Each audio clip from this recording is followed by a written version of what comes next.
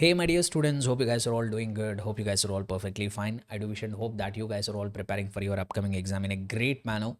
Here I am bringing before you one of the most requested, one of the most awaited resource for all of you, which is going to be the CA Inter Audit Marathon for May 2026 attempt. So if you are a student appearing for this May 2026 examination, so here is that one resource which you have been waiting for a very long period of time, which you have been requesting me for a very long period of time. So this is one such resource for you all.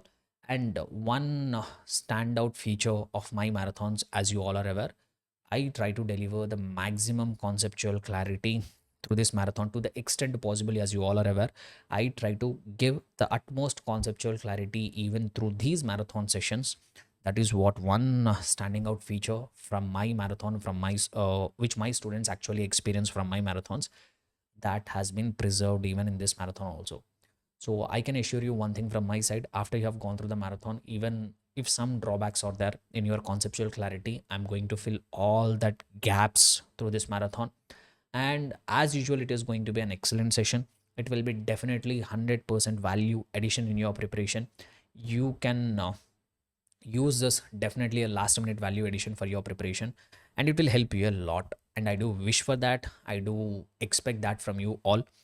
And please do use it for your preparation. If you are liking it, if you are finding it informative, if you find that yes, this is helping me out in my preparation, kindly do suggest it to your friends as well, and make it reach to many such students, and let it be a contributing factor even for their success in the exam. I do wish that thing from you. And before I proceed with that marathon series, I would like to tell you where you can download the resources. See, throughout this marathon, I will be taking the help of this colored concept notes for CA Inter. So this is the concept notes, which is a color. This is an excellent resource, very comprehensive resource, complete coverage of the entire study material. This is what even I teach in my regular batch as well. So if you are a person who have attended my classes, you have been following my material, this is one such material which you can happily cross verify with the study material. Okay, so all the things have been covered. You need not have any second guess about it. Everything has been covered. So this material, I'm going to use it for the purpose of my marathon. So it is a very comprehensive material, not some summarized materials which you see in the market today. It is a comprehensive material, completely in the ICA study material language, no dilution, nothing. So it is very comprehensive material. So you can use this, and you can even buy a hard copy also, but soft copy is free for download. I will show you where you can get that soft copy, where you can download it. So in the description of this video, you'll be able to find our website link. Just you have to visit the website. I will take you through that website and tell you where you can find this resources. Yeah, so this is the website actually. So the website link, you will find it in the description also. It's www.finginsacademy.com. So if you are unable to find it, if you are unable to type it, just visit the description. You will find the link. Open this website, come to the free resources section. So you have to come to this free resources section. Here many resources are there for you. So you come to CA Inter here. For the CA Inter also, we have our normal resources. For GST also, we have the resources tab here, and even class notes is also there here.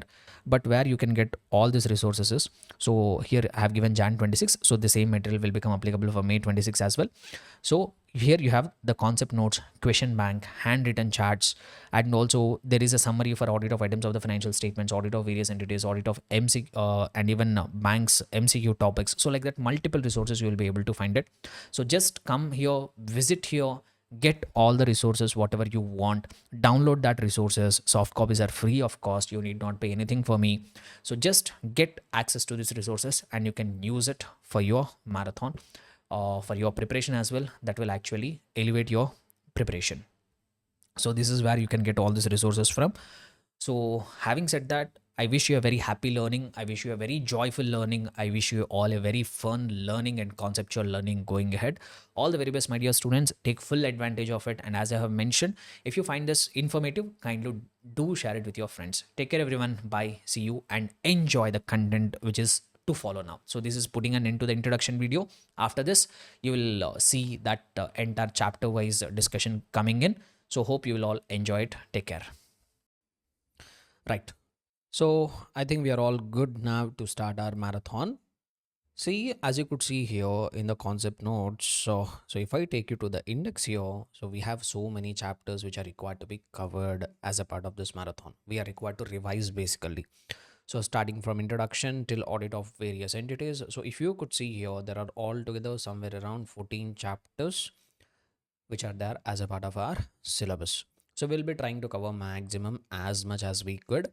And one more caution I would like to give you here. See here, the chapter arrangement is going to be a little bit different when you compare it with the ICA study material, but I have made sure that in my concept notes, each and everything has been covered. There is no doubt about it. Whatever content that has been provided in the study material, without leaving out anything, without leaving out any single line, everything has been included as a part of those concept notes. Only work what I have done is I have taken the content from the study material, I have done the rearrangement. That's the only thing which I have done. I have only performed a rearrangement of the content, some different bifurcation of the chapters and all I have done. Apart from that, I did not miss out, I did not simplify, I did not do any kind of dilution of the content which has been given in the study material. And also, it's not a wise decision to do it. So I can't reduce the content from the study material. I know why, because today you also better know it. Today MCQs carry a good amount of weightage in the examination. We don't know from which nook and corner the questions are going to get tested. So I have made sure that everything from the study material has been included. So I can confidently say, I can give you assurance that if you are referring to this concept notes, you need not open the study material. That I can tell you. This concept notes along with the question bank, if you add both, that's all. Entire study material you would have covered. There is no need for you to open the study material once again. Okay, right. So having said that, first I will start my revision with introduction to the audit. See, before we go into the chapters and all, it becomes necessary for us to understand a few basic terminology. It is very important for us to revise the basic terminology. What is the meaning of some basic terms which will be used throughout the subject of the audit, which will make our revision sorry, which will make our revision even much better. Okay, so let us try to quickly revise the content from introduction to audit. So I will try to write it here, introduction to audit. Right, so what exactly this chapter covers? As I've already told you, this chapter is going to contain only meanings of the few terms, a few basic terminology which we are going to make use of it throughout the subject. So that few terminology, meaning and definitions we are going to learn it as a part of this chapter. Okay, so starting with the definition of audit. See, the title of our subject itself is auditing and ethics, right? So first of all, it becomes necessary for us to know what is the meaning of the term audit, how the term audit has been defined. So if you pay close attention, this is how the term audit has been defined in the standards on auditing. This is how the term audit has been defined. They say that audit is an independent examination. Audit is a what? Independent examination of what? Of the financial information of any entity, and whether profit oriented or not, irrespective of its size or legal form, when such an examination is conducted with a view to express an opinion thereon. This is what the definition looks like. So the definition might look like a paragraph, but if we could break it down into some simple things, we can understand it in a better way. So what do they say here? If you pay close attention in the definition, I have highlighted few terms here. If we could understand the meaning of the terms, the entire definition will sit in its place. So you are saying audit. See, audit is one of the area of practice for our chartered accountants. See, we chartered accountants, we use students. You are actually preparing for CA inter. At one point of time, you clear your CA final examination and you will start making your money. So if you are into practice or if you are into industry, so we have to offer the services, right? Being a chartered accountant as a professional, if we provide the services, in return for our services, our clients or employers will give us a payment, right? Give us a consideration. So one of the area of practice, one of the service which we can render after our qualification as a chartered accountant is we can provide something called audit services. We can provide something called audit services. So let us say, for example, there is a person who is a practicing chartered accountant. A client has approached them and asked that practicing chartered accountant to do an audit for them. So when I say this practicing chartered accountant is doing the audit, what exactly involves in that process of audit? So the first part of the definition says audit is an independent examination. So when I say I'm doing audit, what exactly I'm going to do there? I'm going to examine. Sir, what do you mean by examination? Examination means verification. So when I say audit, audit is a process of verification. When I say I'm doing audit, in that audit, I'm doing verification, I'm doing checking. And that verification is not an ordinary examination. That verification is not an ordinary verification. It is an independent examination. So the verification, whatever you are going to carry out, it is not an ordinary verification. It is a what kind of verification? It is an independent verification. Sir, what is the meaning of independent? See, we often hear this term, right? We often hear this term independent. So and so person is an independent person, or even the most common thing, August 15th is our Independence Day. So, what exactly is the meaning of the term independent or independence? See, independence in the common parlance, the term independent can have many meanings, but in the from the audit perspective, the meaning of the term independence means a free from influence. Free from influence. You should not be under influence of anybody else. Or if I have to tell you the exact meaning of the term, exact relevance of the term independence in the context of the audit, it means that what your judgment, your decision should not be subordinate to other person's wishes and directions. This is how the term independence has been defined. The judgment of a person should not be made subordinate, should not be changed according to the decisions and wishes, according to the directions and visions of other person. That I call it as independence. So if I am calling myself as an independent, what do I mean by that is from the auditing perspective once again. If I am calling myself as independent, what do I mean by that is I am free from any influence. Whatever I feel, whatever my opinion is there, I will express that opinion. I will not change my opinion. I will not change my decision. I will not change whatever I have to say according to the wishes and directions of other people. So I will not change my decision according to wishes and directions of other people. If I feel something as right, I will say it as right. If I feel something as wrong, I will say it as wrong. I will not consider if I express my opinion what the other person will think about it. That notion I will not try to bring in. If I am able to, if I am in that position to take the decisions in such manner without giving importance to other person's wishes and directions, that quality I call it as independence. See, more about this independence, we'll talk about it in our subsequent chapters. So whatever it is, when I say I'm doing audit, I'm doing verification, and that verification is not an ordinary verification. That verification is an independent examination, independent verification. Okay, sir, we understood. You are saying audit is an independent examination. We are going to independently examine or verify something. But what is that something which we are going to verify? So the subject matter of the entire audit is financial information. So what exactly we are going to verify, my dear students? What is the thing which we are independently examining? Financial information. Sir, what do you mean by that financial information? Entire financial data of a company, entire financial data of an entity. So when I say financial data, what will come here? What will come in your mind? What will flash in your mind? So when I say financial information, the thing which will flash your mind is you might think that okay, financial data, which means financial statements. The financial statements will flash your mind. But you have to be very careful here, my dear students. I am saying financial information. When I say financial information, it just doesn't include only financial statements. Along with that, the source on the basis of which these financial statements are prepared. So tell me, my dear students, what is the source on the basis of which these financial statements are prepared? That source we call it as what? Books of accounts. So these books of accounts, along with the financial statements, that complete information, we are going to call it as financial information. And when I say financial statements, what will get included here? Balance sheet will get included here. Statement of P&L will get included here. Statement of changes in equity will get included here. And statement of cash flows will get included here. And most important component and most ignored component of the financial statements is notes to accounts. Many people will ignore it. When I say financial statements, for most of the people, they always think in terms of numbers. Balance sheet will come into their mind, P&L will come into their mind, cash flow statement will come into their mind. But many people will forget that there is notes to accounts, which is also an important component of the financial statements. So notes to accounts also will form part of financial statements. Now, to this financial statements, if I add the source data, which is nothing but books of accounts. Sir, when I say books of accounts, what will get included? So as per the Companies Act, you are required to maintain some minimum books of accounts, like all sums of money received and expended. Cash book you have to maintain. All purchases and expenses, that records you have to maintain. Sales and, assets and liabilities, that records you have to maintain. If you are going to get covered under Section 148 of the Companies Act, you are required to maintain cost records. Along with that, whatever supporting documents we have, like vouchers we have, bills we have, invoices we have, purchase orders we have, challans we have, everything will form part of books of accounts. So that source data along with the final outcome financial statements, both I am going to call it as financial information. And if as an auditor I am doing audit, I am doing independent verification of that financial information only.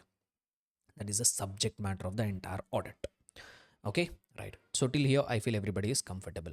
So audit is an independent examination, that too of what? Financial information of an entity. Then comes the next part of the definition, whether profit oriented or not. Sir, what do you mean by this? So whether profit oriented or not, they are talking from the perspective of the client to whom we are doing the audit. When they say whether profit oriented or not, they are talking from the perspective of the entity whose financial information we are verifying. So what is the meaning of that sentence, sir? The meaning of that sentence is the entity, your client basically, whose financial information you are verifying, whether it is profit oriented or non-profit oriented business, that doesn't matter. That will not change my overall purpose of the audit. So profit oriented entities, like if you take the companies like so-called reputed companies, Reliance, Infosys, TCS, all these companies are existing with the intention of making profit, right? So if I am conducting audit of a company like Reliance, what is my objective? This Reliance company will maintain books of accounts. This Reliance company will prepare financial statements. That books of accounts and financial statements I have to independently examine and express my opinion. On the other hand, there are so many non-profit oriented entities also which are existing, right? Some entities will get incorporated with even non-profit objectives. Like if you take charitable institutions, trust, orphanages, etc., old age homes, or if you take the places of religious worship like temple, mosque, and also church, so gurudwara, whatever you take it. So like that, we have so many charitable institutions, we have so many religious institutions, we have so many NGOs whose objective of starting is not for making profit, but for providing service, for extension of religion, or for any other objective. So even for these non-profit oriented entities also, the audit is going to happen, sometimes because of requirements of law, sometimes because of voluntary decision by that entities, whatever it could be. So when the client is a non-profit oriented entity, if we are supposed to do the audit of that non-profit oriented entity, there also what we will do is that non-profit oriented entity, they will maintain books of accounts, they will prepare financial statements. We are going to independently go and examine that. That's what we are going to do here. So if you pay close attention here, the client whose financial information you are verifying, is that a profit making entity or is that a not profit making entity? That is not going to change the entire purpose of audit. Everywhere, whether it is client is profit oriented or non profit oriented, I am going to independently examine their financial information. That's all. So that is what the meaning of this phrase, whether profit oriented or not, meaning the client whose financial information you are verifying, is it a profit making entity? Is it a non profit making entity? That does not have any impact on my audit. When I say no impact, means on the overall scope, it will not have my impact. It will not have any impact. Then, if you come to the next part of the definition, they say that irrespective of its size or legal form, what they say here, irrespective of size or legal form, two things they are saying. Number one, size of your client also doesn't matter. Number two, legal form of your client also doesn't matter. Sir, what do you mean by irrespective of the size? You might be conducting audit of a company like Reliance Industries Limited, which is having 6 lakh plus crores of revenue. Which is having 6 lakh plus crores of revenue. There, what we will do, so that Reliance company will maintain financial statements, that will maintain books of accounts, that we are going to independently verify. Sir, I am doing audit of one small entity, some X Limited, one small company is there. That company has asked me to do the audit. This company is having a turnover of 1 crore only. There, what I will do, sir, same thing I will do. I am going to independently examine their financial information. So I am not going to do something new, which I don't do it in X Limited in the case of Reliance. So everywhere, whether it is a so-called big company like Reliance or it is a small company like X Limited, wherever I am doing the audit, my objective is going to remain the same: independently examine the financial information. Clear? So irrespective of the size of the client doesn't matter. Even legal form of the client also doesn't matter. Sir, what do you mean by legal form? Legal form is the legal structure, the legal structure which you are giving for the client.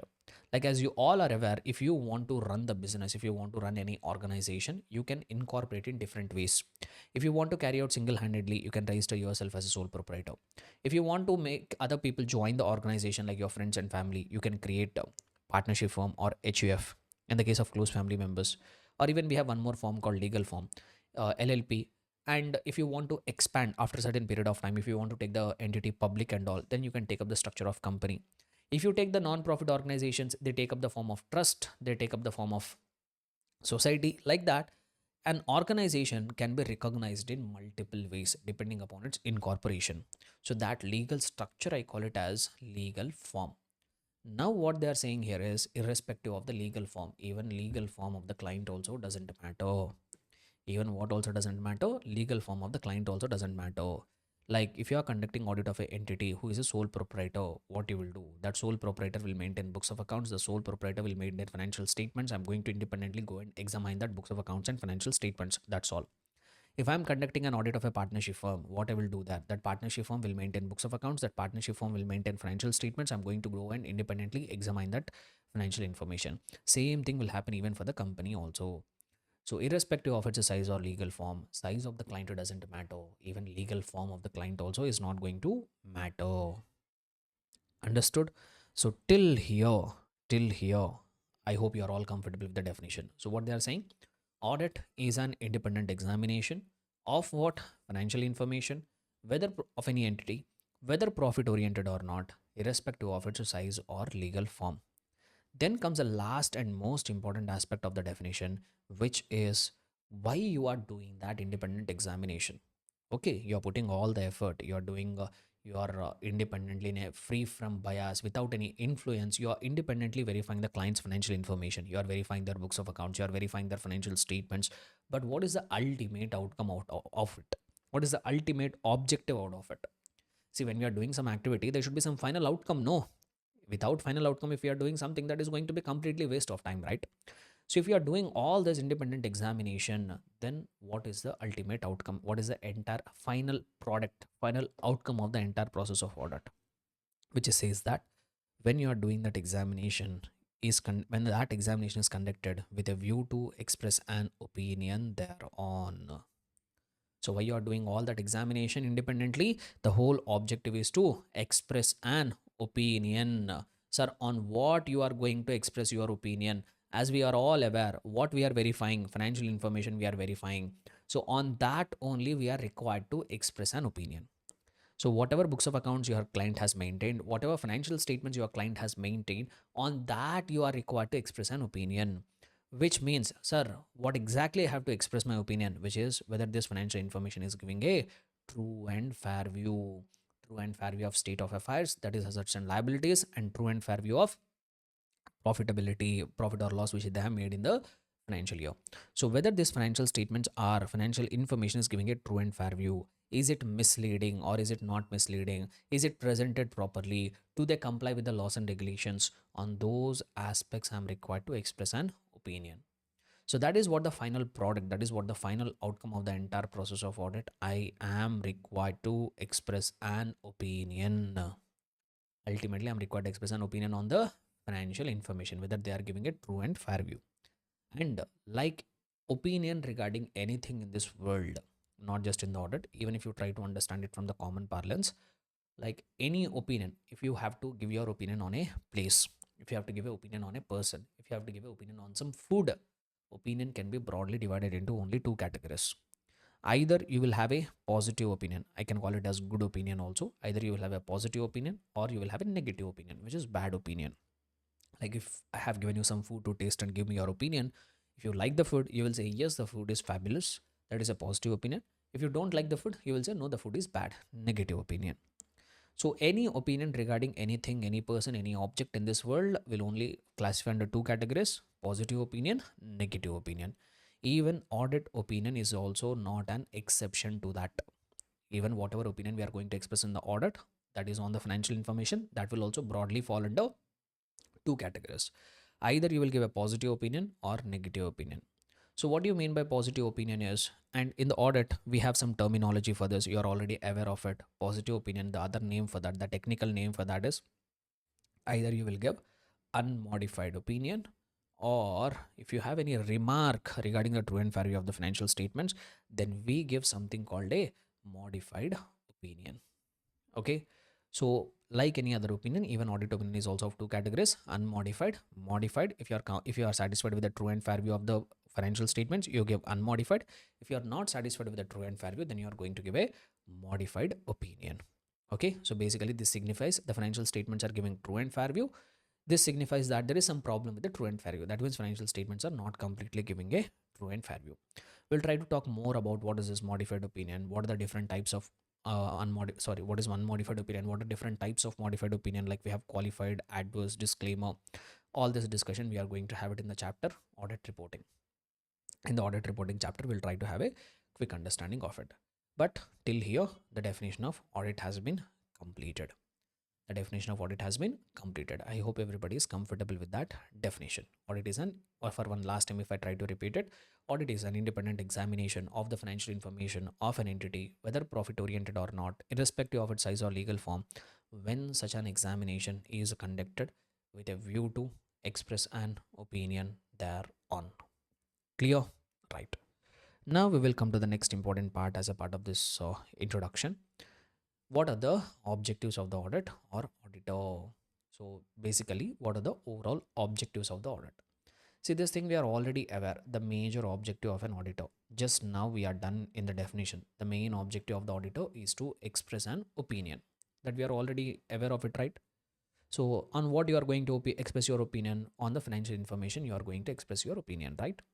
But if I talk in very specific terms, yes, the overall objective is to express an opinion, but that opinion will be expressed on two aspects of the financial information. Yes, your ultimate objective is to express an opinion, but that opinion is going to be expressed regarding two aspects of the financial information. What are the two aspects of the financial information? Number one, whether financial statements are free from material misstatements. Number one, whether financial statements are free from material misstatements. Number two, whether financial statements are prepared as per applicable financial reporting framework.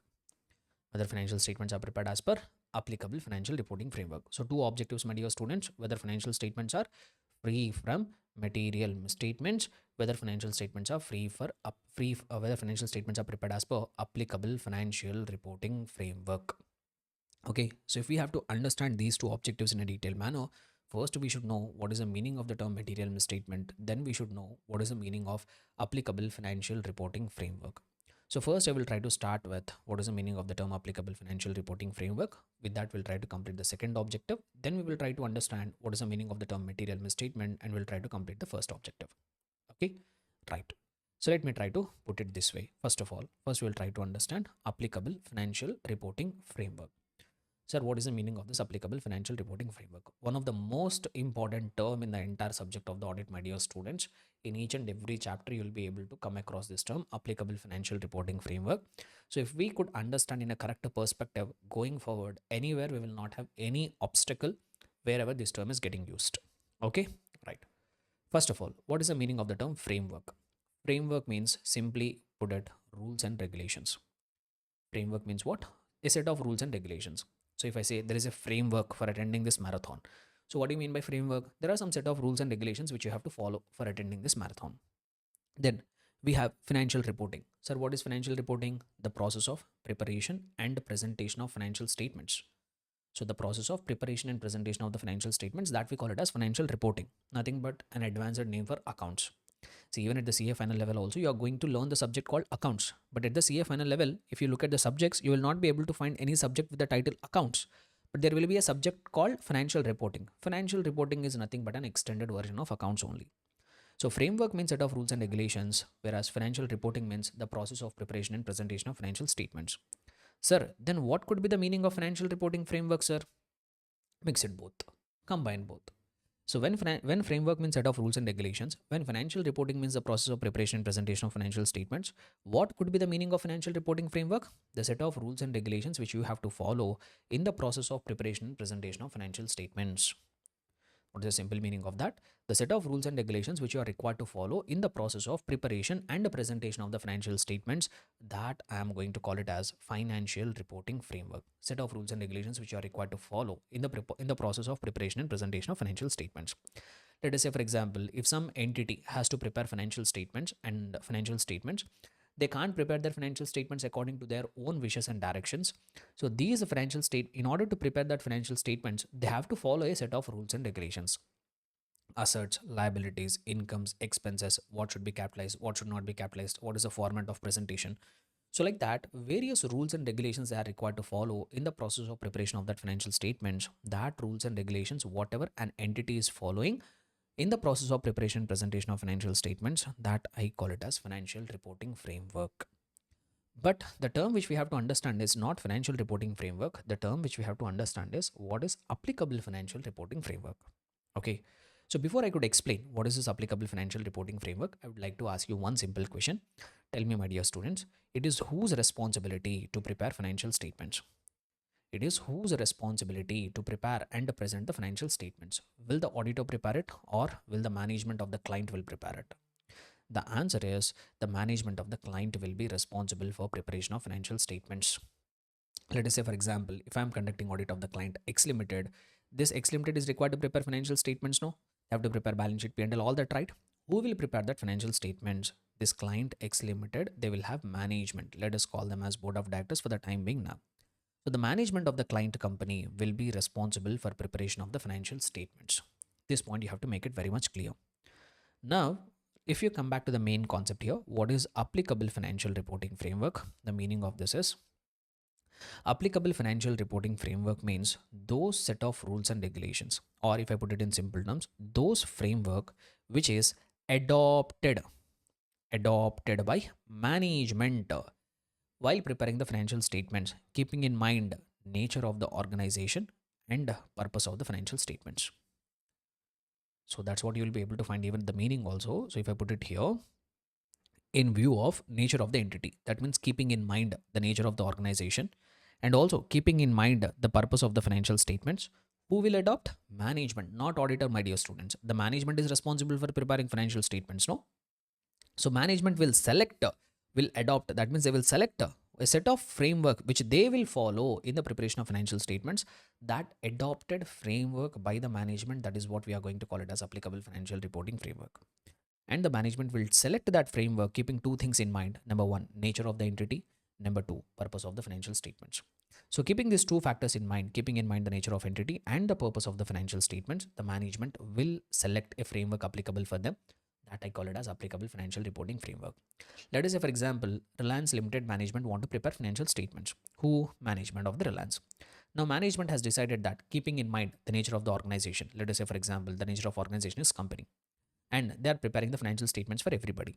So keeping in mind the nature of the financial statements and purpose of the financial statements, the management of the Reliance have selected that they will follow Schedule 3 and accounting standards for preparing the financial statements. Now Schedule 3 and accounting standards will become applicable financial reporting framework for Reliance. Who adopted it? Management adopted it. Or let us say, for example, ICICI Bank.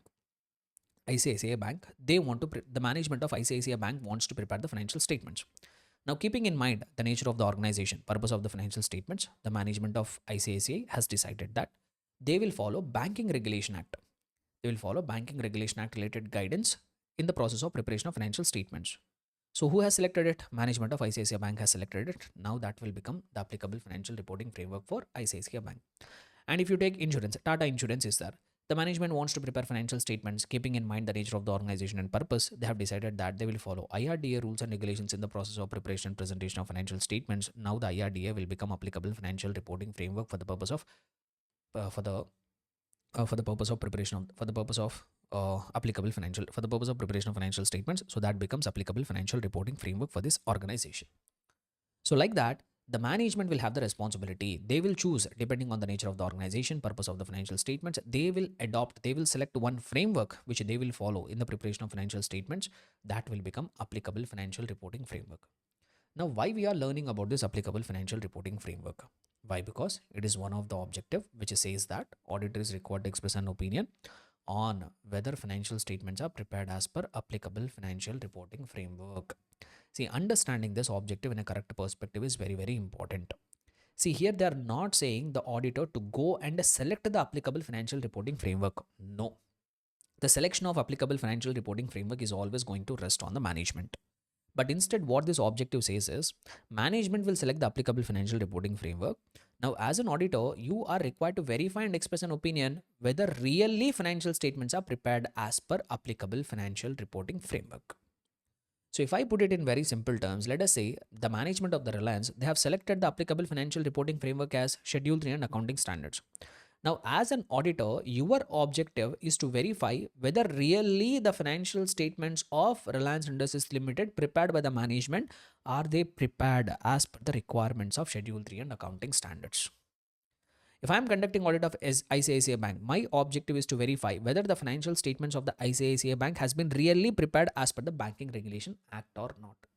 So whether financial statements are prepared as per the applicable financial reporting framework or not, that is what the objective.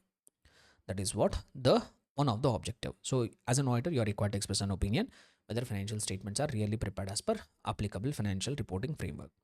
See, since we understood what is the meaning of the term applicable financial reporting framework, it will be a better time for us to understand one more aspect here. Different types of frameworks, types of financial reporting frameworks we'll try to understand. Very important discussion from the examination perspective. So types of financial reporting frameworks we'll try to understand it. So quickly I will try to wind it up. Right. So on the basis of purpose, on the basis of purpose, financial reporting frameworks, or first of all, on the basis of purpose, the financial statements can be broadly divided into two categories. One is general purpose financial statements, and the other one is special purpose financial statements. On the basis of purpose, the financial statements can be broadly divided into two categories. One is general purpose financial statements, and the other one is special purpose financial statements. If you look at the technical definition, they say that general purpose financial statements are those which are prepared as per general purpose framework. Special purpose financial statements are those which are prepared as per special purpose framework. That's how they have simply defined it. But to understand this in a correct perspective, we need to understand first what is that general purpose framework, what is that special purpose framework. Okay, framework means rules and regulations that you are all aware. So general purpose framework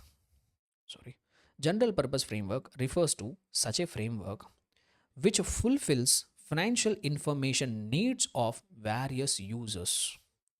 There will be various users of the financial statements. If I follow a set of rules and regulations, if I follow a framework and prepare the financial statements, if that is going to fulfill information needs of all the users simultaneously, that framework I'm going to call it as general purpose framework. So first of all, who are different users of the financial statements? Who and all will use financial statements? Say management will prepare, but the management is preparing that financial statements for various users. Now, who are all going to be the users? Employees will make use of it, management will use it, suppliers will use it, investors will use it, investment analysts will use it, customers are going to use it, competitors are going to use it, rating agencies are going to use it, lenders are going to use it, even government is also going to use it. Now, these many users of the financial statements are there. So, if the management has followed a framework, they have followed one set of rules and regulations and prepared the financial statements. And if they are going to fulfill the information needs of all these users simultaneously, that framework I'm going to call it as general purpose framework. Like generally, if you take the listed companies and all, even for like if you take Reliance, the best example. So Reliance also will prepare financial statements. Now various users will be there. Like I have told you the list now. So many users want to rely on want to use the financial statements. Now, as we all are aware, Reliance Industries Limited will prepare financial statements as per Schedule 3 and accounting standards. They will upload that financial statements on their website in the investor section. And these financial statements can be used by everyone. Shareholders can use it for their decision making, management can use it for their decision making, and creditors can use it, suppliers can use it. So here, if you pay close attention, the management has followed one single framework, Schedule 3 and accounting standards, which is fulfilling information needs of multiple users. Now, this is a framework, we call it as general purpose framework. Why? Because it is fulfilling the information needs of various users. On the other hand, in some cases, we follow something called special purpose framework. It refers to such a framework which will fulfill information needs of only specific users. If a framework is going to fulfill information needs of only specific users, not everybody, we are following certain set of rules and regulations. By using that, we prepared financial statements, but those financial statements will not satisfy everybody's needs. That financial statements will satisfy only information needs of one or two specific users. That framework I call it as special purpose framework. So often, very often, I give you an example which is given in the standards itself. One simple example I will give you to make you understand here. Let us say, for example, Reliance Industries Limited is there. They approached the bank asking them for loan. They needed some 100 crores of loan. They went to the bank and told, sir, we need 100 crores of loan.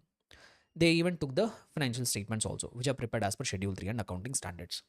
Now, banker told, okay, sir, we will give you loan, but on one condition. You please prepare the financial statements on cash basis. We want to know your actual loan repaying capability. You have submitted the financial statements, we agree. You have prepared the financial statements as per Schedule 3 and accounting standards, but in that you follow accrual mechanism. But if you expect the loan from us, we have one condition. Please prepare your financial statements on cash basis and bring it to us, because if you prepare the financial statements on cash basis, we'll be in a better position to know your repaying capability. So if you prepare the financial statements on cash basis, then we will give you loan.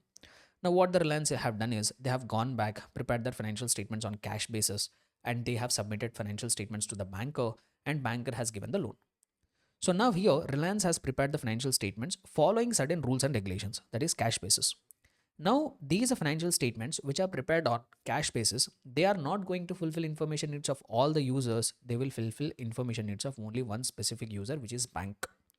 If I go and give these financial statements which are prepared on cash basis to the investors, will they accept it? No. If I go and say to the government, I will pay tax only on that basis, will the government accept it? No. So these are the framework. Here I followed a framework which is going to fulfill information needs of only specific user. This framework I call it as special purpose framework. Clear everybody? So like this, on the basis of purpose, I can have two broad categories of the frameworks. Number one, which will fulfill information needs of various users, that I call it as general purpose framework. Number two, which will fulfill information needs of specific user, which I call it as special purpose framework. Clear? Next. So this is the classification on the basis of purpose. Then on the basis of presentation, on the basis of manner of presentation, I can divide the frameworks into two categories. So now the categorization of frameworks are as follows. Number one is compliance framework and number two is fair presentation framework. On the basis of manner of presentation, the frameworks can be broadly divided into two categories. Number one is compliance framework. Number two is fair presentation framework. Sir, what is compliance framework? If I put it in simple terms, compliance framework. So if you come back here, compliance framework, the name itself says compliance means what? Following something. It is a framework in which the financial statements are prepared as per the requirements of such framework without any deviation. Deviation is not at all permitted. What is not permitted? No deviation. That means whatever requirements, if it is not permitted for you to deviate even from a single requirement, whatever has been mentioned in rules and regulations, you have to strictly follow. You are not permitted to deviate at all. You aren't permitted to deviate. At any cost, you should not deviate. Strictly, you have to follow. By following that rules and regulations, whether you are going to get a true and fair view or not doesn't matter. But strictly, if there's a mandatory requirement on you to comply with all the rules and regulations, that framework, I call it as compliance framework. Deviation will not be permitted at all. Deviation will never be permitted. Strictly, you have to follow. Whether you get a true and fair view doesn't matter. On the other hand, fair presentation framework refers to such a framework in which here also we will try to prepare the financial statements. So if I simplify the definition here, it is a framework. Here also we will try to prepare the financial statements as per the requirements. To the extent possible, we will try to comply with the requirements, whatever has been given in the framework. To the extent possible, we will try to comply. But here we are given little bit of freedom. We are given an option. We are permitted to do something. So what we are permitted is here, to the extent possible, we try to prepare the financial statements as per the requirements of the framework. But here we are given a choice. Here we are given a permission to either deviate, from the requirements of the framework, or we are even permitted to provide additional disclosures, or even we are permitted to provide what? Additional disclosures beyond the requirements of the framework. For what purpose we will be given the permission? Either we can provide additional disclosures beyond the requirements of the framework, or even we can deviate from the requirements of the framework.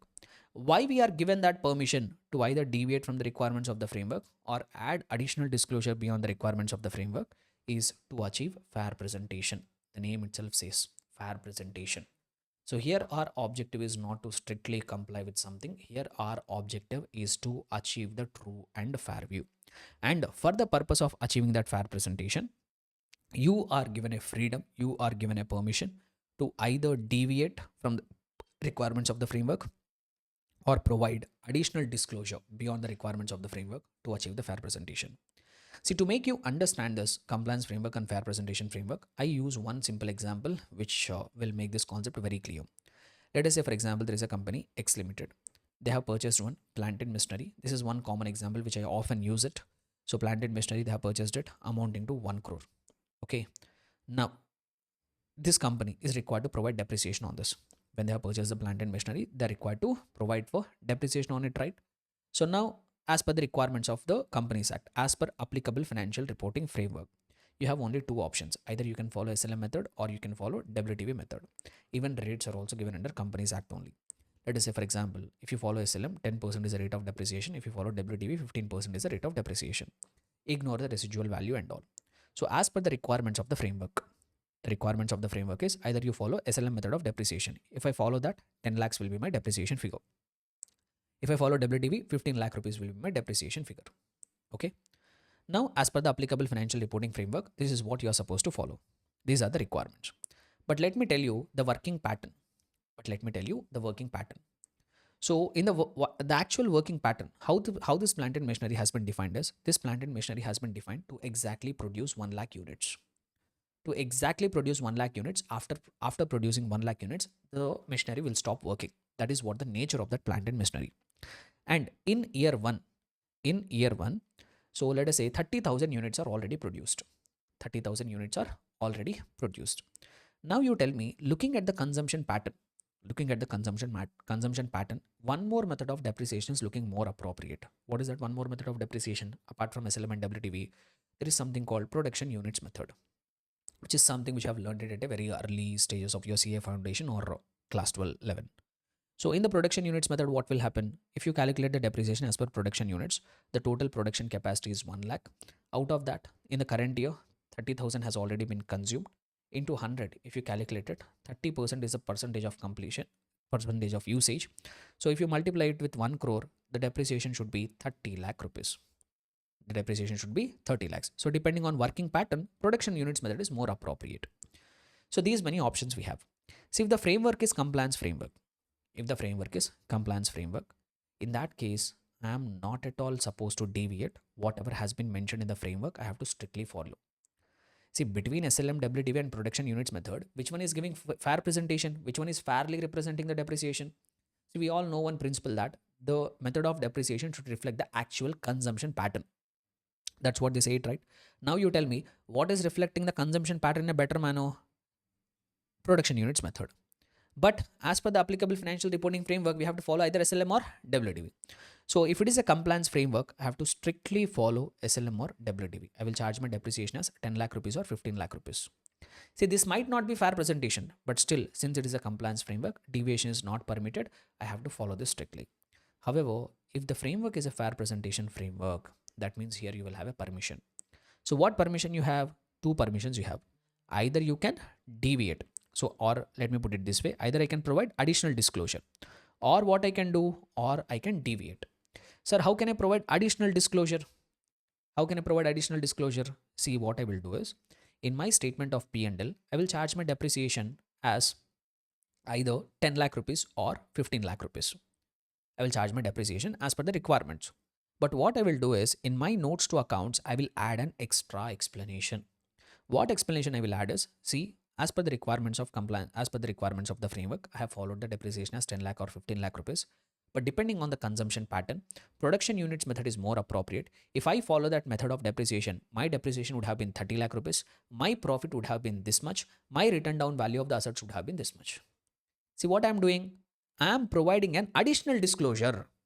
It is not required as per the framework, but I am providing additional disclosure that production units method is more appropriate. If I follow that, my depreciation figure would have been this much and my profit would have been this much. My written down value would have been this much.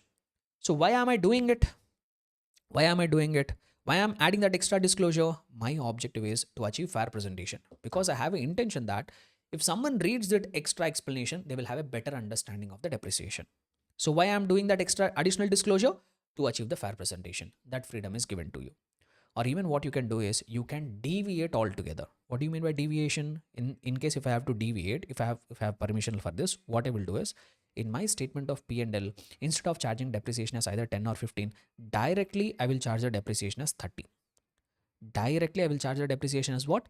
30. So what I have done here, I have deviated from the requirements. Altogether, I have ignored whatever has been mentioned in the framework and I am doing something else. Sir, why am I deviating, sir? Why you are deviating? Why you are not following SLM or WDV? Why you are directly deviating and following production units method? Because I know that this is resulting in the fair presentation. This will give more fair presentation. So like that, in the framework, if there is any additional disclosure, if you are given a permission to provide additional disclosure, or if you are given a permission to deviate from the requirements of the framework, for what purpose? To achieve the fair presentation, that framework, I call it as fair presentation framework. So I think this example has set everything in place. So on the basis of presentation, we have compliance framework, we have fair presentation framework. In the case of compliance framework, no deviation. In the case of fair presentation framework, you will have a permission to either provide a disclosure beyond the requirements, or even you can altogether deviate from the requirements of the framework to achieve the fair presentation. Clear? Comfortable everybody? Right. And also between these two, between the compliance framework and fair presentation framework, where there will always be true and fair view, there will always be true and fair view in the case of fair presentation framework. Whereas in the case of compliance framework, true and fair view might be there, might not be there, it is not guaranteed. True and fair view might be there, might not be there, it is not guaranteed. But in the case of fair presentation framework, there will always be a true and fair view. And one more thing here, most of the special purpose financial statements will be prepared as per compliance framework. Most of the general purpose financial statements will be prepared as per the fair presentation framework. Most of the special purpose financial statements are prepared as per compliance framework. Most of the general purpose financial statements will be prepared as per fair presentation framework. Okay, guys, from where we have come till here. So I hope you have the connectivity here. So why we are discussing about all this framework is our basic objective is to understand this paragraph. What are the objectives of the audit? They say one objective where they say that as an auditor, I have to express an opinion whether financial statements are prepared as per applicable financial reporting framework. So whether the client has prepared the financial statements as per applicable financial reporting framework or not, that I have to express an opinion. So as a part of that, we have understood what is the meaning of the term applicable financial reporting framework.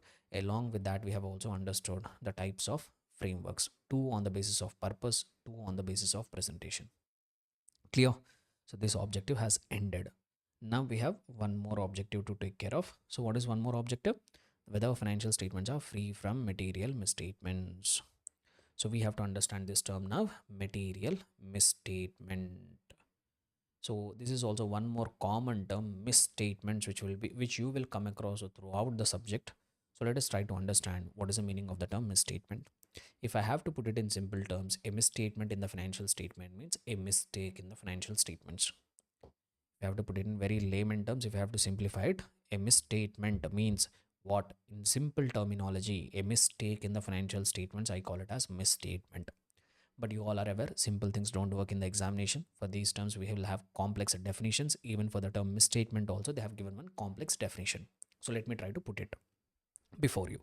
So the meaning of the term misstatement is if there is any difference between amount, classification, presentation, disclosure in reported financial statements, which are already prepared by the management, and amount, classification, presentation, disclosure required as per applicable financial reporting framework. If there is any difference between the two, that difference we call it as misstatement. The difference between amount, classification, presentation, disclosure in the reported financial statements, and amount, classification, presentation, disclosure required as per applicable financial reporting framework. If there is any difference between the two, that difference we call it as misstatement. Sir, what do you mean by this? Let us say, for example, the management prepared the financial statements. In that, they have shown the revenue as 10 crore rupees. But as per applicable accounting standard, the revenue figure should have been only 8 crore rupees. So there is a difference in the amount in the reported financial statements and the amount which is required as per applicable financial reporting framework. Misstatement, I call it. Or in the financial statements prepared by the management, one expense has been treated as revenue expenditure. They have charged it to statement of P&L. But as per some accounting standard, that expense is required to be shown as capital expenditure. So there is a difference in classification, misstatement. Or there could be a difference in presentation. Let us say, for example, there is one company, that company has prepared the balance sheet and P&L in vertical format. Or let us say in horizontal format, they have prepared the balance sheet. Like for example, liabilities amount rupees, assets amount rupees. In the T format, they have prepared the balance sheet. But as per the Schedule 3 and accounting standards, they have to follow vertical format of the balance sheet. Like first they have to show equity and liabilities, then assets. So like that, there's a difference in presentation, misstatement, or even there could be a difference in the disclosure also. Sir, what do you mean by disclosure? That explanation which you give it in the notes to accounts. So the management in the financial statements they have prepared, they have not given some explanation in the notes to accounts. But as per the accounting standard, that disclosure is required. Or management has given a wrong explanation than as required as per applicable financial reporting framework. That difference in disclosure is also an misstatement. So misstatement can happen in any items, my dear students. It can happen in amount, it can happen in classification, it can happen in presentation, even it can happen in notes to accounts by way of disclosure. This is also one of the most ignored aspect. See, when I say there is a misstatement in the financial statements, generally students will imagine that, okay, profit is wrong, some amount is wrong, some figure is wrong.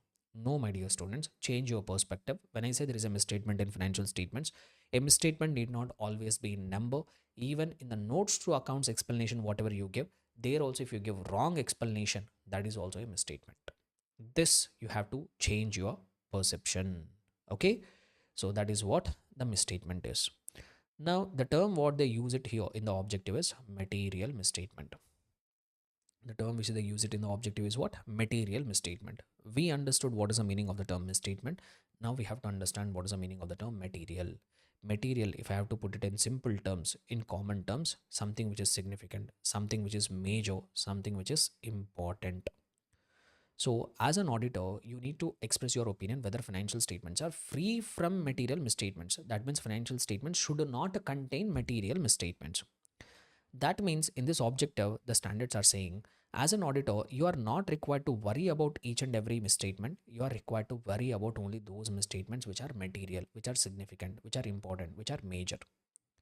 Sir, how to decide whether a misstatement is material or not?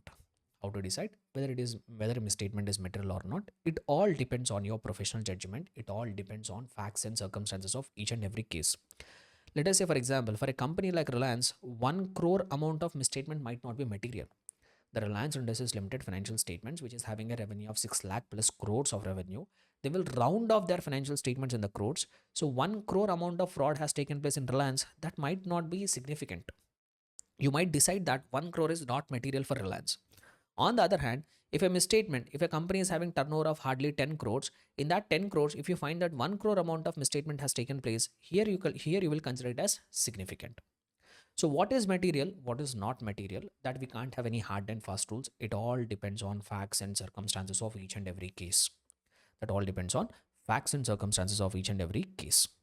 But they have given one meaning here. That is something which, see, what is material, what is not material, that auditor himself has to decide. How he will decide, that we will talk about it in a later part of our subsequent chapters. But for the time being now, they the standard has given one simple definition. When you can consider a misstatement as material, they say that a misstatement can be considered as material if it could influence decision of users of financial statements. That's what they say here. So like if I put it here, material, yeah. So a misstatement will be considered as material if it influences the decision of users of the financial statements. That means because of a misstatement in the financial statements, if a user is changing his decision, because of a misstatement, if an user is changing a decision, that misstatement I call it as material. Let us say, for example, there is one shareholder of Reliance. If he got to know that there is 1 crore amount of fraud in the company, because of that, he will not change the decision, because that will come in a rounding of error. So here there is a misstatement, but that is not influencing the decision of user. Here I don't consider it as material. On the other hand, this misstatement will influence the decision of user in this company. Here I will call it as material. So for the time being now, I want you to remember this one single line. A misstatement will be considered as material when it is expected to influence the decision of users of the financial statements. So whatever it is, that is the first objective, whether financial statements have to express an opinion, whether financial statements are free from material misstatements, whether financial statements are prepared as per applicable financial reporting framework. If I got positive responses for both, yes, financial statements are free from material misstatements. And if I got a positive response, yes, they are prepared as per applicable financial reporting framework, I will give an unmodified opinion. If I got negative responses for any of this, I will try exploring giving a modified opinion. That's it. Okay. So this is what the few important terms which we have to be clear. This is what the overall concept of the introduction to audit. One more last thing I will explain, and after that I will end it. Auditor. The meaning of the term auditor we have to understand. Sir, what is the meaning of the term auditor? Who is auditor? See, audit is a process of independent examination. Then who will be auditor? The person whoever is doing that independent examination. The people who are doing the audit process. That people we call them as auditor. But when I say auditor, auditor is not a single person. When I'm saying auditor, auditor is not a single person. Let us say, for example, there is an audit firm, A, B, C, and Co. There is an audit firm. Or let us talk from the individual perspective. I have a firm, A and Co. I am an individual. I have an audit office. So I am a head of the office, right? I am a head of the office. I am the partner in that firm. Generally, I take the responsibility for all the engagements. So when the client is coming to me, they will give the audit looking at me, right? I'm the owner. I'm the practicing chartered accountant. So generally, I will be called as engagement partner. people will call me as an engagement partner because I have the ultimate responsibility. So engagement partner. And one more thing here, guys, engagement. This is also one term which we often come across in this subject. Sir, what is the meaning of engagement? Don't say something which happens before marriage. Yes, that is also an engagement, but that is one of the engagement. Okay, the term engagement is very broader. The term engagement is very broader. Any contract where there are mutual promises, that I call it as engagement. Even in the engagement, which you know, something which happens before marriage also, what will happen there? Bride will agree to marry the groom will agree to marry the bride. Mutual promises, that I call it as engagement. Or a doctor has agreed to treat the patient has agreed to pay the fees to the doctor. Mutual promises, engagement. There is an engagement between doctor and client. That doesn't mean both are going to marry. Okay, so engagement is a very broader term. Any agreement, any contract where there are mutual promises to deliver, that I call it as engagement. So audit is also an engagement. Audit is also engagement. Why? Because as an auditor, I agree to perform audit services for the client. Client in return agree to pay me the audit fees. So audit is also a kind of engagement. So the head of the firm, the person whoever is ultimately signing that audit reports and all, that person I call them as engagement partner. So I'm the engagement partner. But in my office, different people will be there. In my office, different staff will be there. I will not be able to run the entire show on my own. So one of the most common kind of staff are article assistants. Article assistants I will have. Let us say, for example, in my office, I have 10 article assistants. In that also, you will have junior article assistants, you will have senior article assistants. Within first year, junior, after 1 year, senior. Let us say I have 5 junior article assistants, 5 senior article assistants. But article assistants are temporary staff. When their articleship period is over, they will leave the firm. So I need someone else, some regular staff also I want. So I recruited some BCom graduate. I recruited some MCom graduate. I recruited some MBA graduate. Or I have recruited some people who are not fully qualified chartered accountants, like for example, who qualified CA inter, and after that they have stopped work, they have stopped studying, they're into work and all. So these kind of people I will appoint in my office. I have 4 such people. I have one BCom graduate, one MCom graduate, one MBA graduate, and one CA inter discontinued student, one CA inter student who discontinued the CA course. So generally in the industry, I call them as paid assistants. I give them a designation, paid assistants. Now my firm has started growing bigger. Now I have recruited qualified professionals. I have taken one chartered accountant, a person who has qualified CA. I employed him as an employee. I'm paying him salary. Or I recruited a CMA. I recruited a CS. So these are also employees in my firm. Generally, these people I give them a designation called audit manager. I give them a designation called audit manager. So in my office, these many people are there. So one day a client has came to me, A and Co. A client X Limited has come to me and told, sir, please do the audit. I accepted the audit. Now I have to go and complete the audit. No. When I have to go and complete the audit, will I single-handedly go and complete the audit? No. I have to take my staff. In my staff, these many people are there. I'm not paying them salary for just like that. I will use them for the purpose of my work. So when a client has given me audit, I have to go and complete the audit. Now I have to take a team along with me. Obviously, as an engagement partner, I will go. Right? I have some 10 article assistants, but I will not take everybody because I will have multiple works, not just this audit. So out of my 10 article assistants, I have taken some 2 junior article assistants who are currently free, one senior article assistant. So these people I have taken. I have 4 paid assistants. They will be busy with all other works. I will not take everybody. Now out of the 4 paid assistants, I have taken 1 paid assistant for this job. I have 3 audit managers. I have taken 1 chartered accountant, 1 audit manager who is free. So like this, we have a team here. 1 engagement partner, 2 article assistants, 2 junior article assistants, 1 senior article assistant, 1 paid assistant, 1 audit manager. As a team, we will go and complete the audit engagement of the client X Limited. So this team, I call it as engagement team. This team, I call it as what? Engagement team. The team which is going and completing the audit engagement. So why I have told you all this is, when I say auditor means not just one person. Auditor is not just one person. Auditor is the entire engagement team, whoever is doing the audit. So whenever I'm saying auditor, I'm not just referring to one person. I'm referring to the entire engagement team, in which engagement partner also will be there, paid assistant, senior article assistant, junior article assistants, audit manager, or any other designation. All these people will be collectively referred as auditor. So auditor is not a person. Auditor is an entire engagement team. Except in 2 circumstances, guys. So generally when I say auditor, I'm referring to entire engagement team. When I say auditor, I'm calling entire engagement team, except in 2 circumstances. So in 2 circumstances, auditor means only engagement partner. In two circumstances, when I say auditor, I am referring to only engagement partner, not the entire engagement team. So what are the two cases where auditor means only engagement partner? Number one, when it comes to acceptance of responsibility. When it comes to acceptance of responsibility. Number two, when it comes to accountability before regulatory authorities. So in these two matters, when I say auditor is responsible for something, when I say auditor is accountable for his actions, in these two matters, when I say auditor, I am referring to only engagement partner. I will give you one simple example to make you understand and end this chapter. So let us say, for example, if somewhere it was mentioned in the standard that auditor shall take the responsibility by signing the audit report. Auditor shall take the responsibility by signing the audit report. Now, one day client has come to you and asked you to sign the audit report. You are an article assistant there. Can you say, hey, our auditing faculty has told, even article assistants also will form part of auditor. We are a part of engagement team. Let me sign the audit report. Can you do it? No. Why? Because this is a matter related to responsibility. So when I say any matter related to responsibility, their auditor means only engagement partner. So in this case, only engagement partner should sign the audit report. Or let us say, for example, you collectively as an engagement team, you have done the audit of X Limited. Now you are unable to find out some fraud. A fraud has happened in the company, but you are unable to find out. Your partner has done some mistake. Police have come to arrest you. Police have come to arrest the partner in the office, the auditor in the office. But at that point of time, you are an article assistant who are working in that office, but your engagement partner is on a vacation. The partner is on vacation. He went out of station.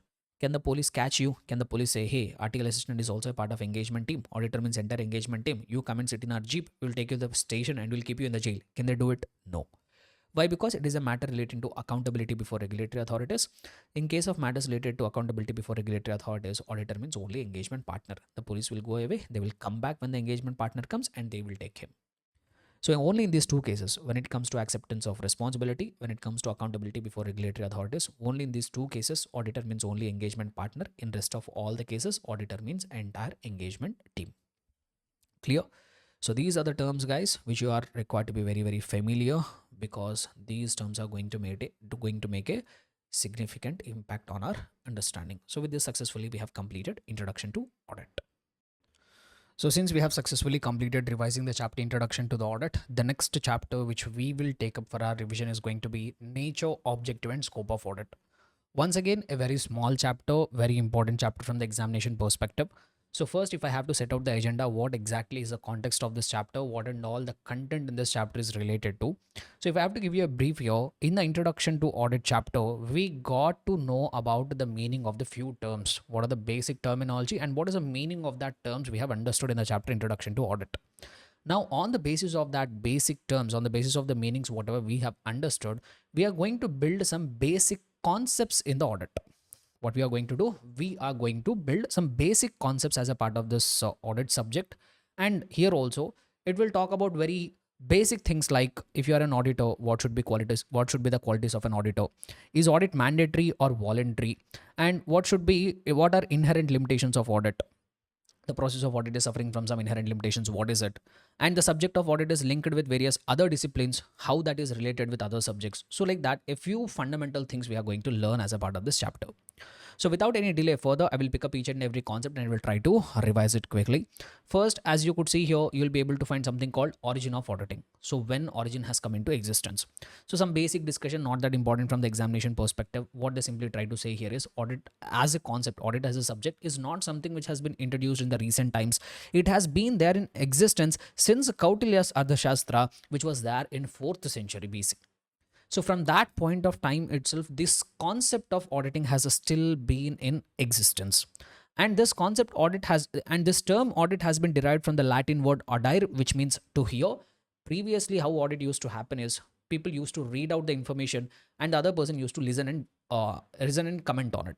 So, but over a period of time, this process of audit and all has undergone so much of progress. Now we are verifying the documents, and in that verification of documents also, so much of progress has taken place. A few decades ago, or 1 or 2 decades ago, we used to do manual verification. Now we are doing all the electronic verification. So, and also in order to regulate the audit and accounts related activities of the government, even Auditor General has also been appointed. So the first Auditor General of India was appointed even in British India itself in 1860. And to regulate this chartered accountancy profession, to regulate this audit profession and all. So we have our Institute of Chartered Accountants of India, which is regulating which is regulating us chartered accountants, which was constituted in the year 1949. So this is what a brief history of audit. Now let me come to the most important question here. Meaning and nature of auditing. If you could see here the meaning and nature of audit, this we have already completed as a part of our introduction. What is the meaning of the audit? That we have already covered it, which is an independent examination, whether profit oriented or not, irrespective of its size or legal form, when such an examination is conducted with a view to express an opinion thereon. So all of this content I have covered. What is the meaning of the term independence? So first of all, what is the meaning of the term independence? The judgment of a person should not be subordinate to wishes or directions of another person. So whatever opinion you have, that opinion you should not change it according to other person's wishes and directions. If you feel something as correct, you have to say it as correct. If you feel something as wrong, you have to say it as wrong. So all this information we have already covered. That entity need not be profit oriented. It could be non-profit oriented also. Size and legal form doesn't matter. So all this content we have covered it as a part of introduction to audit itself. Now one small thing, one new thing which we have to learn here is it comes here, right? So here it comes apart. So as an auditor, as we all are aware, the ultimate objective of the auditor is to express an opinion. Now, before auditor can express his opinion, he has to make sure that as an auditor, you have to see that financial statements would not mislead anybody. So as an auditor, we all are aware the ultimate objective of the auditor is to express an opinion. As an auditor, you are supposed to express your opinion. But before you can express that opinion, you have to make sure that financial statements are not misleading anybody. Sir, how as an auditor I can make sure that the financial statements are not misleading anyone? Very important aspect, guys. In the same manner they can ask a question. So they will frame a question something like this. So you are conducting audit of so and so entity. While conducting the audit of the financial statements, your objective is to express an opinion. Before you express the opinion, you have to make sure that financial statements are not misleading anybody. How the auditor can do it? So these are here they say some 6 points. 6 points they will try to say here. If you could verify this 6 basic points, you can get that confidence that financial statements are not misleading anyone. Sir, what are those points which I need to see to make sure that financial statements are not misleading anyone? Number one, I need to check that financial statements are drawn up with reference to entries in the books of accounts. So whatever entries which are there in the books of accounts, from that entries only financial statement should be prepared. So if I have to put it in very simple terms, whatever financial statements information is there, that should match with my entries in the books of accounts. It should not be like books of accounts is saying something else, financial statements are saying something else. So basically I need to check financial statements are matching with books of accounts or not. And whatever entries which are there in the books of accounts, they are adequately supported. They all are having supporting documents by way of what? Sufficient and appropriate evidence. So whatever entries in the books of accounts are there, for all that entries in the books of accounts, you need some supporting information. You need some evidence. Like if a purchase transaction has taken place, for that you need proof. Sir, what is the proof for happening of a purchase transaction? Purchase invoice. So like that, entries in the books of accounts should be supported by sufficient and appropriate evidence. Next, none of the entries in the books of accounts have been omitted in the process of compilation. In the process of preparation of financial statements, no item from the books of accounts should have been missed out. So there should not be any omissions, if I have to put it in very simple terms. And whatever information that is getting conveyed in the financial statements, that should be clear and unambiguous. It should be very clear, understandable. It should not be unambiguous. That means it should not be creating any confusion. It should be clear and understandable. And also I have to check in the financial statement, amounts are properly classified, described, disclosed, that too in conformity with the accounting standards. Whatever financial statement related amounts are there, they are properly classified, they are properly described, and even they are properly disclosed as per the accounting standards. And ultimately, whether the statement of accounts, basically once again, statement of accounts means financial statements only, whether they are presenting a true and fair view or not, that's what ultimately I have to check. So as an auditor, if you have to express your opinion, you have to make sure that the financial statements are not misleading anybody. And how you can make sure that financial statements are not misleading anybody? By way of checking this 6 points. This point you have to remember. Very, very important. Many a times I have asked a question from here. So apart from that, as an auditor, you will give assurance by way of expressing your opinion. You are providing assurance to the users, which will increase the credibility. People can trust more and they can make confident decisions. So that anyhow is nothing but ultimate outcome by way of expression of opinion. Okay, right. Next, coming to one more important concept. Before in this chapter, I will jump from here and there, but please bear with me. I will make sure that I am covering all the important content, but I will go with a different sequence. Okay, right. So what I would like to ask you here is, do you think is audit mandatory or voluntary? one basic question I would like to ask you all here. So we are talking about audit. Like in introduction chapter also, I have told you what is the meaning of the audit, what exactly happens in the audit, all that I have covered. But I'm asking you one simple question. Do you think audit is mandatory for each and every organization? So you might be in your parents might be in your businesses, or your family members, relatives could be in business. Do you think each and every one of them are getting their accounts audited? The answer is no, my dear students. Not each and every entity requires to undergo audit. Only in certain cases, laws and regulations require some entities to get their accounts audited. Only for them audit is mandatory. For rest of the people, audit is not mandatory. So if I have to give you a few examples of audits which are mandatory under law, like if you take company, if an entity has been incorporated as company, if an entity is registered under the Companies Act 2013, Companies Act 2013 says that audit of each and every company is mandatory. Then it becomes a mandatory. Or if you take Income Tax Act, in the Income Tax Act, if your turnover exceeds the prescribed limit, then you become liable for tax audit under Section 44AB of the Income Tax Act. Then it becomes mandatory. So like that, only in few cases the audit is mandatory. In rest of the cases, audit is not mandatory. Like let us say, for example, I'm a sole proprietor. Even my turnover is also a very small turnover. Let us say I'm making some 20 lakh rupees of turnover. So am I required to mandatorily get my accounts audited? No, there is no mandatory requirement to get my accounts audited. So that's what they try to say here. That's what the summary here all is. So one single line, if I have to say it, audit is not mandatory for all organization. Now I can name them on the basis of whether audit being mandatory or not. I can name the audits. If audit is mandatory in nature, that we call it a statutory audit. If audit is mandatory in nature, mandatory means what? Where they will make it mandatory, they will make it mandatory under some statute. Statute means what? Some law or regulation. So if audit is mandatory under any law or regulation, that we are going to call it as statutory audit. On the other hand, even though there is no mandatory requirement, if the clients are getting their accounts voluntarily audited, even though there is no requirement, still some clients can come. Like let us say, for example, I'm a sole proprietor. As I have told, I'm a small proprietor. My turnover also did not exceed any specified criteria given under Income Tax Act. Still, if I want to get my accounts audited, I can do it. No one will come and stop me. So those all audits which are not mandatory, but the clients are getting it done for their own advantages, those audits we are going to call them as non-statutory audits. Or even we can call them as voluntary audits also. What can also we call them? Voluntary audits also we call them. So on the basis of requirements of law, I can divide audits into two categories: statutory, non-statutory. Now you all might have one question. Sir, if statutory audit is happening, if it is made mandatory under law, if the clients are getting audited because of that reason, we can understand. Okay, since law has made it mandatory, the clients are getting the accounts audited. But you just now told that even though audit is not mandatory, some clients will voluntarily come and get their accounts audited. Even though there is no requirement under some law or regulation, but still you just now told that clients will come and voluntarily get their accounts audited. Sir, why do you think the clients will come and voluntarily get their accounts audited? So why the clients will come and get their accounts audited is because by undergoing audit, there are various benefits. There are various advantages. Or even they might ask a question in different way. Why audit is needed? Or what are the benefits of audit? What are the advantages of having audit? And numerous, guys. There are plenty of advantages which are available if you get your accounts audited. That's why people are getting their accounts audited even voluntarily also. Sir, can you name a few advantages? Yes, I can. Number one, it provides high quality information. If someone does the audit, it improves the quality of the information. It will give the confidence to the users, like shareholders and all. They can make the decisions confidently. Not just that, in case of companies, shareholders may or may not be involved in daily affairs of the company. Just because you are holding shares in the company, you will not be involved in the day-to-day affairs. But you want to know whether financial statements prepared by the management are proper or not. Sir, how can a shareholder of a company can get that confidence, sir, that financial statements prepared by the management are genuine? If audit happens, that then in that manner they are going to get that confidence. Next one. It acts as a moral check on the employees. Sir, what do you mean by acting as a moral check?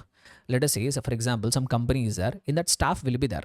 Now let us say some company X Limited, in that some staff is there. Now some of the staff are very ill-intentional. That means they want to commit some fraud. But if the audit happens, those staff will have a fear that even if I commit a fraud, tomorrow auditor will come, do the verification, he will catch me, he will report it to the management, they will fire me. This fear will stop the people from committing theft and frauds. So that's what the meaning here. It acts as a moral check on the employees. It acts as a control on the employees from committing frauds for the fear of being discovered by audit. Not just that, it is helpful for the government authorities to determine tax liabilities, whether you are making proper payment of income tax, whether whatever GST amount of tax you have paid, is it appropriate or not. If the government wants to know it, how they can know it? Only way by which they can know it is by way of audited financial statements. And even these audited financial statements can be relied upon by lenders, bankers, to determine your repaying capability, whether to lend you the loan or not, whether to give you the loan. If they're required to give you the loan, how much amount of loan you are eligible for. So there also they are going to decide on the basis of audited financial statements. And also, as an auditor, you may detect fraud, error, both as a part of your audit, as a part of your verification. You will get to know about fraud, you will get to know about error, you will report it to the management will take rectification actions so that they make sure that the same thing will not happen again and again. Next, and also auditors reviews existence and operations of various controls. So in audit, we have a concept called internal control. Basically, any process, any procedure which is getting implemented by the management for preventing errors and frauds, like installing a CCTV camera, appointing a security guard, having an inventory system. So all these are examples of internal controls. So even what audit will do is, as an we are going to see even in the subsequent chapters, as an auditor, we will not just restrict our verification to the books of accounts and documents. We even extend our verification to controls also, whether controls are operating effectively or not. That also we will find, that also will verify. And in that controls also we can find out deficiencies, weaknesses, we can find it out, so that if we report to the management, once again they can take the rectification actions, and overall they can make sure that the same thing will not happen again and again. So all these benefits will accrue to the organization because of undergoing audit. Next one. Now talking about next concept here, sir, scope of audit. So very important here, sir, if a client has appointed me, if the client has appointed me to do the audit for them, sir, what will be my scope? What I am supposed to do? What I am not supposed to do? Or if I put it in even technical terms, what is included in my scope of audit? What is not included in my scope of audit? What I am supposed to do? What I am not supposed to do? Even in the scope also, what is included in the scope, what is included in the scope, than that what is not included in the scope of audit is very, very important. From here, high chance of getting a question. Both I will try to cover. What is included in the scope of audit, what is not included in the scope of the audit, both we will cover. But I will say, I feel little bit more important I feel that this concept of what is not included in the scope of audit, that contains some little more importance. Okay. Anyhow, I will try to cover both. So let us try to understand first what is included in the scope of audit. But before that, they say one paragraph here, what is the ultimate purpose of the audit? Once again, important from the MCQ's perspective. The ultimate purpose of the audit is to enhance the degree of confidence of intended users, to increase the confidence of the users. Whoever is making use of the financial statements, to increase their confidence, to increase their confidence is the main purpose of the audit. Then, apart from that, now if you come to the main point, what is included in the scope of audit? So let us see, they say various points here. What is included in the scope of audit? Number one, your audit should cover all aspects of the entity.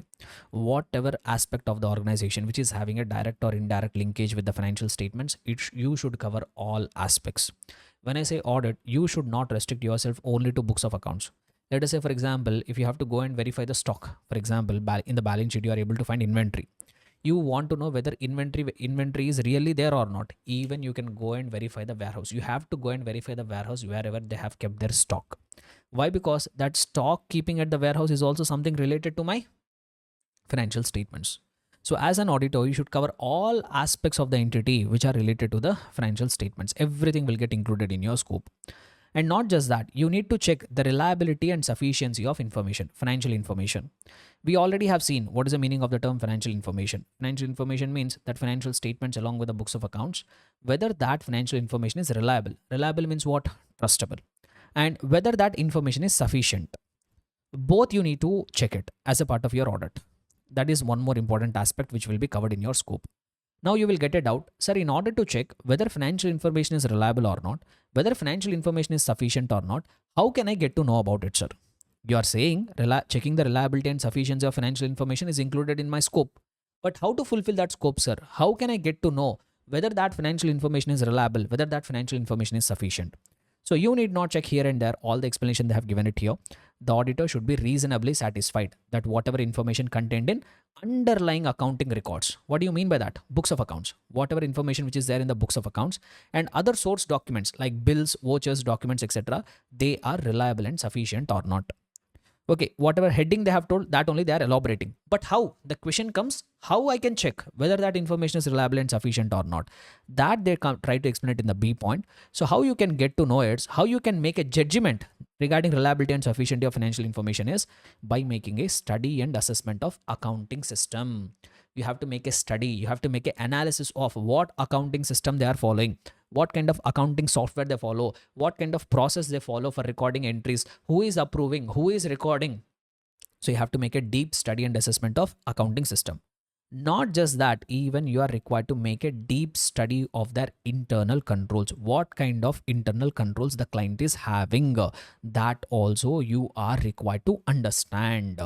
So once again, sir, what is the meaning of the term internal control? I will give you a brief here because we are going to have an elaborated discussion on internal control in the chapter risk assessment and internal control. For the time being now, till the time we reach that chapter, at various instances, we will come across this term internal control. I will take a few minutes to give you a basic overview regarding what is internal control so that you will not get stuck whenever you come across this term internal control.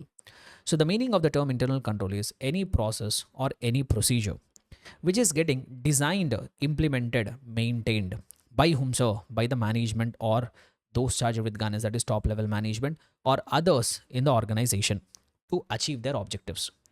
See, every organization will have some objectives. Let us say, for example, an organization is having an objective to make profits, to make sure that no frauds are happening, to make sure that everything is happening perfectly, and they have some goals to achieve. So to achieve their objectives, whatever process, whatever procedures which management has implemented, designed, and maintained, that process and procedures we are going to call it as internal controls. Like if I have to give you so many examples, like if you go and see today any business organization, they're implementing CCTV footage, they're implementing CCTV camera. That is a policy set by the management to make sure that they want to know nothing is going wrong in their store. If you take a supermarket, in the supermarket, a supermarket is a business entity. So if you take that supermarket, in any supermarket you walk in, you will be able to find CCTV camera. That is an internal control. Why? Because the management of the supermarket wants to make sure that nothing can go wrong in the organization. Or even appointment of the security guards. Even appointment of security guards. That is also an internal control. Why organization is having a policy of appointing security guards? Because they want to make sure that no theft or something is happening. Or even if you look from the accounting perspective, generally in every organization you will find some controls like an accountant will pass an entry, manager will check and approve it, which we simply call it as approval. So you should not give entire power to one person to record the entry. One person will record the entry. Like for example, an accountant will prepare a voucher that will be signed by the manager. Then only entry will get recorded. This is also a policy set by the management to prevent something from going wrong in the organization. That is also an internal control. And one of the most common kind of internal control which we often find in business organization is segregation of duties. Sir, what do you mean by segregation of duties? The work will be divided among different people. Entire work will not be kept in the hands of one single person. Like for example, if there is a cashier will only handle the cash. What do you mean by handling the cash? He will only receive the payment, he will only receive the collections, make the payments. He will not be given the power to record the cash related entries. That entry will be delegated to accountant. Same, if you look at the stores department, there will be a store in charge who will receive the stock, issue the stock. But that store in charge will not be given the power to maintain the store records. Inventory records he will not maintain, someone else will maintain. So that is also one of the most common internal control in the organization, which we call it as segregation of duties. So like that, if you see any organization, every organization will have some kind of policy or procedure which the management or top level management of that organization might have designed, implemented, maintained to make sure that nothing can go wrong in the organization or to achieve their objectives. All those policies and procedures, I collectively call them as internal control. So why I'm explaining that internal control, my dear students? Why? Because we are discussing something called objectives of what is included in the scope of the audit. In that scope of the audit, the first point they have told you should cover all aspects of the entity related to financial statements. Second point is that you need to check the reliability and sufficiency of financial information. And I asked you a question, how you can check that reliability and sufficiency of information. Now they give a solution for you. How we can check that reliability and sufficiency of financial information is by doing a deep study and assessment of accounting system and also their internal control system. So that's why I have explained internal control. And also you have to carry out some testing you have to do, some inquiries you have to do, some procedures we have to do, which we are going to discuss throughout the remaining chapters. Next one. So that is the second one, which is included in the scope. Third one more important activity which is included in your scope is proper disclosure of financial information. Whatever financial information is there, that has been properly disclosed or not. Sir, what and all things I have to check to make sure that financial information is properly disclosed? So first point, they say that you have to make sure that all the relevant information is properly disclosed. Sir, how will I get to know what is proper disclosure? First, you need to study the applicable statutory requirements. Whatever laws are saying regarding disclosure. Let us say if I'm doing audit of a company, my disclosure requirements will be governed by Schedule 3 and accounting standards. So first I have to understand that statutory requirements. Number two, I need to check whether financial statements are properly summarizing all the transactions and events recorded therein. And also whatever judgments management have made in the preparation of the financial statements, I have to consider those judgments also. And we have to always make sure that we have to, one fact which they say here, the management is always responsible for preparation and presentation of financial statements, and in the process of preparation and presentation of financial statements, management is going to make so many judgments here. We have to check whether that judgments are reasonable or not, and also whether management is selecting proper accounting policies. Whatever accounting policy is appropriate, they are selecting proper accounting policy or not just selecting once. They have to do a consistent application. One of the fundamental accounting assumption, consistency. Year after year, accounting policy should be applied uniformly. So I need to check proper selection of accounting policies, not just a proper selection, even consistent application of accounting policies also I have to check it. Next, you should always keep in mind that as an auditor, when you are conducting audit, you are verifying historical financial information. Your scope is historical financial information. What is historical financial information? Something which has already happened in the past. So if you see here, of historical financial information, it is an information which is expressed in financial terms, generally in the numbers. It is derived primarily from the entity's accounting system about economic events which have already occurred in the past time period. So whenever we are conducting audit, always try to keep one thing in mind. Our scope includes historical financial information. We have nothing to do with the future of the company. Our scope will entirely run around historical financial information. So whatever it is, checking the proper disclosure of the financial information is also included in the scope of the audit. So broadly, 3 points will be included in the scope of the audit. Number one, you have to cover all aspects of the entity which are related to the financial statements. You have to check the reliability and sufficiency of the financial information. Number three, you need to check proper disclosure of the financial information. Then now comes the most important part. Sir, what is not included in the scope of the audit? We understood what is included in the scope, but if we come to the main topic here, sir, what is not included in the scope of the audit? So as an auditor, you are not expected to perform duties which fall outside your competence. Competence means what? Capability. So if client is asking you to do something which is beyond your competence, which is not part of your scope, you aren't supposed to do it. Let us say, for example, client is coming to you and asking, hey, we have appointed you as an auditor, we have a pending case in the court of law, please do fight that case for us. Are you supposed to do it? Are you competent to do it? No. Straight away say it on the face of the client, I will not do it. That is, I'm not competent for that. Or let us say you have been appointed as an auditor of a company. Your client is coming and saying, hey, one of our machinery has gone bad. It is not working. Please come and do the repair. Will you do it? Is it your competence? No. So if the client is asking you to do something which is beyond your competence, you aren't supposed to do it. Straight away, you are expected to say no. Next one, you are not an expert in authentication of documents. If the client is asking you to verify whether a document is genuine or not, authenticity, whether, for example, a check is there, on that check you are able to find a signature. If the management is asking you to find out whether that signature is a genuine signature or forged signature, no, I'm not an expert in the genuinity of the documents, in checking the authenticity of the documents. That will be done by forensic auditors. That is not my scope. You are not supposed to do it. So you are not required to establish the authenticity of the documents. And also, as an auditor, you are not required to do any official investigation. Audit is different from investigation. Audit is not an official investigation into alleged wrongdoing. Audit is different. Investigation is different. Okay, investigation is a special purpose engagement. So what is investigation? Let us say, for example, if the client is calling you and saying, sir, you are required to verify only expenses, sir. In that expenses, fraud has taken place, sir. Please do investigate expenses. That is a special assignment. So when we are appointed as an auditor, we don't go deeper, we don't establish, we don't check 100% of the transactions, all that we don't do it. Audit is different, investigation is different. So if you are appointed as an auditor, you are supposed to do audit only. You are not supposed to do investigation. Sir, why audit is not an investigation? Why audit is different from investigation? Point number one, he does not have specific legal powers. See, if you are a person doing investigation, like often we see it in the movies, right? ED investigation, income tax investigation. Those people who come for investigation, they have extreme powers. They can break into your house. They can break into your house. They can break your ceilings. They can break your floors. They can stop the movement. They can cut the telecommunication. All these powers are available for investigator. As an auditor, don't expect all these powers. You will not have all these powers. If you do these kind of things, if you go to client's premises, stop the movement, cut the communication, break the ceiling and all, client will hold you by the collar and throw you outside of the office. Okay, so he does not have any specific legal powers like searching of statements, witnesses, verifying them on oath. All that powers are not available for you. And audit is distinct from investigation.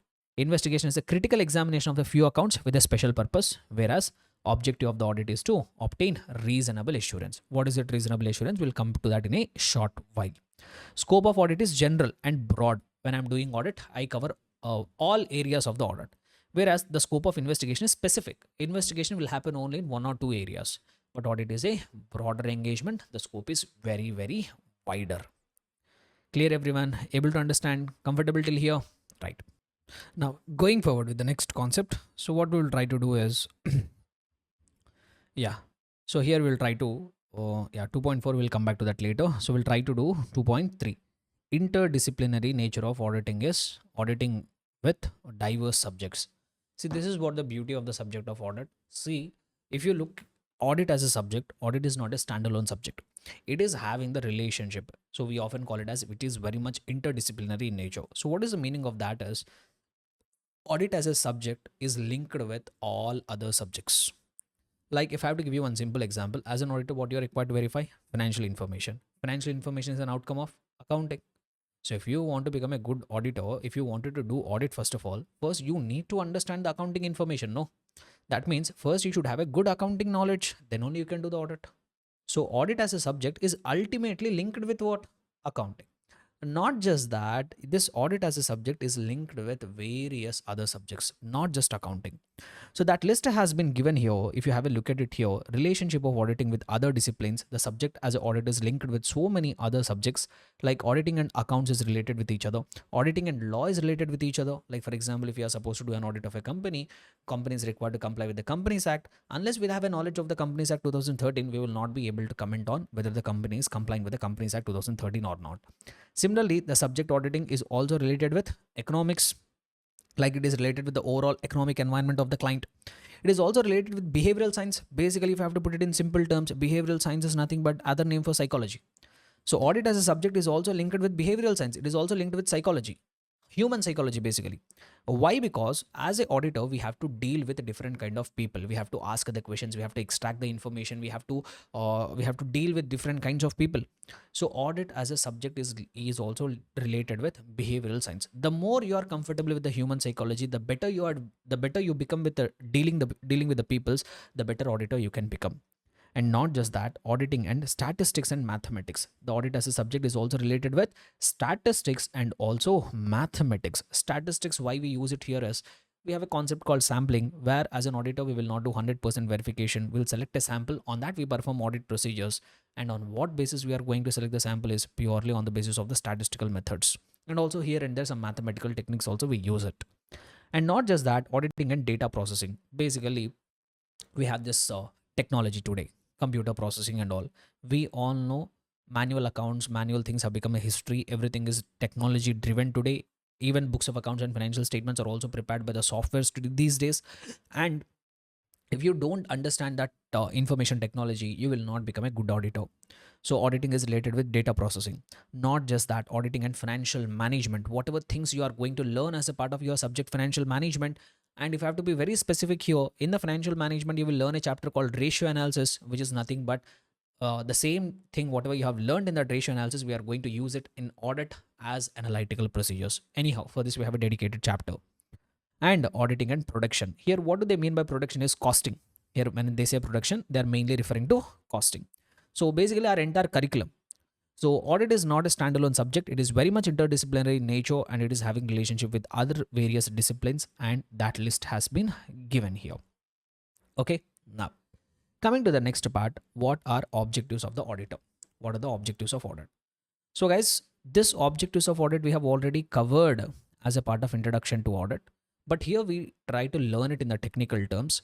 So we have first and foremost standard on audit SA 200, which is talking about overall objectives of the independent auditor and conduct of an audit in accordance with the standards of audit.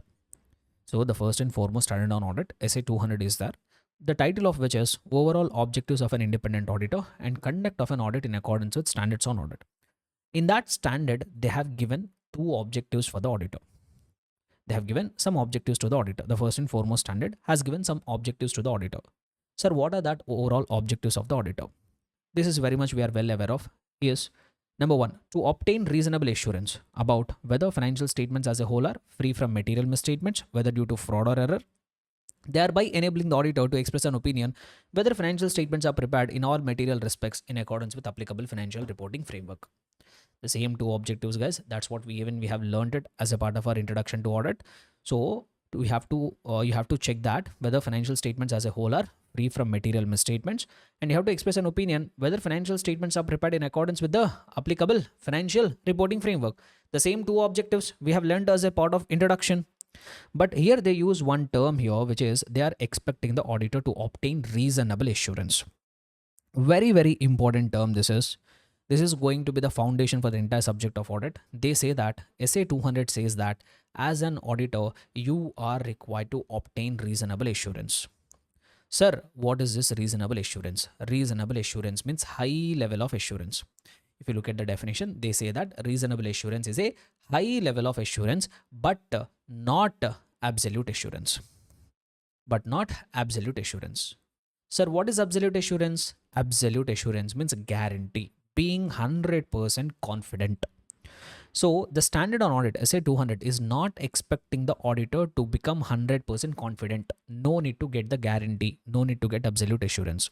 You are required to get only reasonable assurance. What is the meaning of reasonable assurance?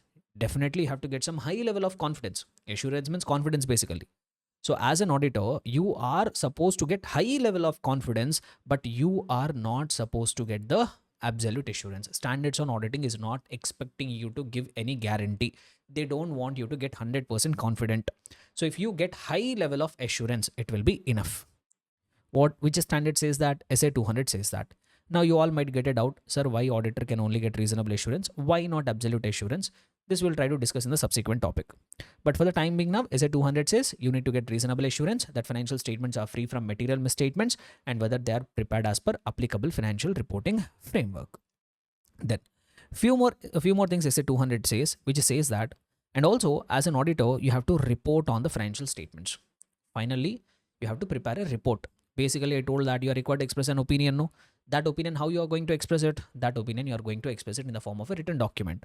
That is what the meaning of to report on the financial statements and to communicate as required by the essays in accordance with the auditor's finding.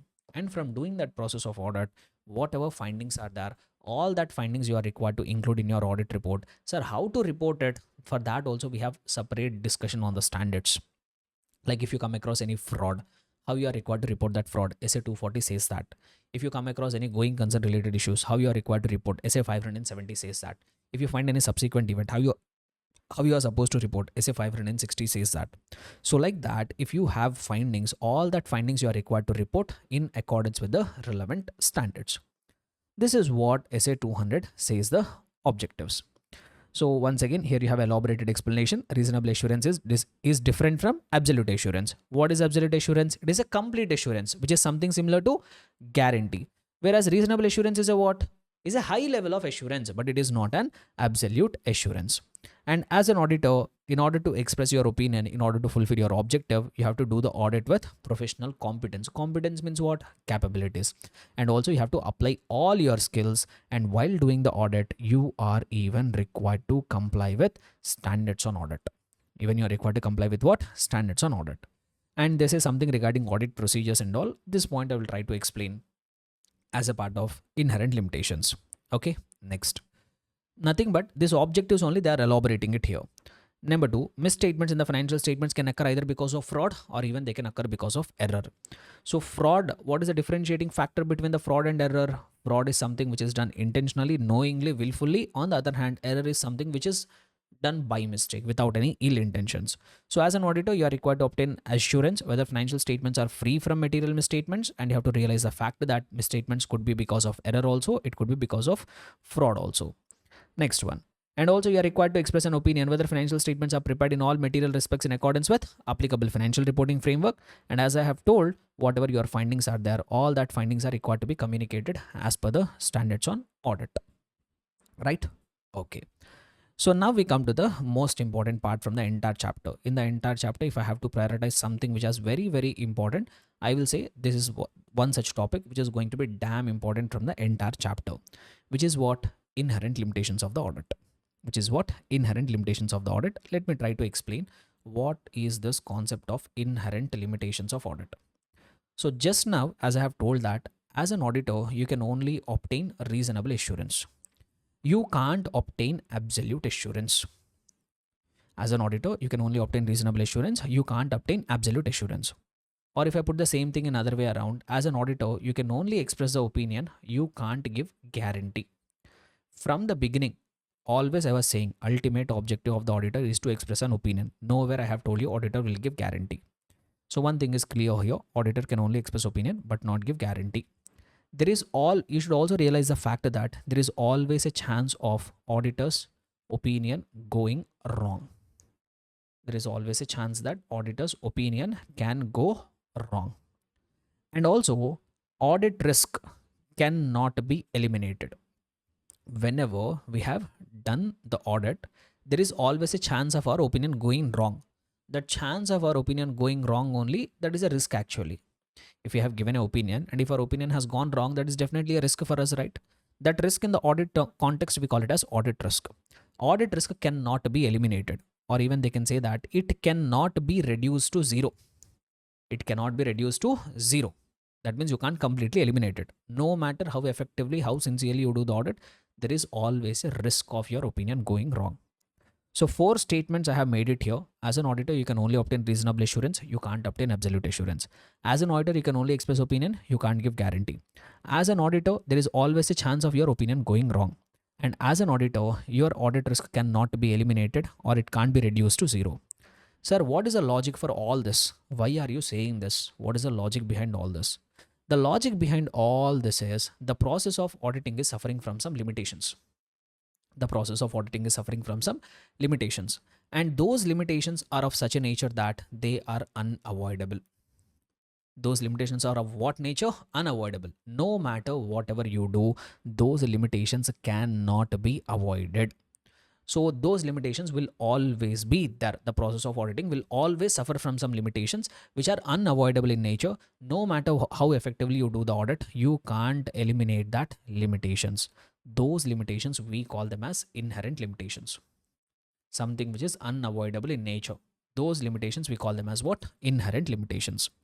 So the process of auditing is suffering from some limitations which are of such a nature that they can't be avoided no matter how effectively you do the audit. And because of this inherent limitations, all these consequences will be there. So as an auditor, you can obtain only reasonable assurance, but not absolute assurance. You can only express an opinion, but not guarantee. And there is always a chance of auditor's opinion going wrong. Audit risk can never be eliminated or reduce it to zero. It can only be minimized. What is the logic behind it? Because the process of auditing is suffering from some limitations. Sir, what are that inherent limitations? Let us try to revise it quickly one by one. Very, very important concept. Number 1, first thing, nature of financial reporting. Sir, why there is a chance of auditor's opinion going wrong is there is not just problem with the auditing process, there is a problem in the entire financial reporting process itself. Sir, what is the meaning of financial reporting? As I have told, it is just an other name for the accounts. The process of accounting itself is having a problem. Sir, what is the process of what is the problem which accounting is having? So management, while preparing financial statements, they make so many judgments. They make so many decisions. And various decisions, various judgments involve subjective decisions or degree of uncertainty. During the process of preparation of financial statements, management will make some assumptions. Management will make some judgments regarding various aspects. And some judgments involve uncertainty. Let us say, for example, it is the responsibility of the management to calculate depreciation. What is the formula for depreciation? Cost minus residual value divided by useful life. In order to calculate this depreciation, we need three information: cost, residual value, useful life. Out of these three, only one thing management knows with certainty. Cost only they know it with certainty. Residual value is an estimated figure and useful life is an estimated figure. Let us say, for example, management has decided useful life as 5 years. But the reality could be the asset might not work for 5 years, it can stop working for 3 years only. So like that, the process of the process of preparation of financial statements by the management involve judgments, and these judgments are subject to decisions, and they always involve uncertainty. That means whatever judgment management has made, that might sound reasonable now, but in future that can go wrong. So management has calculated depreciation using 5 years as useful life, but after 3 years, what happened is machinery got completely damaged. It stopped working. So because of that, management judgment has gone wrong. If the management judgment has gone wrong, financial statements has also gone wrong. If the financial statements has gone wrong, auditor's opinion has also gone wrong. Able to understand? So that is the main reason. The problem is not just with auditing, the problem is there with the financial reporting process itself, which you can't avoid it. Why? Because you can't expect the management to prepare the financial statements with 100% certainty. There will be some items in the financial statements where you can't avoid it. Compulsorily, you have to make some assumptions. And whenever these assumptions are there, they can go wrong in the future, because of which financial statements can go wrong. Auditor's opinion also can go wrong. That's why auditor cannot obtain absolute assurance. And also, one of the premise here, one more thing they say here, one of the premise for conducting audit is that management accepts its responsibility for preparation of financial statements in accordance with applicable financial reporting framework, and they are also responsible for internal controls. Management will take the responsibility that we all will implement internal controls. But in reality, what will happen is those controls also can have some limitations, because of which they will not work effectively. If the controls are not working effectively, financial statements can go wrong. Because of that, auditor's opinion can go wrong. Sir, what are that limitations of controls? Which we will see it in the chapter risk assessment and internal control. So 2 points here. Nature of financial reporting. Number 1, management make judgments which involve uncertainty, because of which we can't obtain absolute assurance. Number 2, we expect that management has implemented internal controls, but in reality, those controls might not have operated effectively because of some limitations. So that is the first inherent limitation. Second one, nature of audit procedures. So not just financial reporting, my dear students, not just accounting process, the process of audit also suffers from some limitations. There is a problem with the audit process as well. See, before I can explain this point, I would like to tell you one brief thing here. What is the entire thing happens in the audit? So as we all are aware, the auditor's ultimate objective is to express an opinion. What is the ultimate objective of the auditor? Expressing opinion. As an auditor, if you have expressed the opinion, your audit will come to an end. But just like that, auditor can't express the opinion. Just like that, auditor can't express the opinion. If you take any opinion in this world, before you can pass on opinion, you need to have some supporting information, right? Before you can pass an opinion, before you can express your opinion on something, you start looking for some supporting information. No. Even auditor also, before he expresses an opinion, he needs some supporting information. So that supporting information, we are going to call it as audit evidence. That supporting information for the auditor's opinion, we call it as what? Audit evidence. Simply the information which supports or which forms the basis for auditor's opinion, that we call it as audit evidence. So as an auditor, your ultimate objective is to express an opinion, but to express that opinion, you need some supporting information. So which we call it as audit evidence. But just like that, auditor will not get that evidence. So just because a person is appointed as an auditor, some magic will not happen. It is not something like you will get a dream. In that dream, all the evidence will be shown to you. No. So as an auditor, if you want to get that audit evidence, you need to perform some procedures. What you need to do? You need to perform some procedures. And those procedures which are performed by the auditor to obtain audit evidence, that we are going to call it as audit procedures. Those procedures which are performed by the auditor to obtain the audit evidence, that we are going to call it as audit procedures. So this is what actually happens in the audit. So first, auditor will perform audit procedures. By performing that audit procedures, he will get the audit evidence. On the basis of that audit evidence, the auditor will express an opinion. Now, there are some problems in this entire audit process. There are some problems. There are some limitations in the audit procedures and audit evidence related process, because of which also auditor's opinion can go wrong. So what are that inherent limitations which are associated with nature of audit procedures? Let us try to have a quick look at it. The auditor carries out his work by obtaining audit evidence through performance of audit procedures. That's what I have told. as an auditor, you need to obtain audit evidence. For that, you need to perform audit procedures. But sometimes what will happen is there will be practical and legal limitations because of which, as an auditor, you can't obtain evidence. Sometimes you will come across some practical limitations, you will come across some legal limitations because of which you might not be able to obtain evidence. If you are unable to obtain complete evidence, your opinion can go wrong. And not just that, see, if you have to get the evidence, who will give you that information? Management. But sometimes management will happen is management will not provide complete information as requested by the auditor. Either intentionally they will not provide the information, or unintentionally they might not provide the information. In that cases also, you will be not able to obtain audit evidence. And if you express the opinion without being able to obtain audit evidence, then your opinion can go wrong once again. So management sometimes may not provide complete information. And also one more reason why our opinion can go wrong is when management itself is containing some dishonest and unscrupulous people. That means management itself contains some bad people. The top level management itself is bad. So they will do frauds. The top level management itself is committing frauds, and they are committing the frauds in such a manner that in a very sophisticated manner they are carrying out the fraud. That means they are creating false evidences, they are destroying existing evidences, they are forging the documents on paper. It all will look real. No matter how much sincerely you put the effort, such kind of frauds you will not be able to identify. So management themselves may get involved in the fraud. They carry out the fraud in a very sophisticated manner. Those frauds I can't find out even after doing all my audit. Then also my opinion can go wrong. And also, as I've already told you, an auditor is not an expert in authentication of the documents. So you can't establish whether a document is genuine or not, whether the signatures are genuine or not. Is it forged or genuine? That you can't find it out.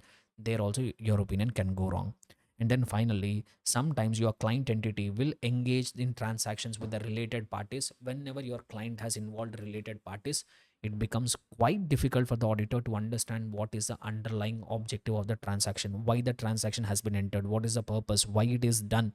All that management can effectively hide it with the related parties. It becomes extremely difficult for the auditor to detect it. Okay, so these are all the problems with the audit procedures because of which auditor's opinion can go wrong. So first point, general point they say, so you have to obtain audit evidence by performing audit procedures. The actual discussion starts from second point. Here they say that sometimes there will be practical and legal limitations because of which you will not be able to obtain audit evidence. Management may not provide you the complete information, and management themselves can be dishonest. They can conceal the fraud, they can hide the fraud by engaging in the fraud in a sophisticated and carefully organized manner. And auditor is not an expert in authentication of the documents, and also the management may enter into related party transactions because of which you might not be able to identify the fraud. Next, and also this point also we have already covered. One more inherent limitation why we can't obtain absolute assurances: our audit is not an investigation. If we are also like investigators, if we are also given extreme powers like cutting the communication, going and searching the premises in whatever manner we want, then you can expect from us absolute assurance. But unfortunately we are not equal to investigators, right? We don't have all that extreme powers and all. That's why we can't obtain all the information.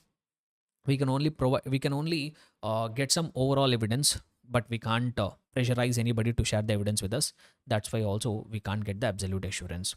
And not just that, timeliness of financial reporting and decrease in relevance of information over time. So now what in this point they try to say here is, sometimes in order to complete the audit in a timely manner, sometimes we use some past information also.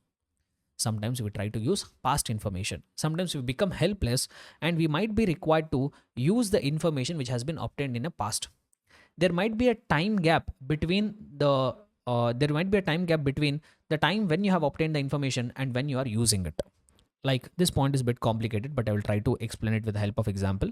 Let us say, for example, I am conducting audit of the financial year 25-26. Now, since I have to complete the audit in a timely manner, what I have done is, in the past also I have done the audit for the client. For the 24-25 year also I have done the audit. Now in this audit I have obtained some information. Can I use that information in the current year audit? Yes, you can use it. Standards also will permit it. But if you are using this information which has been obtained in the past year, since there is a time lag between the time you have obtained it and you are using it, many things might have changed in the past which would not have been reflected in this information. And if you rely on such information, then also there is a chance of your opinion going wrong. Clear? So that's what they try to say it in the example here. So timeliness of financial reporting and information relevance. The relevance of the information will decrease over a period of time. And also future events. Sometimes future events might affect the entity adversely. Like for example, as on the balance sheet date, the management made an assessment regarding going concern. I felt that going concern is valid, but tomorrow, without our involvement, some unexpected scenario has taken place. Like for example, some pandemic has hit, like COVID, because of which all of a sudden going concern has become invalid. As on 31st of March, everything sounded okay. But some future event has taken place which has made the entire things change. Then also our opinion can go wrong. But this is something which we can't avoid it. Clear? So like this, these are the various inherent limitations. So broadly, they have divided it under 5 categories. Number 1, nature of financial reporting. Number 2, nature of audit procedures. Number 3, audit is not in the nature of investigation. Number 4, relevance of information will get decreased over a period of time. And also our financial statements might get affected by some future unexpected events. Understood? Clear and comfortable? Right. So then they are saying on small thing here, what is the meaning of the term engagement? This also we have already covered it as a part of introduction. You can refer to it. Like if there is any formal agreement to do something, that we call it as engagement. Even between auditor and client also, there is an engagement is there, because auditor has agreed to do something for the client has agreed to pay the fees to the auditor. So even audit is also an engagement. And very commonly we come across this term external audit engagement. Sir, what is the meaning of the term external audit engagement? So if you see here, external audit engagement is to enhance the degree of confidence of the intended users.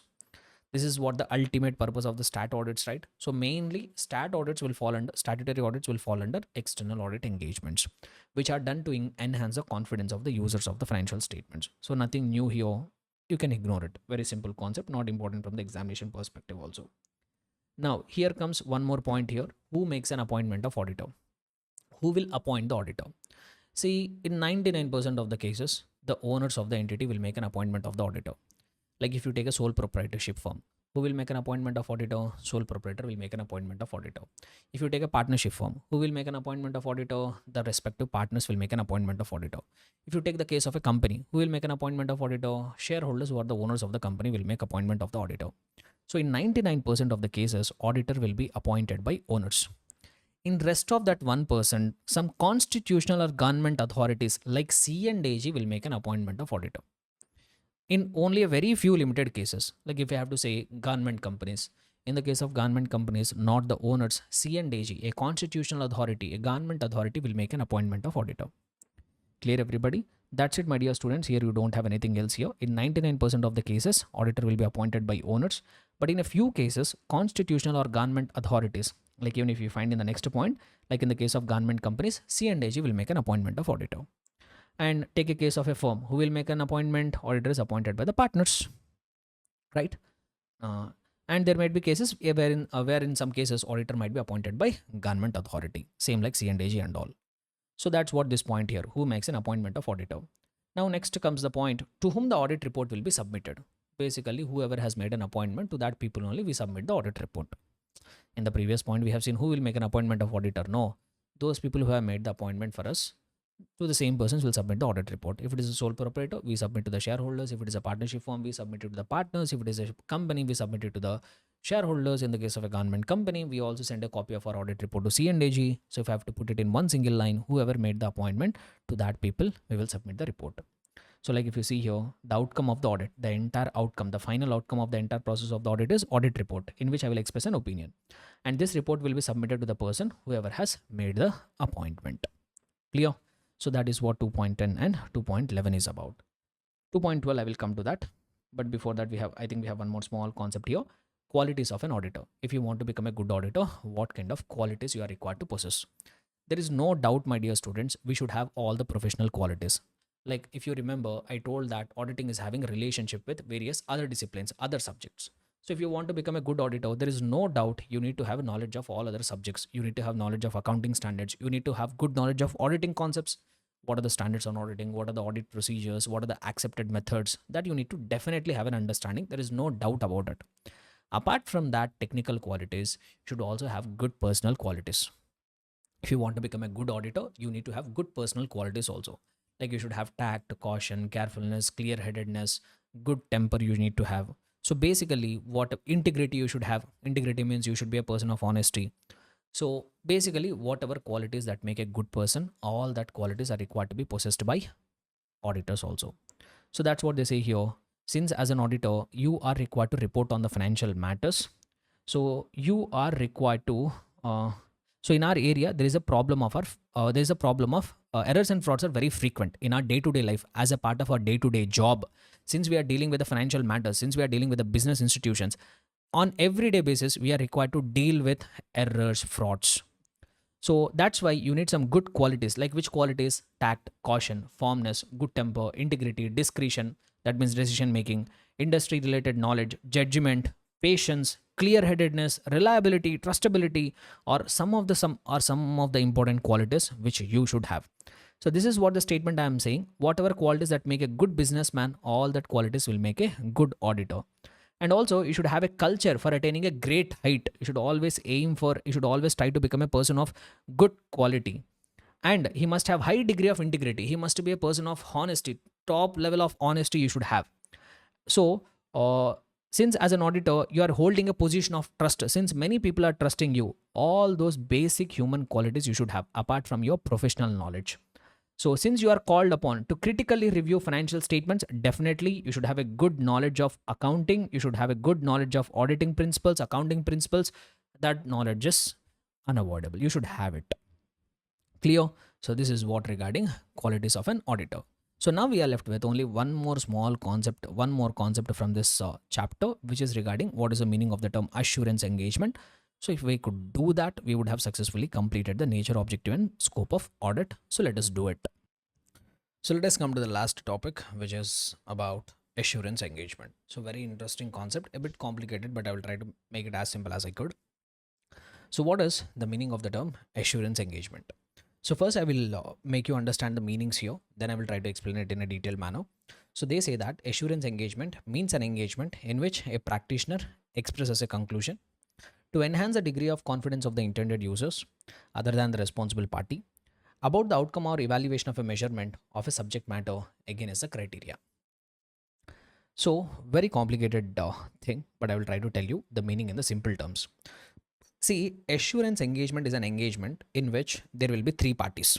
Listen carefully. Though you can read the material on your own later, but I will try to summarize the entire concept in one simple way. So in assurance engagement, there will be three parties. Who are the three parties? Number one, there will be a practitioner. And number two, there will be a responsible party. There will be a responsible party. And there will be intended user. So in an assurance engagement, how many parties will be there? Three parties will be there. There will be someone called practitioner, and there will be someone called responsible party, and there will be someone called intended user. Now what happens in the assurance engagement is this responsible party. I told responsible party, no? This responsible party will prepare something called a subject matter. This responsible party will prepare something called a subject matter. And this practitioner will evaluate this subject matter against some applicable criteria or applied criteria, whatever it is. So responsible party will prepare a subject matter and the practitioner will evaluate that subject matter against the applied criteria. And on that subject matter, he will express a conclusion. On that subject matter, he will express a conclusion. And why he is expressing that conclusion is to enhance, to increase the confidence of intended users.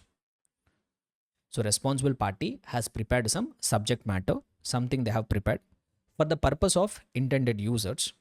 But before they can use that, before the intended user can use it, a practitioner will evaluate the subject matter against the criteria, and thereafter he will express a conclusion. And why this conclusion has been given by the practitioner? To enhance the confidence of the intended users. Okay. Now, these many things are there. So basically three parties will be there. There will be some subject matter. There will be some criteria. By the practitioner will check the subject matter against the criteria. Then he will express a conclusion. So all such engagements which involve these elements, that will be called as assurance engagement. I will give you one simple example here. See, let us say audit. In audit, what will happen? In audit also, if you find three parties will be there. Auditor will be there. Client will be there. Client in the sense management will be there. Client in the sense who will be there? Management will be there. And there will be intended users. Let us say, for example, shareholders are there who are intended users. So management will prepare what? Financial statements. So here, this will become the subject matter. Financial statements will become subject matter. So here, auditor is a practitioner, I will say. The role of auditor is a practitioner. Management is responsible party who will prepare some subject matter. and shareholders are intended users who will use that subject matter. So management will prepare financial statements. Now what auditor will do? Auditor will evaluate, will check that financial statements with applicable criteria. So what is the criteria for preparation of financial statements? Which is nothing but applicable financial reporting framework. Applicable financial reporting framework. So as an auditor, you are evaluating the financial statements prepared by the management against applicable financial reporting framework. On that you will express your opinion. On that you will express your opinion. Why you are expressing that opinion? To increase, to enhance the confidence of intended users, that is shareholders. So if you find here, whatever points, whatever important things which are required to be there in the assurance engagement, are all things present in an audit engagement? 100% yes. So what is there? A practitioner is there, a responsible party is there, intended users are there is some subject matter, against that criteria he is evaluating, and he is expressing some opinion to enhance the confidence of intended users. So can I say audit is an assurance engagement? Yes. Why? Because it is containing all the elements required as per assurance engagement definition. Clear? So this is audit. 9. Then I will tell you one more thing here. Okay, one more example I will give you. Let us say, for example, I will tell you one thing here. Right. One simple example I will give you. So let us say, for example, there is a management of a company. There is a management of a company. And there is an investor. There is an investor who want to invest in this company. Let us say, for example, there is a joint venture who wants to invest in this company. Management of some company is there. Now, what investor has asked is, dear management, you prepare cash flow statement. Only cash flow statement you prepare. Only cash flow statement you prepare. So on the basis of that cash flow statement, we will determine whether whether you are generating cash or not, and whether we want to invest in your company or not. We want to decide it. So this investors, they want to use cash flow statement for the purpose of their investment decision. So here investor is an what? Intended user. Whereas management is what? Responsible party. They will prepare something. What they will prepare? Cash flow statement they will prepare. Now how to prepare that cash flow statement? That investor has given some instructions. How to prepare the cash flow statement? That investor has given instructions. And what even investor has told is, you prepare the cash flow statement, you go to one practitioner. You go to some practitioner. Let us say, for example, you go to a CA, MBA, whoever it is. You go to a CA, MBA professional, whoever it is. So you go to a CA, MBA, ask him to verify that cash flow statement against our instructions. Ask him to verify cash flow statement against our instructions, and ask him to express some conclusion on it. On the basis of that, that will increase the confidence of us, and then we will rely that cash flow statement and will take an investment decision. This is what happening here. Even if you look in this engagement also, it is having all the elements which is required as per assurance engagement. So here you have the CA or CMA, CA, CMA, MBA, whoever it is. Investor is happy with anyone. So here the role is getting played by practitioner. Management is responsible party. Investor is an intended user. Now, this practitioner is evaluating a subject matter, which is a cash flow statement, against a criteria. What is the criteria here? Instructions given by the investor. Then he was expressing a conclusion, whether this cash flow statement is as per the instructions given by the investor. So why that conclusion has been given? To enhance the confidence of the users of the financial to enhance the confidence of the investor. So three-party arrangement is there. Three parties are there. Subject matter is there. Applicable criteria is there. Conclusion is there. Can I also call this as assurance engagement? Yes, this is also falling under assurance engagement. But can I call this as audit? No, I can't call this as audit. I can't call this as audit. Why I can't call this as audit? Because when I say audit, there we are verifying entire financial information. Here it is a special engagement where you are required to verify only cash flow statement. So this I can't call it as audit, but this I can call it as what? Assurance engagement. So like this, any engagement if you take, in that engagement, if whatever conditions I have told, in which there are three parties are there, practitioner is evaluating a subject matter against a criteria, and thereafter he is expressing a conclusion to enhance the confidence of the intended users, all that engagements we call it as assurance engagements. So if I try to simplify, if I want to drive the conclusion, what I wanted to say is, assurance engagement is a very big engagement. Assurance engagement is a very broader term. Assurance engagement is a very broader term. In that assurance engagement, one of the type of engagement is audit engagement. Or some other engagements could be future financial information related engagements, or special engagements like doing verification of only cash flow statement. So like that, so many engagements will take up the form of assurance engagement. In that, one of the kind of assurance engagement is audit engagement. Able to understand? Whereas audit is not the only assurance engagement. There are various other kinds of assurance engagement regarding which we will talk about them at the CA final level. Regarding them, we will talk about it at the CA final level. At the CA inter level, we are only talking about one kind of assurance engagement, which is audit engagement. But apart from audit, there will be various other kinds of assurance engagement. All that we will discuss it at the CA final level. Understood? This much is enough. If you remember this will be enough. So once again, if you see it here, elements of an assurance engagement, there should be a three-party relationship. So there should be a practitioner. Who is a practitioner? Whoever is giving the assurance. And responsible party should be there. Who is responsible party? Whoever is responsible for preparing the subject matter. And there should be intended user. Who is intended user? For whose purpose you are giving that report, they will be called as intended user. And there should be some subject matter. There should be some subject matter. In audit, it is financial statement. In some other engagement, some other subject matter will be there.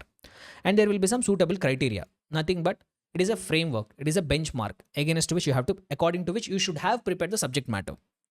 So what are the rules and regulations according to which you should have prepared the subject matter? That we call it as suitable criteria. And also in every kind of assurance engagement, you will have sufficient and appropriate evidence. In all kinds of assurance engagements, see, you are giving the conclusion, no?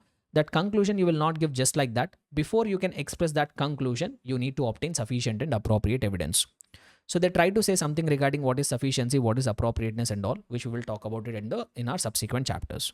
So in all kind of assurance engagement, before you express your conclusion, there should be sufficient and appropriate audit evidence. And finally, you should give a report. Finally that engagement should contain a what? A report. Like in the case of audit, we give audit report. Here also we are giving conclusion. That also will give it in the form of a report. So any engagement which contains all these elements, what are they? Three-party relationship, appropriate subject matter, suitable criteria, obtaining of evidence, and finally giving a written report. All that engagements, we call it as assurance engagement. Audit is one of the assurance engagements. There will be various other kinds of assurance engagements also, which we will mainly discuss them at the CA final level. Clear? Right. That's all, my dear students. With this, successfully we have completed nature, objective and scope of audit related revision. Okay. Right. So since we have completed revising the chapter nature, objective and scope of audit, the next chapter which we'll be picking up for our revision is going to be ethics and the terms of engagement. Very small chapter, my dear students, and at the same time it's going to be important from the examination perspective. A good weightage from this chapter as well. See, the initial two chapters, whatever we have discussed, like if you remember, first we have started our discussion with introduction, right? So that introduction is going to be very important for establishing the conceptual clarity. Then we have understood nature, objective and scope of audit. This is going to be very important from the examination perspective, from the weightage point of view. The same importance is even going to be there for the chapter ethics and the terms of the engagement. Very small chapter, very conceptual. At the same time, a good amount of questions will be tested from this concept. So having said that, let us try to start our revision without making any delay further. So first of all, in this chapter, we will be mainly covering two aspects. One is the aspect relating to ethics, and the other one is another aspect relating to terms of engagement, which go by the name engagement letter or letter of engagement. Like that, a small concept is there. So that is what we are going to cover here. So one is mainly relating to ethics, and we have another aspect called terms of engagement, which we often call it as engagement letter or letter of engagement, where the content has been taken from essay 210. So that's what we are going to revise as a part of this chapter. So first we will try to address the ethics part. Thereafter we'll come to the terms of the engagement. First of all, what is the meaning of the term ethics? So ethics means, if you pay close attention here, ethics means some moral principles which govern a person's behavior. See, we chartered accountants, or even if you keep aside our profession, we human beings, when we live in a society, there are some moral values which are expected from us. We are supposed to behave in some manner, right? So in the same manner, we as professionals also, since our profession is a very noble profession, people place a lot of trust on our opinions. People place a lot of trust on our work. Like as an auditor, we express our opinion. That opinion is going to form the basis for opinions for the decision making of so many stakeholders. Since many people are placing their trust on the work, whatever we have done, so there is a responsibility on us to follow some moral values, to have certain behavioral standards. That's what we are going to call it as ethics. So basically, what moral values we are supposed to follow. And main objective, so we chartered accountants are all subjected to something called professional ethics. when we are acting in our professional capacity, when we are doing our job, when we are doing our practice, when we are doing our audits, when we are carrying out our professional responsibilities, we are supposed to follow some moral principles. That only we call it as ethics. And the main objective is we should be able to withstand any selfish motive or temptation. So when we are working, we should not have any personal motives. We should work for the common good of our intended users. So that's what they try to say here. Not that important from the examination perspective. Then they say, what is the need for having this professional ethics? Why we have a need for this professional ethics? Why can't we do the work in whatever manner we want? See, not just we chartered accountants, even other professionals like doctors, medical professionals, they also have some professional ethics.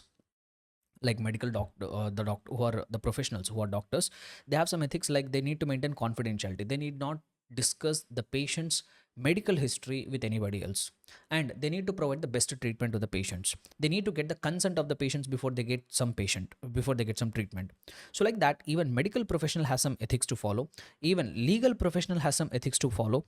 Not even our auditing profession is also not an exception. Like the way medical profession, legal profession, everybody is following the ethics, we chartered accountants are also having a even more responsibility for complying with the ethics, because there is a trust which people are placing in our services.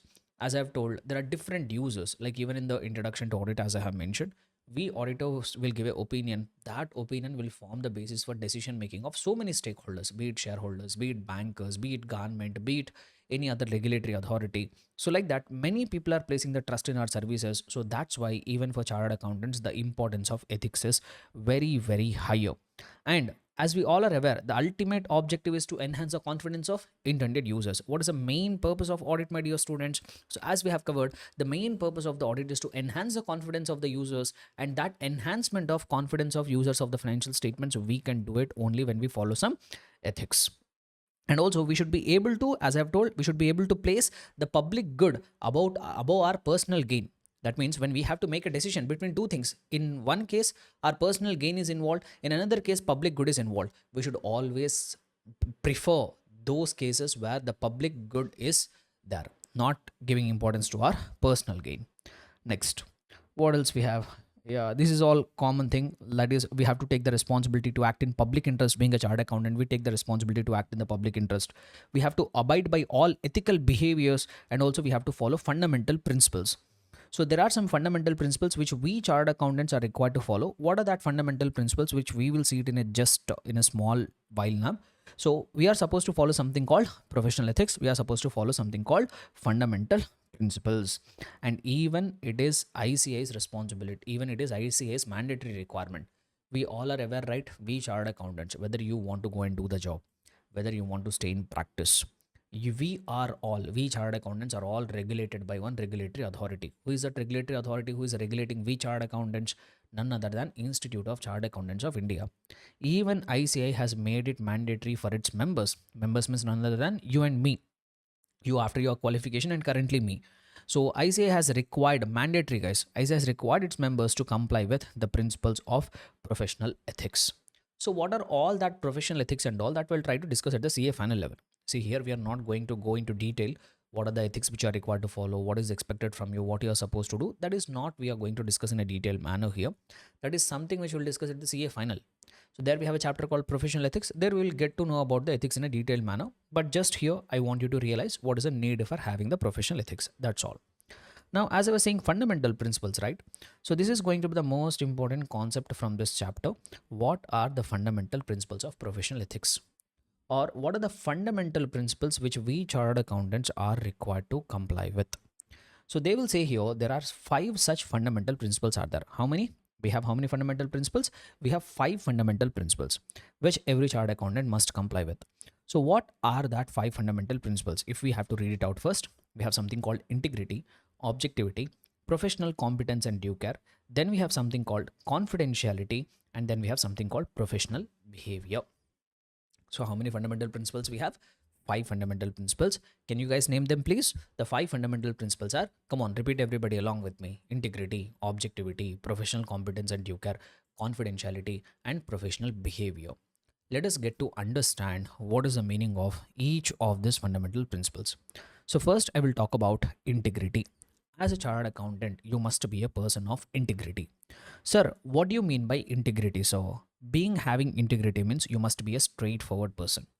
You must be a straightforward person. You should be a honest person. Very, very important. So, you should be a straightforward person. You should be an honest person. And you should do fair dealing. And you should be a truthful person. People should be able to trust you. You should be such a honest, sincere, and straightforward person.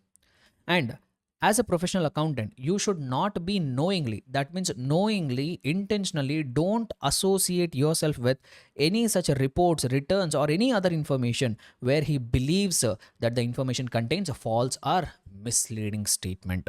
Or if you believe that that contains information provided negligently, or if you believe that some information is omitted or obscured, that means some important information is missing from that report, don't get yourself associated.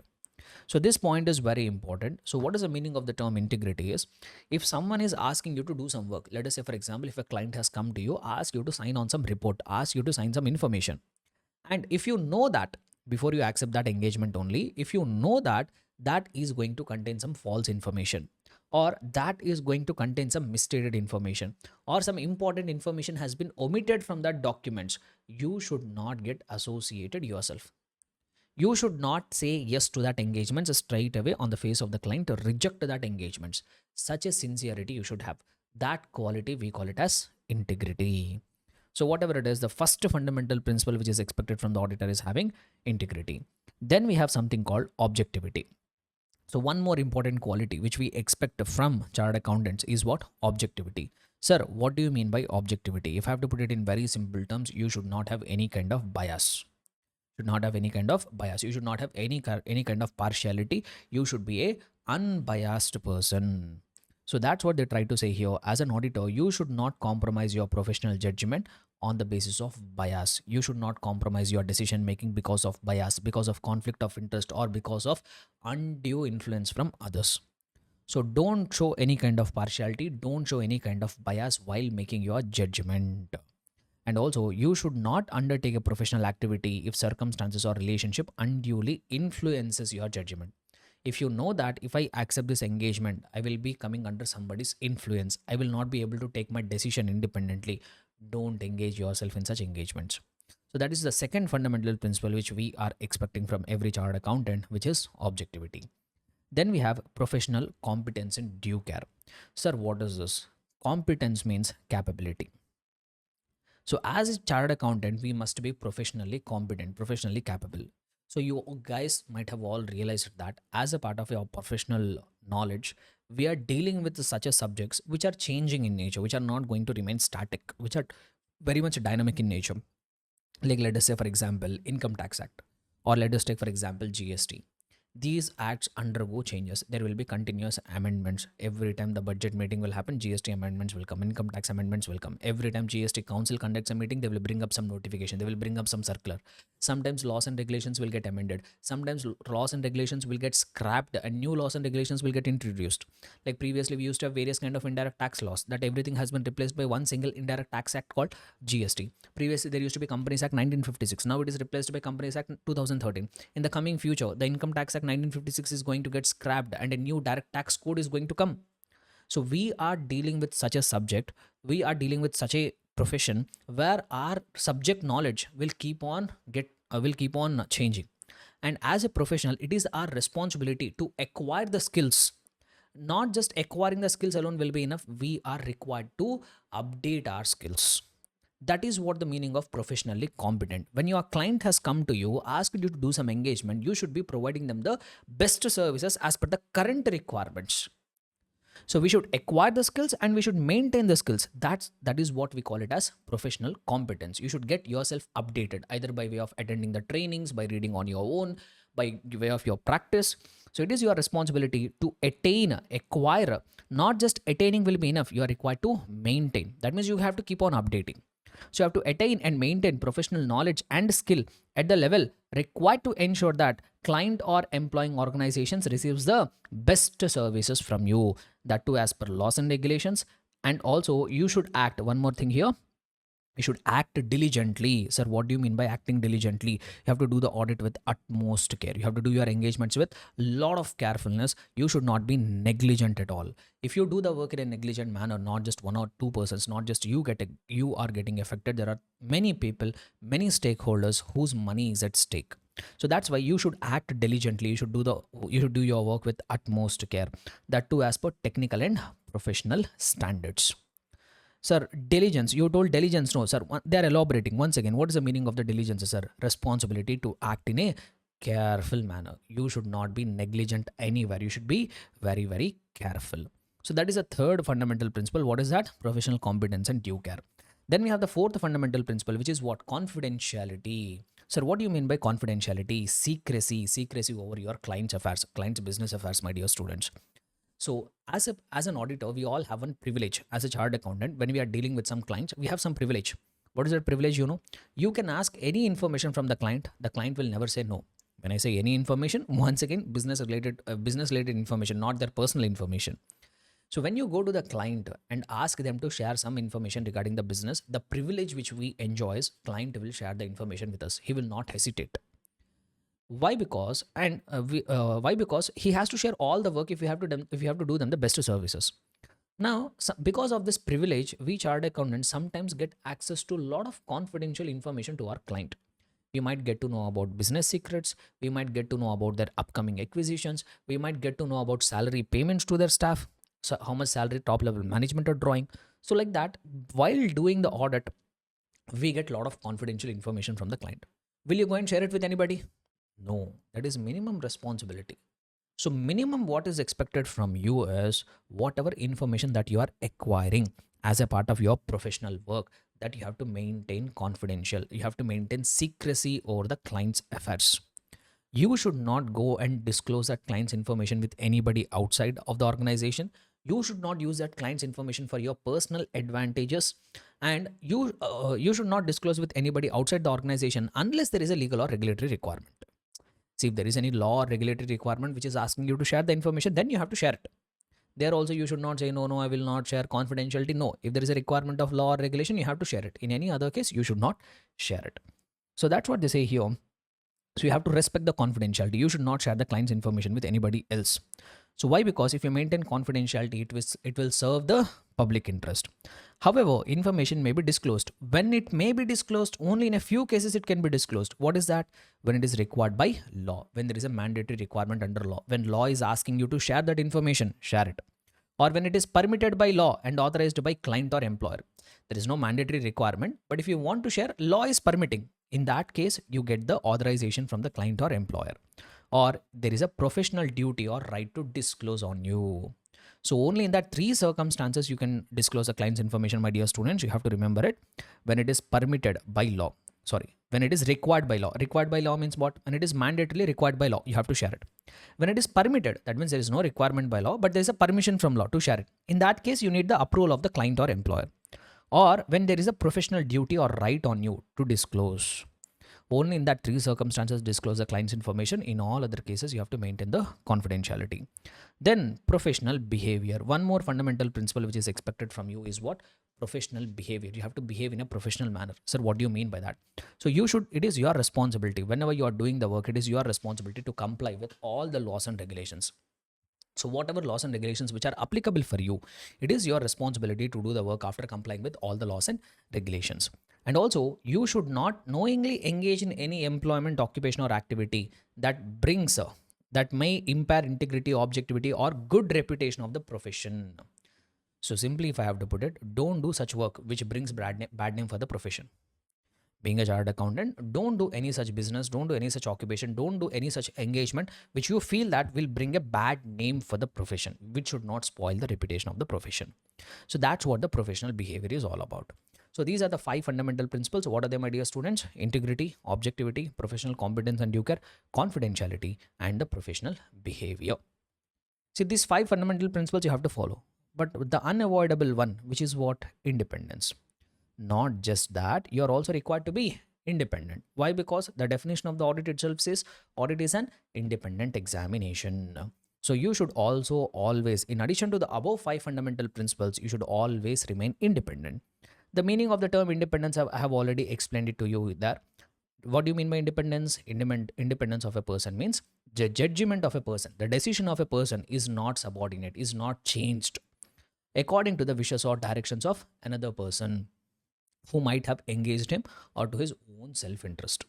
That means your judgment, whatever decision you are going to take, that should not get changed according to the wishes and directions of the other person, especially those who have appointed you. And even you should not change your decisions on the basis of your self interest also. Even when taking a decision, you should not keep your self interest also as a priority. You should not change your decisions according to the wishes and directions of another person. You should also not change your decision depending on your self interest also. And when we talk about independence, the most important part here is independence will be of two categories. One is independence of mind, and the other one is independence in appearance.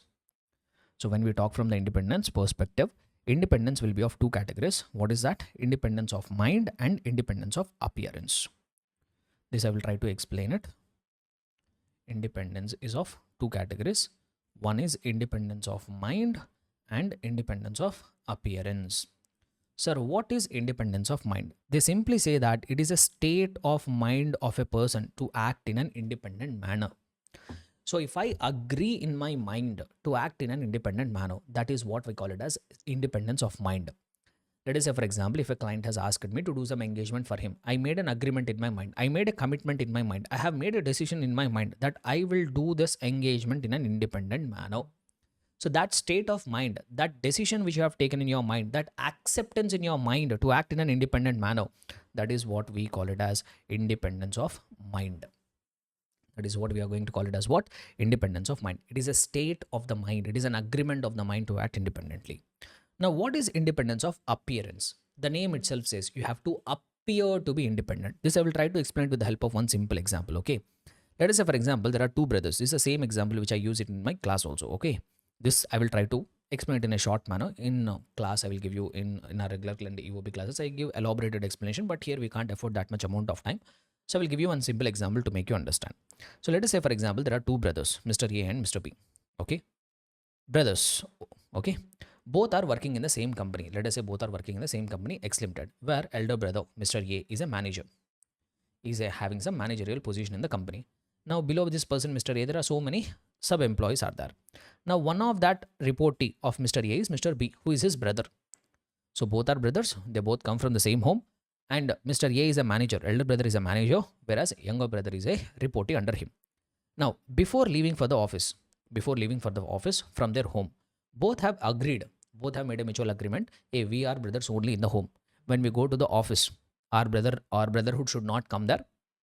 I am the manager, you are the reportee. That's all. We will behave in an independent manner. We will behave like any outsider only. So before they leave for the office, they have agreed in their mind. They have made a commitment that they both are going to act in an independent manner. So here, independence of mind is there. Both have agreed. Both have a state of mind which will allow them to act in an independent manner. But okay, both have agreed in the mind. But do you think they both are appearing to be independent?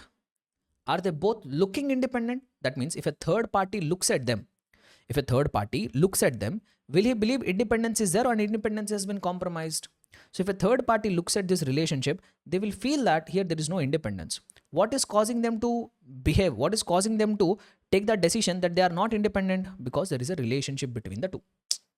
Even though they have agreed in the mind to act in an independent manner, if a third party looks at them, because of existence of a relationship, a third party always will think that these two people are not looking independent.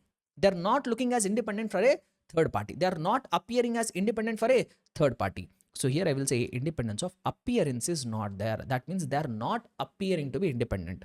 Sir, why they are not appearing to be independent? Because they have some kind of relationship, some kind of association, which will make a third party believe that independence has been compromised.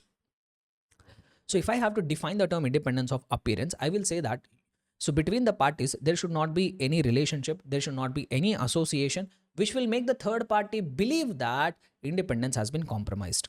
So if no such relationship exists, no such association exists, then I call it as independence of appearance. Clear everyone? Simply if I have to put it, free from relationships and free from associations. So that's what the meaning of independence of appearance. So if you see here, independence of mind means it is a state of mind that will permit the person to act in an independent manner. Whereas independence of appearance means you should avoid all facts and circumstances that are so significant that a reasonable and informed third party, having knowledge of all the information, would believe that or would conclude that the member has compromised on integrity, objectivity, or professional competence. That means if there should not exist any such facts or circumstances which make a third party believe that independence has been compromised. So that free from relationships, free from associations, that I call it as independence of appearance. So like this, independence will be of two types: independence of mind and independence of appearance. So this is one significant concept from here. Then comes the most important concept. So there are some kind of threats which have been identified. There are kind of some events or transactions which have been identified as threat to independence.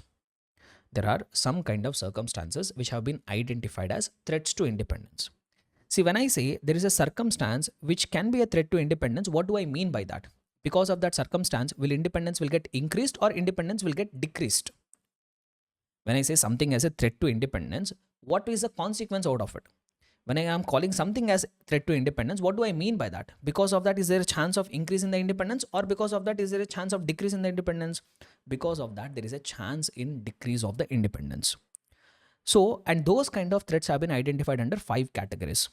Into how many categories they have identified the threats? They have identified the threats into 5 categories. What are they? Self-interest threat, self-review threat, advocacy threat, familiarity threat, and intimidation threats. The threats have been identified as 5 categories. What are they? Self-interest, self-review, advocacy, familiarity, intimidation. So guys, I will quickly revise what is the meaning of all these threats, but meanings are not important here. What is most important and where the examiner can play with you is in MCQs from the examples here. For each kind of threat, I have given you examples. That examples you have to go through, because how the questions will be tested in the exam is, especially in the MCQs, they will take one example from the list of examples given here. They will take one example and they will say, identify the threat in the given case. They will say what? Identify the threat in the given case. So for that, I will say meanings are important, definitely. But apart from the meaning, examples are also very, very important. But which is a common notion among all the students. Whenever they find example, they skip it. But I will say for this concept, don't miss the examples, because from the examples, case scenario based MCQs are going to come. 2 marks, guys. For one case scenario based MCQ, 2 marks. Just like that, you will leave it. Don't leave it. Examples are quite important. So quickly, I will tell you the meaning. Sir, what is the meaning of self-interest threat? Self-interest threat occurs when auditor or auditing firm or any partner is getting benefited from a financial interest.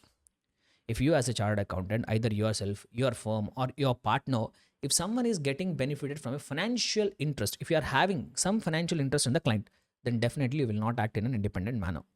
Like for example, you are holding shares in the company, you have given a loan to the company, or you have acquired the loan from the company, you are having a close business relationship with the company.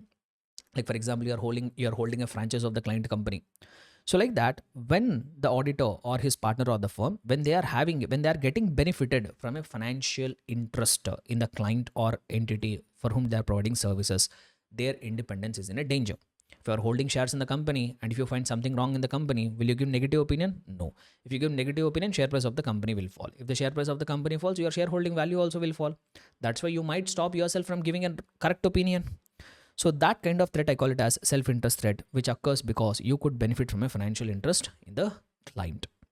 Then we have something called self-review threat. Sir, what is a self-review threat? The name itself says, so you have performed some engagement from the client, assurance or non-assurance, whatever it is, audit or non-audit engagement. Let us say, for example, there is a client X Limited.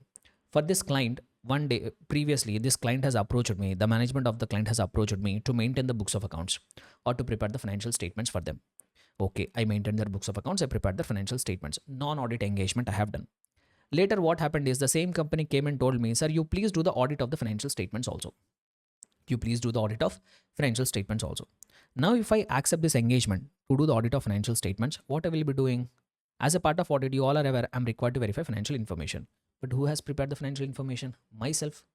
So whatever work that I have performed as a previous engagement, that I myself have to review my own work.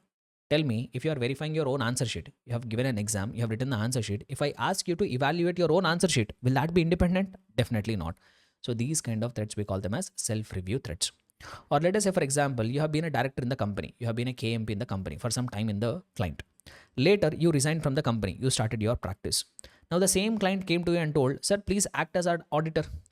So if the client is asking you to become an auditor of a company in which you are a director, there also you'll be reviewing your own work, no?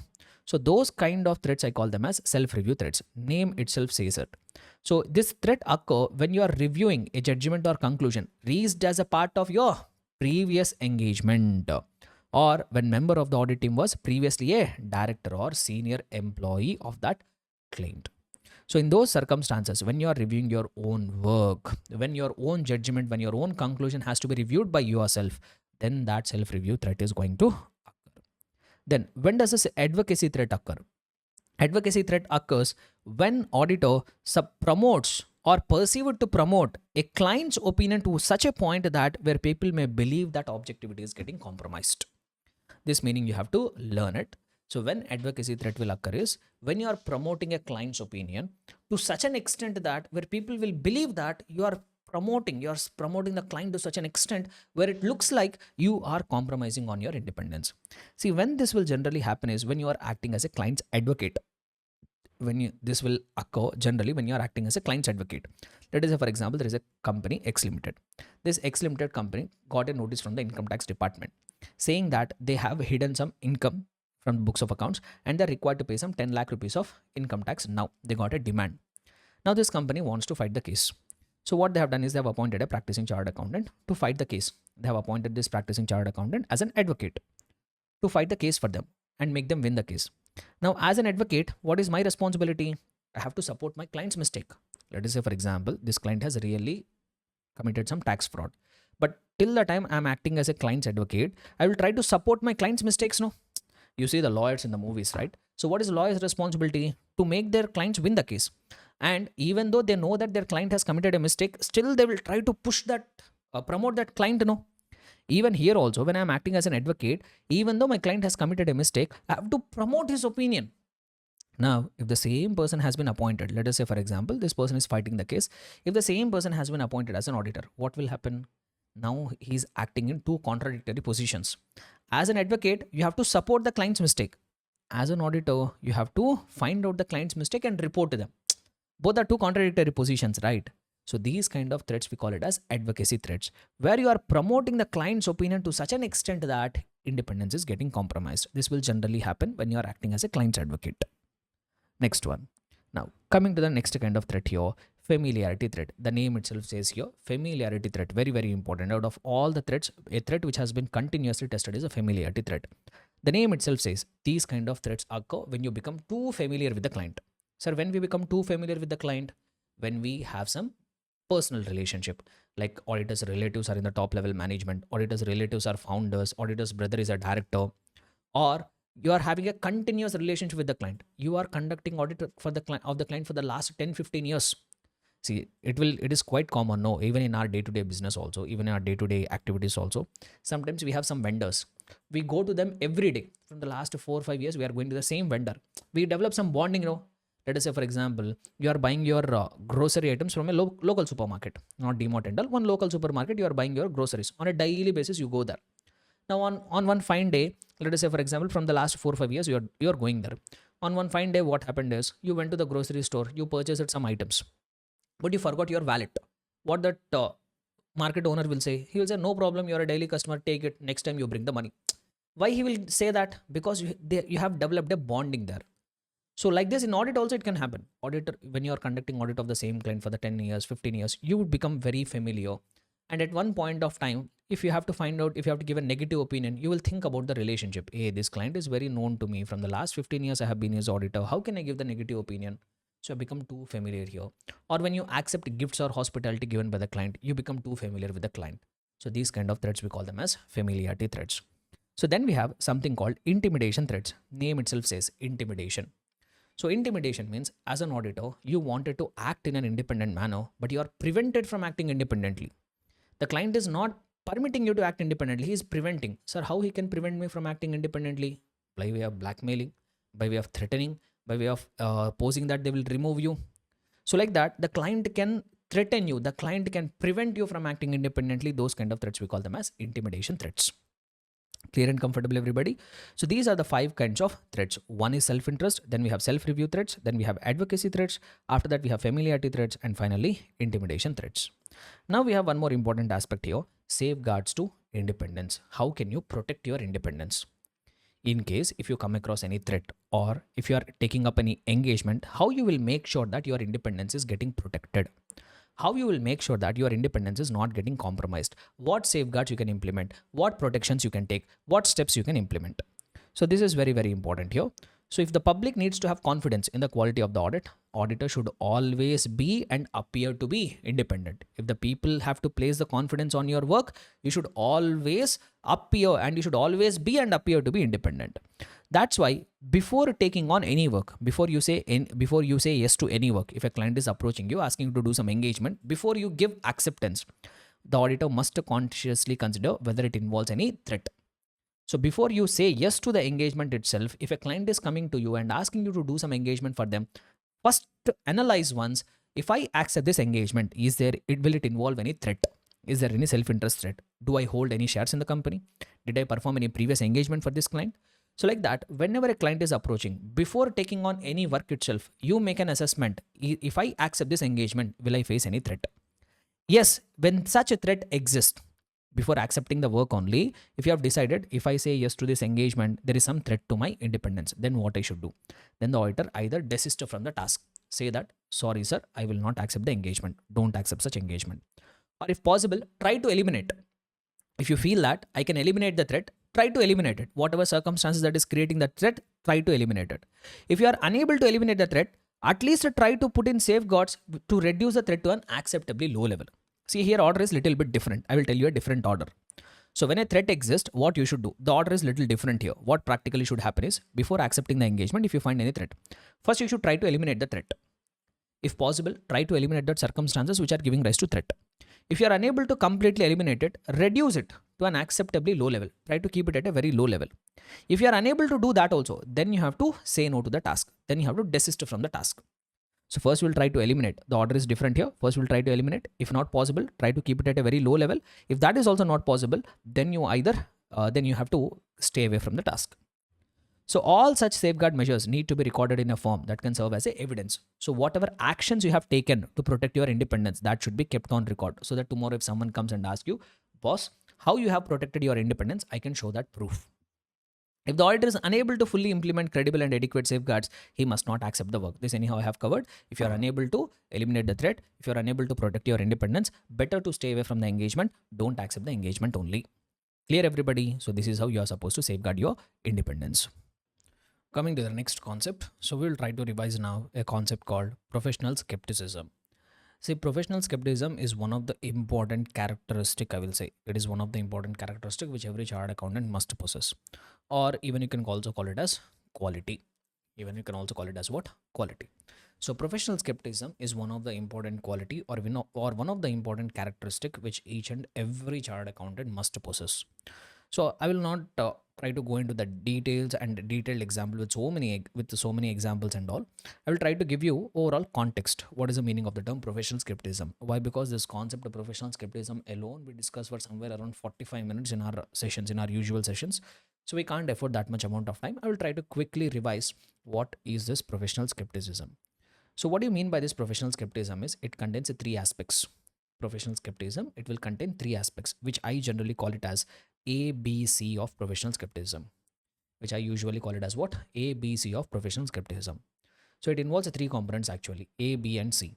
A stands for attitude of questioning mind. Attitude of questioning mind. So as a chartered accountant, you should not accept everything at face value. You should not accept anything blindly. You should always have an attitude of questioning mind. If the client has given you some information, don't just blindly believe that client will give always correct information only. Why I need to question it? Let me accept it. So this kind of preconceived notions you should not have. You should always try to have a questioning mind. Try to question why not the client could have given a wrong information for you. So that attitude of questioning mind you have to maintain. And B stands for, I will say, being alert to circumstances. Being alert to some circumstances. Sir, what kind of circumstances I have to remain alert? So they say that you have to remain alert to conditions which may indicate possible misstatement. So you have to remain alert to circumstances indicating misstatements. So whatever conditions, you should always remain alert if there is any condition present, because of which is there any chance of misstatement? Is it indicating any misstatement due to fraud or error? So you should always remain alert to that kind of conditions which indicate a misstatement in the financial statements. And also you should make a critical assessment of all the audit evidence you have gathered. Should always critically do an assessment of audit evidence, whatever audit evidence you have gathered. Like I told you, the process of audit, right? You perform audit procedures, from that you get audit evidence. No, that audit evidence, you have to analyze it. You have to make a critical assessment of audit evidence from multiple perspectives. Whatever evidence I have got, is it sufficient? Whatever evidence I have got, is it appropriate? Is there any requirement of additional evidence? Is there a requirement of alternative evidence? So you have to analyze the evidence from multiple perspectives. So whatever it is, so these are three aspects. Collectively, we call it as what? Professional skepticism. What are they? Attitude of questioning mind, being alert to unusual circumstances, and critical assessment of audit evidence. Sir, you are saying I should remain alert to circumstances which indicate possible fraud, possible misstatement. No. So second component of professional skepticism is you have to remain alert to conditions which will indicate possible misstatement. Sir, can you give a few examples? Can you give a few examples? What are that conditions which indicate possible misstatement to which I have to remain alert? So that examples they have given here. When you got audit evidence that contradicts with other evidences. See, for the same thing, you can get evidence from multiple sources. See, if I want to know debtors balance is correct or not, I can get the evidence from inspecting the debtors ledger, or even I can get the confirmation. When two evidences are related to single item, should they match with each other or should they contradict with each other? They should match with each other. If they contradict with each other, that is an indication that there could be a misstatement. To this circumstance, you have to remain alert. And also information that brings into question the reliability of documents and responses to inquiries. If you come across any circumstances which is planting a doubt in your mind that there could be a reliability, that which is questioning the reliability. So if you come across any conditions which is bringing a question in your mind, is that document reliable? Is that document trustable? Like for example, you found one check. On the check, you found some correction. Immediately, you should get a doubt whether this information is reliable or not. This is also one such example of circumstances to which you have to remain alert. Or if you come across any condition that indicate possible fraud, you have to remain alert. Or circumstances that need additional audit procedures. If you come across any circumstances which is expecting you to perform more audit procedures, that could also be one circumstance to which you have remain alert. So basically, whatever four examples that we have seen is that is related to second component. So professional skepticism says you have to remain alert to circumstances which indicate possible misstatement. Sir, are there any examples? Yes, four examples we have seen. If information contradicts with each other, or if there is any doubt regarding reliability of information, situations of possible fraud, and what is the last one? What is the last one? Need for additional audit procedures. Okay, right. And also one more last thing they say here, by maintaining professional skepticism, if you maintain professional skepticism, you can reduce three kinds of risk. Maintaining professional skepticism is very, very advantageous, and the standards say that by maintaining professional skepticism, we can reduce three kinds of risk. Sir, what are that three kinds of risk which I can reduce by maintaining professional skepticism? So those three risks, what they say here is, I can reduce the risk of overgeneralizing while taking decisions. So I can reduce the risk of overgeneralizing when drawing conclusions. I will not do overgeneralization. That means, what is the meaning of overgeneralization is, for example, if I've started I will give you, often I use one simple example to make you understand. See, we all know a fact that a dog will have how many legs? 4 legs a dog will have. That is a general statement, right? If I say all the animals which have 4 legs are dogs, all the animals which have 4 legs are dogs, this is what overgeneralization, which is actually very bad. So that kind of overgeneralization can happen in audit also. Let us say, for example, I have verified purchases. I did not find any misstatement. If I make a conclusion that since in the purchases no misstatements are there, in all other areas also there will be no misstatements. This is overgeneralization. So you tell me, is overgeneralization good for audit or bad for audit? It is bad for audit. But if you maintain professional skepticism, you will not do that overgeneralization. Your thinking will be like, since you have a questioning mind, you will think like, in the purchases, if there is no misstatement, what is the possibility? There could be a misstatement in the sales. So that risk you will reduce. So by maintaining the professional skepticism, you can reduce the risk of overgeneralizing while drawing conclusions. You can also reduce the risk of overlooking unusual transactions. That means you will not ignore transactions. You will concentrate on unusual transactions. That risk also you can reduce. And also you will reduce the risk of using inappropriate assumptions in determining nature, timing, and extent of audit procedures.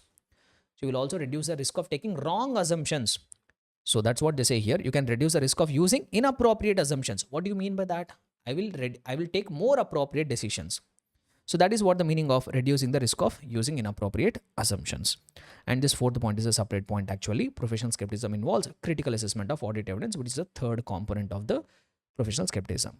So it will reduce the three risks. What are the three risks it will reduce? Overlooking unusual transactions, overgeneralizing while drawing conclusions, and using inappropriate assumptions. These three kind of risk will get reduced by maintaining an attitude of professional skepticism. Now we will come to the next concept, right? Agreeing to the terms of audit engagement. So now we are coming to the second part of the chapter. I told this chapter contains two parts now. One is ethics and other one is terms of engagement. So ethics related discussion we are done. Now we are going to talk about the terms of the engagement. So first of all, we'll try to understand one concept called engagement letter or letter of engagement. See guys, in any commercial transaction, in any business transaction, there is always a chance of misunderstanding between the parties. Do you agree with me? In any commercial transaction, in any business transaction, there is always a chance of misunderstanding between the parties. Yes or no? So in any commercial transaction, there is always a chance of misunderstanding between the parties to the contract. Let us say, for example, you are looking for construction of a house. You have a vacant land. You want a builder to construct a house on your vacant land. So generally you agree on so many terms like what quality of raw material will be used, what quality of cement, sand, bricks, iron, and also how many floors, what are the payment terms. So many things will be there associated with the contract. And you and the builder both have agreed to the terms on oral basis. You both sat across a table, discuss the terms orally. But later what will happen is at the time of execution, so many misunderstandings could come. Like for example, builder agreed to use certain quality of raw material, but he's using something else. So you have you have agreed for certain payment, but later when the contract is getting completed, you are changing your words. You are saying some other amount which you have promised to pay. So like that, if you orally agree on the terms of a contract, there is always a chance of misunderstanding. We can avoid all that misunderstanding by recording the terms of the engagement on a piece of paper. Whatever terms and conditions of the contract are there, so you can record them on a piece of paper and get it signed by the parties to the contract. That will act as a reference for future. You can avoid many misunderstandings by recording the terms whatever you have agreed orally on the piece of paper. So tomorrow if any conflict comes, you can refer to the document where both the parties have signed and sort out the misunderstandings. And audit is also a commercial engagement. Like any other commercial transaction, audit is also a commercial transaction. Even in audit also, there is a chance of misunderstanding between the auditor and the client in the future. So in order to avoid all that misunderstandings, like the way you are putting all the terms and conditions in a piece of paper in other engagements, even in audit also, whatever terms and conditions are there, what is the objective of the audit, what is the scope of the audit, what is management responsibility, what is auditor's responsibility, what is your fees, payment terms, everything you try to put it on a piece of paper. You sign it as an auditor, let the client also will sign it, and this will act as a point of reference in future if any misunderstandings come. So this written document, which is containing the terms and conditions of the audit, that is what we are going to call it as engagement letter or letter of engagement. So very, very important. So whatever written document in which you are recording all the terms and conditions between the auditor and the client, so that document we are going to call it as engagement letter or letter of engagement. Clear? And how to prepare that engagement letter, that is what discussed under SA 210. SA 210 is going to talk about what should be the contents of the engagement letter. And SA 210 clearly says that it is the responsibility of the auditor to draft the engagement letter and send it to the auditor. So the responsibility of preparing the engagement letter has been put on auditor. Not the client will prepare the engagement letter and send it to the auditor. It is always, see here, the audit engagement letter is sent by the auditor to his client, not by the client to his auditor. So auditor will draft the engagement letter, he will give it to the client, get the document signed so that both will agree and to the terms and conditions. Okay. Now, sir, what should be the contents of engagement letter? In that engagement letter, whatever we have drafted, what and all paragraphs should be there. So the list has been given here. It should include what is the objective and scope of the audit. In your engagement letter, draft a paragraph where you explain about your objective of the audit, scope of the audit. What are your responsibilities as an auditor? So what are your responsibilities? Included. What are responsibilities of management? Include a paragraph. Identification of applicable financial reporting framework. What will be the applicable financial reporting framework? Identify in the engagement letter. Reference to expected form and content of the report. So how you are going to prepare your report? What will be the expected format? What will be the expected content of the report? That also you included. And also mention a fact that there may be circumstances in which a report may differ from its expected format. So basically in some circumstances will be required to modify the opinion. No. So also make the client aware of it. So sir, this is how our format of the audit report will look like. but also there could be circumstances where we might change our format and content. So include that circumstances also. See, from these minute points, they ask a question, my dear students. So please be careful. So you have to give a reference to expected form and content of the report, and also let them know that there may be circumstances in which report may be different from its expected form and content. And one more thing they say here, if law and regulation prescribes in sufficient detail, what are the terms of engagement? If as a part of your audit, what are your terms and conditions? If it is already specified in some law or regulation, no need to include them once again in the written agreement. If what are the responsibilities of the auditor, responsibilities of the management, if it is already stated somewhere in the law or regulation, no need to expressly record them in a written agreement. Just you can give a reference. Just you have to mention the fact that so and so law applies and management accepts it. That fact, if you mention, it will be enough. No need to reproduce it once again. So this is also one important conceptual statement where they can play with you in the MCQs. Clear, everybody? So this is what regarding engagement letter. Now we come to some concept called preconditions for an audit. We have an interesting concept called preconditions for an audit. So here they say something here. SA 210 something says it. So what it says is, as an auditor, you should either accept or continue an audit engagement only when it is agreed. You can accept a client relationship. You can accept an engagement only if it has been agreed whether preconditions for an audit are present.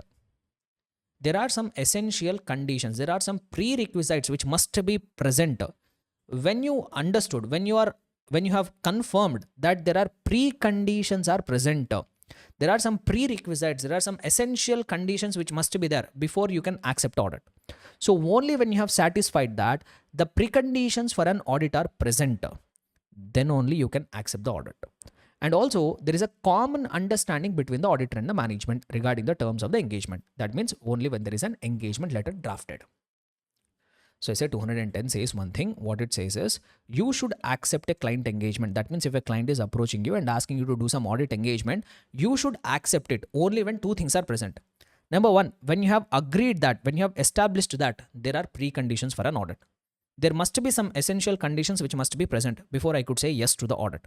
Only when you have established that preconditions for an audit are present, and only when there is a common understanding, that means when the client and auditor both are having a common understanding on the terms of the engagement, when these two conditions are present, then only you are required to accept or continue an engagement.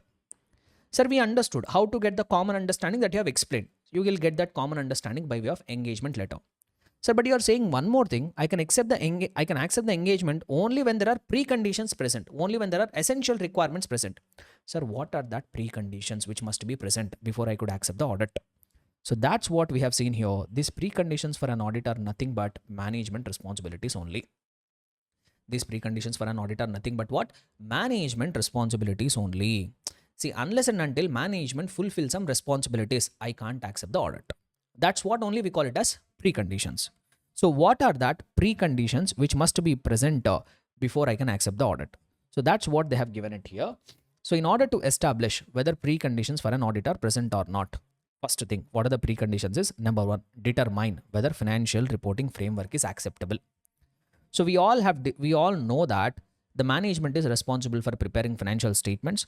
And also I have told you in the introduction that the management, depending on the nature of the organization and purpose of the financial statements, they will adopt some applicable financial reporting framework. Now, as an auditor, first I should determine whatever financial reporting framework which management has decided, is it acceptable?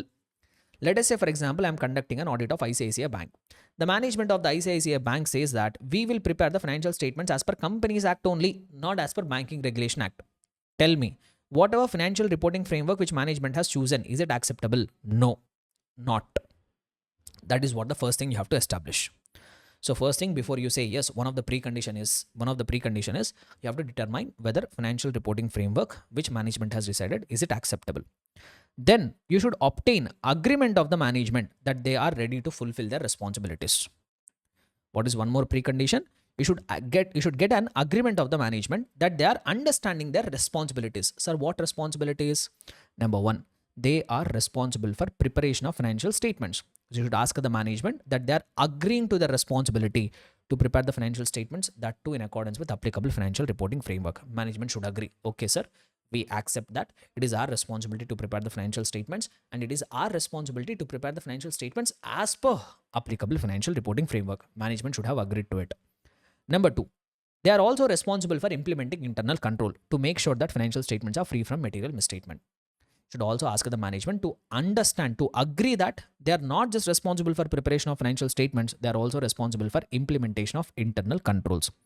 Not just that, should ask the management, they should agree to provide the auditor, to give the auditor with access to all information of which the management is aware, which is relevant to preparation of financial statements like records, documents, and other matters. So management should agree that they will give the auditor all documents, all data, all records. And also the management should agree that they will give the auditor additional information if the auditor requires. And not just that, they will give the auditor unrestricted access to persons within the entity from whom auditor can obtain information. They should also agree that in case if the auditor wants to get access to the people like staff in the organization, ask them some questions and get the information, it is the responsibility of the management to provide unrestricted access to the auditor to the people in the organization. Understood? So unless and until management has agreed to these responsibilities, what responsibilities, my dear students? Preparation of financial statements, implementation of internal controls, and provide the auditor with access to all documents, additional information, unrestricted access to persons. So management should have agreed to this. So these are the preconditions. If these things are not present, don't accept the engagement. Clear, everybody? So what are they? Determine whether financial reporting framework is acceptable, and management is understanding their responsibilities. Clear? Now there will be one associated paragraph. Sir, what if preconditions are not present? As we have already seen, if preconditions are not already present, you should not accept that engagement. That engagement is unacceptable. So that's what they say here. If preconditions are not present, that means if any of these things are not present, like whatever applicable financial reporting framework management has chosen, that is not acceptable, or management is not ready to fulfill the responsibilities, then what you should do? The auditor shall not accept the proposed audit engagement. You should say no to that engagement. So if the auditor has determined that financial reporting framework is unacceptable or management is not agreeing to the responsibilities, that means if the preconditions are not present, you shall discuss with the management and don't accept the proposed engagement. Clear, everybody? Able to understand? Now we have one more small aspect from this chapter, limitation on scope prior to engagement acceptance. So here one simple thing they try to say here, if even before you say yes to the engagement, let us say for example, I will create one typical scenario whereby you can understand this concept in a better way. Let us take one typical scenario. You are an auditor. One day you are sitting in your office. A client management has walked inside your cabin. They told, sir, we are management of so and so company. We got to know that you are a chartered accountant, very reputed person. We want you to do an audit for our company. We want you to do an audit for our company, but we will not, you should not verify our revenue. Even if you ask any information regarding revenue also, we will not give you even a single invoice regarding sales. Without verification of revenue only, you have to do the audit. Or they're saying that, sir, please do the audit for us, but don't ask us to show the inventory. We will not show you the inventory. So what they are trying to do is, even before I accept an engagement, the management or those charged with governance is putting a limitation on my work. What I should do? If you are sitting in that auditor's chair, what you will do? I will say, get lost. I will not do the audit. Get lost. I will not do the audit. Why? Because even before accepting the engagement only, they are putting a limitation on my scope. Who asked you to accept the engagement? Don't accept it. That's what even the standard also says. So if the management or those charged with governance impose a limitation before accepting the work itself, the auditor shall not accept such a limited engagement as an audit engagement. You should not accept that engagement unless required by law or regulation. Unless there is a mandatory requirement for from law or regulation to accept it, you should not accept it. Clear? Everybody able to understand? Now, so one more thing I will say here, requirement of engagement letter in case of recurring audits. So first of all, we need to understand what is the meaning of the recurring audit. I will say recurring audit is a simple audit where last year auditor is only appointed as current year auditor.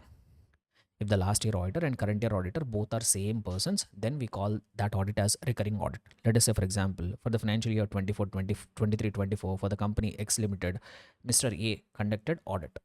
Now for the financial year 24-25 also, same company X Limited has appointed Mr. A once again to do the audit only.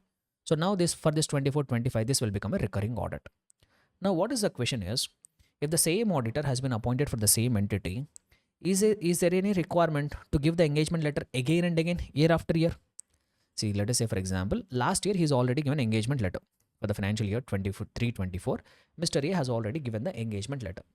Now for the next year, same company, same client. That is recurring audit. Next year also, is he mandatorily required to give the engagement letter once again? Not required. The standard did not make it compulsory. What the standard has simply told is they have left it to the choice of the auditor. Let the auditor himself will decide. We are not making it mandatory. The standard told, as per SA 210, if it is a recurring audit engagement, we don't make it mandatory to issue the engagement letter year after year. We have left it to the choice of the auditor. Let the auditor decide. If the auditor feels it necessary to give the engagement letter, give it. Even if the auditor doesn't give it also, we don't have a problem.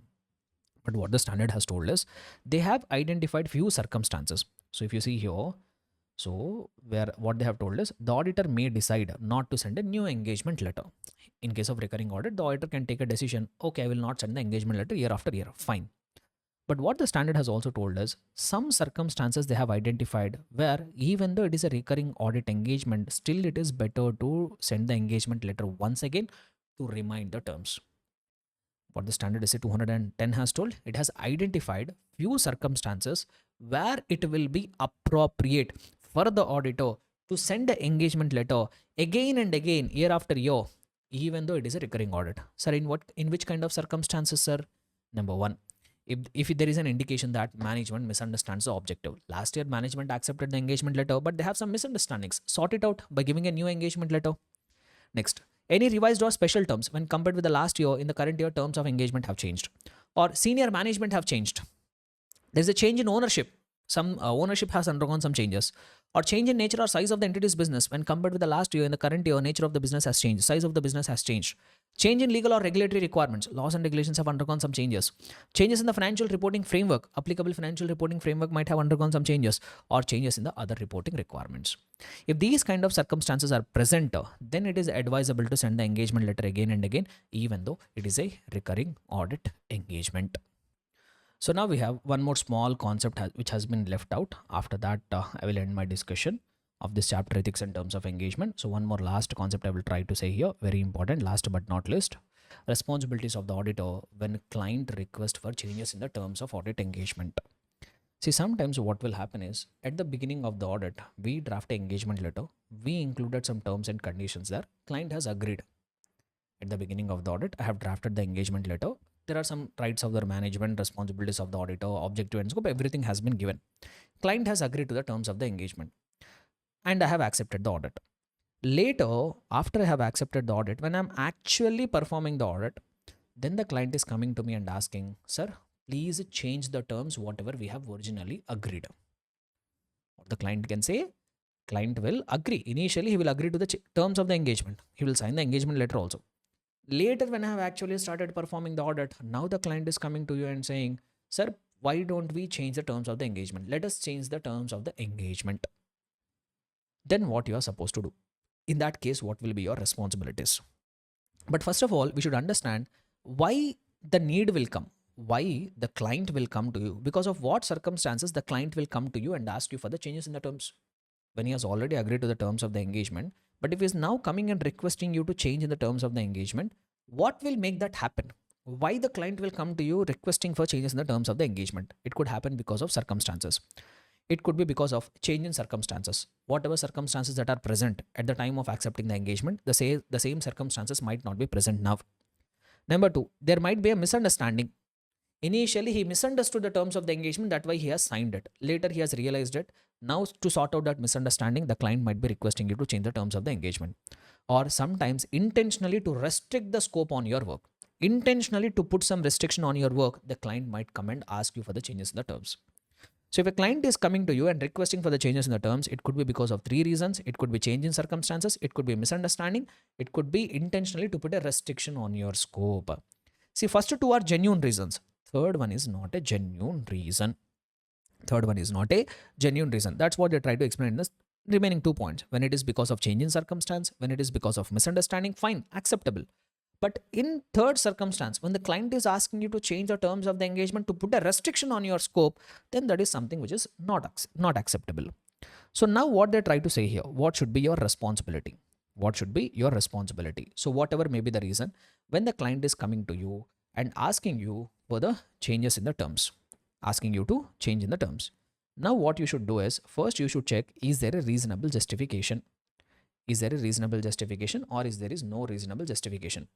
That means I will ask when a client is coming to you and asking you for the changes in the terms, first I will ask the client, sir, what are the reasons? Why are you asking me to change the terms of the engagement? Sometimes he will give valid reasons. Sir, he will say, sir, might be there is a change in circumstance. We misunderstood, sir. That's why we are asking you to change the terms. So when there is a reasonable justification,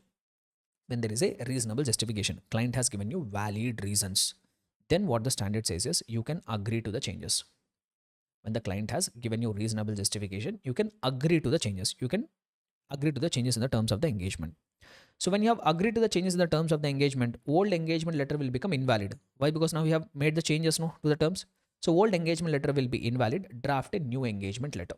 You have to draft a new engagement letter, get it signed by the client, incorporating the new terms of the engagement. And one more thing they say here is, you will give the audit report finally, after completing the audit as per new engagement terms, you will give the report, right? In that audit report, don't mention any reference to old engagement letter. You should not give any reference to the old engagement letter. Should also not give any reference to audit procedures performed as per old engagement. Only the audit report should contain reference to new engagement letter. You should not give reference to old engagement terms. Should not give any reference to audit procedures performed under old engagement. No other references should be given.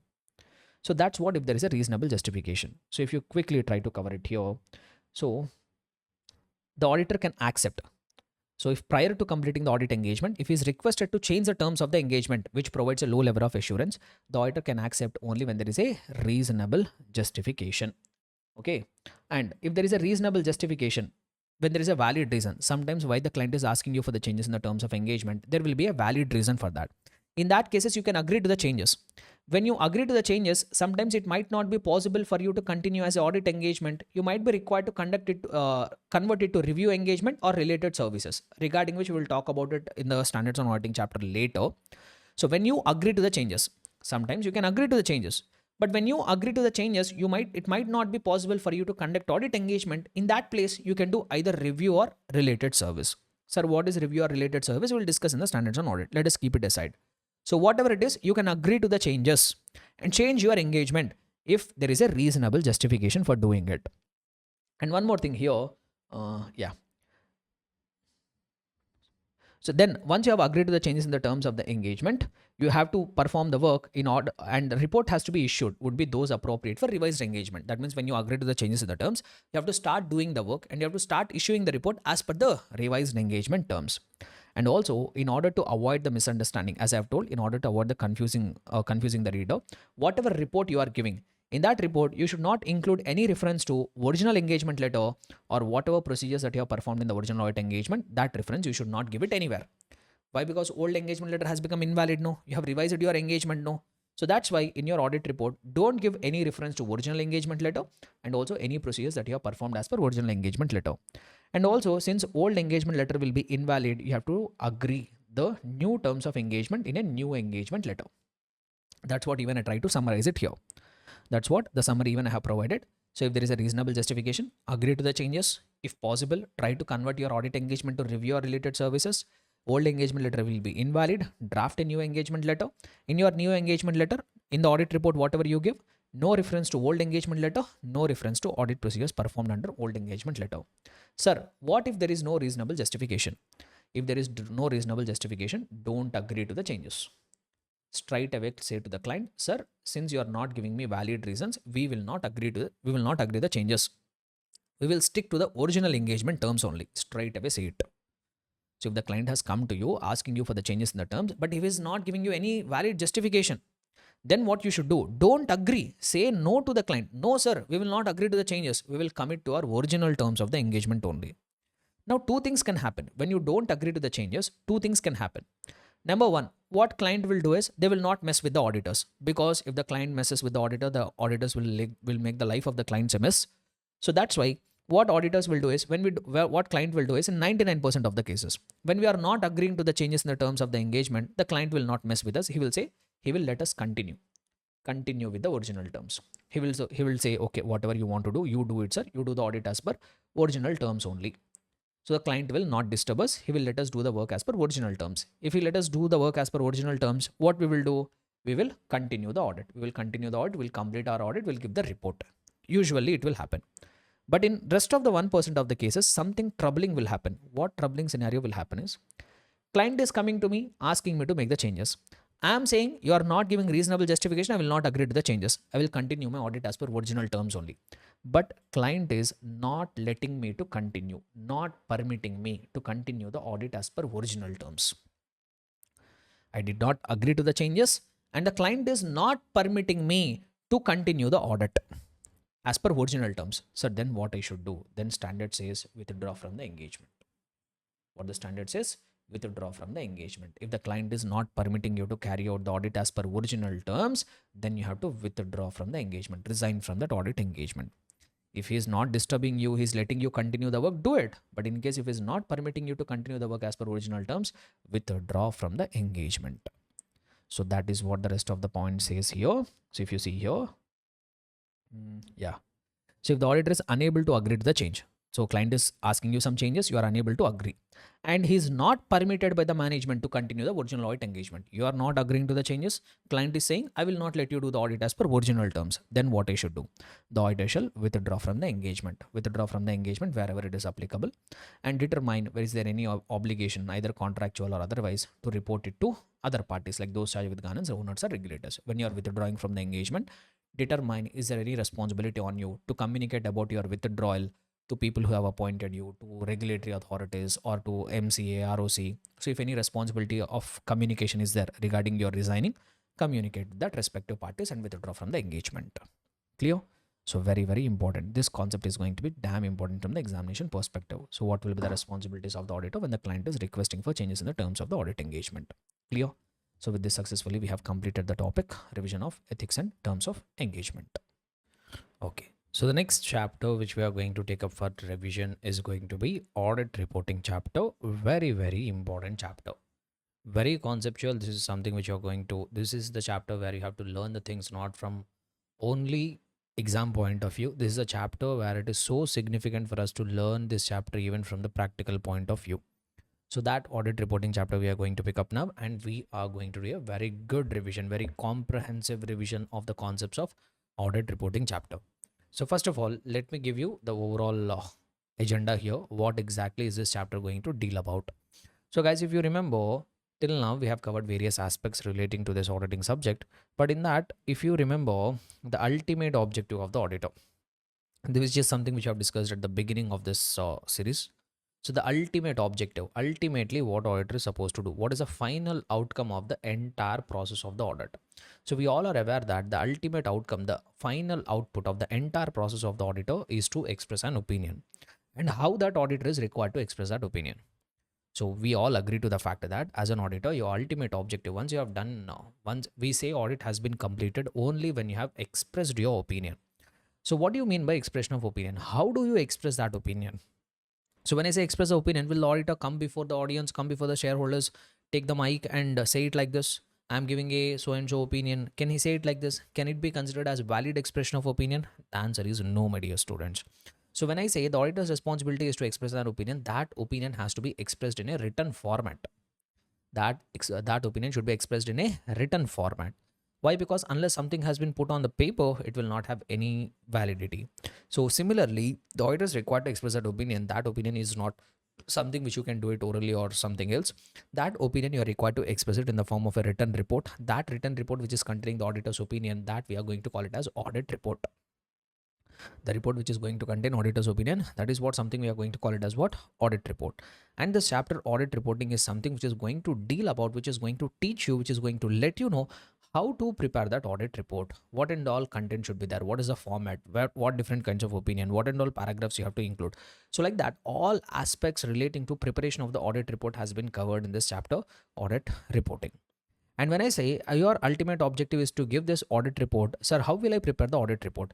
Will I be permitted to, for example, say if I'm an auditor, if I have conducted audit of some entity, I have to prepare my audit report. Sir, can I prepare my audit report according to my own format? Can I use my own language? Can I use my own terminology? Can I express the audit report in whatever format I want? No.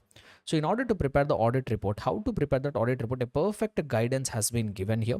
And that guidance has been given in the form of SS 700 series of the standards. SA700 series of the standards are the standards which have been dedicatedly talking about how to prepare that audit report. And that SA700 series of the standards also, we have specifically 4 standards: SA700, SA701, SA705, and SA706. These 4 are the specific standards which are exclusively going to talk about what will be the format of audit report, what will be the contents of audit report, how you are supposed to draft it, different kinds of opinion, different kind of paragraphs. All that comprehensive discussion has been given under this 700 series. That's what we are going to cover as a part of this particular chapter. Okay, so having given this basic intro, now I will try to directly go into my revision series. We will directly go and hit the concept. So first we will start our discussion with SA700. SA700 talks about various aspects, but first we will try to pick up what will be the contents of the auditor's report. That is going to be very, very important. So SA700 speaks about many things. Out of all that, what is the most important aspect from SA700 is what are going to be the contents of audit report. In your audit report, what and all contents you are supposed to include. So here we have this. So this is what audit report, this is what SA700 says. So as per SA700, your auditor's report should be in a writing format and your audit report should contain the following contents. Sir, what contents should be there?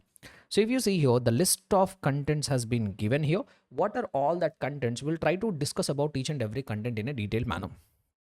We'll try to discuss about each and every content in a detailed manner. See, this chapter in our usual classes, we explain it in a very practical manner where we take the help of the practical audit reports.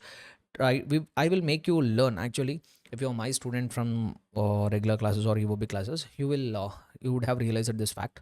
So we make this concept so clear, so damn clear that you learn the things conceptually, at the same time you learn the things in a very, very practical way.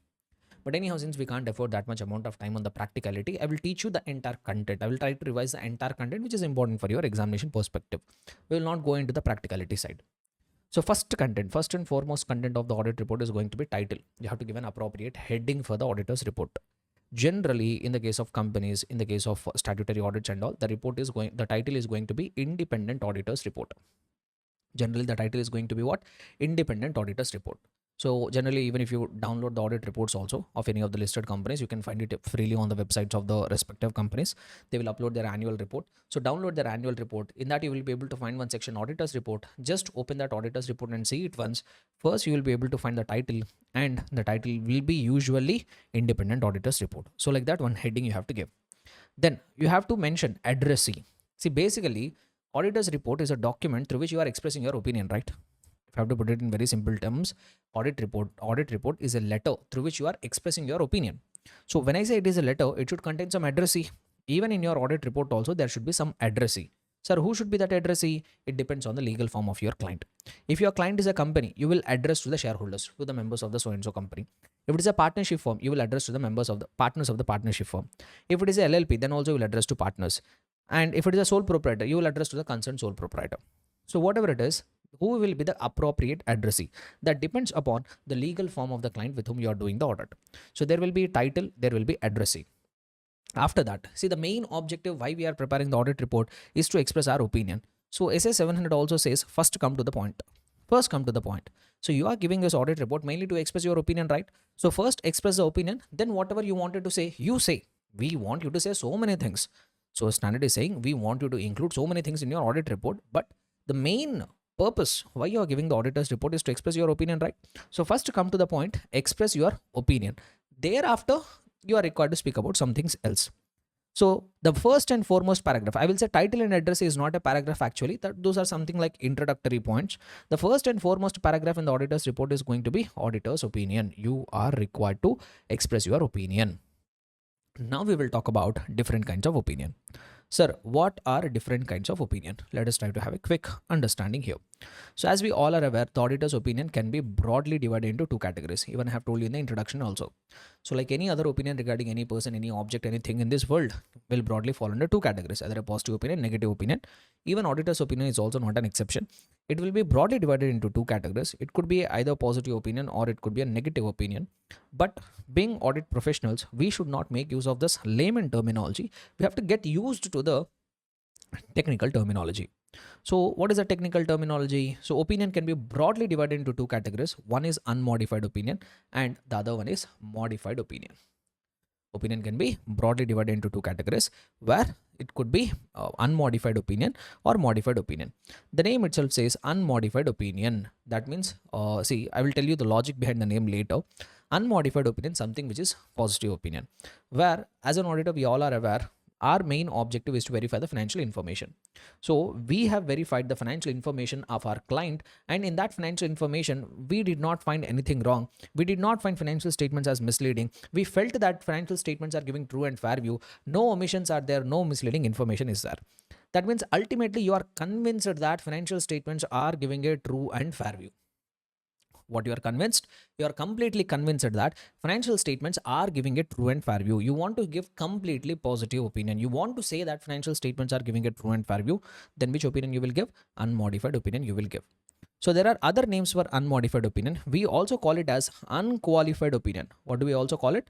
We also call it as unqualified opinion, or we can also call it as clean opinion also we can call it. And SA 700 says that in what circumstances you will give unmodified opinion is when you have obtained sufficient and appropriate audit evidence. When you have obtained sufficient and appropriate audit evidence. And on the basis of that, you have concluded that financial statements are free from material misstatements. When you have concluded that financial statements are free from material misstatement, and also you have concluded that financial statements are prepared as per applicable financial reporting framework. So when you will give unmodified opinion, when you have obtained sufficient and appropriate audit evidence, you have performed all your audit procedures, you have obtained sufficient and appropriate audit evidence, and on the basis of that audit evidence, you have concluded, that means you have confirmed that financial statements are free from material misstatements and financial statements are prepared as per applicable financial reporting framework. Basically, our two main objectives. So when you have obtained sufficient and appropriate audit evidence that our main two objectives are fulfilled, then we will give unmodified opinion. Sir, how to identify unmodified opinion? So what the standard has told us, if as an auditor you are giving an unmodified opinion, we are expecting you to use certain terminology. The standard did not excuse the chartered accountants to use a terminology whatever they want. What the standard has told is, if you have decided that you are going to give an unmodified opinion, then we will tell you terminology, only use the terminology. Sir, what kind of terminology has been permitted for us to use in case if we are giving an unmodified opinion? So standard says either use the phrase financial statements give true and fair view. Either use this phrase or use the phrase financial statements present fairly, or use the phrase financial statements present fairly in all material respects. In all material respects, and they give the true and fair view. Okay, see here, drafting is very, very important. Drafting, the paragraph drafting is very, very important. So I would suggest you, even in the question bank, you will be able to find various questions regarding drafting. Draft an opinion paragraph, draft the basis for opinion paragraph, draft the management responsibility paragraphs. So many questions will be there. So just have a look at that. Illustrations, you have a look, so that in the recent times they're asking the questions regarding drafting, how to draft the paragraphs. So please have a look at that once. So whatever it is, if as an auditor you have decided to give unmodified opinion, the standard is permitting you to use one of these two phrases. Either use the phrase financial statements give true and fair view, or use the phrase financial statements present fairly in all material respects. One of these two phrases is only permitted, nothing more. Clear? So the moment you find these phrases, what kind of opinion it is? It is an unmodified opinion. Okay, right. Sir, when auditor will give modified opinion? See, when you are fully convinced that financial statements are giving a true and fair view, you are going to give unmodified opinion. That means when you will give modified opinion, see, when I am not fully convinced with the true and fair view of financial statements, I have some negative remark regarding the financial statements which are prepared by the management. So in case if you have decided that financial statements are not completely giving a true and fair view, then you are supposed to give a modified opinion. Now, coming to the modified opinion, these modified opinion can be of three broad categories.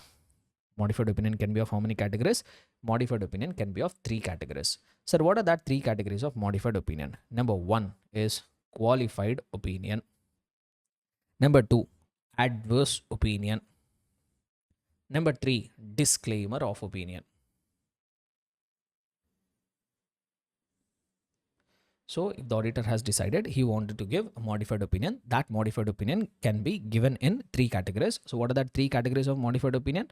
Either you can give a qualified opinion, or you can give a adverse opinion, or you can give a disclaimer of opinion. See, all the three are different kinds of modified opinion only. So now we have to understand when we will give modified opinion, when we will give qualified, when we will give adverse, when we will give disclaimer. Each and everything we'll try to understand it in a detailed manner. Okay, listen carefully. See, qualified opinion can be given in two cases. Qualified opinion can be given in how many cases? Two cases. So what are the two cases? Auditor has obtained sufficient and appropriate audit evidence. Sufficient and appropriate audit evidence is available. You are able to perform audit procedures. You have obtained sufficient and appropriate audit evidence. On the basis of that sufficient and appropriate audit evidence, you have concluded that financial statements contain misstatement. What you have concluded? Financial statements is containing a what? Misstatement. And the effect of the misstatement is material. Whatever misstatement you have identified, that is material. That is significant enough to influence the economic decision of users of the financial statements. But that misstatement is not pervasive.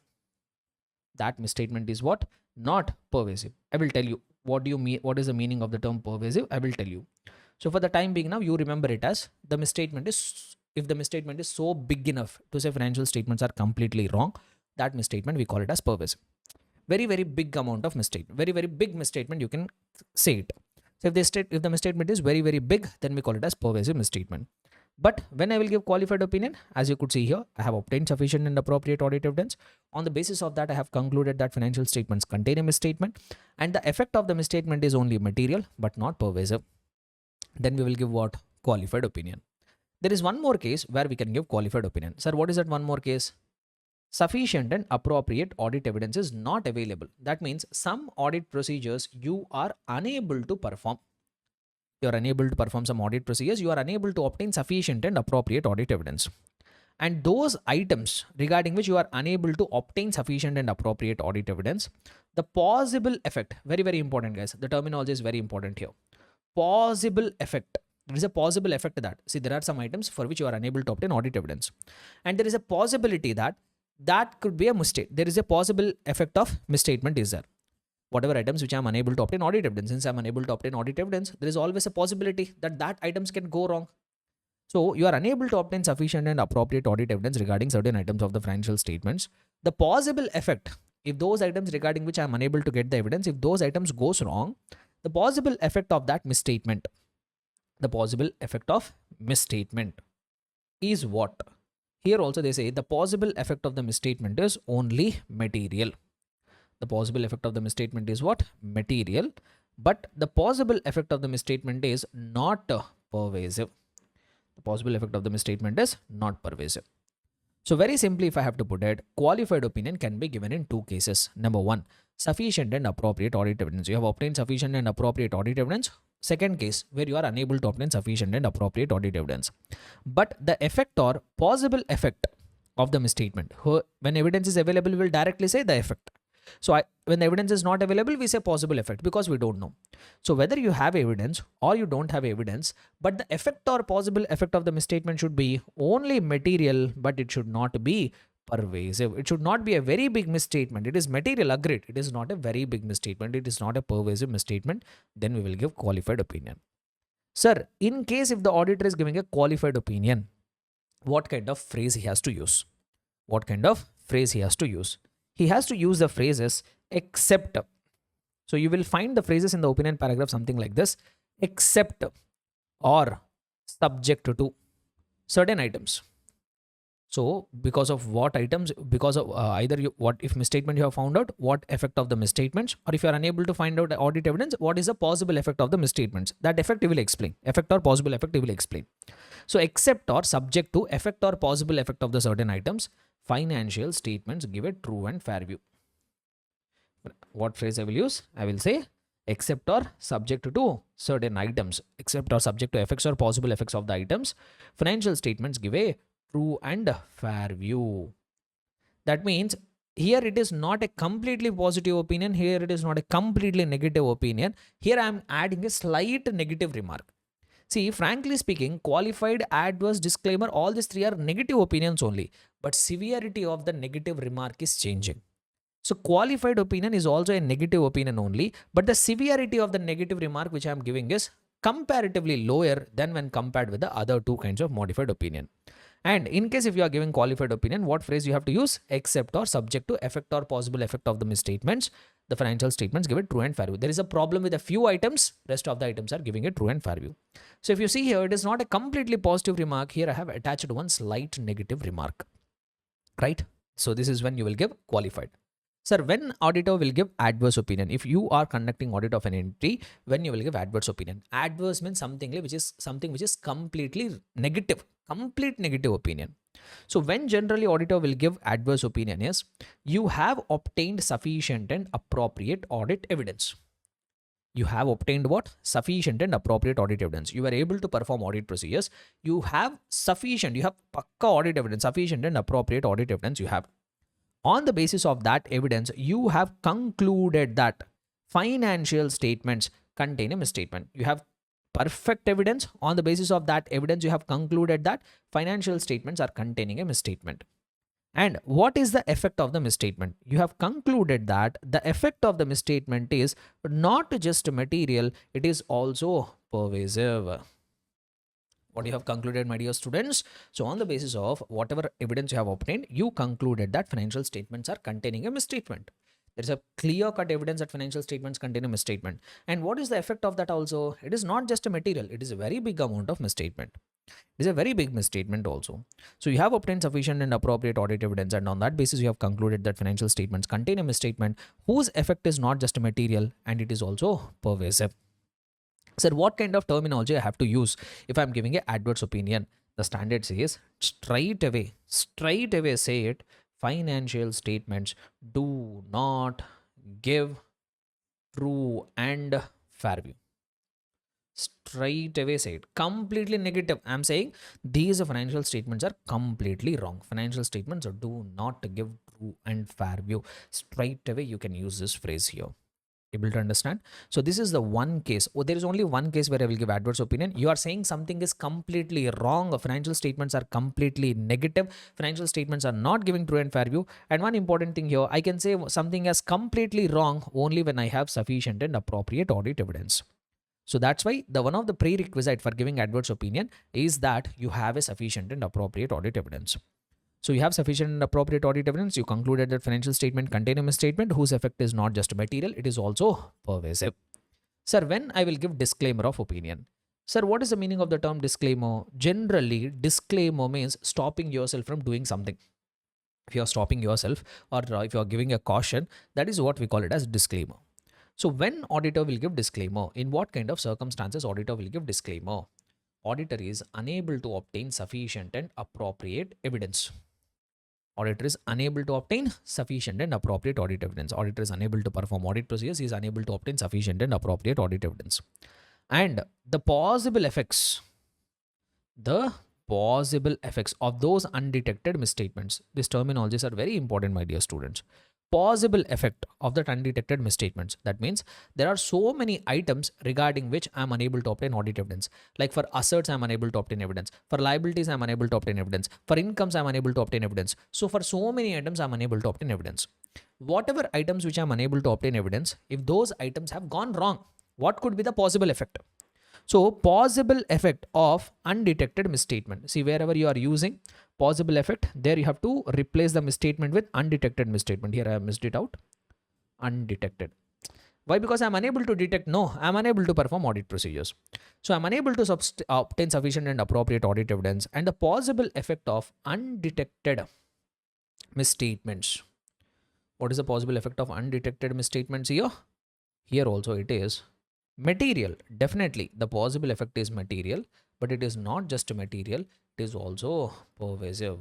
So simply, if I have to put it in a very layman terms, I am unable to obtain sufficient and appropriate audit evidence regarding so many items, and if those items go wrong, the possible effect is not just a material, it is going to be very big amount of misstatement. It is having a potential.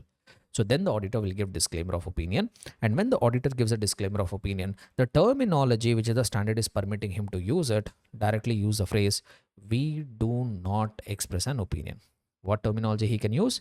We do not express an opinion on the financial statements. So since we are unable to obtain sufficient and appropriate audit evidence, we are unable to express, or we do not express an opinion on the financial statements. Straight away say that you are unable to express an opinion. So that is what the third kind of disclaimer of the third kind of modified opinion, which is a disclaimer of opinion. So like this, when the auditor is not completely satisfied with the true and fair view of the financial statements, he can give modified opinion. There are three ways in which auditor can modify his opinion. Either he can give qualified opinion, or he can give adverse opinion, or he can give disclaimer of opinion. As I have mentioned, once again, I'm repeating my statement: qualified, adverse, disclaimer. All the three are some negative comments only, but in each of the case, the severity of the negative comment is changing. What is changing? The severity of the negative comment is changing. Some modified opinions are more severe, some modified opinions are less severe. Like if you pay close attention here, adverse and disclaimer are more severe modified opinions, whereas qualified is a less severe modified opinion. Clear? Able to understand here? Right. So now one important thing we have to understand. Sir, you are saying, you are continuously said throughout the definitions of the modified opinion, you have used the phrase pervasive, pervasive. You are telling misstatement is pervasive, misstatement is not pervasive. You all will get a doubt. Sir, when can a misstatement be called as pervasive? You told, in simple terms, you told that very big misstatement, but that is not what the technical meaning, which has been technically, that is not how the term pervasive has been defined. There is one technical definition associated with the term pervasive. When we can call a misstatement as pervasive, that definition has been given. So let us try to go through. That definition was actually given in SA 705. Not just that definition, whatever different types of modified opinion we have understood till now, whatever different types of modified opinion like qualified, adverse, disclaimer, how to modify, when to modify, all that discussion has been taken from SA 705. So when I was explaining this different kinds of modified opinion, actually I have diverted from SA 700 and have gone to SA 705 and made you understand different kinds of modified opinion. So what we will try to do is, since we have come across this term pervasive, let us try to understand when a misstatement can be considered as pervasive. Very, very important from the examination point of view, my dear students. So let us try to have a quick look at it. So when a misstatement can be called as pervasive. So let us see. Pervasive, generally we use this term. Pervasive is a term which is used in the context of what? Misstatements. Either to describe the effects on the financial statements or to describe the possible effects of the undetected misstatements. If you are able to identify a misstatement, to determine its effect also we use the term pervasive. If you are unable to identify the misstatement, then to determine the possible effect also we use the term pervasive. So the term pervasive is the term pervasive is used in the context of misstatement, either to explain the effect of the identified misstatement or possible effect of the undetected misstatement. And when we can generally call that misstatement as pervasive is, number one, pervasive effects on the financial statements are those that in the auditor's judgment are not confined to specific elements, accounts or items of the financial statements. So if the misstatement is not just restricted to one item, if the misstatement is spread across so many items, then we call that misstatement as pervasive. Like once again, simple example, whatever example I have used, we'll take the help of that. So let us say, for example, you are conducting audit of the financial statements. There are different items. Let us say balance sheet, you are conducting the audit. Fixed assets are there. Current assets are there. Then we have equity, and that is share capital. We have reserves and surpluses. We have long-term borrowings. We have short-term borrowings. We have. So if you are able to find a misstatement in fixed assets also, you are able to find a misstatement in current assets also, you are able to find some misstatement in the short share capital also, you are able to find some misstatement in the short-term borrowings also. So here, if you pay close attention, misstatement is not just restricted to one or two items. Misstatement is spread across. If it is not confined means what? If it is not restricted to one or two items, it is spread across multiple items, then we can call that misstatement as pervasive. Here I can call that misstatement as pervasive. Or what else they say here is, sometimes a misstatement will be confined only to one or two items. In the first point they told, if the misstatement is not confined to specific items, then we call it as pervasive. Now they say that in some cases, misstatement will be confined. It will be restricted to only one or two items, but it could represent a substantial portion of the financial statements. Sir, what do you mean by this? So let us say, for example, you are conducting audit of some entity. Once again, financial statements are there. Balance sheet is there. In the balance sheet, you have fixed assets, current assets. You have fixed assets are some 100 crores. In the current assets, you have different items. You have something inventory 50, trade receivables 30, cash and cash equivalents 20, total 200 crores of assets you have. Now you are able to find a misstatement only in fixed assets. Here it is correct, here it is correct, everything is correct. You are able to find misstatement only in fixed assets, but the amount of the misstatement is 80 CR amount of misstatement you are able to find. So misstatement is confined to only one item. Like in the previous case, it is not spread across multiple items. It is restricted to only one item. But the amount is so big, even though the misstatement is confined to single item, it could represent a substantial portion. The total balance sheet itself is 200. In that 80 crores of misstatement is there in a single item. Here also we can call it as pervasive. So a misstatement can be considered as pervasive even though if it is confined or restricted, it could represent a substantial portion. Or in relation to those disclosures which are fundamental to users' understanding of the financial statements. Which means if the management has made a misstatement in disclosures, in the notes to accounts, and in respect of those notes to accounts, which are very fundamental to users' understanding, like management made a mistake in the going concern disclosure, management made a wrong disclosure regarding fundamental accounting assumptions. So even if the management made misstatement in relation to disclosures, which are very much fundamental to users' understanding, then also we call it as pervasive. So here also one important point I have to highlight here, which I have highlighted even at the beginning also. So generally when we say misstatement, we generally imagine the misstatement in terms of numbers, misstatement in P&L, misstatement in balance sheet, misstatement of cash flow, which need not be always, my dear students. The misstatement need not be always in figures. The misstatement could be even in notes to accounts also. And in the notes to accounts, not just an ordinary misstatement, even a pervasive misstatement can happen in the notes to accounts. Clear, everybody? So this term, the meaning of the term pervasive is going to be very, very, very important, my dear students. Clear, everyone? Right. So from where we have come till here, tell me. So what we are actually discussing, we have actually started discussing SA 700, which is speaking about what and all will be the contents of the auditor's report.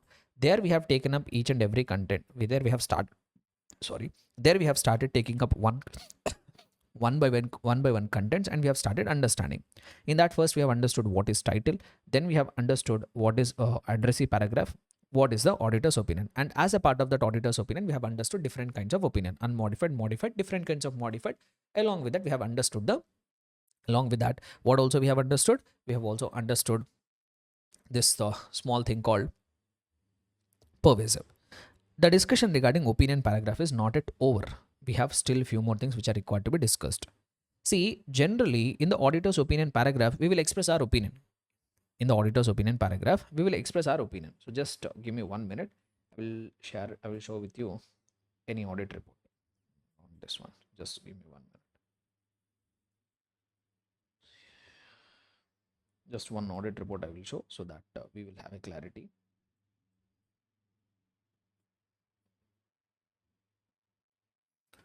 So I have downloaded one audit report for you. So whatever you are looking at here is, this is actually the audit report of the Reliance Industries Limited for the financial year 24-25. So as you could see here, for just a quick overview, so you're able to find the title here, which is independent auditor's report. Then you're able to find the addressee here, as I have told, as we have seen as per SA 700. So first there will be title, then there will be addressee, then there comes the opinion paragraph. Now, if you come to the opinion paragraph, you look at any audit report, this is going to be common. In the opinion paragraph, you will be able to find two subparagraphs. So in the second subparagraph, it is going to talk about the main opinion. Like we have discussed, unmodified, modified, and in the modified also qualified, adverse, disclaimer. So what opinion auditor is going to give on the financial statements, that will be covered in the second subparagraph. Now, every audit report you find it, in addition to the main opinion, the auditor also will try to say some extra information in the opinion paragraph. So what is that extra information which auditor is saying in the opinion paragraph along with the opinion, whatever he is giving? So anyhow, he is mainly saying his opinion, what opinion he is going to give. In addition to that, some extra information also is required to include in the auditor's report in the opinion paragraph. Sir, what is that extra information which he is required to include? So as per SA 700, there are 5 matters which must be included in your opinion paragraph along with the opinion whatever you are giving. So what are that 5 matters, sir, which must be included under the heading opinion? So those 5 matters are: number 1, identify the entity whose financial statements have been audited. Simply, if I have to put it, mention the name of the organization. So identify the name of the entity whose financial statements you are conducting the audit. Mention the name of the client. And you have to mention a statement that financial statements have been audited. You have to expressly state that whatever financial statements of this client are there, they have been audited. And identify the title of each statement comprising the financial statements. So in the financial statements, what and all components are there? The titles also you have to say, like this financial statements include balance sheet, this financial statement include statement of P&L, this financial statements include statement of cash flows. So identify the title of each statement comprising financial statements, refer to the notes including the summary of significant policies. Even give a reference that these financial statements include even notes to accounts also, which contains a summary of significant accounting policies. Not just that, even refer to the date and the period covered by the financial statements for which you have done the audit. So mandatory, my dear students, along with the opinion, whatever you are giving, these 5 items also must be included in the opinion paragraph. Now, okay, so with that, we have completed opinion paragraph. So after the opinion paragraph, the next content which you have to include in your audit report is basis for opinion paragraph. Okay, in the opinion paragraph, you are sharing your opinion. What is your opinion on the financial statements? You are sharing. But why should anybody believe your opinion? Why should anybody believe your opinion? So if you let the users know on what basis you are giving that opinion, then the readers will have a confidence and the readers will be able to rely on your opinion. So you have to let them know a brief on what basis you have given your opinion. So what exactly I will state in the basis for opinion paragraph, sir? What exactly I will state in the basis for opinion paragraph? So they say that in the basis for opinion paragraph, 4 items must be included. 4 lines should come. 4 things should come. What are they? Number 1, you should state that audit was conducted in accordance with the standards on audit. So you have to let the users know that you are not doing the audit as per your own choices. You are in fact doing the audit as per standards on auditing. And also refer to a section of the auditor's report that describes auditor's responsibility. That means give a reference to auditor's responsibility paragraph. So if you come back to the contents here, you will be able to find something called auditor's responsibility paragraph. In this responsibility, we include all responsibilities as an auditor from the beginning till the end of the audit. What and all are our responsibilities? All that responsibilities will mention. In which paragraph? In the auditor's responsibility paragraph. So that reference where you have to give, that reference you have to give it in the basis for opinion paragraph. That means in the basis for opinion paragraph, you have to say that we have so many responsibilities and our responsibilities have been included in the auditor's responsibility paragraph. That reference you have to give. Next, include a statement that auditor is independent. Mention that you are independent of the entity and you are also complied with ethical requirements and also you have fulfilled all your ethical responsibilities. Mention that you are independent, you are complying with ethical requirements and you are fulfilling all your ethical responsibilities. And also state whether the auditor believes that audit evidence that the auditor has obtained is sufficient and appropriate. Also mention that whatever evidence you have obtained, is it sufficient and appropriate or not? So these 4 things must come in my which paragraph? Basis for opinion paragraph. So simply if I have to put it, now one important point I'm going to say it here. So you will give opinion paragraph. In the opinion paragraph, you will mention 5 things. Along with that, your opinion you will give. Then you will come to basis for opinion paragraph. In that basis for opinion paragraph, whatever 4 points I have stated now, those 4 points you will include. Now, this is what you are supposed to do in the case of unmodified opinion. In the case of unmodified opinion, this is what the limited information you will give in the opinion paragraph and basis for opinion paragraph. In case if you are giving a modified opinion, in case if you are giving a modified opinion, when I say modified opinion, it could include qualified also, adverse also, disclaimer also, any of the modified opinion. So if you are giving unmodified opinion, your opinion and basis for opinion paragraph will contain very, very limited information, like whatever we have seen now. But in case if you are giving a modified opinion, either qualified, adverse or disclaimer, then the opinion paragraph and basis for opinion paragraph will undergo some changes. Very, very important discussion, my dear students. So if you are giving a modified opinion, our opinion paragraph and basis for opinion paragraph must undergo some changes. Sir, what are that changes? First, title should change. Title in the sense, heading should change. I will not keep it title, you will get confused. Headings will change. So if you are giving unmodified opinion paragraph title will just remain opinion. Basis for opinion paragraph heading will remain basis for opinion.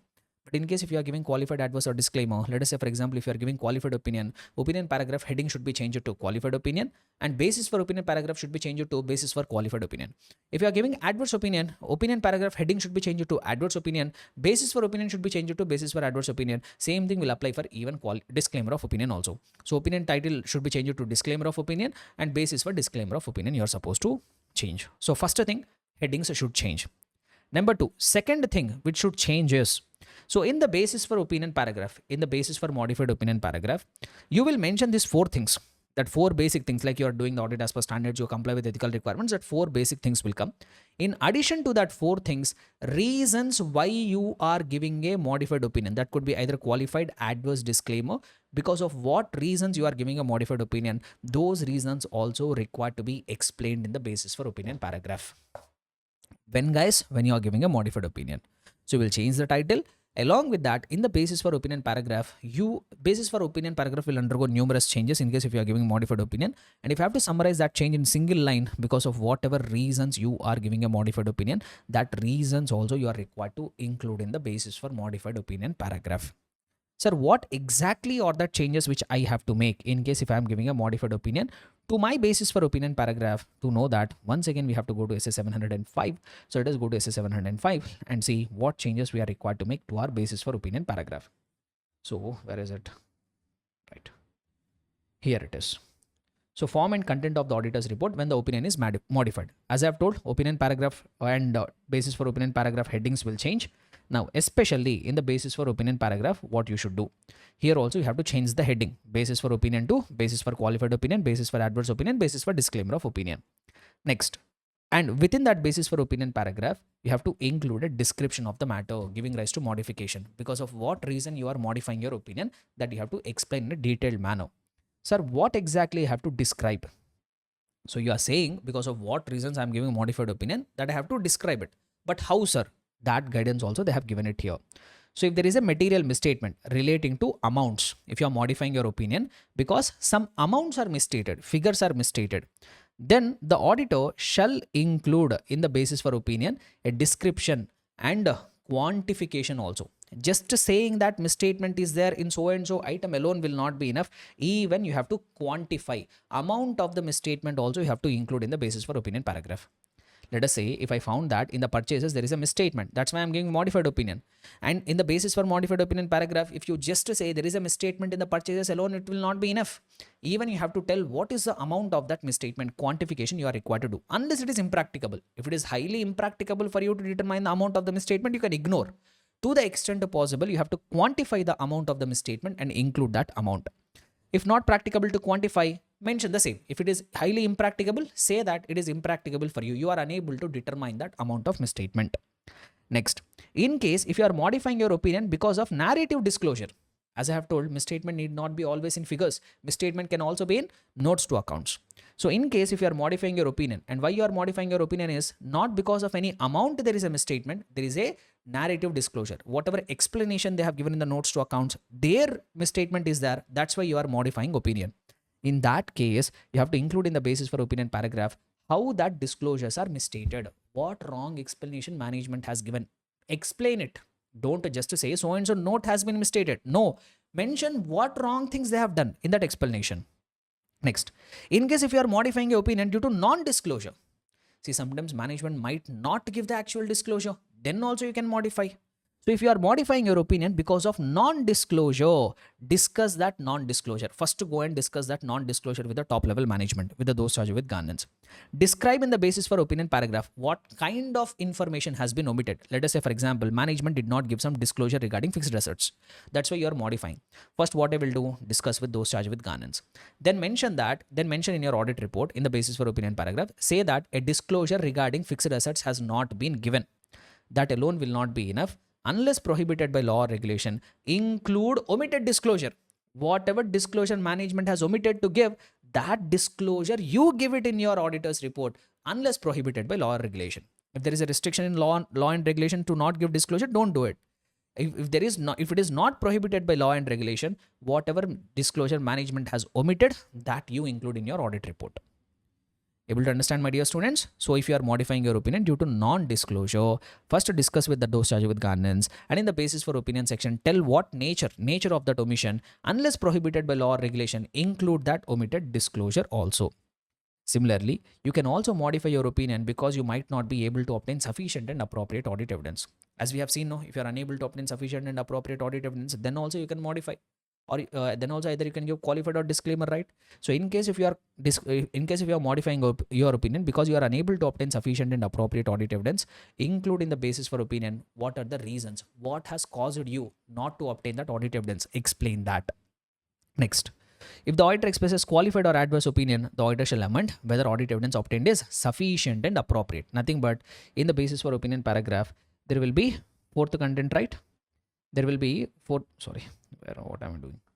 So here, if you come back once again to the basis for opinion paragraph, if you come to the opinion SA 700, in the basis for opinion, you will have one paragraph, right? D point, state whether auditor believes that audit evidence obtained is sufficient and appropriate. This line you have to add it even for qualified or adverse opinion also. Why? Because in the qualified and adverse opinion also we will have our sufficient and appropriate audit evidence, right? But in case if you are giving disclaimer of opinion, you need not state this. In case if you are giving disclaimer of opinion, this point will not come. Why this point will not come? Why? Because you are unable to obtain sufficient and appropriate audit evidence. No, that's why you are giving disclaimer. No, then how can you say that you have obtained sufficient and appropriate audit evidence? Able to understand? So very logical, my dear students. This discussion is going to be damn logical, very connected. In the usual class now we enjoy this topic like anything. This connectivity is very beautiful. Like as if you see here, when auditor disclaims an opinion on the financial statements, the auditor's report shall not include the following elements. That means particularly if you are giving a disclaimer of opinion in the basis for opinion info, in the basis for opinion paragraph, some things should not come. What should not come? As I have told, a statement about whether audit evidence is sufficient and appropriate, that should not come. And also you need not give reference to auditor's responsibilities. So this paragraph is very, very important, my dear students. Whatever we have understood here, that is very important. So if I try to summarize it here, in case if you are giving it this, they will specifically ask this. If as an auditor you are modifying your opinion, and in case if you are giving disclaimer of opinion, what changes you are required to make for basis for opinion paragraph? In case if you are giving disclaimer of opinion, what changes you are required to make to the basis for opinion paragraph? Very important question. Number one, we will change the title. And one more thing, what we will do is, in case if we are giving disclaimer in our audit report, this point should not come. In the basis for opinion paragraph, this point should not come. Last point also should not come. You need not include reference to auditor's responsibilities. You also should not say whether the auditor has obtained sufficient and appropriate audit evidence. That means if you are giving disclaimer of opinion in the basis for opinion paragraph, only two things will come. State that audit was conducted in accordance with the standards on audit, and also state that you are independent of the entity, you complied with ethical requirements, and you fulfilled all your ethical responsibilities. These 2 points should not come. B and D should not come in the basis for opinion paragraph. Why? Because you are unable to obtain sufficient and appropriate audit evidence. B point you will get to know later. Anyhow, let me tell you now why they are asking you not to give reference to auditor's responsibility is because when we give disclaimer of opinion, even auditor's responsibility paragraph also will be very, very limited. Very small information will be there in the auditor's responsibilities when you give disclaimer of opinion. That's why you should not give any reference to auditor's responsibilities. Anyhow, we will see what changes will happen to auditor's responsibility when you give disclaimer of opinion. Clear? So this is what regarding basis for opinion paragraph. Very important discussion what we had is what changes you will be making to basis for opinion paragraph in case if you give modified opinion. That is very important discussion. The thing which we have just now covered. Very, very important from the examination perspective. From there, they can ask MCQs, multiple case scenario based MCQs they can create. Okay, right. So now once again we are discussing the contents, right? So let us come back to the contents. So we have completed only 4 contents till now. So title we have completed. Then there should be addressee, there should be auditor's opinion, then there should be basis for opinion paragraph. In addition to that, in your audit report, you will have something called going concern. In some cases, you will get one paragraph relating to going concern. Sir, what is this going concern paragraph? This we will try to revise it when we take up SA 570. Not now. So what is this going concern paragraph? What kind of information will come in this going concern paragraph? That we will get to know about it when we take up the standard SA 570 for discussion. Not now. Then we have something called key audit matter. Key audit matters paragraph we have that we will try to learn it in SA 701. In SA 701. See, first we will complete 700, 705. Quickly we will try to complete 700, 705. After that, we will take up 701 and 706. So at the time of explaining 701, we will get to know what is key audit matter paragraph. We will have a dedicated discussion. Then you will have something called other information. This is something related to SA 720, which we will not discuss it at the CA inter level, that we will discuss at the CA final level. This is something which is out of syllabus. So just remember that there will be a paragraph called other information, but what exactly will come there, we will learn it at the CA final level. Then we have, in addition to that, we will also have 2 paragraphs. Emphasis of matter paragraph will be there. Other matter paragraph also will be there, that we will get to know about it in SA 706. Okay, right. So leaving out all that, in addition to all these paragraphs, now one more general content which will come in your auditor's report is responsibilities for the financial statements. Like this one paragraph should come. Now what is this paragraph is? In this paragraph, you have to explain what are the responsibilities of the management. what are the responsibilities of the management regarding the preparation of the financial statements. So this going concern, you ignore it. This will be covered automatically when we take up SA 570. For the time being, you ignore it. So key audit matters also will have a dedicated discussion. Other information, as I have told, SA 720 will discuss at the final level. Now come to this paragraph, responsibilities for the financial statements. Basically, like the way we are including audit management responsibilities in the engagement letter, even in the auditor's report also, SA 700 has asked the auditor to include what are the responsibilities of the management. And particularly in this paragraph, what content will come is, so in that auditor's report, you have to include one paragraph with the heading responsibilities of management for financial statements.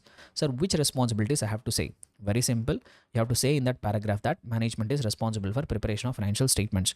That too in accordance with what? Applicable financial reporting framework. Not just that, they are also responsible for implementation of internal controls to make sure that financial statements are free from material misstatements. So simply, they are responsible for preparation of financial statements, for implementing internal control. And they are also responsible for assessing entity's ability to continue as a going concern. You should also mention, you should also say that one of the responsibility of the management is to assess whether entity is able to continue as a going concern, whether going concern assumption is valid or not, whether entity will continue as a going concern or not. Doing that assessment is also whose responsibility? Management responsibility. Tell it in the management responsibility paragraph. In addition to that, you should also include in the management responsibility paragraph who is responsible for oversight of the financial reporting process. So who in the organization is having oversight? That means who in the organization is looking after the financial reporting process. Those people also have to identify. Specifically, if there are those charged with governance, they are looking after the financial reporting process. Identify that those charged with governance. So simple 3 points should come in my management responsibility paragraph, my dear students. They're responsible for preparing financial statements, implementing internal control. They're responsible for making an assessment regarding going concern, and who is responsible for oversight of financial reporting process. These are 3 points should come. Now the standard says immediately after the management responsibilities, you should also include one more paragraph where you have to explain what are auditors' responsibilities also. So just when you are explaining management responsibilities, why to hide auditors' responsibilities? So even include all the auditor's responsibilities. So this paragraph is going to be very, very lengthy here, not that important from the examination perspective. Just I will try to briefly take you through what kind of responsibilities you have to include in the auditor's responsibility paragraph. Like you have to say what are your objectives. Like we know our objective is to obtain reasonable assurance, and also we have to give audit report. Tell the users that reasonable assurance is a high level of assurance, but it is not a guarantee. Tell the users that misstatement can arise from fraud or error, but you will not be concerned with each and every misstatement. You will be concerned with only those misstatements which are material, which are expected to influence the economic decision of users of the financial statements. And also define what is a materiality. Then in addition to that, you should also say that you are required to exercise your professional judgment. You have a responsibility to maintain professional skepticism, which you have discussed in the previous chapter. And even further state that you are responsible to identify and assess the risk of material misstatement. And also you are required to perform audit procedures. And also you have to say that you are responsible for obtaining understanding of internal control. You are responsible for evaluating appropriateness of going accounting policies. You are responsible to assess the management's use of going concern assumption, whether management has made correct assessment regarding going concern assumption or not. That is your checking. That is your responsibility. And also, in case if the financial statements are prepared as per fair presentation framework, check whether they are achieving a fair presentation or not. Not just that, this SA 600 is related. In case if you are using the other auditor's work, tell that also division of responsibility, how the responsibility has been divided. And also mention that you are responsible to communicate certain matters with those charged with governance. What are that matters which are required to be communicated with those charged with governance? That we'll try to discuss in SA 260 and 265.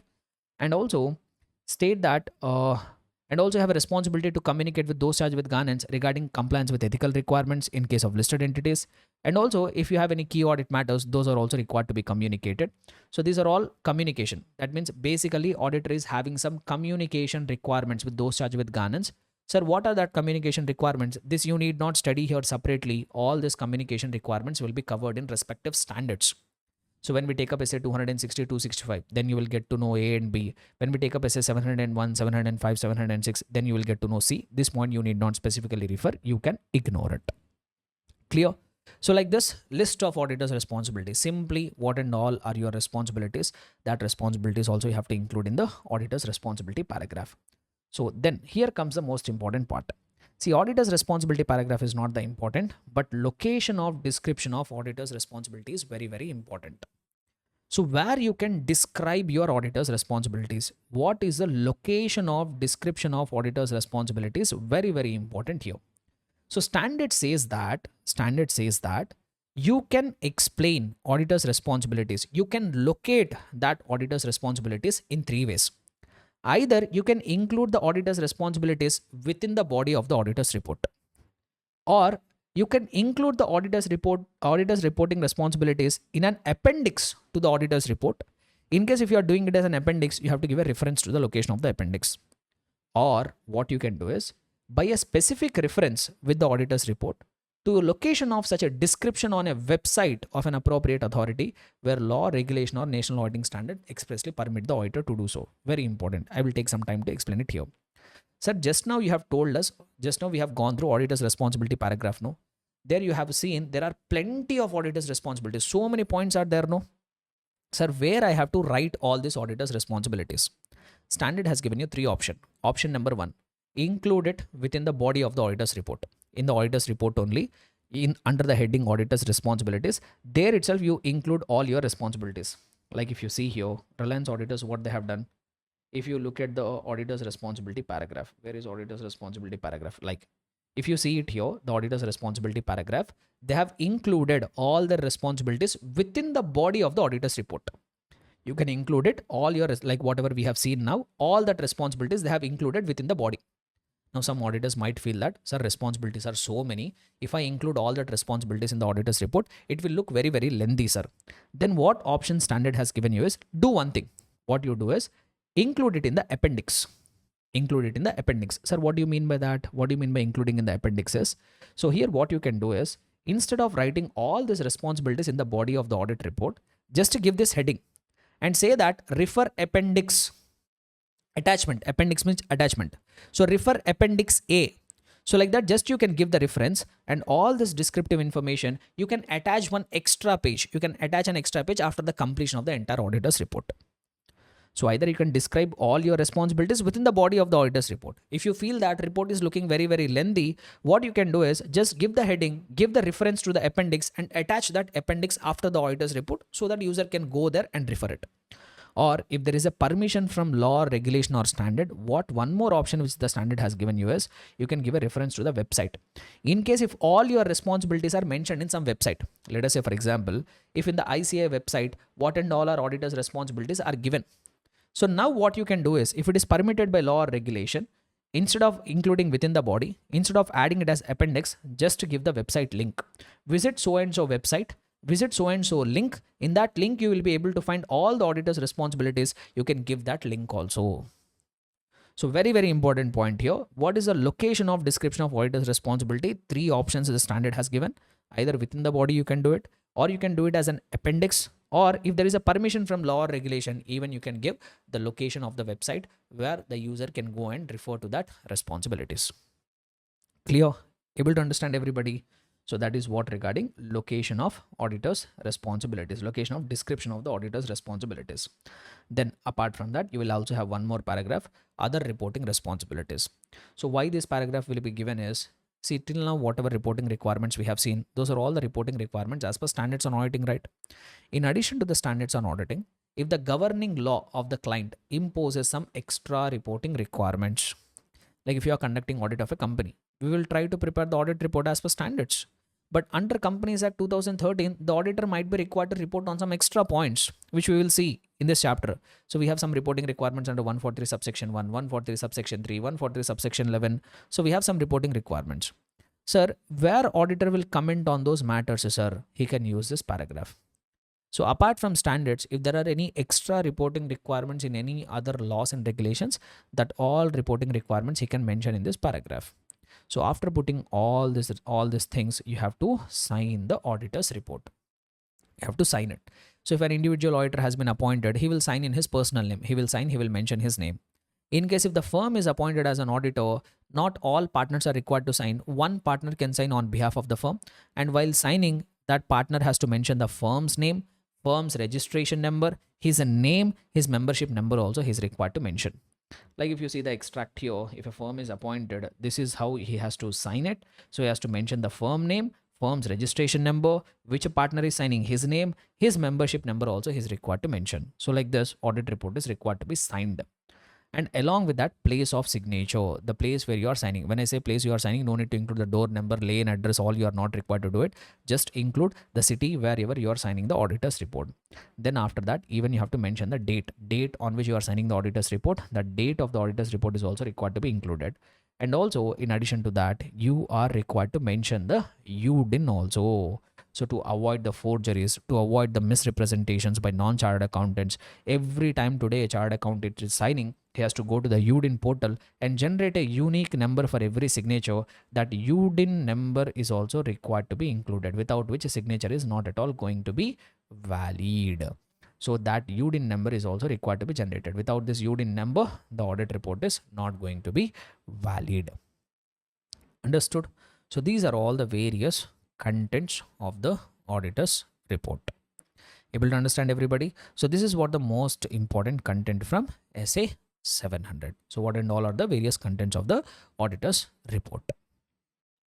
So since we have done with the major content from the SA 700 part, so now what we will try to do is, in SA 705, there are a few more important topics, not few more. There is, I think, one more important concept from SA 705, that if we could complete it, SA 500 and SA 705 also we would have successfully completed. Yes, so that is what this thing is about. Okay, so this point is once again, this point is one more point which is going to be important from SA 705. We will complete this. With that, we will wind up 700, 705. Then we will take up SA 701 talking about key audit matter, and SA 706 talking about two contents, emphasis of matter and other matter paragraph. So before that, let us try to complete this. So this paragraph talks about consequences of an inability to obtain sufficient and appropriate audit evidence due to management imposed limitation. So as an auditor, you have accepted the engagement. You have accepted the engagement. But after you have accepted the engagement, when you are actually starting to perform, when you are performing the audit engagement, then because of imposition of limitation due to management, that means management is trying to put some restriction on you, because of which you are unable to obtain sufficient and appropriate audit evidence. Then what you will do? What will be the consequences? So what do they try to say here? You have accepted the engagement, you have started doing the audit, but during the course of the audit, management is trying to put some limitation, management is trying to impose some restriction on you. They are trying to restrict you from doing your work, because of which you are unable to obtain sufficient and appropriate audit evidence. In those circumstances, what will be the consequences? And as an auditor, what will be your responsibilities? So here we have so much of paragraphical information, but all that information I have summarized it in the form of this chart. From this chart, we will try to revise. So what auditor is supposed to do in case if auditor is unable to obtain sufficient and appropriate audit evidence due to imposition of limitation, due to restriction imposed by management? When after the auditor has accepted the engagement, then the management is coming and imposing the restriction, because of which you are unable to obtain sufficient and appropriate audit evidence.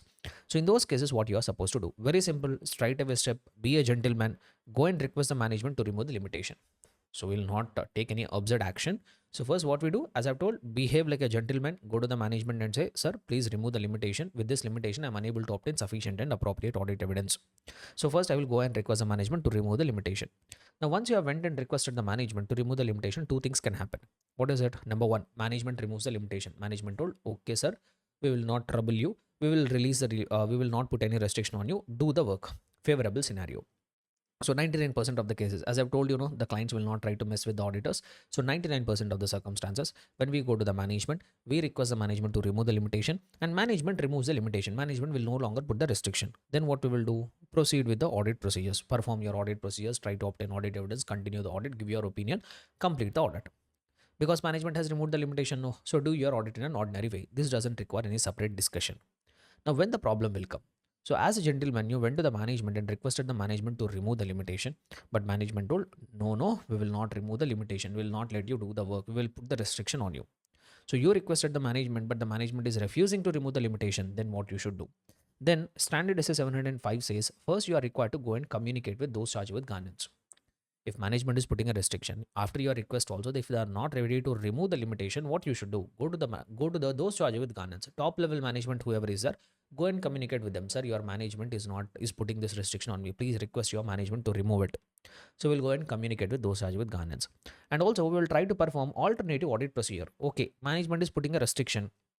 Is there any alternative procedure which I can perform without the management's help, without involving the management?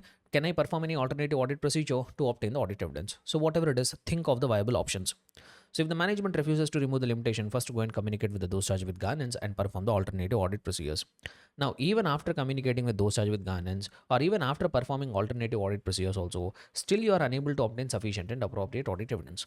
Because management is putting very severe restrictions, even after communication with those charged with governance also, no progress is happening. I tried to perform alternative audit procedures also. From that also, I am unable to obtain sufficient and appropriate audit evidence. So if you are still unable to obtain sufficient and appropriate audit evidence, then the standard says determine what is the possible effect of that misstatement. Whatever procedures you are unable to perform, whatever areas management is putting a restriction, determine what is the possible effect. If those areas where the management is putting a restriction, if those areas goes wrong, what is the possible effect? See, if the possible effect is only material but not pervasive, management is not trying to, not letting me to do some work, but because of that work which management is not letting do, there could be a possibility of a misstatement, and the possible effect, the probable effect of that misstatement is going to be material. It is significant enough to influence the decision of users, but it is not pervasive. Like we have already discussed what is the meaning of the term pervasive. So if the possible effect is material and material but not pervasive, you need not take any extreme action. What you can simply do is you can give a qualified opinion and end the audit. You can continue with the remaining areas. You can give a qualified opinion because of non-availability of audit evidence, where the possible effect being material and not pervasive. Give a qualified opinion, complete the audit. But in case if you have decided that the possible effect is going to be material and also pervasive, the possible effect is going to be material and also pervasive, here the standard has asked you to do extreme action. So if the possible effect has become material and also pervasive because of management imposed limitation, straightforward, what you should do is you should try to withdraw from the engagement. Your first option should be wherever there is a possibility, withdraw from the engagement. Don't continue the engagement, withdraw from the engagement. In some cases, if a withdrawal is not permitted, in certain circumstances, withdrawal from the engagement might not be permitted by law or regulation. You might have to compulsorily continue the engagement. So in those cases, if it is not possible to withdraw, then you continue the engagement and give a disclaimer of opinion. But first option, wherever possible, you should always try to withdraw. If a withdrawal is not permissible, if withdrawal is not possible on you, then you have to give a disclaimer. Okay. So you have to take extreme step when the possible effect being material and pervasive. So first option should be to withdraw. Wherever withdrawal is not permissible or not possible, then we will give a disclaimer. Understood. So this is what regarding uh, consequences of inability to obtain sufficient and appropriate audit evidence. And one more small point I would like to say here. One more thing will be there. Yeah. See, we have seen previously what and all content will come in my auditor's responsibility paragraph. No, just if you remember, what and all content will the auditor include in the auditor's responsibility paragraph, right? So many points we have seen. There are many things which will come in the auditor's responsibility paragraph. But here SA 705 has told one thing. What SA 705 has told us, in case if you are giving a disclaimer of opinion, in case if you are giving which kind of opinion? Disclaimer of opinion. Then in your auditor's responsibility paragraph, you should not include all the points whatever we have discussed in the previous scenario. Your auditor's responsibility paragraph should be restricted, should contain only a few limited items, only a few points you are required to include.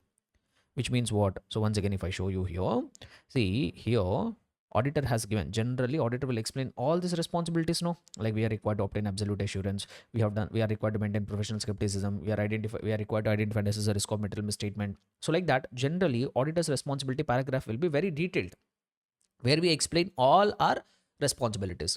But SA 705 says, in case if you are giving a disclaimer, what you are doing, in case if you are giving a disclaimer of opinion, then in your auditor's responsibility paragraph, in this particular paragraph, all these detailed responsibilities you should not give.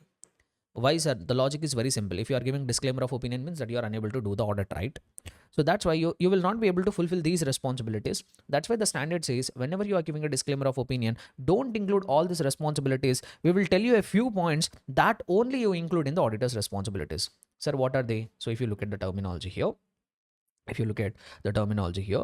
where the auditor disclaims an opinion on financial statements due to inability to obtain sufficient and appropriate audit evidence, the auditor shall amend the description of auditor's responsibilities. You have to update the auditor's responsibility paragraph to include only the following. That means in your auditor's responsibility paragraph, all that list of responsibilities should not come. In your auditor's responsibilities, only these 3 points should come. Only 3 points should come in my auditor's responsibility paragraph. So auditor's responsibility paragraph will be basically very, very limited in case if you are giving disclaimer of opinion. Sir, what will be included in my auditor's responsibility? Number one, the auditor's responsibility is to conduct an audit. Your ultimate responsibility is to conduct the audit, that too in accordance with the standards on audit. But however, because of matters which have already explained in the basis for disclaimer of opinion, you are unable to obtain sufficient and appropriate audit evidence. Just to say that your responsibility is to express the opinion, but you are unable to do it because of some matters. Those matters you have already explained in the basis for disclaimer of opinion. And also state about auditor's independence and ethical responsibilities. Also mention that you are independent and you are also complying with ethical responsibilities. That's all. Your auditor's responsibility paragraph should contain only these 3 points. Apart from that, nothing else you are required to include especially when you give a disclaimer of opinion. And one more last point I will try to clarify from SA 705. See, whenever you wanted to give modified opinion, either that could be qualified, that could be adverse, that could be disclaimer. Whenever you want to give any of this modified opinion, first you are required to communicate with the dosage with governance. No need to take the permission, just you have to communicate that. You have to go and tell them, sir, I'm supposed to give so and so opinion. This is wording, this is how the paragraph will look like. So first you have to communicate with the dosage with governance and then modify your opinion. Clear? So this is what the important content from 700 and 705. So we'll wind up these two standards now. Now we will take up SA 701. We'll try to revise SA 701, which is a key audit matter paragraph. So in your audit report, you are required to include a paragraph called key audit matter paragraph. So let us try to understand what is that key audit matter paragraph, what is the meaning, how you will communicate, when you will communicate, what is the purpose, everything we'll try to understand. Okay. So whatever it is, SA 701 says, in your auditor's report, you have to include a paragraph with the heading key audit matter paragraph. So first of all, we have to understand, sir, what is the meaning of that key audit matter? What is the meaning of key audit matter? So SA 701 says key audit matters are those matters which in the auditor's professional judgment are most significant while conducting audit of the financial statements of the current period. So when you are conducting audit of the financial statements of the current period, whatever matters that you have felt it as more significant while conducting the current year's audit, purely on the basis of your professional judgment. There is no hard and fast rule here. Purely on the basis of your professional judgment, you have to select a few matters which you feel it as most significant and explain to them as a key audit matter. And these matters should be selected from those matters which are communicated with those charged with governance. So if you want to if I have to put it in another way around, if you have to include something in the key audit matter paragraph, that you have to first communicate with the those charged with governance. Okay. So whatever it is, that is a meaning. Now you will get it out, sir. When we have so many other contents, like we have seen in our audit report, is not something which is very short. So much of information is there in the auditor's report. You said opinion, basis for opinion, management responsibility, auditor's responsibility. Sir, never ending. So many paragraphs we are already including in our auditor's report. Then what is the purpose of including this one more paragraph? Why you are including this one more paragraph called key audit matters? So that purpose, they say that the purpose of communicating key audit matters is to enhance communicative value of the auditor's report, to make the auditor's report more communicative. So to make the users get some more information from the auditor's report. So to increase that communicative value, to enhance that communicative value, this key audit matters has been provided, where greater transparency about the audit that was performed.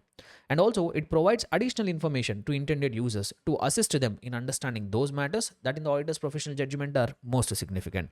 And it will also assist the intended users in areas where significant management judgments are involved. So if you explain the key audit matters, that will help the users to even understand in a better manner those areas where the management has taken significant judgments. Okay, now, sir, you are telling key audit matters are those matters which in the auditor's professional judgment are more significant, no? Sir, who has to decide which matter is most significant, which matter is not significant? So the logic is very simple here. Auditor himself has to decide which matter is significant, which matter is not significant. That auditor himself has to decide. Sir, how he will decide it, sir? Purely on the basis of his professional judgment.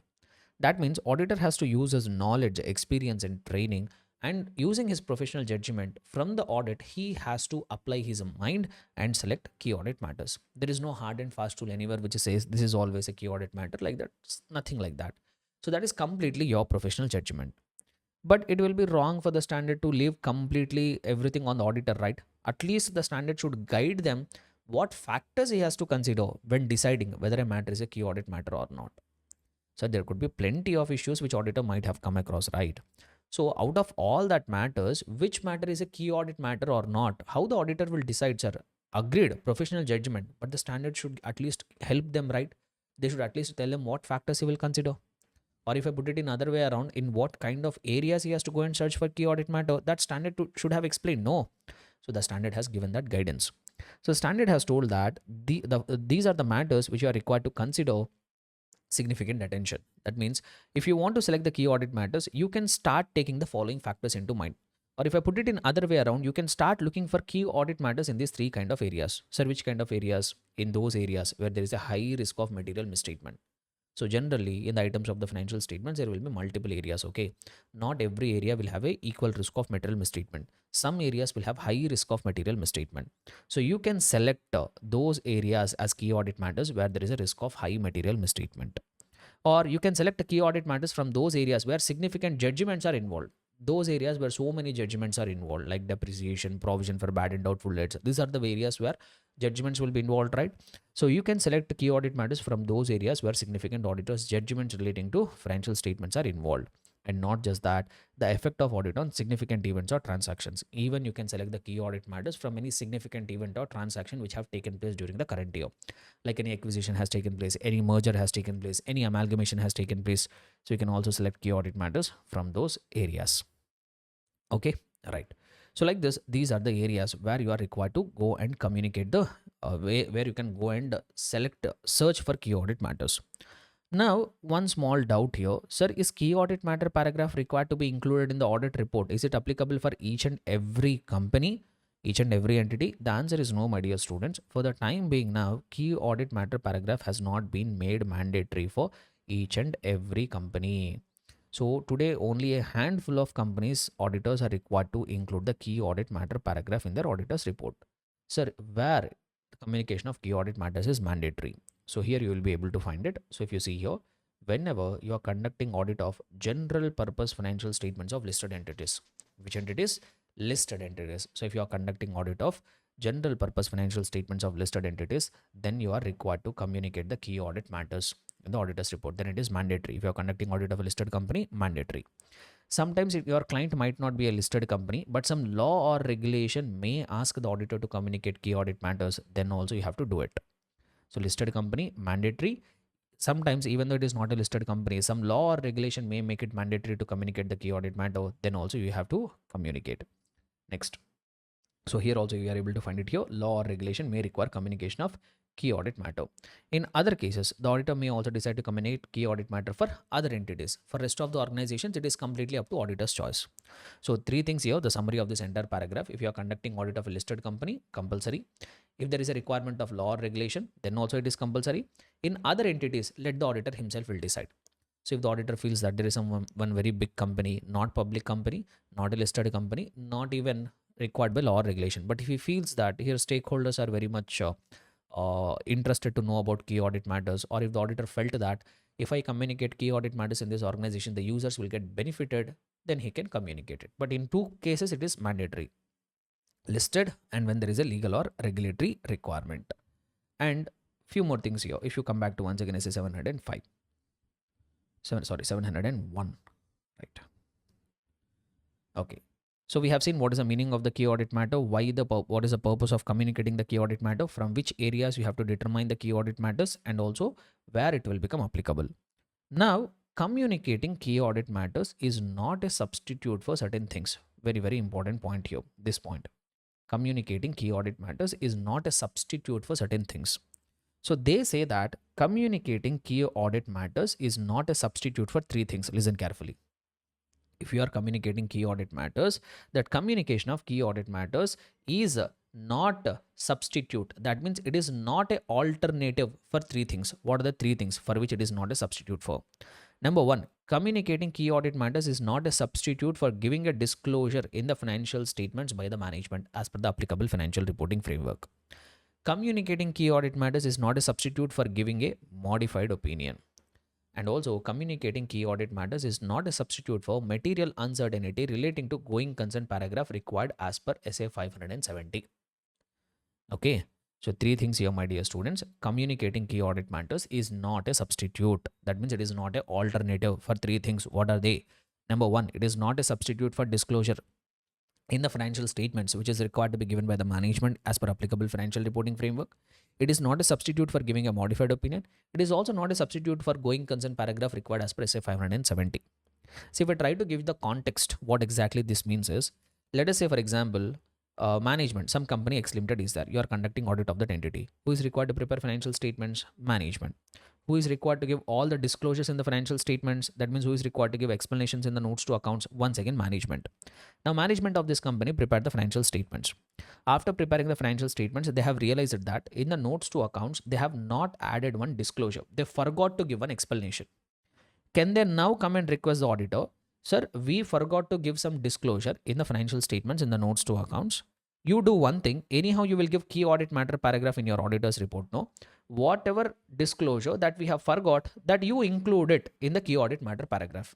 Can the auditor say yes to this? Do you think is this the purpose of the key audit matter?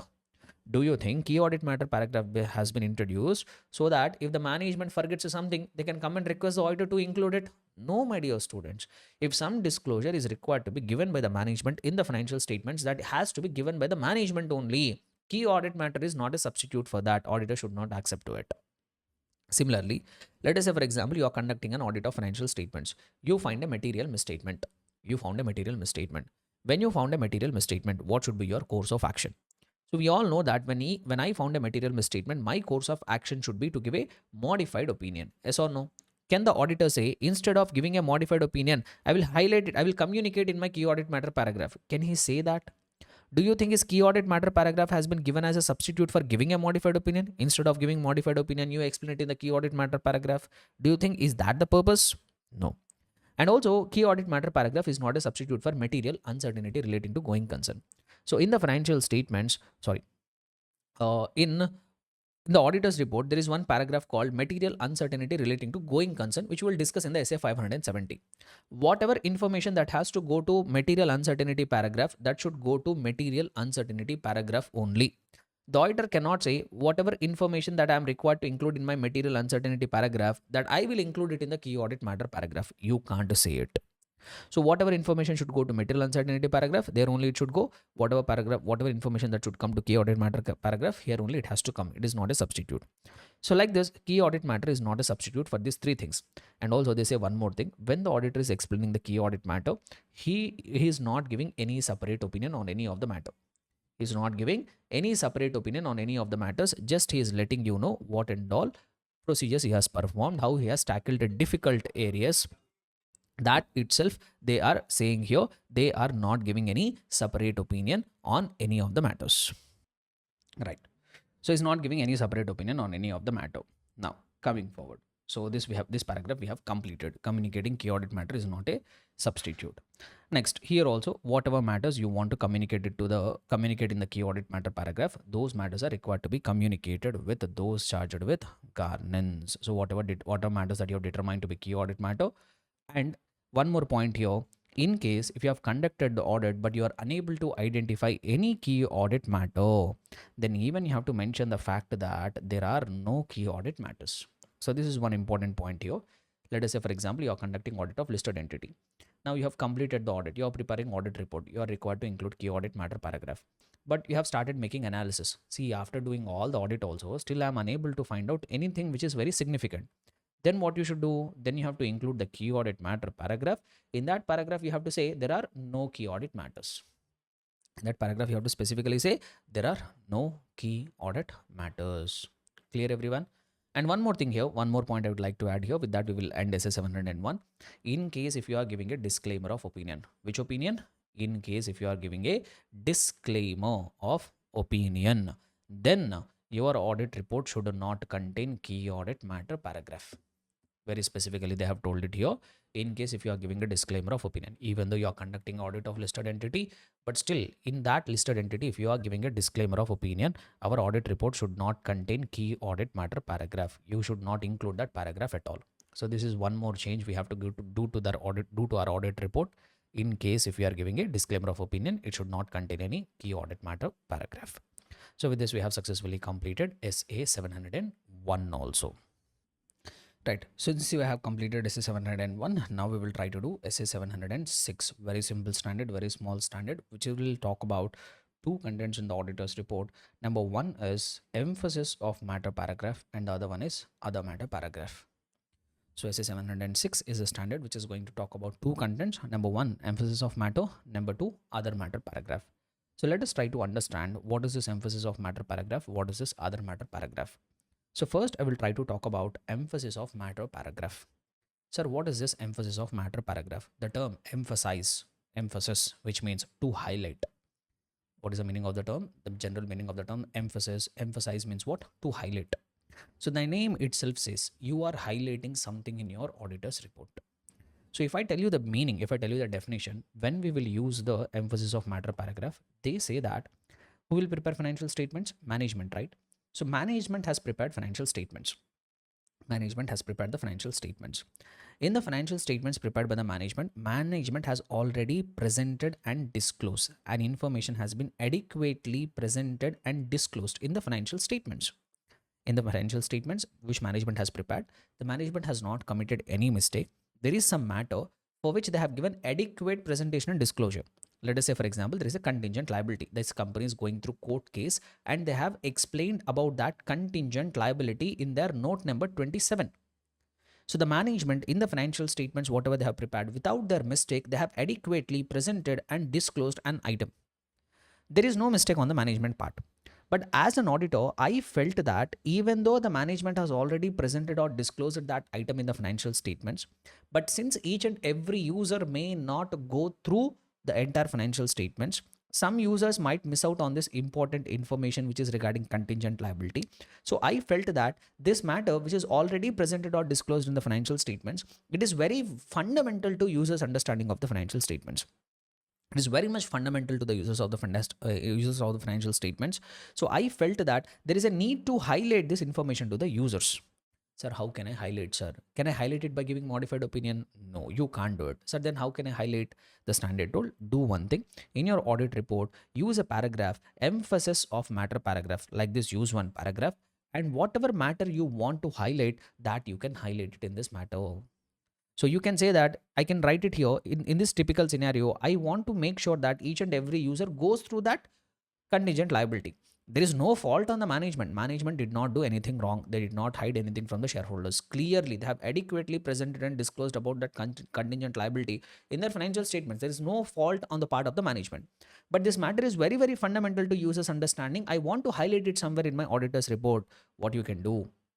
Use an emphasis of matter paragraph. Now here what I can say is I can say that please refer to note number so and so. Please refer to note number 27 where the management has disclosed, where the management has given something regarding contingent liability. You must refer. The company is going through the client case regarding which they have got a contingent liability. To get more details, please refer that note number 27 that I can highlight it in the emphasis of matter. So that if I include this emphasis of matter paragraph, every reader who reads my audit report, definitely he will go to note number 27 and he will get to know about that contingent liability. That is what the purpose of emphasis of matter paragraph. So you tell me guys, by including the emphasis of matter paragraph, am I giving any negative comment? By giving an emphasis of matter paragraph, am I giving any negative comment? No, my dear students, I'm not giving any negative comment. I'm just saying that management has disclosed some information. Please go and refer that information. That's what I'm saying. Just by highlighting that, I'm not saying something is wrong in that note number 27. No, I don't say it. Just I'm saying management has disclosed some important information in the financial statements. Dear reader, please go and refer to that. That is what emphasis of matter paragraph is used for. So like if you see here, yeah, I will come directly to the definitions here. Emphasis of matter paragraph is a paragraph which is included in the auditor's report that refers to a matter which is appropriately presented or disclosed in the financial statements. So some matter is appropriately presented, disclosed in the financial statements, but in the auditor's judgment is of such importance that it is very much fundamental to users' understanding of the financial statements. So even though it is already presented or disclosed in the financial statements, auditor felt the need that it is very fundamental to users' understanding. You wanted to highlight it somewhere. There you can use emphasis of matter paragraph. Now few things they say about emphasis of matter paragraph. So emphasis of matter paragraph in the auditor's report. Sir, why we use it? Once again, same point. If you want to draw users' attention to a matter which is already presented or disclosed in the financial statements, and it is very fundamental to users' understanding of the financial statements, then you are required to include an emphasis. But you can include emphasis of matter paragraph in the auditor's report, provided the auditor would not be required to modify the opinion as a result of the matter. So whatever matter you want to highlight, let us say for example, I told contingent liability, no? So this contingent liability, I can highlight it as an emphasis of matter paragraph only if it is not materially misstated. See, if the management has disclosed note number 27, but in that note number 27, they are talking about contingent liability. They told something wrong regarding contingent liability. That means there is a material misstatement in the contingent liability. So if there is a material misstatement in the contingent liability, I have to give modified opinion. No. So that matter, I can't highlight it in the emphasis. If a matter is there in the financial statements because of which I'm required to give modified opinion, that matter you can't highlight it in the emphasis of matter paragraph. For that, you have to say it in the modified opinion. Clear? Able to understand? So you can highlight only those matters in the emphasis of matter paragraph regarding which you are not required to issue any modified opinion. That means those matters which are not materially misstated, which are adequately presented and disclosed, only that you can highlight it as emphasis of matter paragraph. And also, when SA 701 applies, matter has not been determined to be key audit matter. That means if a matter has already been communicated as a key audit matter, you should not include it once again in the emphasis of matter paragraph. Clear, everyone? So two things they say here. You can highlight any matter which is fundamental to users' understanding and which is already presented or disclosed in the financial statements as an emphasis, provided because of that matter you are not required to give modified opinion and that matter has not already been determined as a key audit matter. If these two conditions are fulfilled, that matter you can highlight it in the emphasis. Next one. So whenever you want to include an emphasis of matter paragraph, add a separate section. Definitely right, 100% we will do it. We will not mix it with other paragraphs. Use a dedicated paragraph with the heading emphasis of matter, and there you have to talk about that emphasis.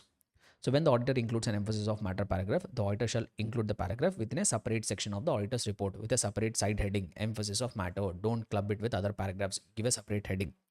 Include in the paragraph a clear reference to the matter being emphasized. You have to give a clear reference. Like I told you in our example, refer to note number 27, refer to note number 54, refer to note number 38. So like that, you have to give a clear reference to the matter being emphasized. And also you have to specifically say that your opinion is not modified because of that matter. I told you, no, just because I am giving that in the emphasis of matter paragraph, am I giving any negative comment? No. But generally people will have some wrong notion. When they say auditor is saying something, they will have a wrong conception that there is something wrong in that item. So to sort out that, add one line at the end of this paragraph. Our opinion is not modified. We are just highlighting this information and our opinion is not modified. So just add that caution so that user will not make wrong decision. Next one. Sir, what are the examples of the circumstances where auditor can include an emphasis? Generally, they are giving you a few examples. What kind of circumstances will be highlighted in the emphasis of matter? A few examples only, not conclusive list, just an illustrative list. So some of the examples of the circumstances which are necessary to be included in an emphasis. What are they? Number one, an uncertainty relating to future outcome of an expected exceptional litigation or regulatory action. Nothing but contingent liability. Guys, examples are very important. Multiple times I have asked a question. So if you have any contingent liability like litigations you are going through that management has already disclosed in the financial statements, you want to highlight it somewhere in the auditor's report, that you can do it in the emphasis. Or subsequent event that occurs between the date of financial statements and date of auditor's report. If any subsequent event is there which has been adjusted in the financial statements that you want to highlight it in the emphasis. Early application of a new accounting standard. Your client has made a new early application of a new accounting standard, that also you can highlight it in the emphasis. Or even a major catastrophe like fire accident, calamity, loss. So if any exceptional events are there, if any major catastrophe that has a significant effect on the financial position, management did not hide it, they have explained in the financial statements, that you can highlight it in the emphasis. So once again, I'm saying this is only illustrative list. This is not the conclusive list. Next. Emphasis of matter paragraph is not a substitute. Just if you remember, just now as I've told in SA 701, if you are communicating key audit matter is not a substitute for three things, right? Even for the same three things, emphasis of matter is also not a substitute. Like emphasis of matter paragraph is not a substitute for disclosure in the financial statements. It is not a substitute for giving a modified opinion. It is not a substitute for material uncertainty relating to going concern paragraph required as per SA 570. So I'm not repeating once again whatever we have covered in SA 701. There are three things for which key audit matter is not a substitute for, yes or no. For the same three things, even emphasis of matter paragraph is also not a substitute. Clear everyone? So the same paragraph they try to say it here. So this is what regarding emphasis of matter paragraph. So we are done with one part of the standard. But I told that this standard is going to talk about two paragraphs. One is emphasis of matter and the other one is what? Other matter paragraph. See, very simply they try to put it here. See, if emphasis of matter paragraph is used to highlight information which is already presented or disclosed in the financial statements. Now they say that other matter paragraph is a paragraph which is used to highlight that information which is not presented or disclosed in the financial statements. That's it. In one single line, they will end the entire discussion. So, like if you read it, other matter paragraph is a paragraph which is included in the auditor's report that refer to a matter other than those presented or disclosed in the financial statements and which is in the auditor's judgment is important for users' understanding of audit, auditor's responsibility, or auditor's report. So some information, even though not presented or disclosed in the financial statements, you feel that that is important for users' understanding of the audit, auditor's responsibility, and auditor's report, that you can include it in your other matter paragraph. Whatever not presented or disclosed in the financial statements. If I have to put it in very simple terms, why we mainly use other matter paragraph is to talk about the responsibilities of the auditor. In practical circumstances, why we mainly use other matter paragraph is to talk about auditor's responsibilities.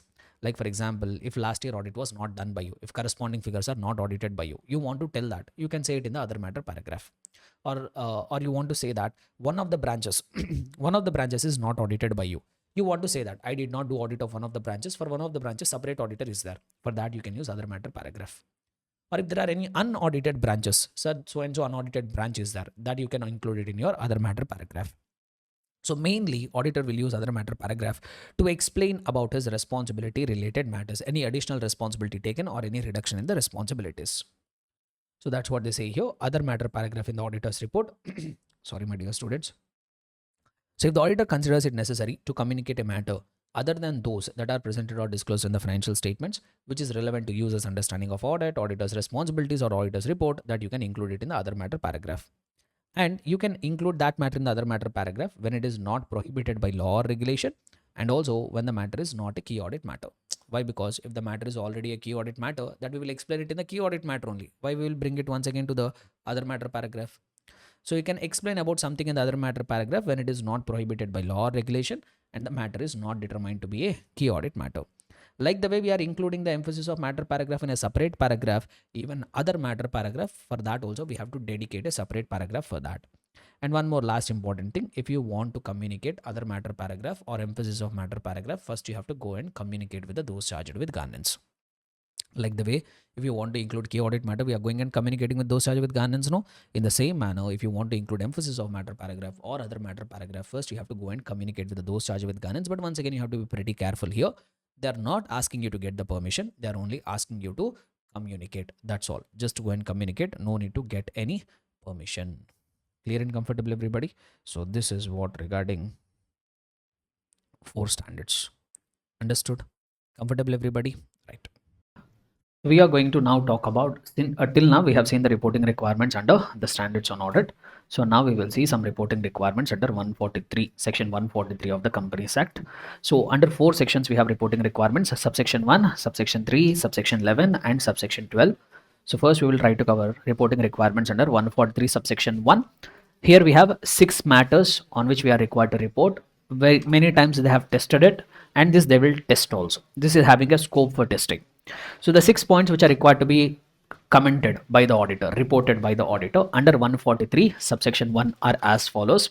Come on, let us repeat along with me. First point, you are required to comment whether loans and advances which are made by the company.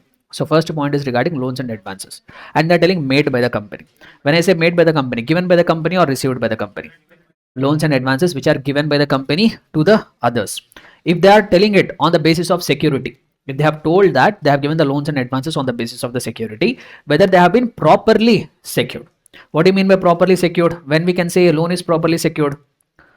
The amount of asset, the value of the asset which has been offered as a security, that value should be more than the amount of the loan given. Then we call it as properly secured.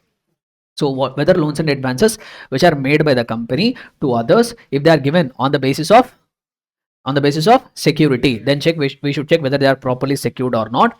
And even we should check the terms and conditions on which those loans have been made, are they prejudicial? Prejudicial means what? harmful to the interest of the company or shareholders. That is the first point. Number 2, we need to check whether the transactions which are represented merely by book entries are prejudicial. What do you mean by transactions represented merely by book entries? So not fake entries actually. Sometimes there could be genuine entries also, which are represented merely by book entries, like depreciation, provision for bad and doubtful debts. These are just merely book entries. So we need to check these kind of transactions which are represented merely by book interest, merely by book entries. Are they prejudicial? That means whether over provision, under provisioning has been created, that we need to check it. Third one, where the company not being an investment or banking company, whether so much of the assets of the company as consists of shares and debentures and other securities have been sold at a price less than purchase price. Basically, if your client company is other than investment company or banking company, if it is investing company or banking company, this point does not become applicable. Your client is a normal company which is other than investment company or banking company. In case if they are holding investments in the form of shares, debentures or bonds, have they sold it at a loss less than purchase price? Once again, I am telling you, sometimes they will try to confuse you giving the market price. They will say the purchase price of the shares is 100, the current market price is 120, whereas the company sold the shares at, okay, no, not like this. So let me give it to you. Purchase price is 100, current market price is 90, but the company was able to sell it at 95. The company is not an investment company or banking company. Is this transaction required to be reported or not? Yes. What is current market price? Irrelevant. Just we need to compare two values: sale price minus purchase price. So if the sale price is less than the purchase price, you have to report it here. Understood? Next, fourth one, whether loans and advances made by the company have been shown as deposits. So fourth point is also talking about loans and advances which are given by the company. If your client company has given loan and advance, but instead of showing it as loans or advance, is it showing it as deposits? That you have to report it here. And whether personal expenses have been charged to revenue account. What do you mean by that? Whether personal expenses have been shown as business expenses. So whose personal expenses? Company will not have any personal expenses. Company will not go on vacation. Company will not enjoy anything. So whether the personal expenses of directors, employees, have they been treated as business expenses? That we need to check. And also, in case if your company has allotted the shares for cash, whether that cash has actually been received, and if not, the position stated in the financial statements should be correct and not misleading. So these are the 6 points which are required to be reported under 143 subsection 1. What are they? Loans and advances made by the company are properly secured and terms are not prejudicial. Number 2, transactions represented by mere book entries, they should not be prejudicial. Number 3, other than investment company, banking company, have they sold their investments at less than purchase price. Number 4, loans and advances have been shown as deposits. Number 5, personal expenses have been charged to revenue. Number 6, if your client company has allotted shares for cash, whether cash has actually been received. If not, position should be correct and not misleading. And these 6 points are required to be reported only when you have a negative comment. Only when you have a negative comment, then only these 6 points are required to be reported. If you have positive comment, you are not required to report. If you are unable to find any of this point in the audit report, what does that mean? That means that auditor has verified all the 6 points, but he did not find any negative comment regarding any of the 6 points. Understood? Clear? Then coming to 143 subsection 3, we have some 143 subsection 2 simply says you are required to give a report. So whatever accounts you have examined, on that you have to give a report. In that report, you have to say financial statements give a true and fair view or not. This you can ignore it. So now let us come to 143 subsection 3. In 143 subsection 3, we have various reporting requirements. Starting from clause A till clause I, we have various reporting requirements. There is a very less chance of asking the question. Write all the reporting requirements under 143 subsection 3. They will not ask. Why? Because today question will be tested for maximum 4 marks or 5 marks. So for that, they will not ask you this much lengthy question. But what is the probability is they might ask only this point. What are the reporting requirements? Sorry, not this one, this one. What are the reporting requirements under 143 subsection 3 clause J? So under 143 subsection 3 clause J, we have 6 matters which are required to be reported. Out of that, the first 3 matters are old. They are there for a very long period of time. But D, E and F were added in the recent times. So that's why this particular point is gaining more significance in the recent times. So what are that matters which are required to be reported under 143 subsection 3 clause J? First one, whether the company has disclosed the impact, if any, of pending litigations. So as an auditor, you are required to comment whether company has disclosed the impact of pending litigations. Are they asking the auditor to disclose the impact of pending litigations? Are they asking the auditor to disclose the impact of pending litigations in his audit report? No. They are asking the auditor to check whether management disclosed the impact of pending litigations in financial statements. They are not asking auditor to give disclosure of pending cases. They are asking auditor to check whether management has given disclosures regarding pending litigations in the financial statements. Number two, whether the company has made provision for material foreseeable losses. If the company came to know now itself they are going to make a loss on a contract, that contract is going to take place over a span of 5 years. Can they wait for 5 years for recognizing the loss? No, they should have recognized in year one itself. So like that, if the company is going to have material foreseeable losses on long-term contracts, whether they have created a provision or not, that also I need to check and give a comment. Third one, whether there has been any delay in transferring the amounts which are required to be transferred to Investor Education Protection Fund. As we all are aware, some amounts are there which are required to be transferred to IEPF. So we need to check whether your client is having any such amounts which are required to be transferred to IEPF. Each amount will have a deadline also, whether amount has been transferred within the deadline or has there been made any delay in transferring the amount to the IEPF. So that we need to check and give a comment. Now comes the D point. So let us try to understand. In the D point also 3 sub points are there. We will try to understand this with the help of example. Okay, fine. So 3 things here. If you read the text, it becomes quite complicated. Let us try to understand. See, you are conducting an audit of the client X Limited, which is a client company. You need to ask the management of your client company. Whom? You should ask the management of your client company to give a representation, to give a written confirmation that they did not involve in certain transactions. They did not involve in certain transactions. Which are transactions? They should not have given funds in the form of loan or in the form of advance to some another entity. Say for example, we call them as Y Limited. For the time being, we call them as intermediary. So your client has given any loan or advance to some entity which we call them as, which that entity to whom the loan or advance or any amount has been given, investment has been made, that entity we call them as intermediary. But there is an understanding between whom and whom? Between the client company and the intermediary, there is an understanding. That understanding could be in written format or otherwise. That could be a written understanding, that could be a oral understanding also. And what is that understanding is, this intermediary should go and give that either amount as a loan, advance or investment, or give a guarantee on behalf of some further entity. Say for example, Z Limited, which we call it as ultimate beneficiary. Which we call it as ultimate beneficiary. So if you, whether your client has engaged, they should do these transactions or they should not do these transactions. See, generally, if you look at the entire scenario, what is happening is X Limited, your client company, wants to do some favor to Z Limited, which is an ultimate beneficiary. Either they are prevented from doing it, or if they have done it directly, they might be answerable to many people. They might have to face so many questions. So in order to avoid that questions, what your client company is doing is, instead of transferring the favor, instead of doing the favor directly to ultimate beneficiary, they have created one intermediary. So they are giving loan, advance or investment to Y Limited with the understanding that Y Limited should go and give loan, advance or give a guarantee on behalf of ultimate beneficiary. So what in the back end happening is, X Limited wants to do some favor to Z Limited, but instead of doing it directly, they have created one intermediary.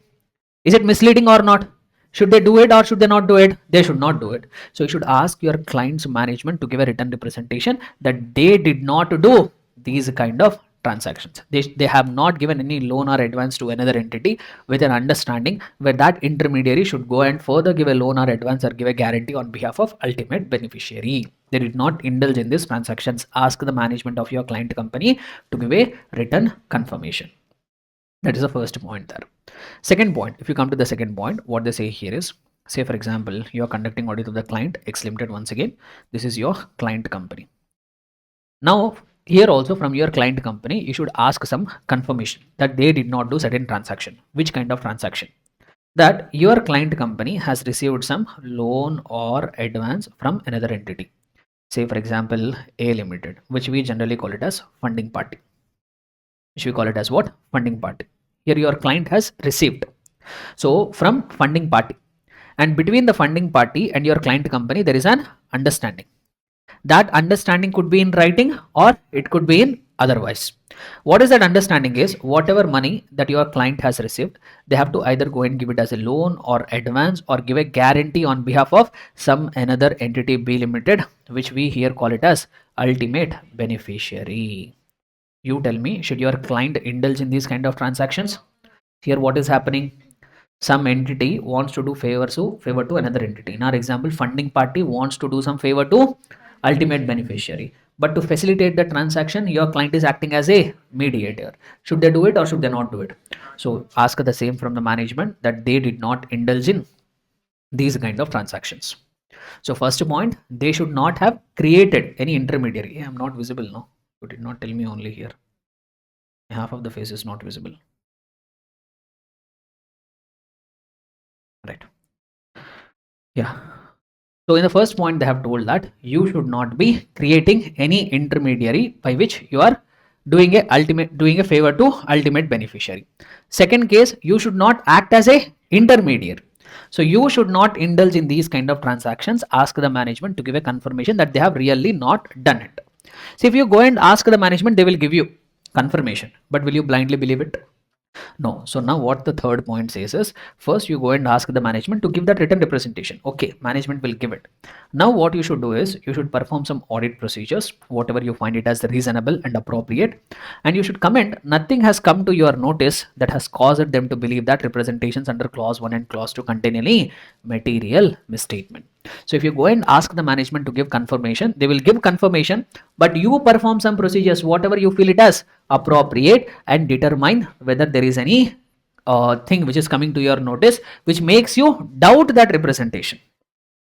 Understood? So that is what reporting requirements under clause D of 143 subsection 3 clause J. Then two more extra points are there. In case if your client company has declared the dividend, you are required to check whether that dividend has been declared in accordance with the provisions of section 123 of the Companies Act. They can't declare whatever dividend they want. There are certain rules, certain calculations which you are required to follow, so that you need to check. And also one more latest update.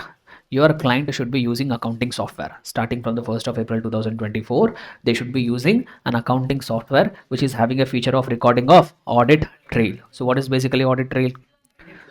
Edit log also you can say that thing, but the background of the transaction. So flow of the transaction, who initiated, who updated, who deleted, that background things also should be there. So that we call it as audit trail. And from 1st April 2024, every company should use only such accounting software which have a feature of recording audit trail. So that they made it mandatory on the companies. Now they put a responsibility on the auditor to check whether really companies have complied with that requirement or not. Understood? So these are the extra reporting requirements under 143 subsection 3 clause J. This also they have asked it and they have a chance of testing it now also. Understood? So we have completed 143 subsection 3, 143 subsection 1. Now we will talk about reporting requirements under 143 subsection 12, which is relating to reporting of fraud. So as an auditor, during the course of your audit, if you come across any fraud, you are required to report it. And how to fulfill that reporting requirements, let us try to have a look at that. So in order to fulfill the reporting requirements, or your reporting requirements is going to depend on what is the amount involved in the fraud. What is the amount involved in the fraud? If the amount involved in the fraud is what? How much? If the amount involved in the fraud is 1 crore or more, then central government reporting will become applicable. If the amount involved in the fraud is less than 1 crore, then central government reporting will not become applicable. So if you are conducting the audit, during the course of the audit, if you come across any fraud and if you have reason to believe that amount involved in the fraud is 1 crore or more, you are required to report that to the central government. How to report to that central government? What is the manner of reporting? First thing, the moment you came to know about fraud, within 2 days, you are required to report this matter. To whom? So audit committee or board of directors they say, but here there is one thing which students often get wrong. It is not a choice. It is not a choice. The Act 140 subsection 12 did not give a choice for the auditor to decide to whom to send. If audit committee is there in the client company, you have to report it to audit committee only. If audit committee is not there, then you have to report it to board of directors. So it is not your choice. If audit committee is there, you can't decide, okay, instead of sending audit committee, we'll send it to board of directors. You can't say that. If audit committee is there, only audit committee. If audit committee is not there, then to the board of directors. Within how many days? Within 2 days of knowledge of the fraud. So once you have communicated with them, you should give them 45 days of time. How much time? 45 days of time. For what purpose? To reply. So you have communicated the matter to the management. So you expect some reply from them. So you wait for 45 days for their reply. So within 45 days, two things might have taken place. What two things might have taken place? So you might have received a reply. In case if you have received a reply, within 15 days of receiving the reply, within how many days? Within 15 days of receiving the reply, you have to report that matter to central government. So what and all you have to report to the central government? The report which you originally sent to board of directors or audit committee, what reply you have received, on that reply what are your remarks? Three things: report which you have sent to audit committee or board of directors, what reply you have received, on that reply what is your remark. These three things are required to be communicated to central government. And how you have to communicate? In form number ADT4.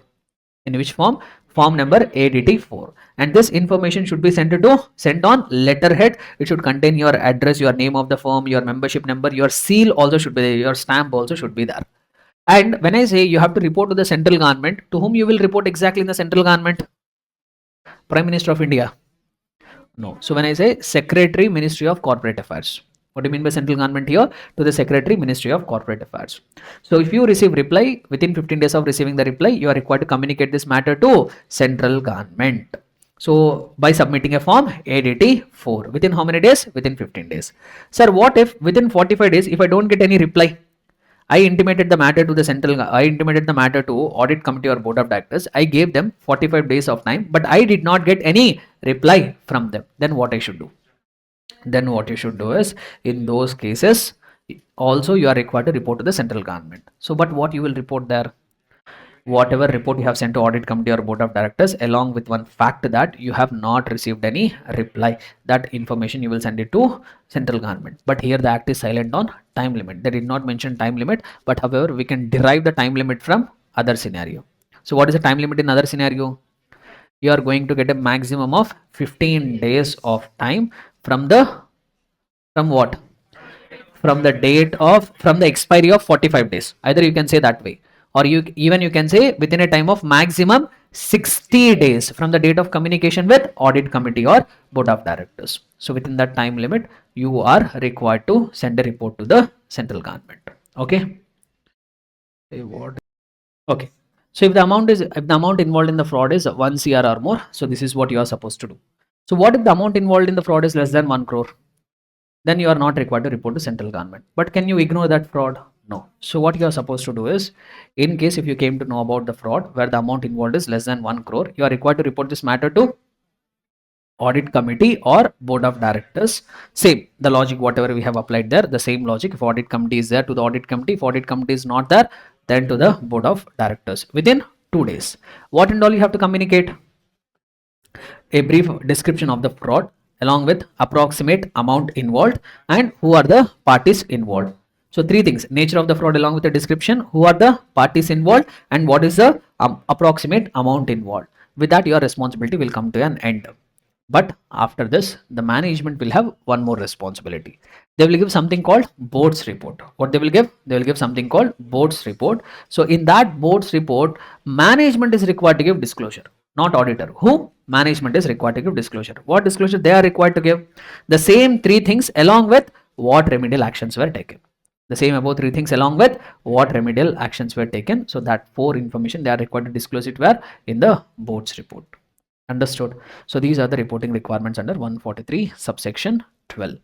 Now let us come to the most important part, the reporting requirements under 143 subsection 11. So there is other name for the reporting requirements which we also call it as CARO 2020. How many matters are there? There are a total of 21 matters which are required to be reported. So let us try to revise them quickly. Maintain silence please. Focus. Right. First of all, let us talk about applicability. Is auditor of every company required to report on CARO? No. So they initially told that CARO is applicable for all companies including a foreign company. What do you mean by foreign company here? The company which is incorporated outside of India but it is having a place of business in India. Even they are also required to comply with CARO. But however, a few companies are exempted from applicability of CARO. Which are that companies which are exempted from CARO? Banking company, insurance company, Section 8 company, one-person company, small company, and a private limited company. What is that? And a private limited company subject to fulfillment of four conditions. All four or any four? Any of the four? All four. So if a private limited company, if it fulfills all the four conditions which we are about to discuss now, then for that private limited company also CARO will not become applicable. If CARO is not becoming applicable, who is happy? Both will be happy. Company also will be happy, auditor also will be happy. Why? Because auditor need not put the extra effort, company need not provide extra information to the auditor. Both will be happy. So but what are that conditions which are required to be fulfilled by a private limited company for CARO to not become applicable? Number one, it should not be a subsidiary or holding of a public company. So neither you should have, if you are a private limited company, neither you should have a holding company, which is a public company, neither you should have a subsidiary company, which is a public company. So neither your subsidiary nor your holding should be a public company.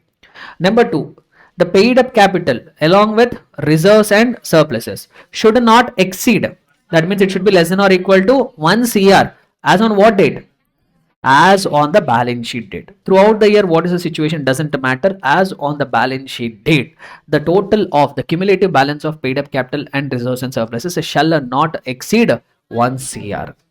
Third one, the borrowings from banks and financial institutions shall not exceed 1 crore at any point of time during the financial year. Not just as on the balance sheet date, throughout the year, at any point of time. What should not have happened? The borrowings from banks and financial institutions should not have exceeded 1 CR. Not on the balance sheet date, guys, at any point of time during the financial year. And last one, total revenue, including revenue from discontinuing operations, shall not exceed 10 crores. As on the balance sheet date or at any point of time. Revenue is a cumulative figure.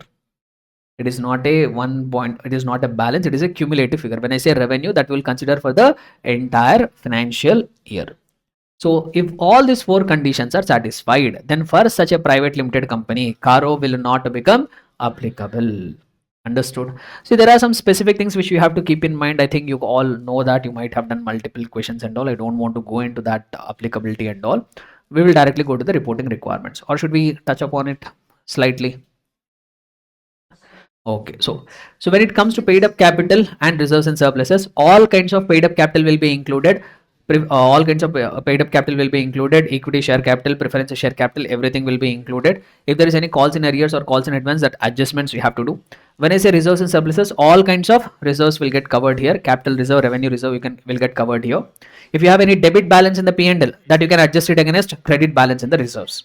Even after adjusting against the credit balance of the reserves, if you have any excess debit balance in the P&L account, that you can adjust it against paid up capital. When I say adjust, will you go and adjust in the balance sheet? No, we are adjusting it for the sake of calculation. Okay, next. When I say borrowings, when you are calculating borrowings, all kind of borrowings will get considered. Short term, long term, even credit card outstanding balances also will be considered. Secured, unsecured, everything will be considered. And only borrowings from banks and financial institutions is required to be considered. Other borrowings will not be considered. Okay. And from a bank, if you have a borrowing with the same bank, if you have a fixed deposit also. Say for example, with a bank you are having 50, with a bank we have 1.1 CR of borrowing. With the same bank you have 30 lakh worth of fixed deposit. Should I consider the gross value, or I should take the net value? You have to take the gross value. Don't net off the assets and all.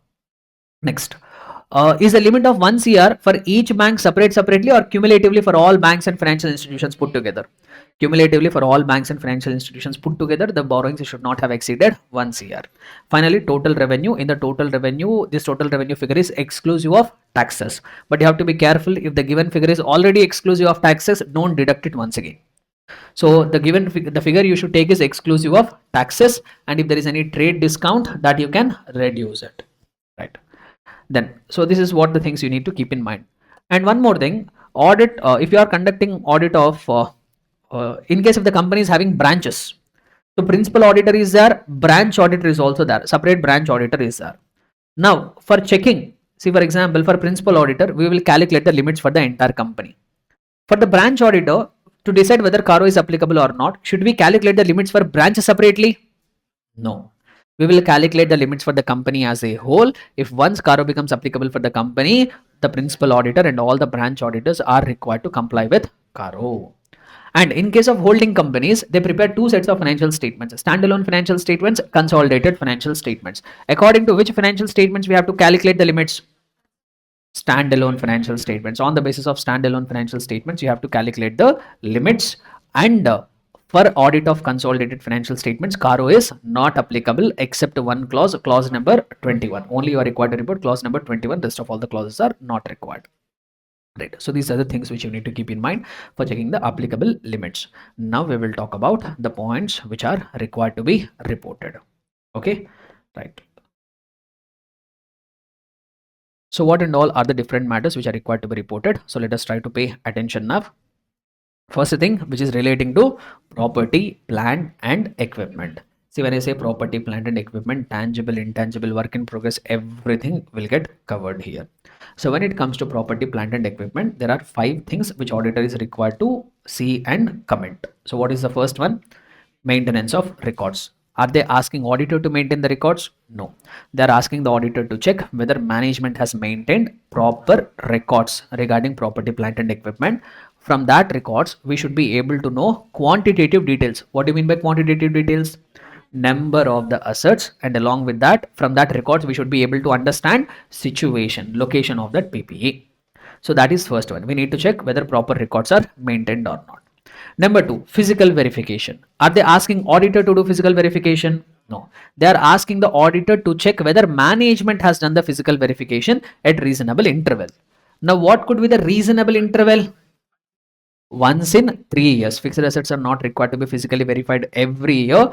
The reasonable interval for verification of for physical verification of fixed assets is once in every 3 years. So you need to check whether these fixed assets are physically verified by the management at reasonable intervals. On that verification, whether any discrepancies. What do you mean by discrepancy? Differences are found out. If yes, whether they have been properly dealt with in the books of accounts or not, we need to comment. Third one, specifically they talk about immovable properties. When I say immovable properties, land and buildings will get covered here. So they say that in respect of any immovable properties, you have to get the title deeds of all the immovable properties. Land and buildings, to take the balance sheet, check all the land and buildings, ask the management to give the property deeds. Check whether the title of the immovable property is in the name of the company. That means in the property title deeds, the property should have been registered in the name of the company. In case the title of the immovable property is not in the name of the company, then you are required to give some details. You are required to report some details. What you are required to report? Description of the property. What is the gross carrying value? It is held in whose name? If not in the company's name, whose name is there? And the person in whose name that property is there, is he a promoter? Is he a director? Is he your employee? And for how long the asset has been held by the company, and what are the reasons why it is not yet transferred in the name of company. So these things are required to be reported. Next, revaluation. Fourth point is regarding revaluation. We need to check whether the company has revalued its property, plant and equipment. See, when I say revaluation could inflate the figures, or revaluation could even reduce the figures also. So we need to check whether the management has done the revaluation of its PPE. If yes, we need to check on what basis they have done the revaluation. Did they do the revaluation on the basis of a registered valuer? Valuation should be done by registered valuer. According to that, revaluation should happen. Revaluation should not be done according to whatever management thinks. It should be done on the basis of valuation done by a registered valuer.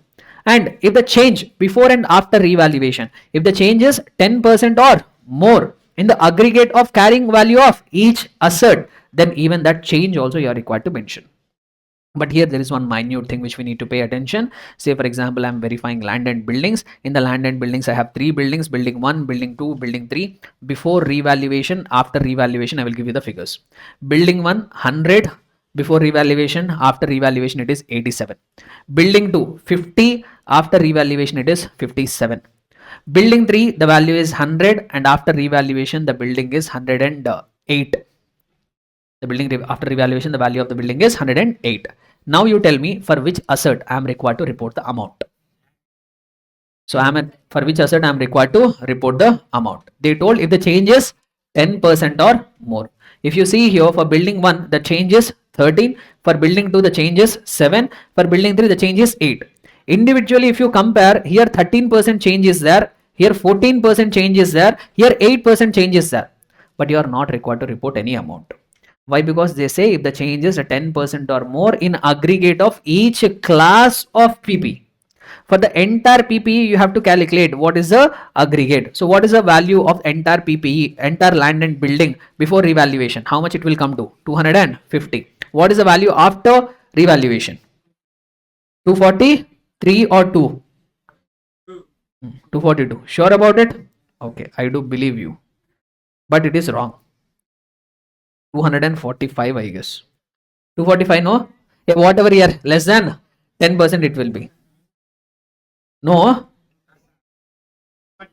242 only. Okay, fine. Sorry, my mistake. Calculator told. Good. 242. So here if you see for the entire class of land and buildings, what is the change here? 8 CR only, which is hardly less than 10% of 250. So nothing, no amount is required to be reported. Understood? So that is what the fourth point. Now coming to the fifth point regarding which you are required to report is Binami transactions. You need to check whether any Binami transactions have been initiated. Have they been started freshly or already they are undergoing or pending against the company for holding any Binami properties? If yes, whether the company has appropriately disclosed. Once again, they are not asking auditor to disclose the Binami transaction details. They are asking the auditor to check whether company has disclosed the Binami transactions in their financial statements or not. Clear? So first matter which is required to be reported under CARO. What is that? PPE. Under PPE, 5 things. Number 1, maintenance of proper records. Number 2, physical verification at reasonable intervals. Number 3, titles of immovable properties. Number 4, revaluation. Number 5, Binami transactions. Next. Coming to the next one, second item, inventory. So regarding inventory, what you are required to report. Here also physical verification.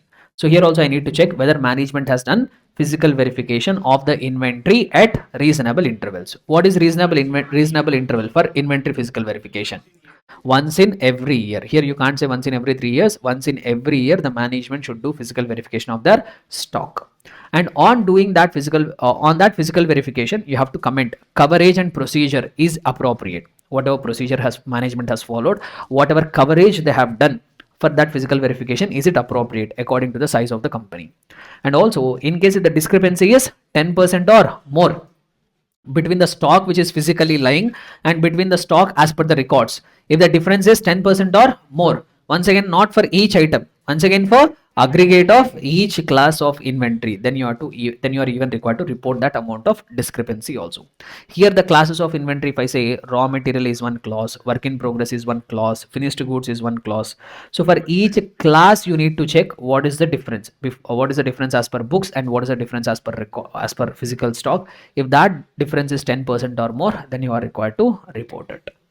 Next, second one is regarding working capital loans. This point says that you need to check whether your client company has taken a working capital loan, that too in excess of 5 crores, that too giving your current assets as a security. The second point will become applicable only when your client has taken a working capital loan. If your client has not taken working capital loan, no reporting here.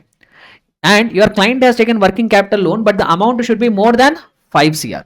If the working capital loan is less than 5 CR, no need to report. And your client has taken working capital loan, amount is more than 5 CR, and for that should be a secured one, for which they should have given their stock current assets as a security. If that is the case, in case if you have taken the working capital loan on the basis of the current assets as security, you are required to submit quarterly stock statements to the bank regarding your stock position. Now they have put a responsibility on the auditor to check whatever stock statements which are getting submitted by the company to the banks, is it matching with the books of accounts? That means, are they submitting genuine stock statements or fake stock statements? That you need to check and give a comment. Understood? Clear and comfortable, everybody? So second point, that will become applicable only when client has taken a working capital loan, that too in excess of 5 crores by giving a security of current assets. Clear? So inventory 2 points, physical verification and working capital loan, checking of the stock statements. Now, third point talks about investments, guarantee, security, loans or advances, once again, which are given by company, not about accepted. They are talking about receivables given by the company. So when it comes to this, we have 6 points. So what are that 6 points? Number one, you need to check whether during the year has your company provided any loans or provided advances in the nature of loans, or they have given any guarantee to any other entity. Basically, I need to check. I need to open their ledgers and check whether the company has given loan, advance, or guarantee to other entities. If yes, I need to do some bifurcation and do the reporting. So, what bifurcation I have to do is, if my client company has given loans to others, say for example, 10 entities they have given the loan. Out of that, I need to identify which entities are subsidiaries, associates, and joint ventures. Say for example, out of these 10 entities to whom my client company has given loan, 2 are subsidiary companies, 1 is associate company, 1 is a joint venture. So 4 such companies are there which are having a relationship of subsidiary, associate, joint venture. And we have remaining 6 companies which are not a subsidiary, not a joint venture, not an associate company. Now I need to identify for these 4 companies put together what is the aggregate amount of loan given during the year and what is the balance outstanding as on the balance sheet date. The same thing have to calculate here. What is the aggregate amount of loan given for these other entities and what is the balance outstanding as on the balance sheet date. Simple bifurcation we have to do and report it. However, this point is not applicable for those entities whose principal business is to give loans. Sir, anyhow, for banking company, this banking company CARO itself is not applicable. No. Whose principal business is to give loans? Banking company. But for banks, CARO itself is not applicable. No. But NBFCs we have, yes. NBFCs CARO will become applicable, but this point will not become applicable. Understood? Right. So first point is bifurcate and report. Second point, this is one very much similar to 143 subsection 1 we have seen. On whatever terms and conditions your client has given the loan, are they prejudicial? Are they harmful against the interest of the company? Like giving the loan without interest, or the rate of interest is very less than the market rate, or giving unsecured loan. So these are all terms and conditions which are prejudicial. We need to check it.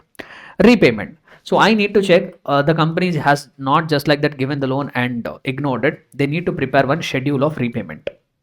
When interest has to be paid, how much repayment have to do, what is the installment amount they have to calculate.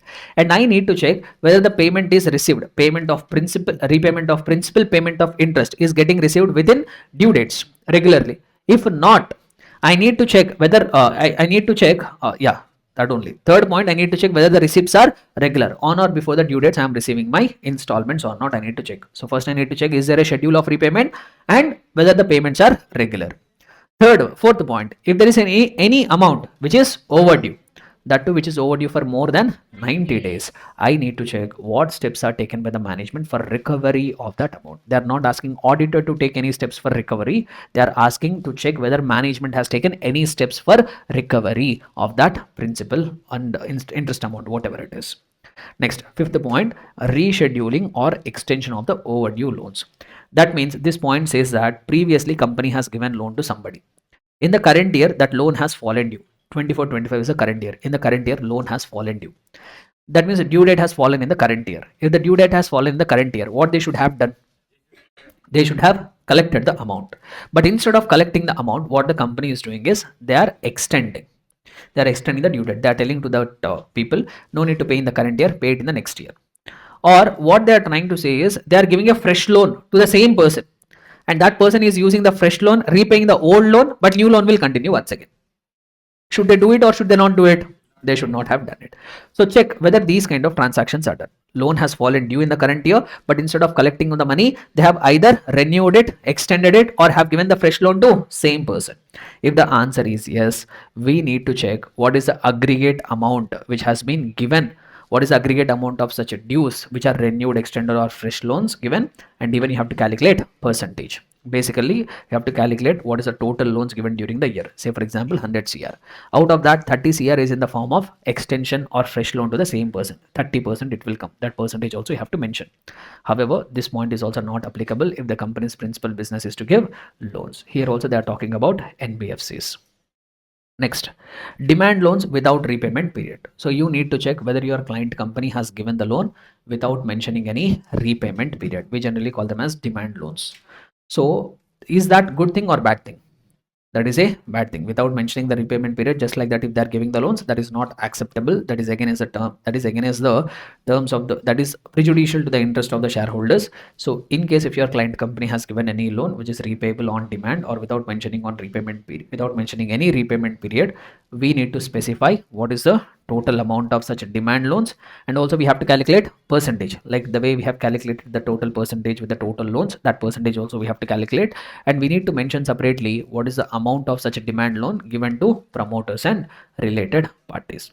So these are the 6 points which are required to be reported regarding investments, loans and guarantees. What are they? Number 1, first we have to do segregation for related parties for other than related parties. Number 2, we need to check repayment, terms and conditions. Third one, schedule of repayment. Fourth one, overdue for more than 90 days. Fifth one, renewal or extension or giving the fresh loan to the same person. Last one, demand loans are getting given there. Clear? Next.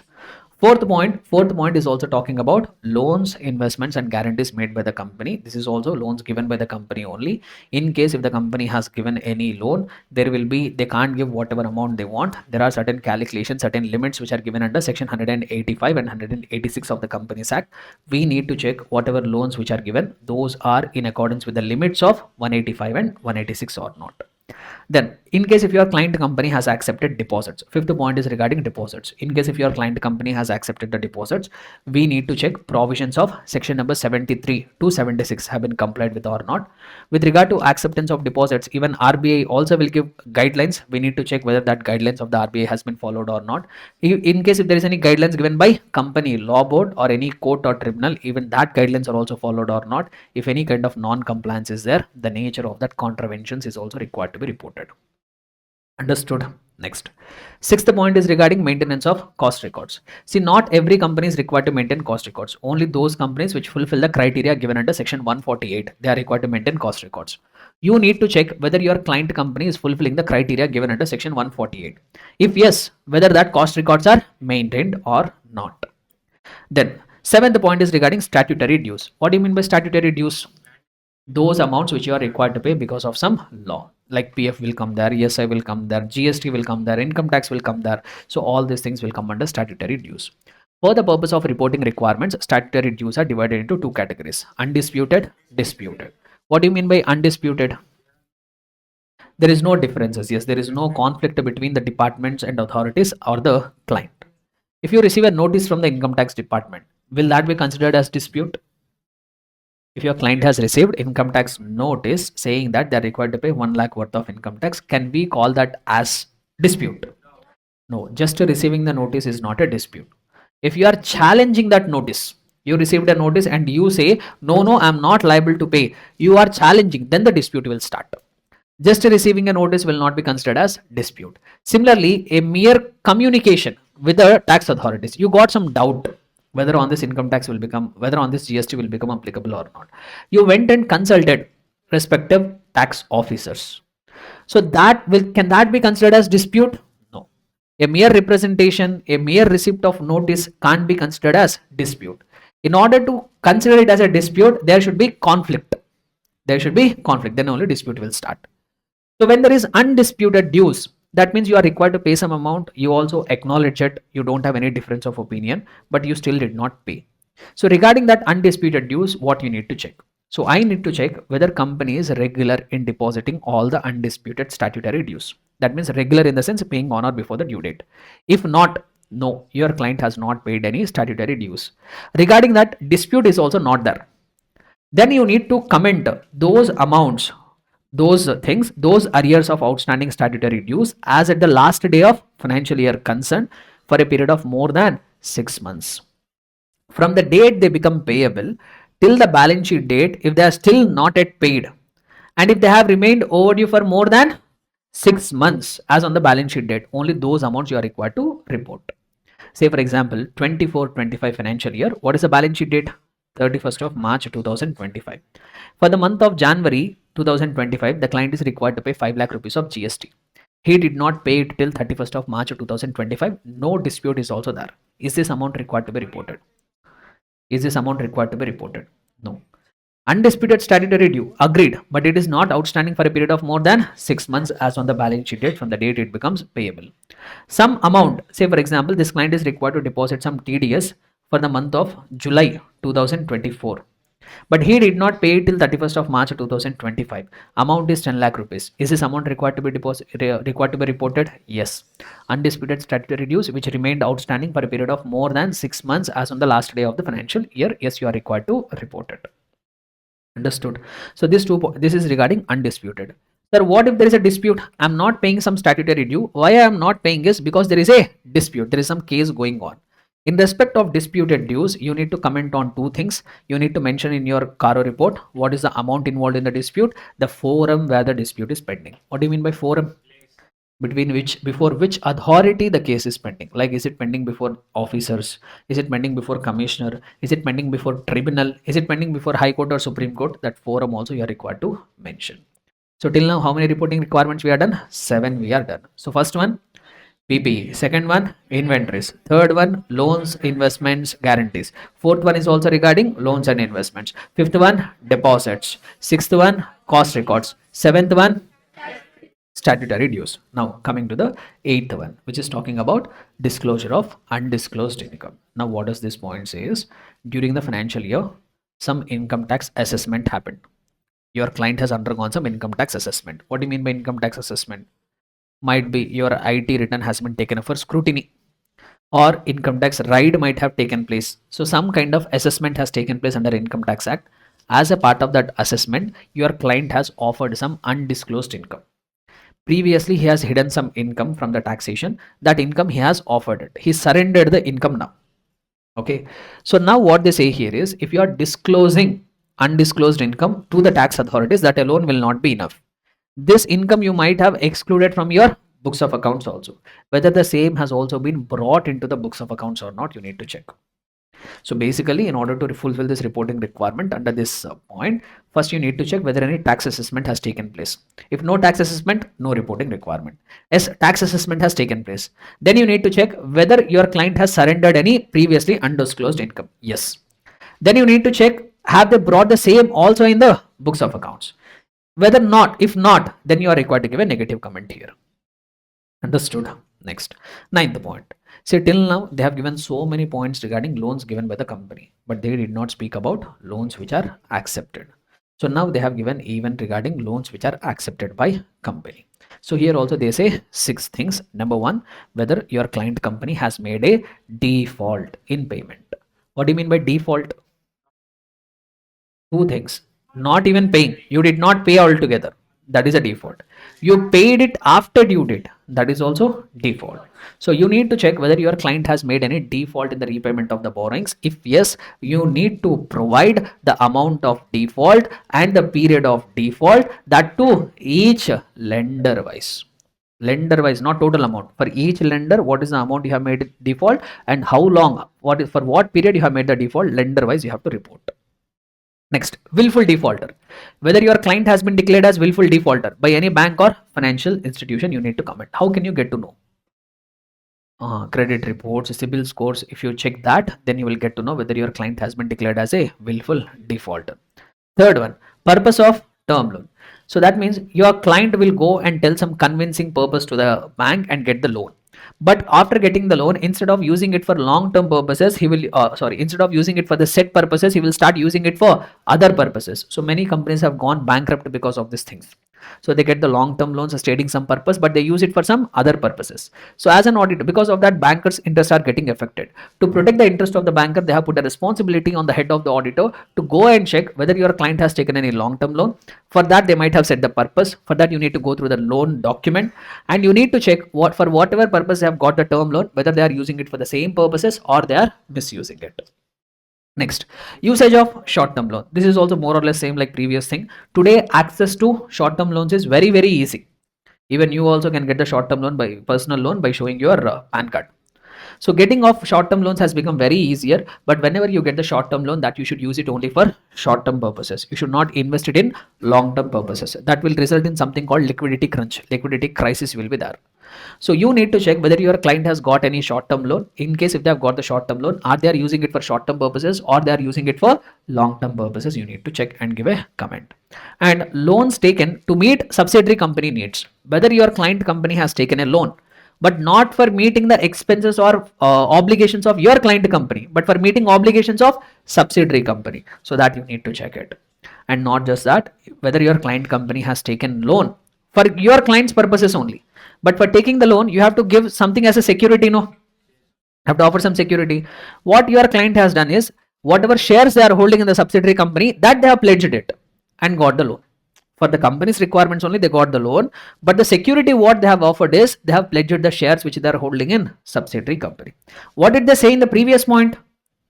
Your client has got a loan not for the client's purposes but for meeting the obligations of subsidiaries. That also you are required to report. Your client has taken loan for your client's purposes only but by pledging the shares of subsidiaries. That also you are required to report.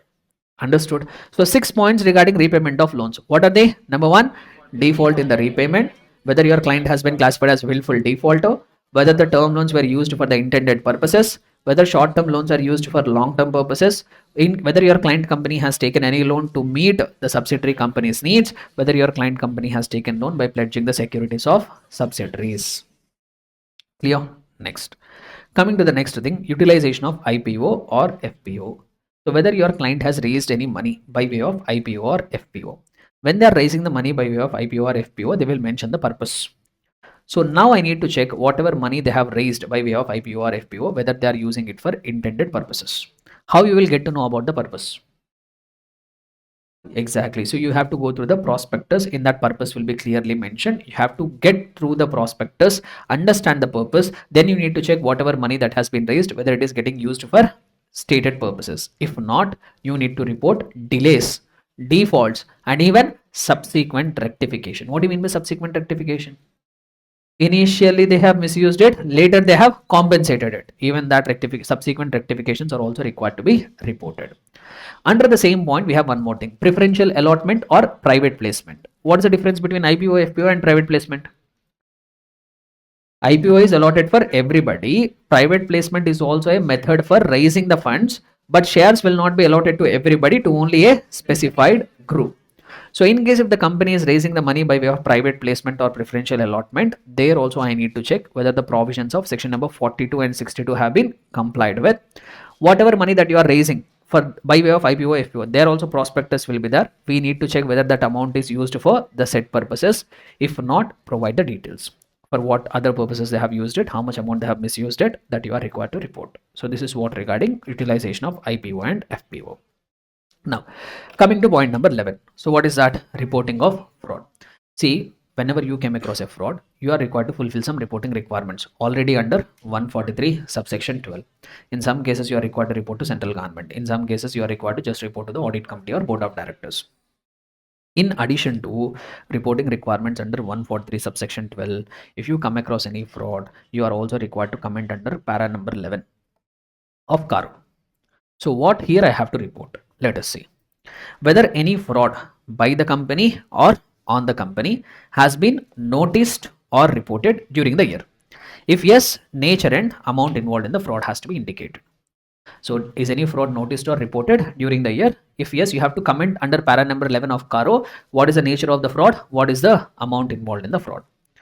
But there is a difference in reporting requirements under 143 subsection 12 and para number 11. The differences are, under 143 subsection 12, if you read the phrases, they say if you have a reason to believe. What they say? If you have a reason to believe. It need not be a noticed fraud. It need not be a reported fraud. If you have a reason to believe, you are required to report that fraud.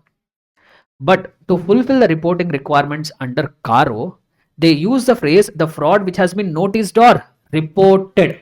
That means proven fraud. Even if you have a suspicious fraud also, you are required to report it to the central government under 143 subsection 12. But under CARO, you are required to report only noticed or reported frauds. Point number 1. Second point. See, under CARO, under 143 subsection 12, if the amount involved in the fraud is 1 crore or more, you are mandatorily required to report to central government whether that 1 CR is material or not, you should not check it. You are conducting audit of a Reliance Industries Limited. You came to know 1 CR amount of fraud.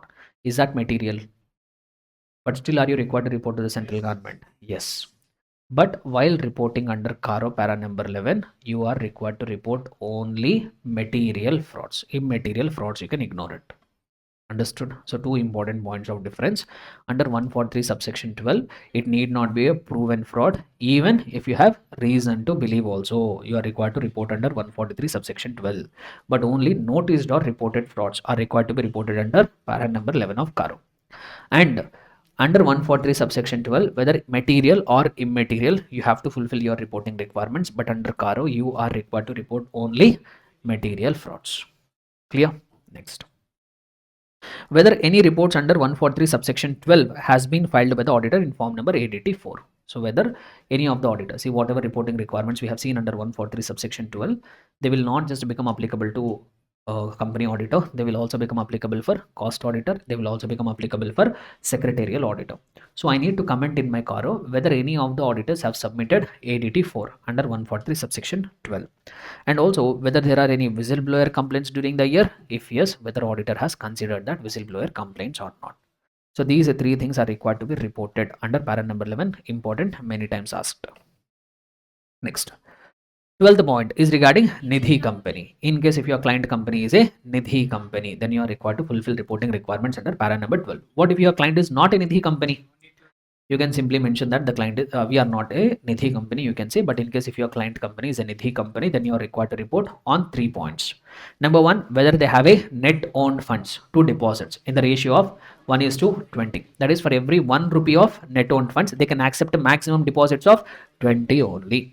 Next, whether Nidhi company is maintaining 10% unencumbered term deposits of whatever total deposits they have received, 10% they should keep it in unencumbered. That means without any charge, without offering it as security for any loan, they have to keep it in the term deposits. And also whether if there is any default in payment of interest on deposits or repayment thereof any period, if so, the details thereof. Have they made any repayment of interest or repayment? See, in this point here you have to give only comment. You need not mention what is the amount of default, what is the period of default. You need not say, just you have to mention whether any default has taken place. That's all. Why? Because they would have already mentioned, they would have already given the details in point number 9. If you go to point number 9, repayment of loans, first point what they say, whether your client company has made any default in repayment of loans. If yes, what is the nature of, what is the amount and period of default. Lender wise anyhow they will give. So that's why in para number 12, once again, you need not give amount and the period details and all. Just you will mention the fact whether default has been made or not. That if you mention, it will be enough. Details anyhow we will give it in para number 9. Understood? Next. Related party transactions. You need to check whether your client has entered into any related party transaction. If yes, we need to check compliance with the provisions of section 177 and 188. And also there are so many disclosure requirements as per accounting standards regarding related party transaction, whether all that disclosure requirements are met or not, that also we need to check it. Next, 14th point, you need to check whether your client is having appropriate internal audit system, and that internal audit system should be commensurate with the size and nature of its business. Even internal audit is also not mandatory for all the companies. It becomes applicable only as per section 138, a few companies which fulfill criteria. If yes, you need to go and check whether your client is having internal audit team, and the size of the internal audit team should be matching with the company. Companies Reliance, they have an internal audit team. In the internal audit team, 2 people are there. Is it matching with the size of the company? No. Next, whether the reports of internal auditors for the period under review were considered by the statutory auditor. Sometimes as a statutory auditor, you can use the reports of internal auditor for your decision making, for your opinion. Have you used the internal audit reports? That also you need to give a comment. Next, whether your client company has entered into any non-cash transactions, that too with the directors. If yes, you can't do it in whatever manner you want. You should have complied with the provisions of section 192. So you need to check the compliance there. Then coming to the 16th point, NBFC. This point will become applicable if your client is a NBFC. If not, you can mention the fact my client is not a NBFC. Reporting requirements under this clause will not become applicable. So when it comes to NBFC, 3 things. You need to check whether your client is required to get registration under 45 IA of Reserve Bank of India Act. If yes, whether they have obtained registration or not. Number two, whether your client company is conducting any non-banking financial or housing finance activities without obtaining a certificate of registration from RBI. Third one, whether your client company is a core investment company, CIC. After becoming NBFC, if you fulfill some conditions, you will get one status, CIC. So you need to check whether your client company is a CIC. If yes, whatever conditions which are required to be fulfilled to enjoy that CIC status, they should continue to fulfill it. So long it is not just like one time you have complied with this complied with the conditions, you got CIC status, then you can't ignore it. So long as you enjoy that CIC status, you have to continuously fulfill that criteria. So whether that criteria is getting fulfilled or not, we need to check. Not just that, see here what they say here is, once you are NBFC, if you fulfill some 10 conditions, you will get the status of CIC. After becoming CIC, if you fulfill some extra 5 conditions, you will get something called exempted CIC status. So if my client is just a CIC, I need to check compliance with the 10 conditions. If my client is an exempted CIC, I need to check 10 plus 5, 15 conditions compliance. And if my client is a very bigger group, so many subsidiary, associate, joint venture, holding companies are there. As a part of that group, is there only one CIC or is there more than one CIC? Like holding company is also a CIC, subsidiary is also CIC, associate is also CIC. If the group contains more than one CIC, we need to mention how many number of such CICs are there in the entire group. So that is what third point is about. So 3 things regarding NBFC: whether they require registration under 45 IA of the Reserve Bank of India Act, whether the client is doing any non-banking financial or housing finance activities without obtaining certificate of registration, whether your client is a CIC or exempted CIC. If yes, they are fulfilling the conditions. And as a part of the group, do you have one CIC or more than one CIC? If you have more than one, mention that figure. Next, 17th one, cash losses. Whether your client has made any cash losses in the current financial year and also in the preceding financial year. When I say cash loss, do I mean loss as per the statement of P&L? That is not loss as per the statement of P&L. You have to take the profit or loss figure from the statement of P&L, add non-cash expenses, reduce non-cash incomes, then you will get a figure called cash loss. They should have made a cash loss in the current year also. They should have made a cash loss in the previous year also. Then you are required to report it. Understood? Clear? Next, resignation of auditors. You need to check whether any of the statutory auditors have resigned. If yes, you need to consider because of what issues, what objections or what concerns they have resigned. That issues you have to consider once. Then information about financial assets and liabilities. See, this is one such points. Basically, as an auditor, we will express our opinion on historical financial information. But this one point is an exception. So now, because of inserting this point, because of this point number 19 in CARO, we are required to express our opinion on future also in one aspect. So nothing but what they say here is, you need to give your opinion. You need to give your opinion regarding one thing. What is that opinion is? Whatever liabilities are there, as on the balance sheet date, which fall due within a period of 1 year. From the balance sheet date, whatever liabilities which fall due within 1 year, basically whatever current liabilities are there, is the company is in a position to pay that current liabilities, or do they have any material uncertainty? You are required to give a comment. Is the company in a position to pay their liabilities which fall due within 1 year from the balance sheet date, or is there any doubt, is there any uncertainty? Sir, and on what basis I have to give this comment, sir? So on the basis of considering various information. What and all information you have to consider? On the basis of considering the ratio analysis, by doing aging and expected dates of realization of financial assets and payment of financial liabilities. Basically, when you will collect from your debtors, when you are required to pay to your creditors, you should do that aging analysis and all other information accompanying the financial statements. So, and also by sitting with the board of directors and getting understanding and knowledge of what are their plans for future. So on the basis of all this, by doing ratio analysis, by doing aging of financial assets and financial liabilities, by using information accompanying the financial statements, by using all this information, you are required to comment, is the company in a position to pay their liabilities which fall due within 1 year from the balance sheet date, or is there any material uncertainty existing? But however, this is also not a guarantee.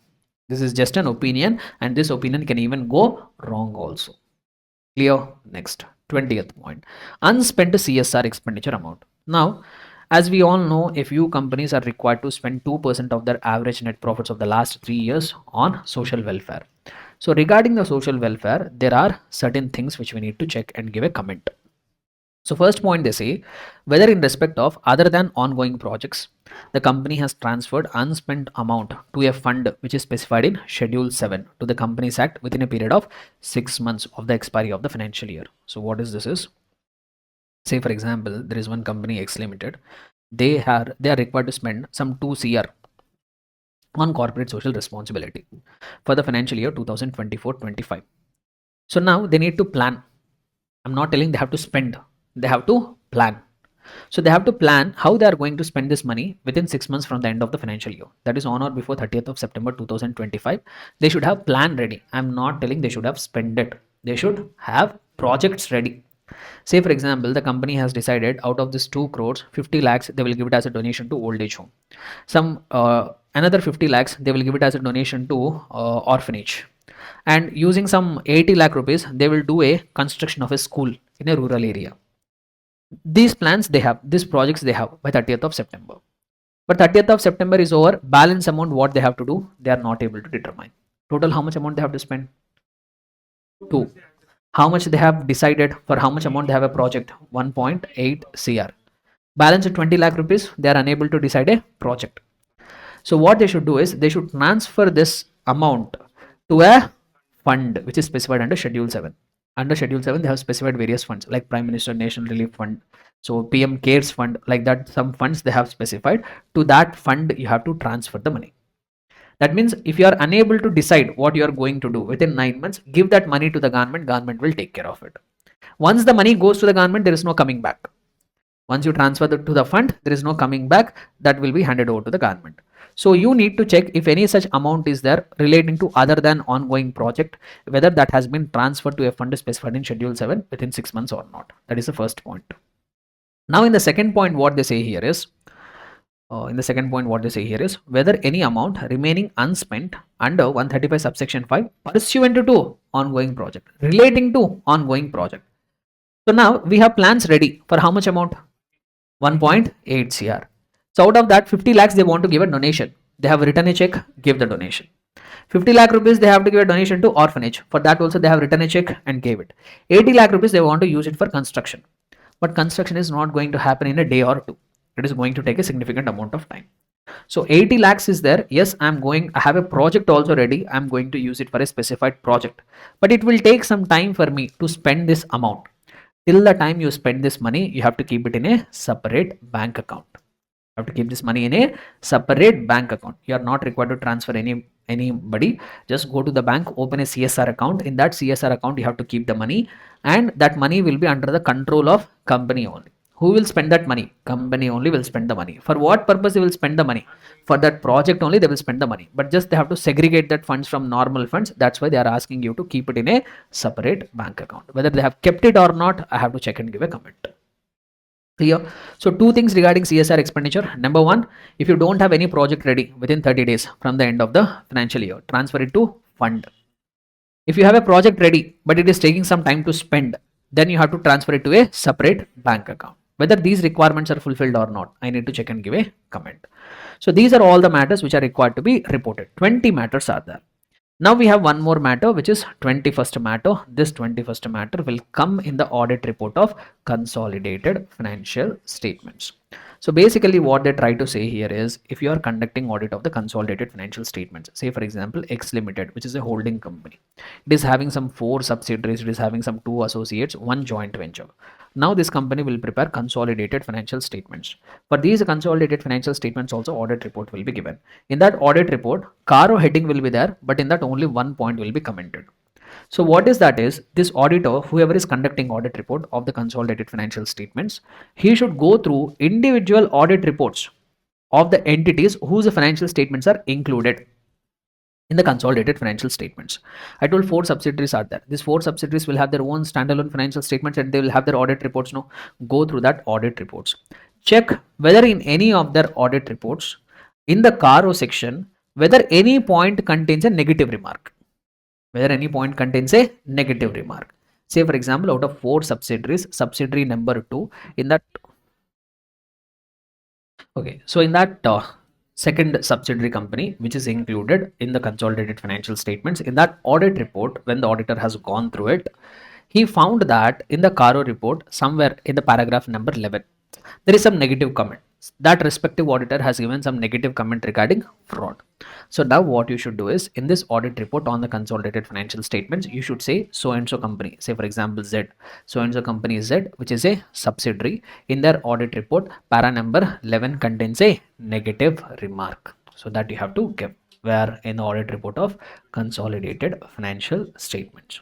So basically you have to go through individual audit reports of those companies which are included in the consolidated financial statements, check in their CARO reports whether any point contains negative remark. If yes, give that details in the audit report of consolidated financial statements.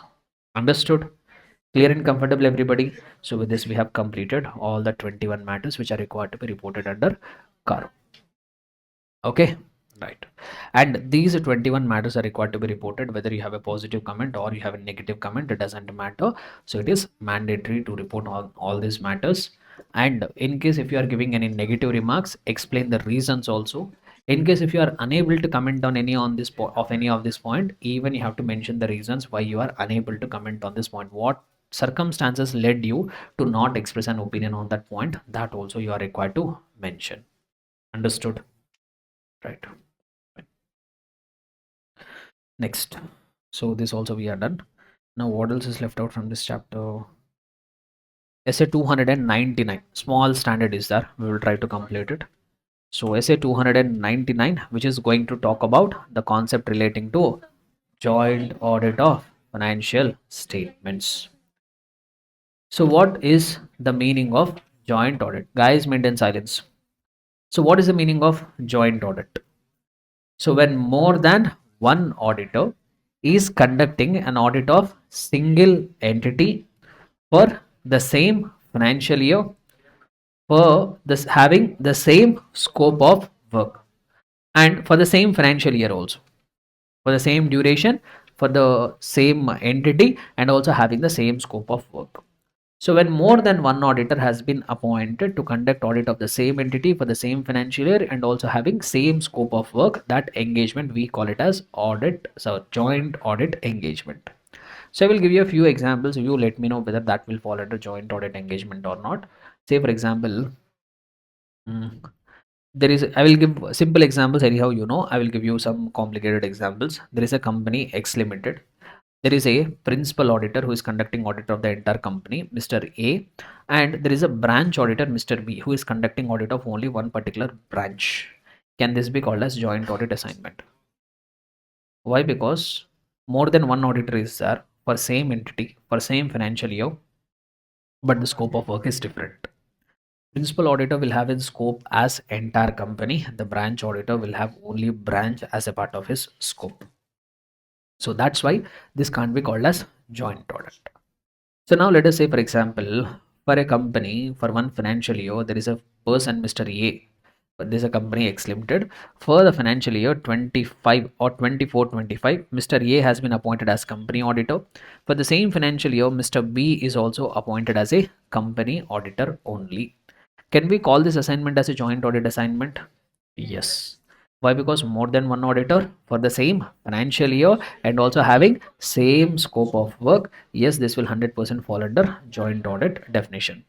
So there is a firm for the financial year 24-25. There is a firm ABC & Co which has been appointed as a company auditor. For the same financial year, Mr. Z, an individual chartered accountant, has been appointed as a company auditor. Can this also be called as joint audit? Yes. So more than one auditor. Basically, that could be more than one individual person, more than one audit firm, or it could be a combination of individual and an audit firm. So all the assignments we call them as joint audit assignments. Will joint audit assignments really happen? Yes, they do really happen. So Reliance is a joint audit. Auditors, partners from two different firms will sign the audit report of Reliance Industries Limited. So you can find it here also in the audit report. We go at the bottom, see here, Two firms are there, DTS and Associates LLP, SRBC and Co LLP. Two different firms, partners from two different firms have signed the audit report.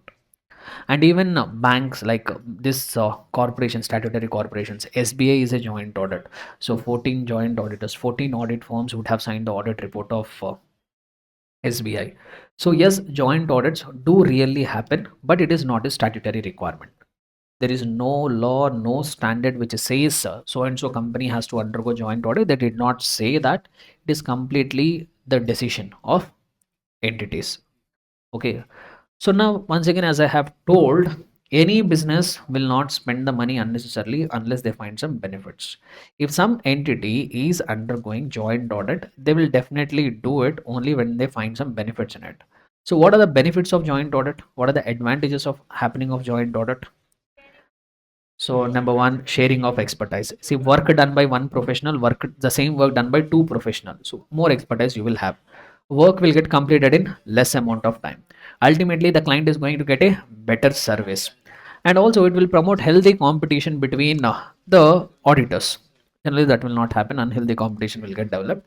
But yeah, so it is a opportunity for promoting healthy competition and better quality of the service. So all these advantages are there. So that's why the companies are opting for joint audit.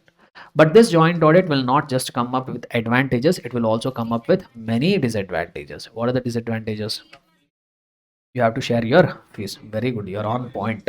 All right. All right. So fees will have to be shared. Nothing but previously last year you have done audit single-handedly. You have got 10 lakh rupees of fees. But this time you are doing, you have to share the audit with another auditor. Will they cut half, 5? No, that's not how the things work out. So last year, if you have got 10, current year you might get 7, 7, 8, 8. That's how you get. But whatever it is, the share is getting reduced, no? So sharing of fees. And also, see, this is from this is the disadvantage from the chartered accountant's perspective. So lack of cooperation. If I have to put it in simple terms, the joint auditors might not cooperate with each other. They have something called superiority complexes, ego complexes they will have. And sometimes you might have to face the consequences because of others' mistake. If other joint auditor has done the mistake, you might be required to face consequences. So like this, joint audits also will come up with disadvantages, but advantages are outnumbering the disadvantages. So that's why the companies are opting for joint audits. Okay, we understood advantages and disadvantages. Now let us try to understand how the work mechanism will be, how the joint auditors will perform the audit. See, when I say joint auditors are appointed, for Reliance, two joint auditors are there. Does that mean both will do 2 times audit separately? That is not the purpose. So when the joint auditors are appointed, generally how the work will happen is the work will be divided among joint auditors on some suitable basis. On some suitable basis, the work will be divided. On what basis work will be divided? So it could be on the basis of geographical locations. Like one joint auditor is saying, I will look after the northern states. One joint auditor is saying, I will look after the southern states. Or the work could be divided on the basis of period of the financial statements. One joint auditor is saying, I will look after first 6 months. Other joint auditor is saying, I will look after the next 6 months. Or it could be divided on the basis of products. If the company is doing multiple products, on the basis of businesses also they can divide it. Like one person might say, I will look after petroleum and retail segment. Other person can come and say, I will look after telecommunication and fashion segment. And it could also be divided. What else? What did I say? Three things. Identified units, that means businesses only. On the basis of geographical locations, that also we have covered. On the basis of a period, one more thing should be there. Products also I have covered. Product or businesses is same. On the basis of elements of financial statements. So basically, you do assets, I do liabilities on the basis of items of the financial statements. Also, you can divide it. So whenever joint auditors are appointed, the first thing what they do is they divide the work among themselves on some suitable basis and get the work done. Now, what about responsibility? What about responsibility? There are two kinds of responsibility. There will be separate responsibility and there will be joint responsibility also. So when there will be separate responsibility, generally you are dividing the work on some suitable basis. Each joint auditor will be made responsible only for the work which was allocated to him. Like the work was divided on the basis of period of the financial statements. Auditor A was doing first 6 months, auditor B was doing next 6 months. That is, auditor A is doing from April to September, auditor B is doing from October to March. They have done the audit, they have given their opinion, they have, both of them have given unmodified opinion. Later it was found out that there was one big fraud which has taken place in the month of August, which auditors were not able to identify. So who has to face the consequences? Only A has to face the consequences. So generally, in normal circumstances, whenever the work is getting divided, each joint auditor will be held responsible for work which was allocated to him, work which was divided to him. But however, there are certain circumstances, in certain cases, there will be joint responsibility, which means everyone has to face the consequences. So what are that circumstances where there will be joint responsibility? Number one, in case of those work which is undivided, if some work is not divided, either they might have forgot or intentionally they did not divide it, whatever could be the reason, if some undivided work is there, if in that work something has gone wrong, who has to face the consequences? Everybody, all the joint auditors have to face the consequences. Number two, decisions taken by all. If some decision has been taken by all the joint auditors collectively and something has gone wrong in that decision only, who has to face the consequences? Everybody, all the joint auditors have to face the consequences. Third one, matters which are brought to the notice of the joint auditors, of all the joint auditors. Like say for example, 14 joint auditors of SBA. They are all conducting the audit. They have divided the work on the basis of states. On the basis of states, they have divided the work. Now these 14 joint auditors have created a WhatsApp group. They have created one WhatsApp group for the purpose of communication. So one of the joint auditor to whom Andhra Pradesh state is allocated, he found out some big fraud in the AP state. So now what he has done is he did not keep that to himself. He has posted in the WhatsApp group. He has posted in the WhatsApp group. And everybody has seen it also. Everybody has seen it, but no one took the action. When they are discussing about the opinion and all, the person to whom that AP location was allocated, he remained silent. He told, I will give unmodified opinion. Since he is only not taking action, rest of the people also told, okay, we are also have no objection. We will also give unmodified opinion. Now everybody gave unmodified opinion. Finally, the fraud was exploded. So now who has to face the consequences? All. Sir, it was allocated to one person, no. But that useless fellow did not keep that mistake to himself, no. He has brought it to the notice of everybody. Since he has brought it to the notice of everybody, who has to face the consequences? We all have to face the consequences. That's what I told, one of the disadvantage. So there will be uncertainty for liability. Because of others' mistake, you should also face consequences. And also one more area where you have to where all the joint auditors will have responsibilities in checking whether the financial statements are prepared as per applicable financial reporting framework or not.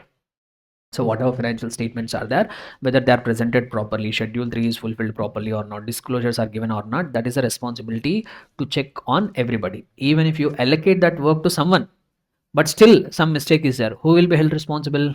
Everybody will be held responsible. Finally, whatever audit report you give, whether that audit report is as per relevant statute or not, basically whether your audit report is as per standards on audit or not, checking that is also responsibility of everyone. So if in that matter something wrong happens, everybody will have to face the consequences. So these are the few cases where there will be joint responsibility. Understood? So what are they? Number one, undivided work. Number two, collective decisions. Number three, matters brought to the notice of everyone. Number four, financial statements are as per applicable financial reporting framework. Number five, whether audit report has been given as per the standards, as per the relevant statute or not. So in these cases, there will be joint and collective responsibility. Now, what about opinion? How the opinion will be framed? See, 14 joint auditors are there. Will they give 14 audit reports? Generally, what will happen is once audit has been completed, all the joint auditors will sit together. They will have a mutual discussion. They will arrive at one common conclusion. A kind of voting will happen. So now when they sit for discussion, they will say which opinion you wanted to give.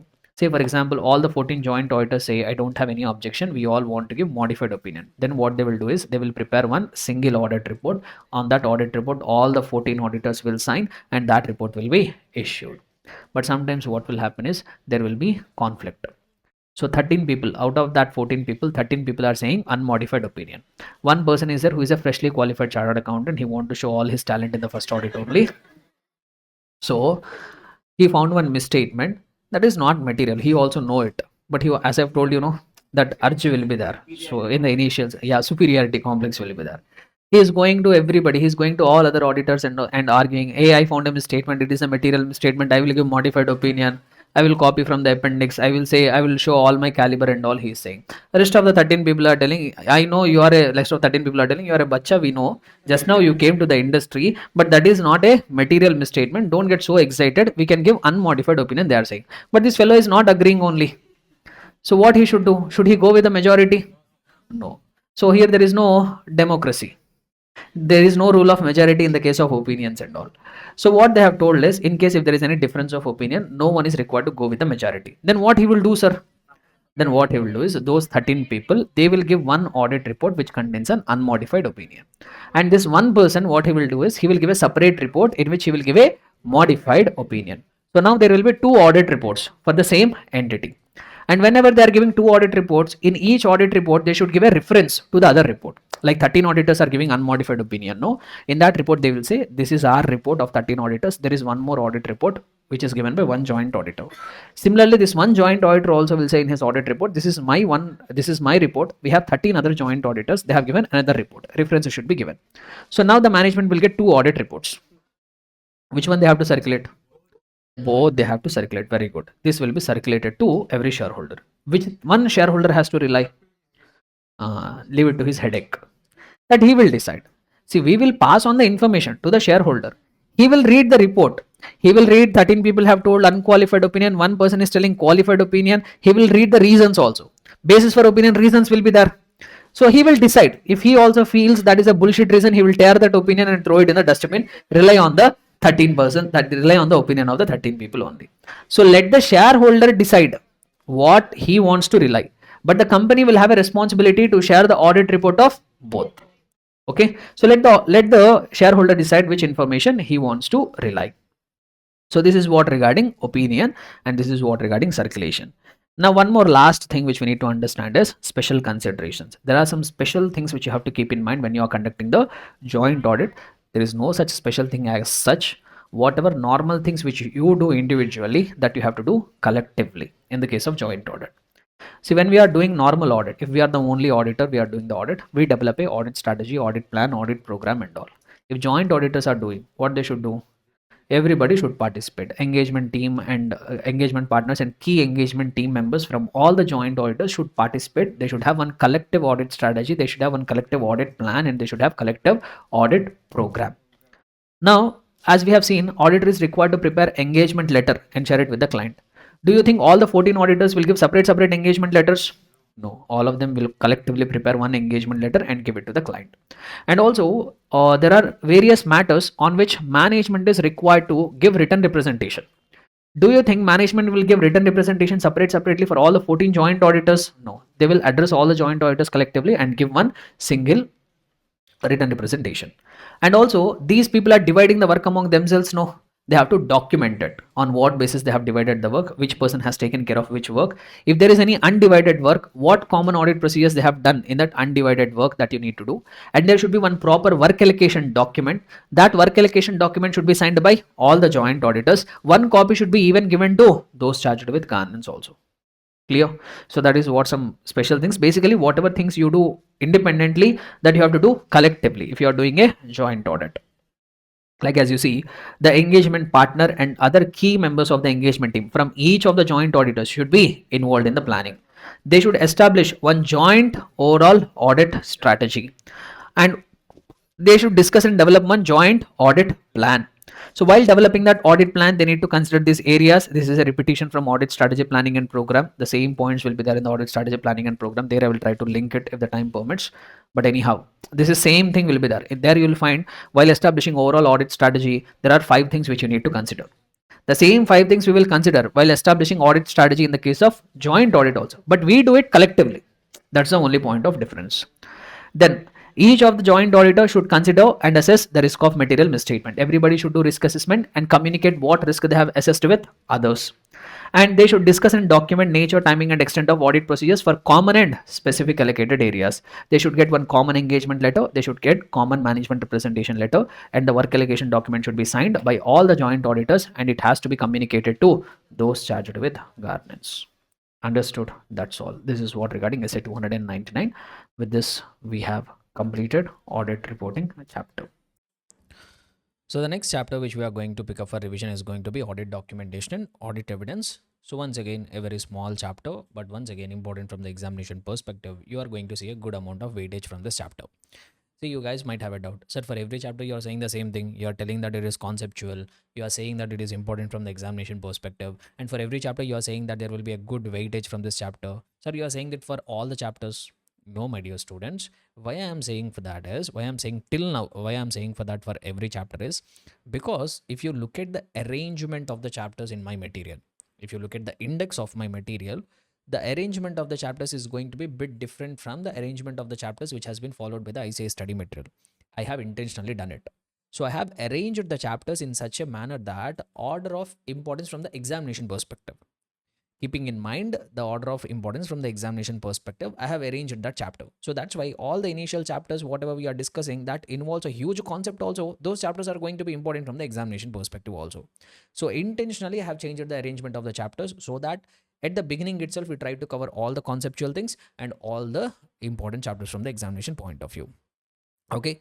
So just I wanted to clarify on that point. So having said that, let us start our revision regarding the chapter audit documentation and audit evidence. Will not take much of a time. In the previous chapter audit reporting, we have taken significant amount of time for us to revise the entire chapter. But compared with that chapter, this chapter is going to take comparatively less amount of time within which we can complete. We can do a good revision. Okay, right. So as you could see the title of the chapter here, this chapter is going to talk about two parts. One is audit documentation and the other part is regarding audit evidence. So we have two parts of this chapter. One is audit documentation and the other part is audit evidence. Whatever content regarding audit documentation is there, that has been taken from the standard essay 230. So when I say we are going to discuss audit documentation, I'm going to teach you essay 230. I'm going to revise essay 230. When I say I'm going to talk about audit evidence, that content has been actually taken from essay 500. So as a part of this chapter, we are going to cover two standards. One is essay 230 and the other one is essay 500. Both the standards we are going to cover. So we'll come to the audit documentation part later. First, we will try to revise audit evidence related discussion. Okay. So if you guys remember, previously I told what actually happens in the audit. So if you guys remember, I told that ultimate objective of the auditor is to express an opinion. As an auditor, you are required to express an opinion in a written format. That written document, we call it as audit report. But every opinion should be supported by some evidence. So we need audit evidence. Basically, the information which supports the auditor's opinion, that we call it as audit evidence. So for every kind of opinion, if someone is coming to me and asking me, boss, on which basis you have given the opinion, I need to have some supporting information. That supporting information in the audit terminology, we call it as what? Audit evidence. And to perform that audit evidence, we need to perform some procedures. That procedures, we are going to call it them as audit procedures, we are going to call them. So we will perform audit procedures. By performing that audit procedures, we get some evidence, audit evidence, and on the basis of that audit evidence, we express our opinion. By expressing the opinion, the process of audit is actually coming to an end. So now we are going to talk about audit evidence in an elaborated manner. So all that audit evidence related discussion has been given under essay 500. See, before we can understand about the audit evidence in a detailed manner, it will be better if we could talk about different kinds of audit procedures. So first we will try to understand in a detailed manner what is audit procedures, what are the various types of audit procedures, so that we'll get the clarity. Why? Because in order to discuss audit evidence, we need to know audit procedures, because by performing audit procedures only, we are going to get that audit evidence. Okay, so let us try to revise now what are different kinds of audit procedure.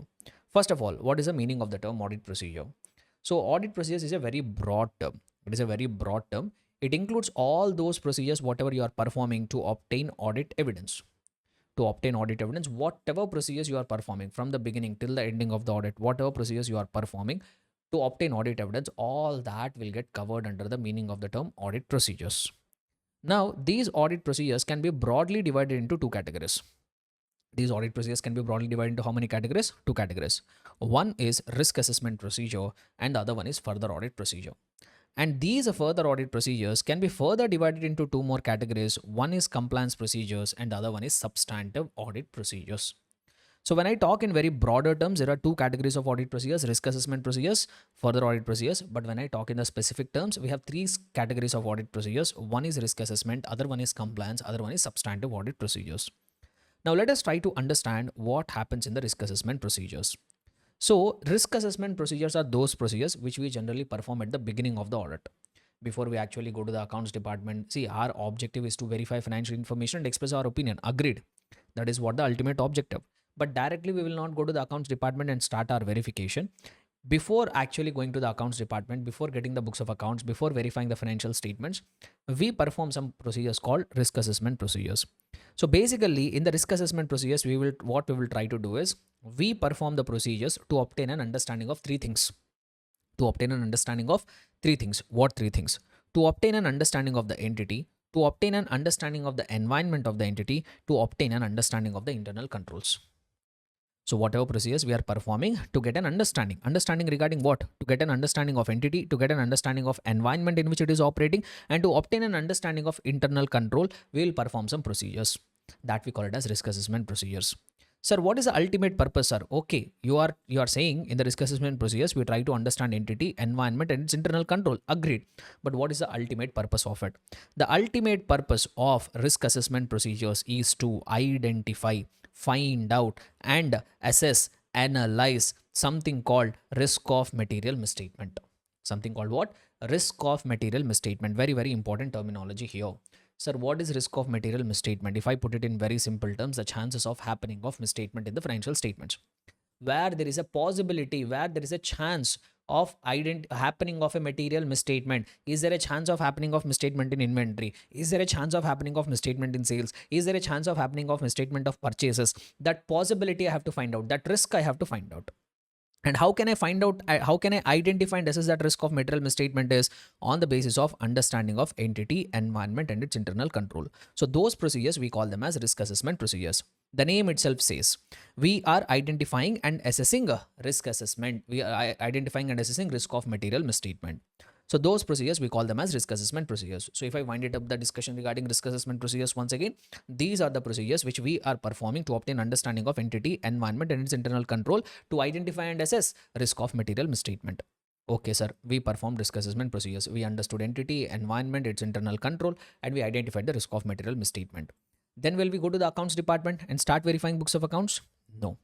Before we go to the accounts department and start verifying books of accounts, we perform something called compliance procedures. The other name for that is test of controls. Other name for that is what? Test of controls. The name itself says.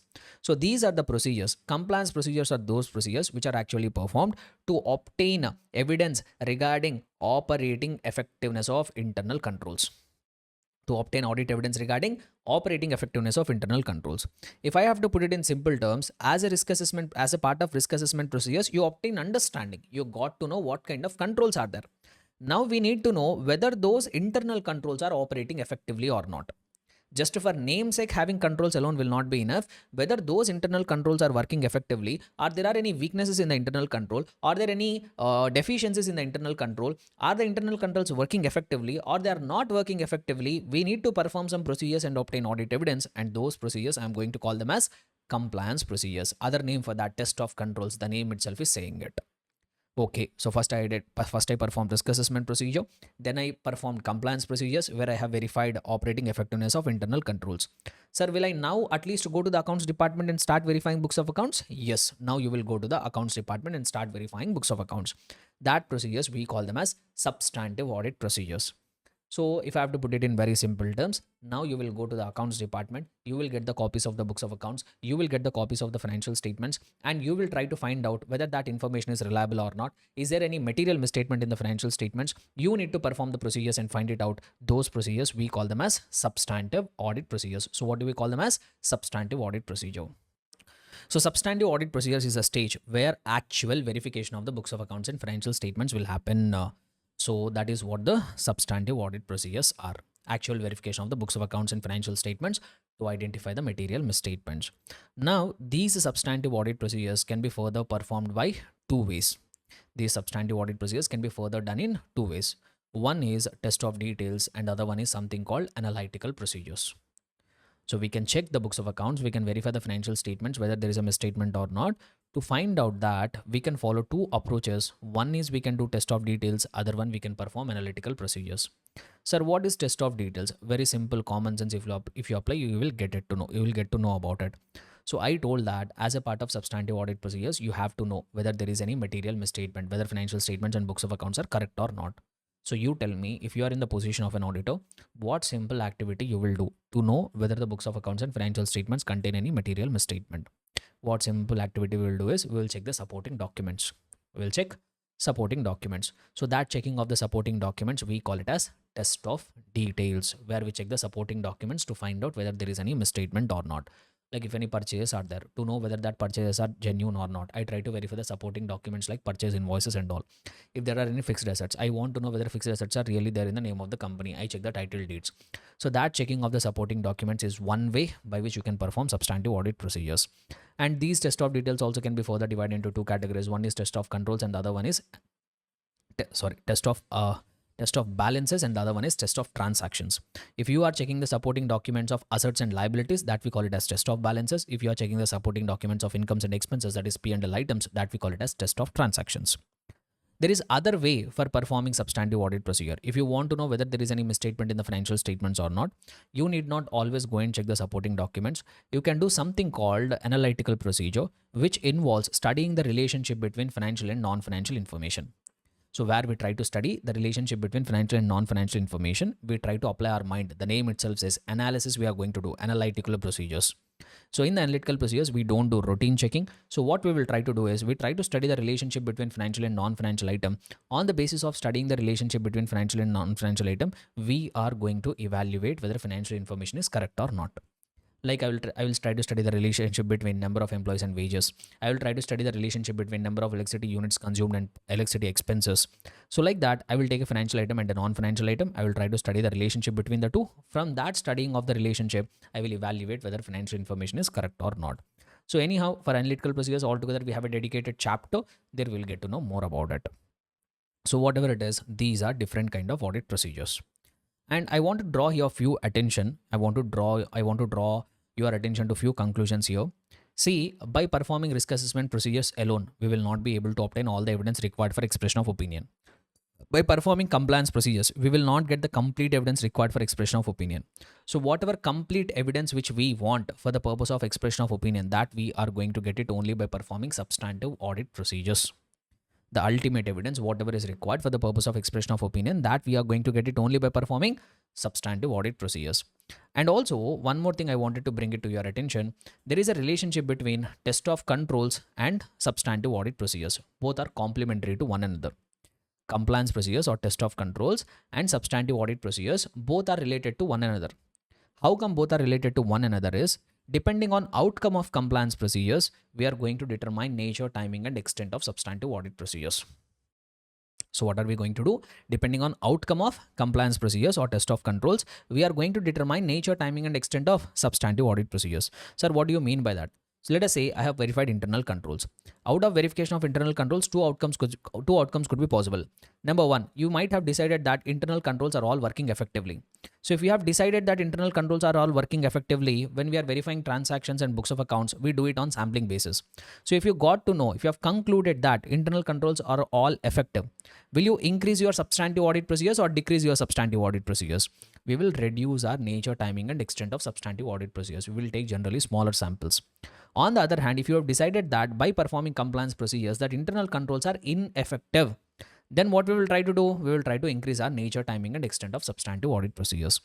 So depending on outcome of the compliance procedures, we are going to determine nature, timing and extent of the substantive audit procedures. That's how test of controls and substantive audit procedures are both related to one another.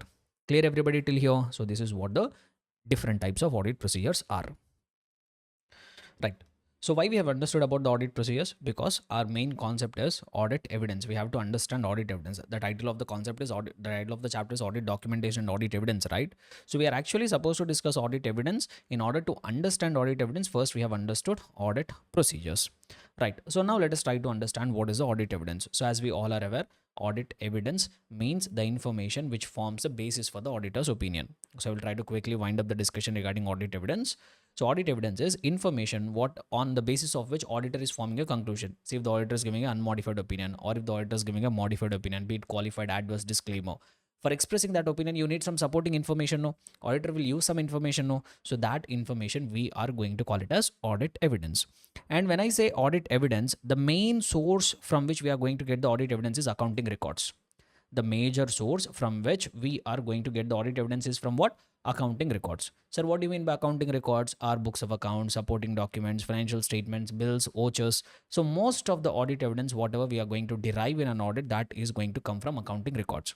But accounting records is not the only evidence. There is no doubt in saying that most of the audit evidence we are going to get it from accounting records. There is no doubt in saying it. But it is wrong to say that we are getting audit evidence only from accounting records. No, that is not true. We are not getting evidence only from accounting records. We also get some evidence from other information. Apart from accounting records, from other information also we are going to get some evidence. Sir, what is that other information? Like, let us say, minutes of the meetings, or MOA, AOA, or even external confirmations. So these are all examples of other information from which auditor can get the audit evidence. And few more things here. When I say audit evidence doesn't mean only information which supports the assertions. So whatever items in the financial statements are there, let us say, for example, if there is a purchase entry in the books of accounts for 1 lakh rupees, now I will check the supporting document. I have verified the purchase invoice. In the purchase invoice also 1 lakh rupees is there. So this is audit evidence, no doubt about it. On the other hand, let us say, for example, a purchase has been recorded for 1 lakh rupees, but when I look at the purchase invoice, in the purchase invoice only 10,000 rupees is there. This is also an audit evidence. In the first case, it is an audit evidence that information in the financial statements is correct. In the second case, it is an audit evidence that information in the financial statements is wrong. So audit evidence doesn't mean only the information which supports, even the information which contradicts with the information in the financial statements, that also can be called as audit evidence. In some cases, in some exceptional circumstances, even not providing the information is also a kind of implied evidence. Like, management is not giving you written representation even after repeated request. That could be an example of implied evidence that management is not agreeing with whatever they have to confirm. So like that, in some cases, even absence of information also could be an audit evidence. And sometimes to obtain the audit evidence, we might need to take the help of an expert. We might especially need to take the help of an management experts also. Sometimes we have to use experts' work for the purpose of obtaining audit evidence. Now, if we talk about various types of audit evidence on the basis of form or nature, the evidence can be broadly divided into 3 categories, which is oral evidence, documentary evidence, and visual evidence.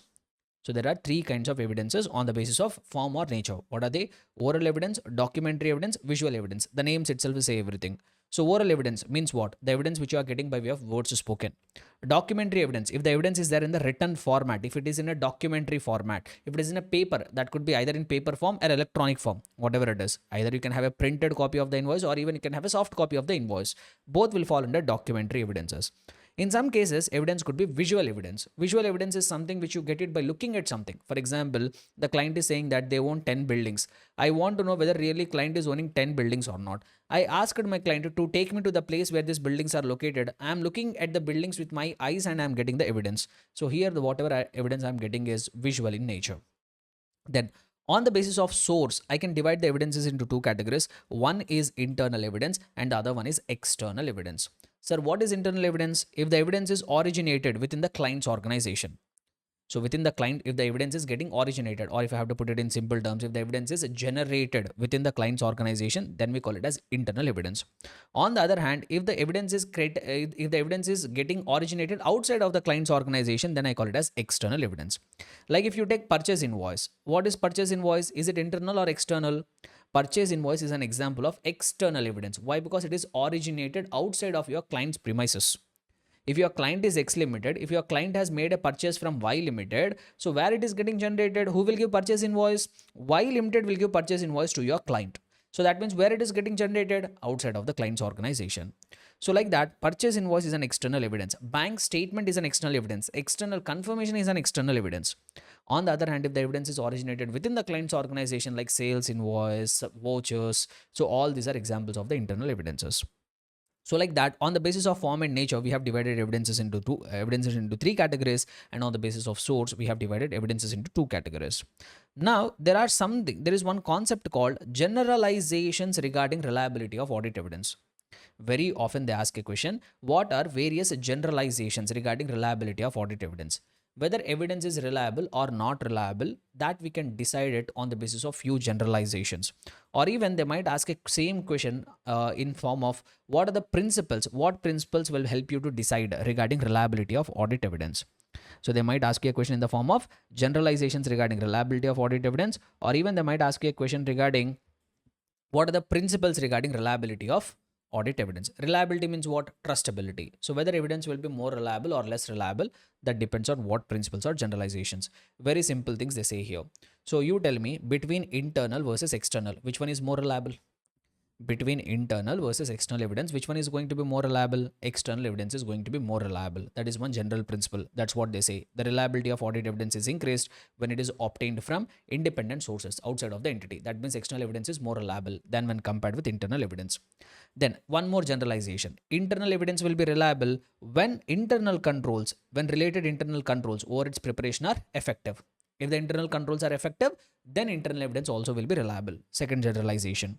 Third one, whatever evidence which is obtained by the auditor directly is more reliable than the evidence obtained by way of client or with somebody's interference. So if you have whatever evidence which auditor is getting on his own, that will be more reliable than the evidence whatever you are obtained involving somebody else. Let us say, for example, you want to get a confirmation from the third party. You are an auditor, you want to get a confirmation from the debtor. You are directly asking the debtor and getting the confirmation. That is one way. Or what you are saying is, as an auditor, you are asking the management to get the confirmation from the debtor. So management will get it and management will send it. In which case it will be more reliable? In the first case, it will be more reliable. Why? Because there is no involvement of any third person. Audit evidence has been obtained directly by the auditor. That is going to be more reliable. Next, whatever evidence which is there in documentary format, between oral evidence and visual evidence or documentary evidences, when we do the comparison, documentary evidence is going to be more reliable than when compared with the oral evidences, definitely. And they say that whatever evidence that you are getting it from, original document is more reliable than the photocopies. See, original invoice you have, photocopy you have. That means Xerox copy you have. Which one is going to be more reliable? Original will be more reliable or photocopy will be more reliable? The original document. Audit evidence which is obtained by way of original documents is going to be more reliable than the audit evidence obtained by way of photocopies or facsimiles. So these are some generalizations or even some general principles which will help the auditor to decide whether evidence is reliable or not. Important aspect from the examination perspective. Now coming to the next concept. Wherever the term audit evidence has been used throughout the subject of the audit, it will always be preceded by two terms. So they always say sufficient and appropriate audit evidence. Standard will never ask the auditor to obtain audit evidence, but instead what they say is the standard will ask the auditor to obtain sufficient and appropriate audit evidence. So sufficient and appropriate, these are two important attributes which are always attached to the term audit evidence. Even if you would have paid attention throughout the subject of the audit, throughout the chapter of audit reporting, we are continuously using this term sufficient and appropriate audit evidence. You might not have paid attention, but these two terms are going to be very, very important. So sufficiency is a measure of quantity of audit evidence, whereas appropriateness is a measure of quality of audit evidence. Sufficiency is a measure of what? Quantity of audit evidence, whereas appropriateness is a measure of quality. But how much quantity can be considered as sufficient, what quality will be considered as appropriate, that all has to be decided by the auditor on the basis of professional judgment. The standards at various places, they have told the auditor to obtain sufficient and appropriate audit evidence, but they have nowhere defined what evidence could be considered as sufficient, what evidence could be considered as appropriate. They have not defined it anywhere. It is something which auditor himself has to decide what amounts to sufficient, what amounts to appropriate. That decision has to be taken by the auditor using his professional judgment. But however, the standard has given a few factors. The standard has asked you to consider few factors. So some factors which auditor will consider to determine whether evidence is sufficient or not. Ultimately, decision has to be taken by the auditor. What amounts to sufficient? But while taking that decision, whether whatever evidence you have, is it sufficient or not, to take that decision, auditor will consider various factors. So factors which affects the sufficiency of audit evidence are: number one, materiality. If items of the financial statements, if you are verifying those items which are very, very material, you want more quantity of audit evidence. On the other hand, if you are verifying less material items, there you will get compromised with even less quantity of audit evidence. So materiality will decide how much quantity will be sufficient. Risk of material misstatement. If you feel that risk of material misstatement is very high, you try to obtain more and more quantity of audit evidence. So there more quantity will be sufficient. On the other hand, if you feel that risk of material misstatement is very, very low, then even you can get satisfied with the less quantity of audit evidence also. So it depends on risk of material misstatement. It also depends on size and characteristics of the population. If the population is bigger, you will have you need more quantity of evidences. Similarly, it also depends on characteristics of the population. If you have homogeneous population, if the items in the population are all having similar characteristics, if they are homogeneous population, there I require less quantity. On the other hand, if the population contain dissimilar characteristics, that is, there are heterogeneous populations, there I need more quantity. Why? Because I have to cover different characteristics. So like that, size and characteristics also auditor has to consider. So three factors here they have given. The auditor will consider three factors to determine what amounts to sufficiency. Materiality he will consider, risk of material misstatement he will consider, and even size and characteristics of the population also he is going to consider it. Now, what about appropriateness? As I've told, appropriateness means quality of evidence, and quality is going to depend on two factors: relevance and reliability. Quality is going to depend on relevance and reliability. The more relevant the audit evidence is, the better quality it will be. The more reliable, the more trustable the audit evidence is, the more reliable it is going to be. Relevance means how logically the evidence is connected. If you see here, relevance deals with logical connection bearing upon the purpose of audit procedure and assertion under consideration. That means how logically the evidence is connected. If there is more strong logical connection with the item you are verifying, it will be more relevant. If it is more connected, more relevant. If it is more relevant, it is more qualitative. Similarly, if the evidence is more reliable, reliability means what? Trustability. So if the evidence is more reliable, I will consider it as more qualitative. Higher the reliability, higher quality I will consider it as. Yes or no? So like this, they have told appropriateness. Appropriateness depends on two factors: relevance and reliability. Reliability once again depends on source and nature. They say that reliability depends on source and nature. Quality depends on, appropriateness depends on. So let me put it this way. Appropriateness means what? Quality. Quality is going to depend on what? Relevance. Relevance and reliability. And further, they say that this reliability is further going to depend on source and nature. Like if you take source between internal versus external, which one is more reliable? External. If you take the nature between oral and documentary, which one is more reliable? Documentary is more reliable. So these are the factors which affect the appropriateness. Understood? Now coming to the next part. Now we have one more important concept from this chapter, which is also a favorite area for the examiner, from where he will ask the questions, especially MCQs, and even in some cases descriptive questions also they have asked. Now they are going to talk about what audit procedures or methods are there which are available to obtain audit evidence. See, I have already told you what are the various types of audit procedures, right? I divided audit procedures into three categories, like risk assessment procedures, compliance procedures, substantive audit procedures. So risk assessment procedures I perform to obtain an understanding of entity, environment and its internal control, to identify and assess the risk of material misstatement. Compliance procedures, we try to verify operating effectiveness of internal controls. Substantive audit procedures, we try to verify the financial information, whether there are any misstatements or not. So this classification we have done on the basis of what outcome we are going to achieve from the audit procedures. Now, in order to achieve that outcome, in order to perform that audit procedures, we have to follow some methods, no? So they are saying you are required to obtain an understanding of entity, environment and its internal control. But to get that understanding of entity, environment and its internal control, what actual methods I have to follow? What actual procedures I have to perform? So as a part of compliance procedures, I am required to obtain audit evidence regarding operating effectiveness of internal controls.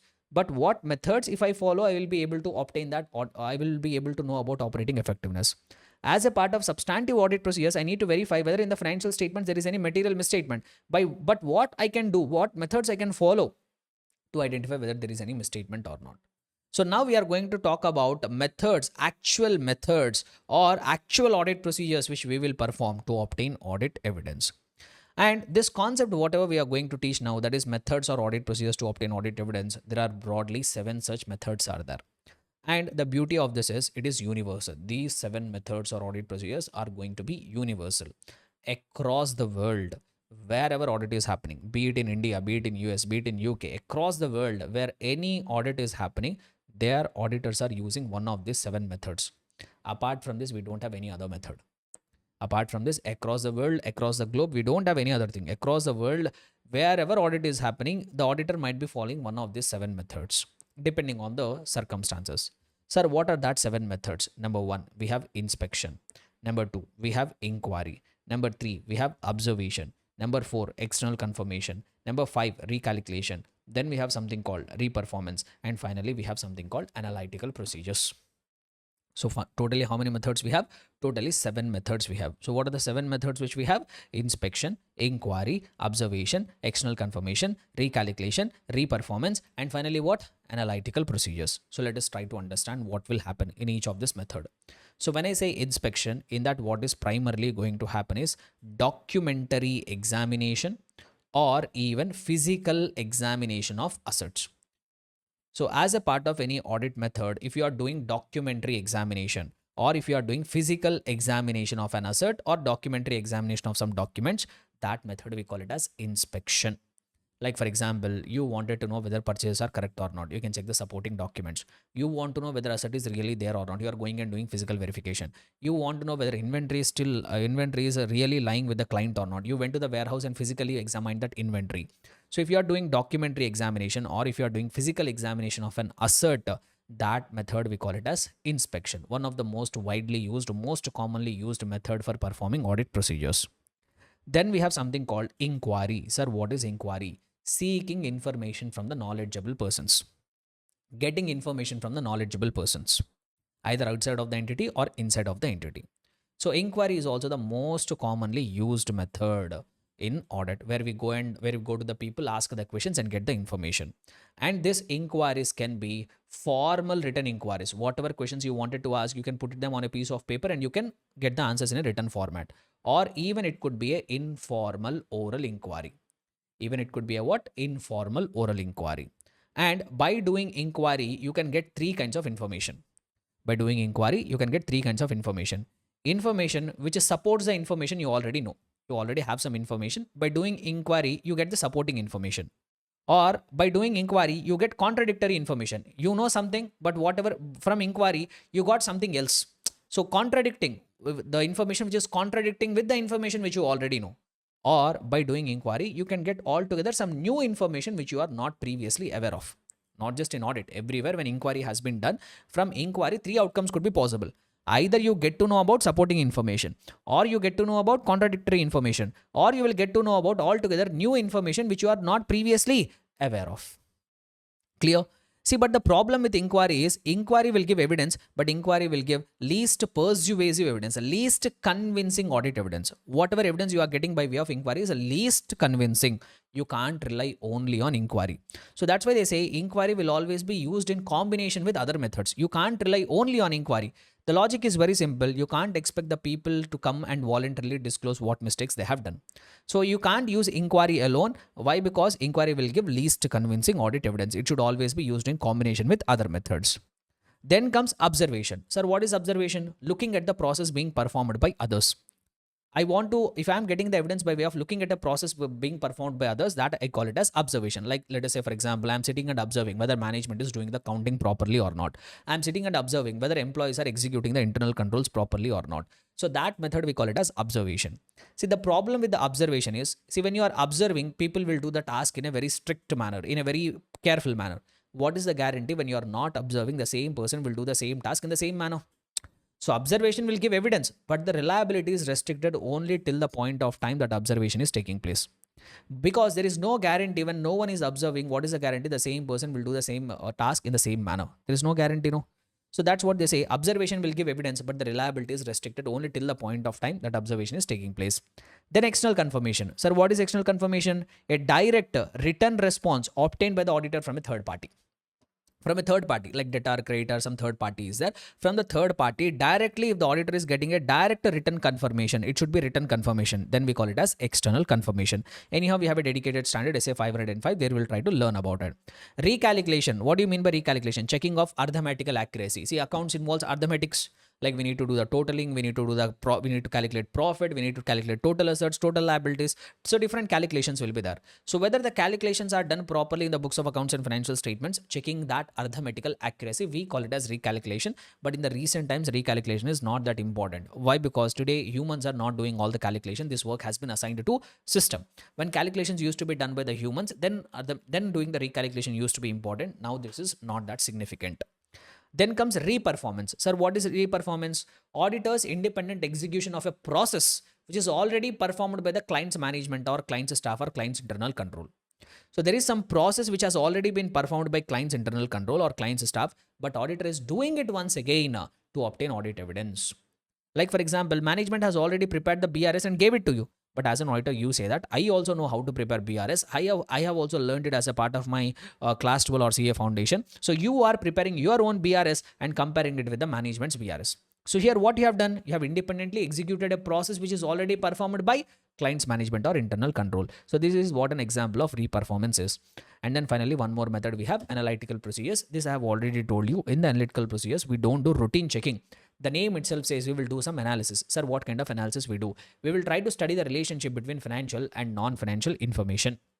We'll try to study the relationship between financial and non-financial information. By studying the relationship, we'll try to evaluate whether financial information is correct or not. That procedures, we are going to call them as analytical procedures. Clear? So since we have revised what are the various audit procedures or methods to obtain audit evidence, so let us try to proceed further now and understand and revise the remaining concepts. So if we talk about the important things now, the next most important thing from this SA 500 from the audit evidence related discussion is assertion. What is the meaning of the term assertion?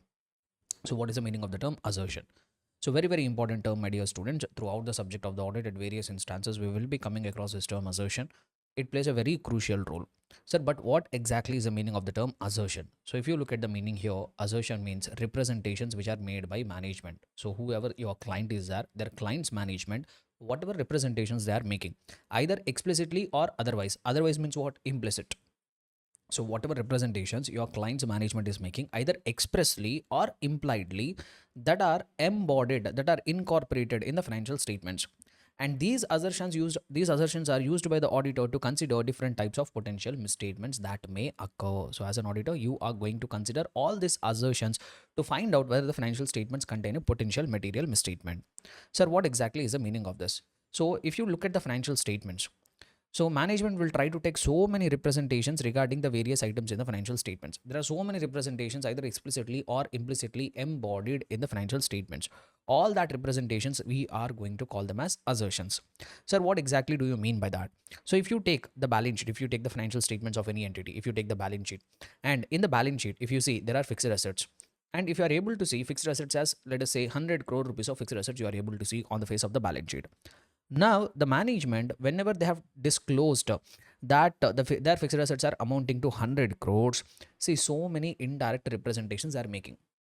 They might not be making that representations explicitly. They might be making so many representations implicitly. So by showing that fixed assets as 100 crore rupees, they are making a representation that fixed assets worth 100 crores are in existence.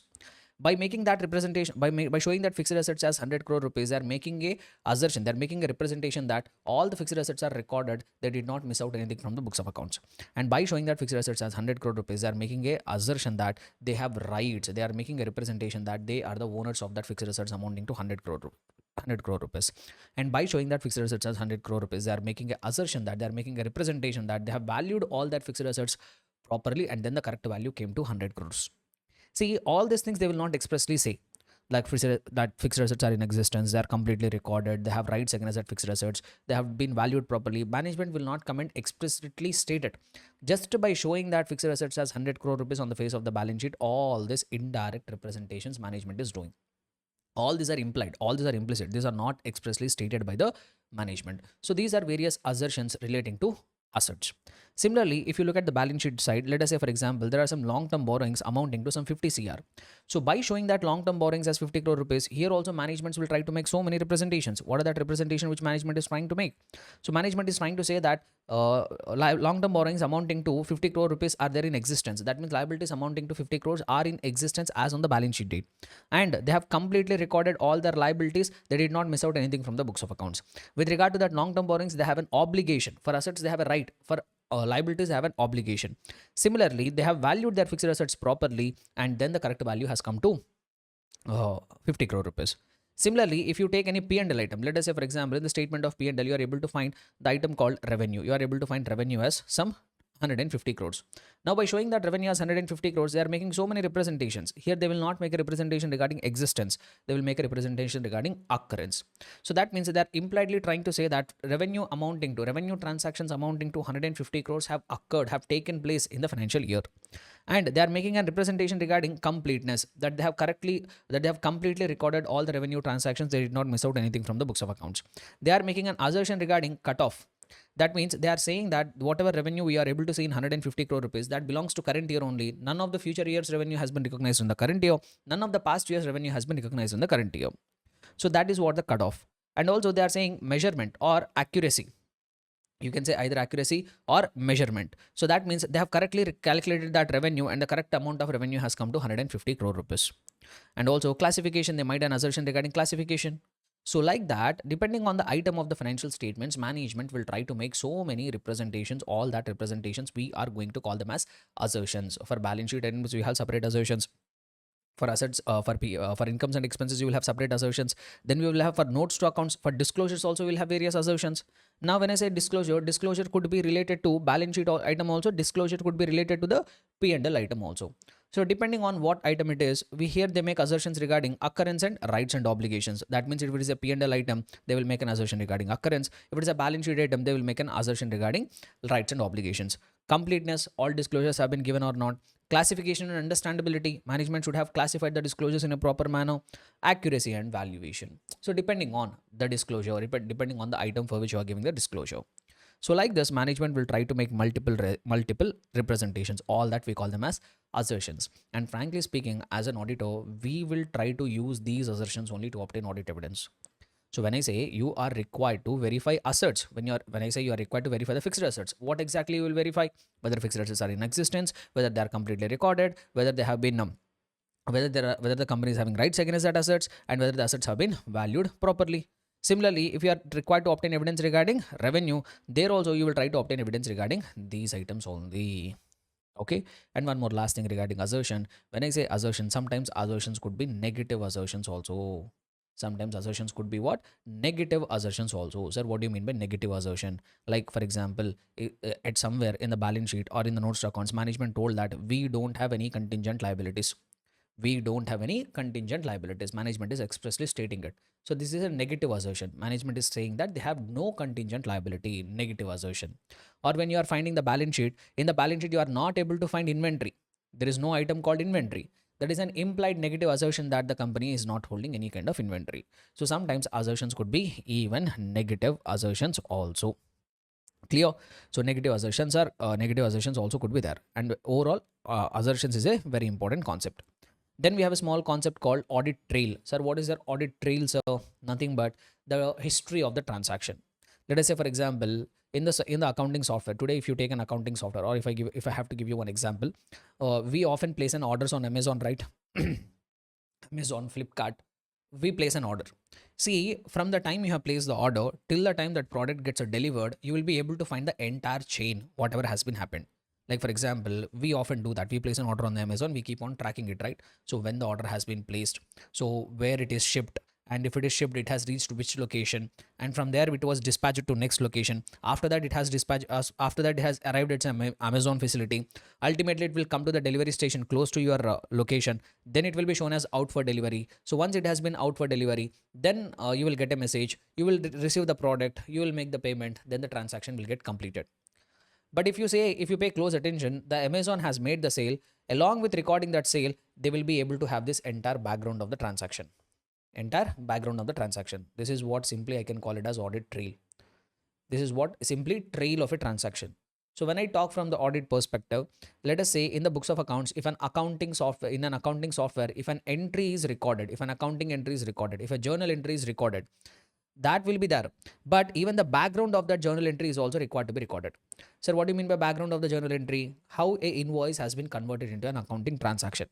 Like for example, from who gave you the invoice, who recorded that entry, who approved that entry, at what time it was recorded, who approved it, at what time it was approved. If any changes are made at a later point of time, who made the changes and who approved that changes. If an entry was deleted, who deleted it, at what time it was deleted. So like that entire background of the transaction, we have it, that we call it as audit trail facility.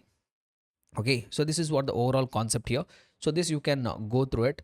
So like I will take you through a few points. Like audit trail is a documented flow of transactions. It basically shows how a source document was translated into an accounting entry, how a invoice, how a bill has been converted into an accounting entry. That entire history will be there.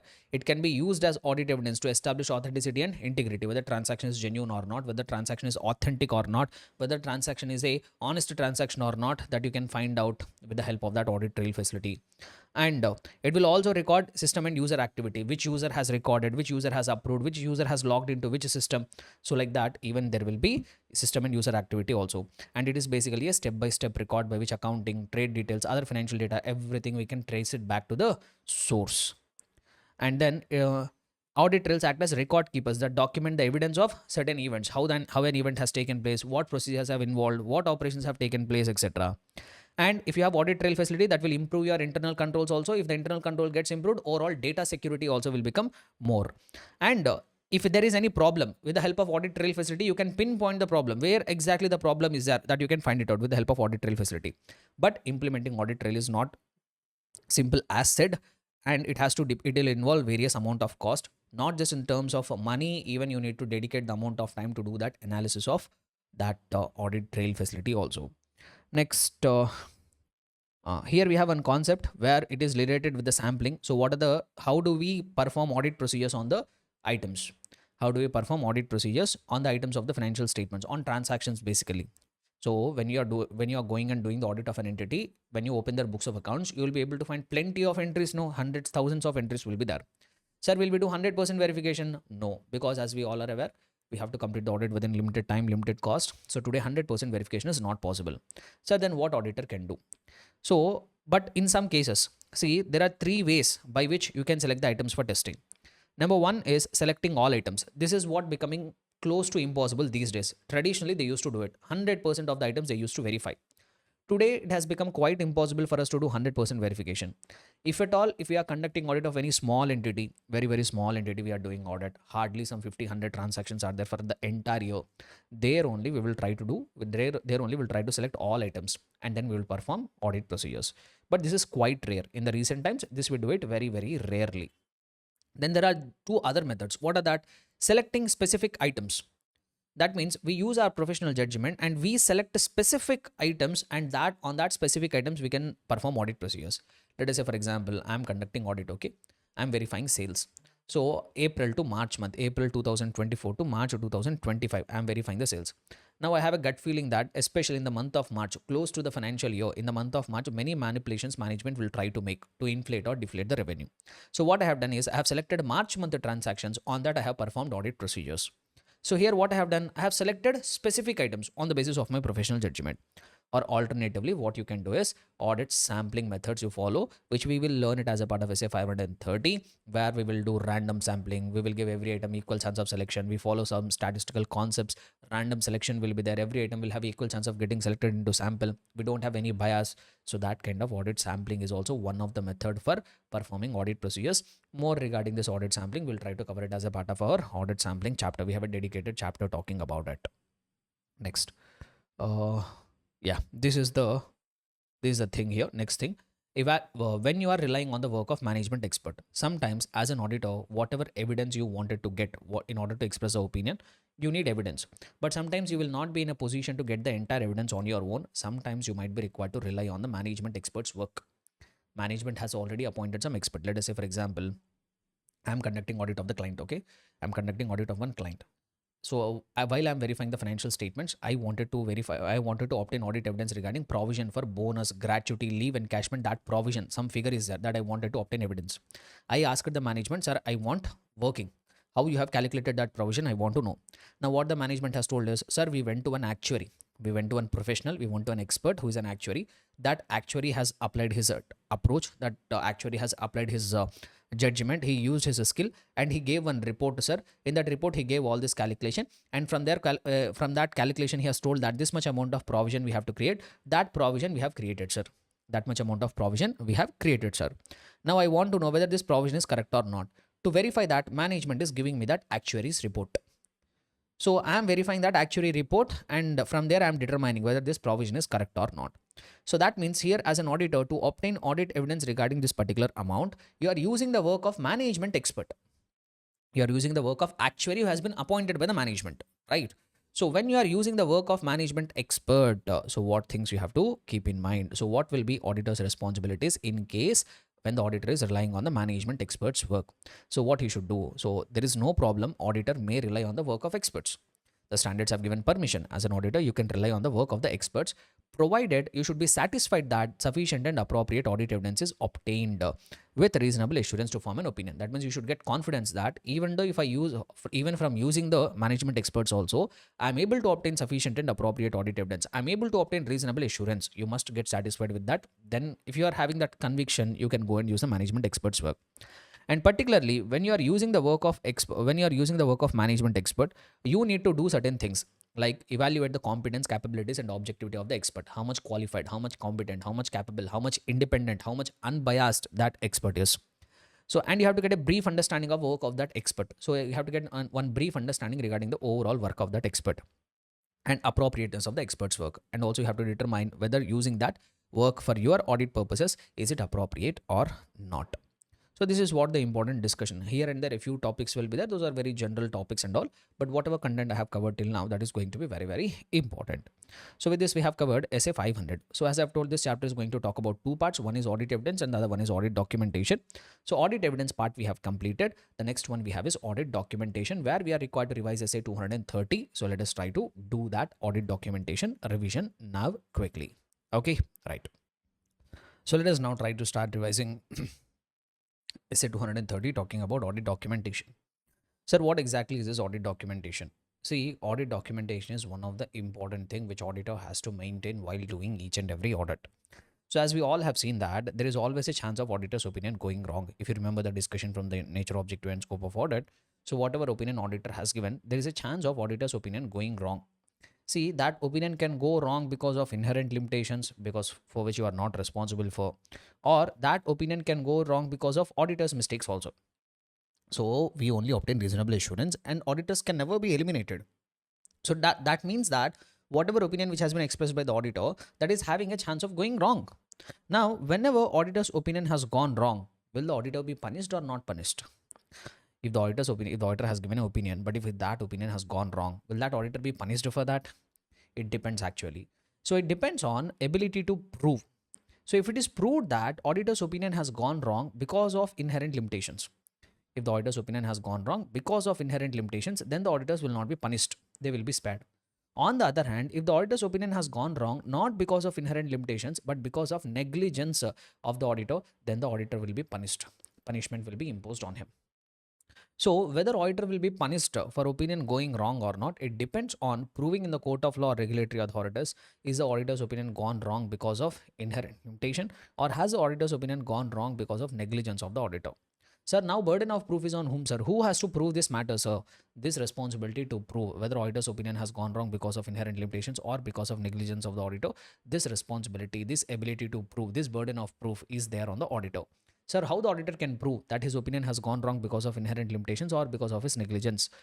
Now he will make use of one important thing called audit documentation.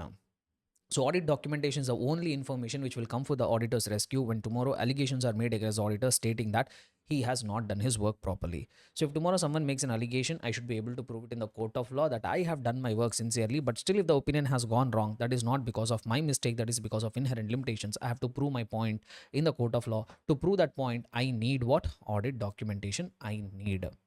Okay, sir, we got to know what is the purpose of documentation, but what is the meaning of audit documentation, sir? Simply, if I have to put it, audit documentation refers to record of what audit procedures you have performed, what audit evidence you have obtained, and what conclusions you have reached. Simply, whatever you have done in the audit, everything needs to be recorded. That recorded information, we are going to call it as audit documentation. So, whatever audit procedures you have performed, whatever audit evidence you have obtained, whatever conclusions you have reached. Sir, what is the main objective? What kind of documentation he has to maintain? So, SA 230 says that the auditor is required to prepare documentation in such a manner that it will provide a sufficient and appropriate record on the basis of your report. If tomorrow someone comes and asks you what is the basis for your auditor's report, I should be able to prove it. So their audit documentation should act as your evidence. And not just that, it should provide evidence that audit was planned and performed in accordance with standards.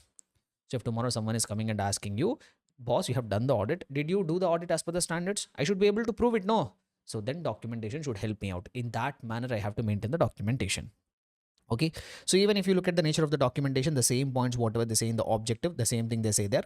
So objective and nature both are same. Let us talk about purpose. Sir, what is the purpose? See, the main purpose is, as I have told, it will act as evidence that you have done the work properly, that you have complied with the standards. That is a main objective.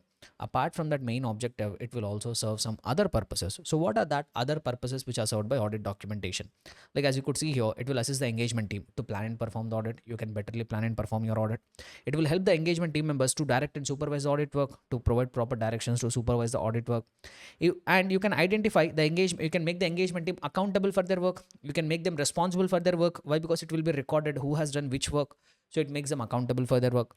And retaining a record of matters of continuous significance, it will help you for future audits. If you want to carry out quality control reviews and inspection, that will be possible only if you have audit documentation. Not just internal reviews, even if any external inspection has to happen, that is also possible only when you have audit documentation. Sir, what will be included in documentation, sir? What are the examples of audit documentation? Everything, guys, whatever you do in the audit. Number one, you can maintain the documentation paper form or electronic form. You need not keep it in the physical form. Even you can keep the documentation in the electronic form. And whatever your audit programs are there, whatever analysis you are doing, whatever issue memorandum, significant matters, letters of confirmation, checklist, correspondence, everything, whatever you feel it as significant, everything should be included. And also, one important statement they try to say here, audit documentation is not a substitute for entities accounting records. Just because auditor is maintaining audit documentation, the management cannot skip their responsibility for maintaining books of accounts. It is not a substitute. Management is always responsible for maintaining accounting records. It is responsibility of the auditor to maintain the audit documentation. Okay, right. And also, auditor need not include in audit documentation superseded documents like duplicated documents, all that you need not maintain. Whatever is necessary, that only you have to include it. Now they say form, content, and extent of documentation. So in what format you have to maintain documentation, what content should be there, what extent of documentation you have to maintain. See, first let us talking about manner. Sir, in what manner you have to maintain audit documentation? See, there is no specific format here, my dear students. The standard did not give any specific format for maintaining documentation. What the standard has simply told you is you have to maintain documentation in such a manner that it should be sufficient to enable another experienced auditor, even though he doesn't have any previous connection with this audit, he should be able to understand what audit procedures you have performed, what audit evidences you have obtained, and significant matters that have arisen during the audit, and what conclusions you have reached. That he must be able to understand. So they did not give any specific format. They left it to the professional judgment of the auditor, simply saying that, dear auditor, you maintain documentation in such a manner that if some other experienced auditor, even though he is not having connection with this audit, if he goes through your documentation, he should be able to understand what audit procedures you have performed, what evidence you have gathered, what issues you have come across, and what conclusions you have reached. Some other experienced auditor should be able to understand all this, right? And also, while documenting nature, timing, and extent of audit procedures. So in the first point, they're saying that you need to document your nature, timing, and extent of audit procedures, no? So while documenting that nature, timing, and extent of audit procedures, what exactly you have to record regarding your audit procedures? Like as you could see here, identifying characteristics of the specific matters. So what matters you have tested? For that, what characteristics are there? If you are conducting audit of revenue of one client, what are the characteristics of revenue of that client? Who performed the audit work? Who is the person who has done the work? And when that work was done, date of work, date when such work was completed, who reviewed the work, and when that date of review has been done. And also, whatever matters that you have discussed with the management, those charged with governance and others regarding significant matters, that also should be documented.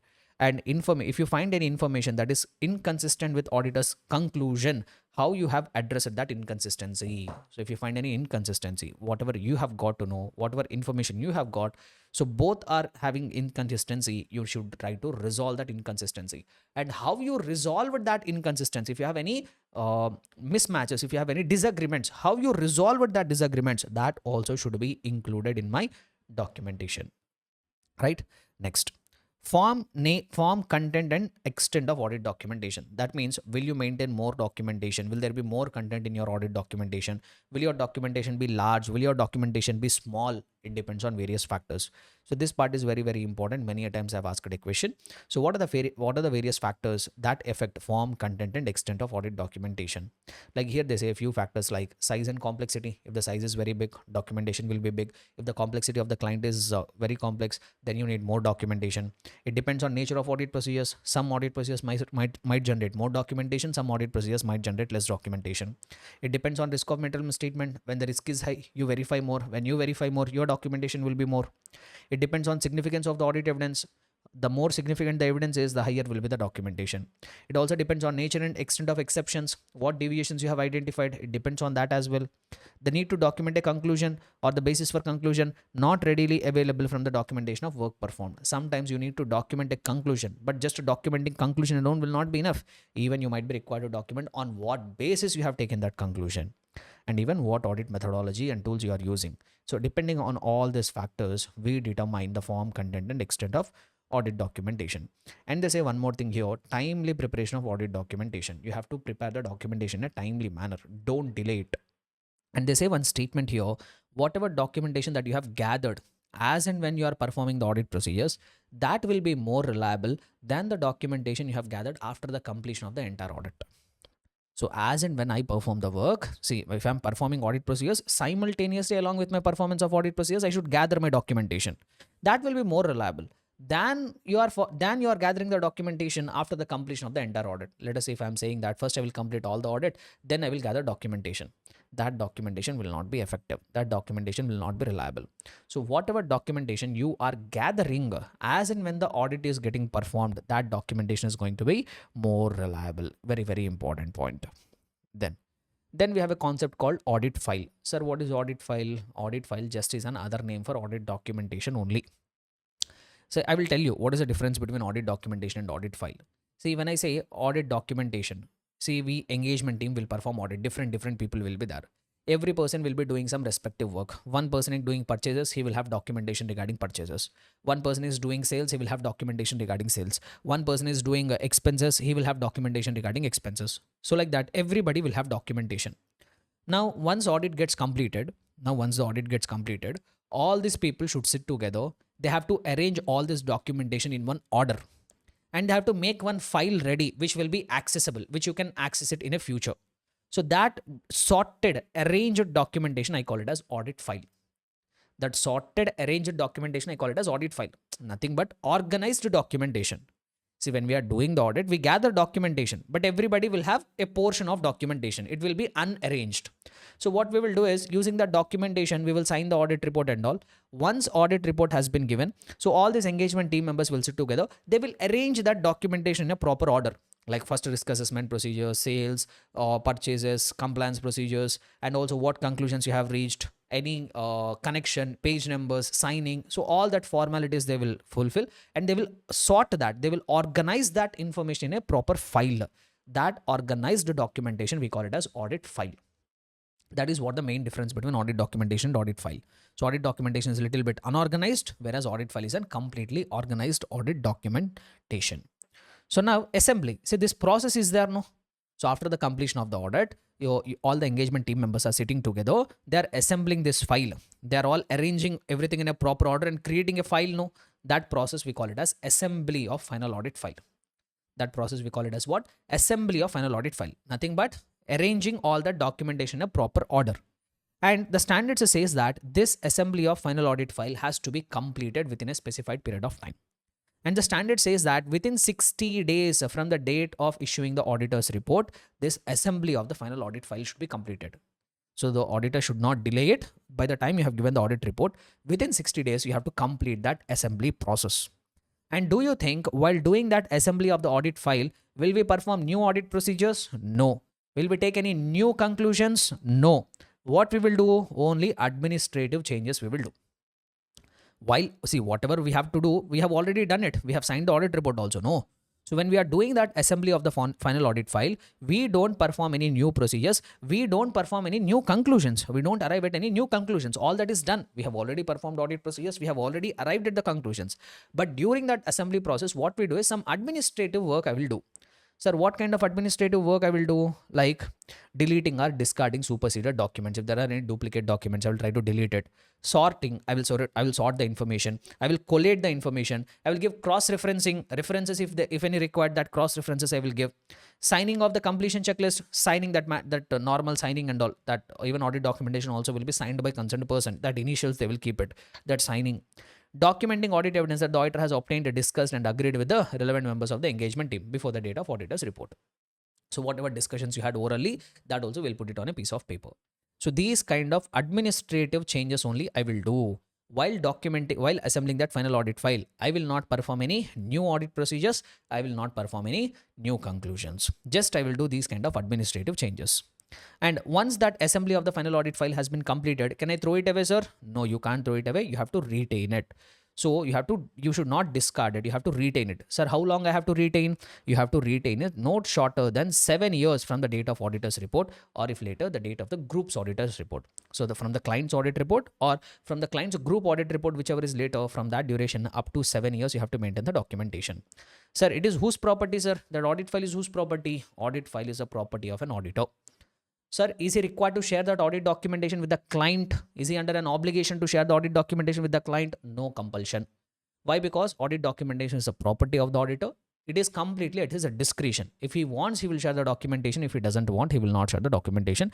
Completely auditor's choice. Even management can't force him to share the copies of documentation with him. It is completely at the discretion. Unless there is a regulatory requirement. If there is a regulatory requirement, then you have to share. So just because client is asking, you are under no obligation to share that audit documentation. Okay, next. So this is also one small thing here. So as we have seen as a part of the previous thing, that our audit documentation shall include significant matters. Our documentation shall include significant matters. Sir, what are significant matters? What are significant matters? The standard simply says which matter is a significant matter, which matter is not a significant matter. That is something which will depend on the auditor's professional judgment, depending on the facts and circumstances. So there is no hard and fast rule that so and so matters will always be significant. It all depends on the auditor's professional judgment. So auditor must use his professional judgment, and depending on the facts and circumstances, he will decide what is significant, what is not significant. However, they have given a few examples. These are not these are not exhaustive list. Just a few examples of the significant matters they have given. Like if you came across any matters that are giving rise to significant risk, that could be a significant matter.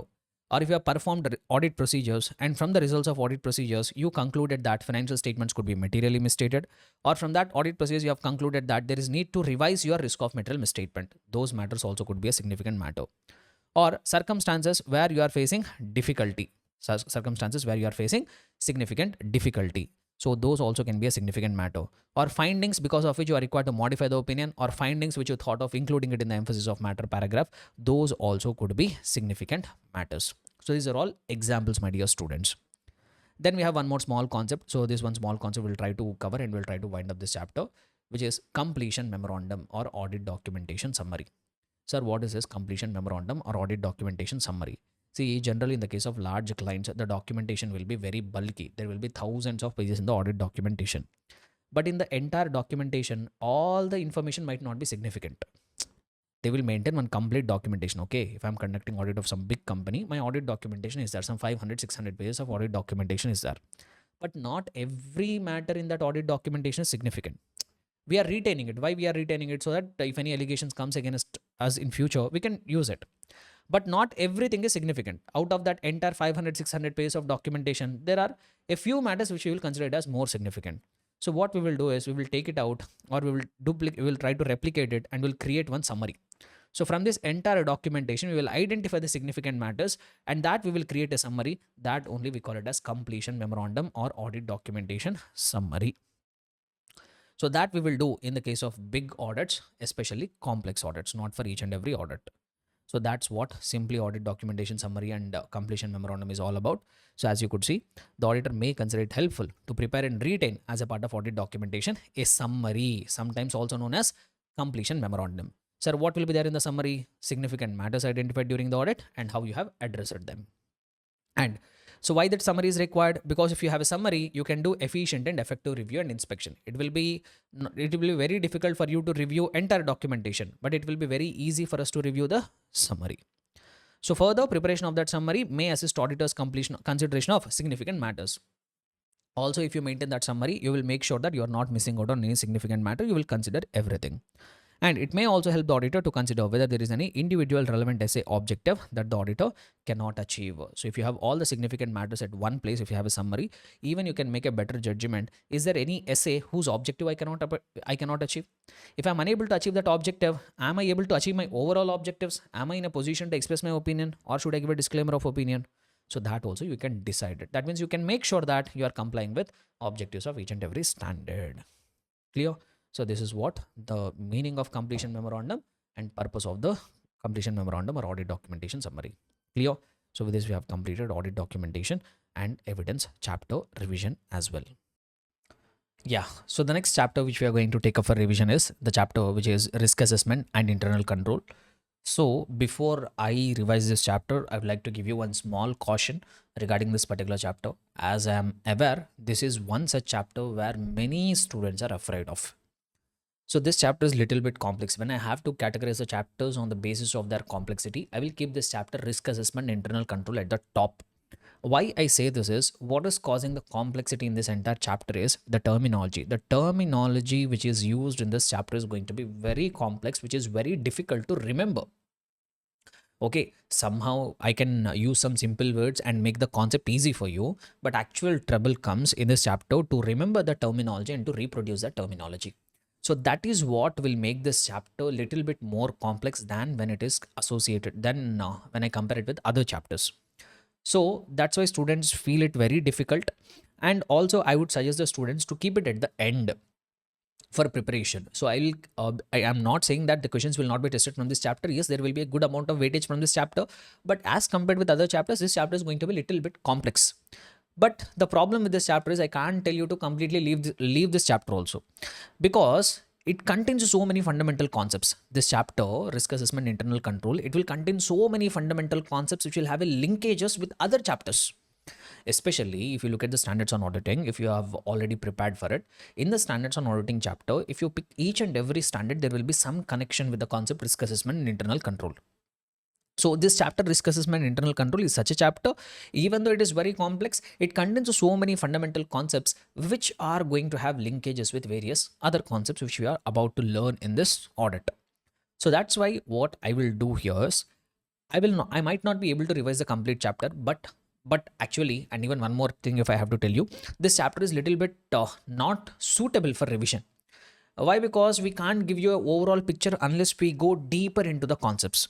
So that's why what I will do is, I will be very selective here when it comes to revision. I will try to cover all the important concepts from this chapter. I might not assure you 100% of the revision, but I will pick all those important areas in this chapter. I will try to revise, and so that these important concepts will help you to learn the future chapters better.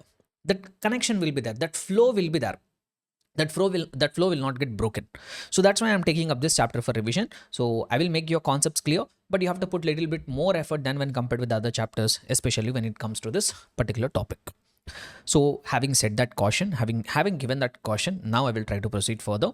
So as you could see here, this chapter number 6, it contains two components actually. One is risk assessment part and the other one is internal control part. There are two topics which are associated with this chapter. One is risk assessment, other one is internal control. And mostly whatever content that we are going to learn from this chapter, all that content has been taken from essay 315. Essay 315 is the main standard which we are going to cover as a part of this chapter, risk assessment and internal control. So first we will try to take up risk assessment related discussion. We'll try to revise quickly the risk assessment related concepts. Thereafter we'll come to internal control. We'll try to revise the concepts relating to internal control. So first we will talk about this risk assessment. We'll try to understand about risk assessment. Sir, what is risk assessment? What is risk assessment? First of all, as we all are aware, even from the beginning, nature, objective and scope of audit, from there itself we are seeing one point that whenever you're doing audit, your ultimate objective is to express an opinion. And when your ultimate objective is to express an opinion, when you try to fulfill that objective by way of expression of opinion, there is always a chance of your auditor's opinion going wrong. This we are all aware. There will always be a chance of auditor's opinion going wrong. Whatever opinion you have given, that is having a chance of going wrong. And if your opinion goes wrong, then there are some consequences which you are required to face. So that's what I say here. Whenever you have done audit, whenever you are expressing an opinion, there will always be some risk associated with the audit. There will always be some risk associated with the audit. You will be going to face some consequences because of expressing your opinion. So that risk in the audit, we are going to call it as audit risk. So whenever you are doing audit, there will always be a risk of your opinion going wrong. That risk in audit terminology, we call it as audit risk. This is not actually the technical definition. This is what in simple meaning, if I have to put it. We'll get back to that actual technical definition given to this term audit risk in a short while, but I'm telling you in simple terms. So whenever you are doing audit, there is always a chance of your opinion going wrong. That we call it as audit risk.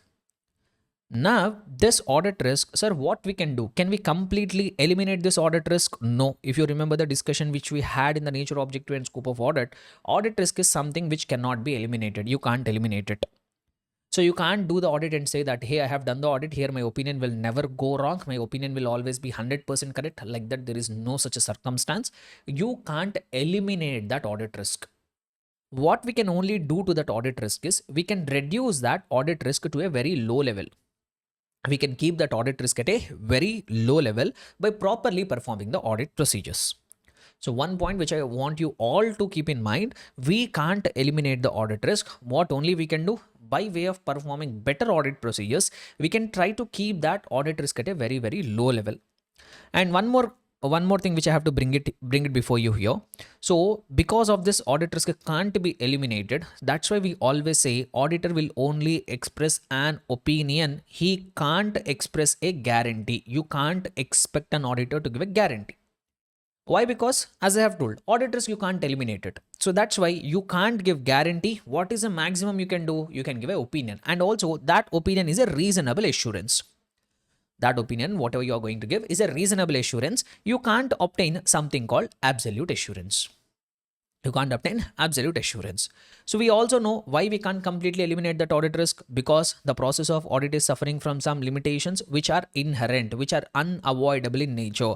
So because of that inherent limitations, number one, you can't eliminate the audit risk. You can't give guarantee. You can only obtain reasonable assurance. The one common reason for all that is the process of auditing is going to suffer from some limitations which are unavoidable in nature, and those limitations we call them as inherent limitations, regarding which we already had a discussion in the chapter nature, objective, and the scope of audit.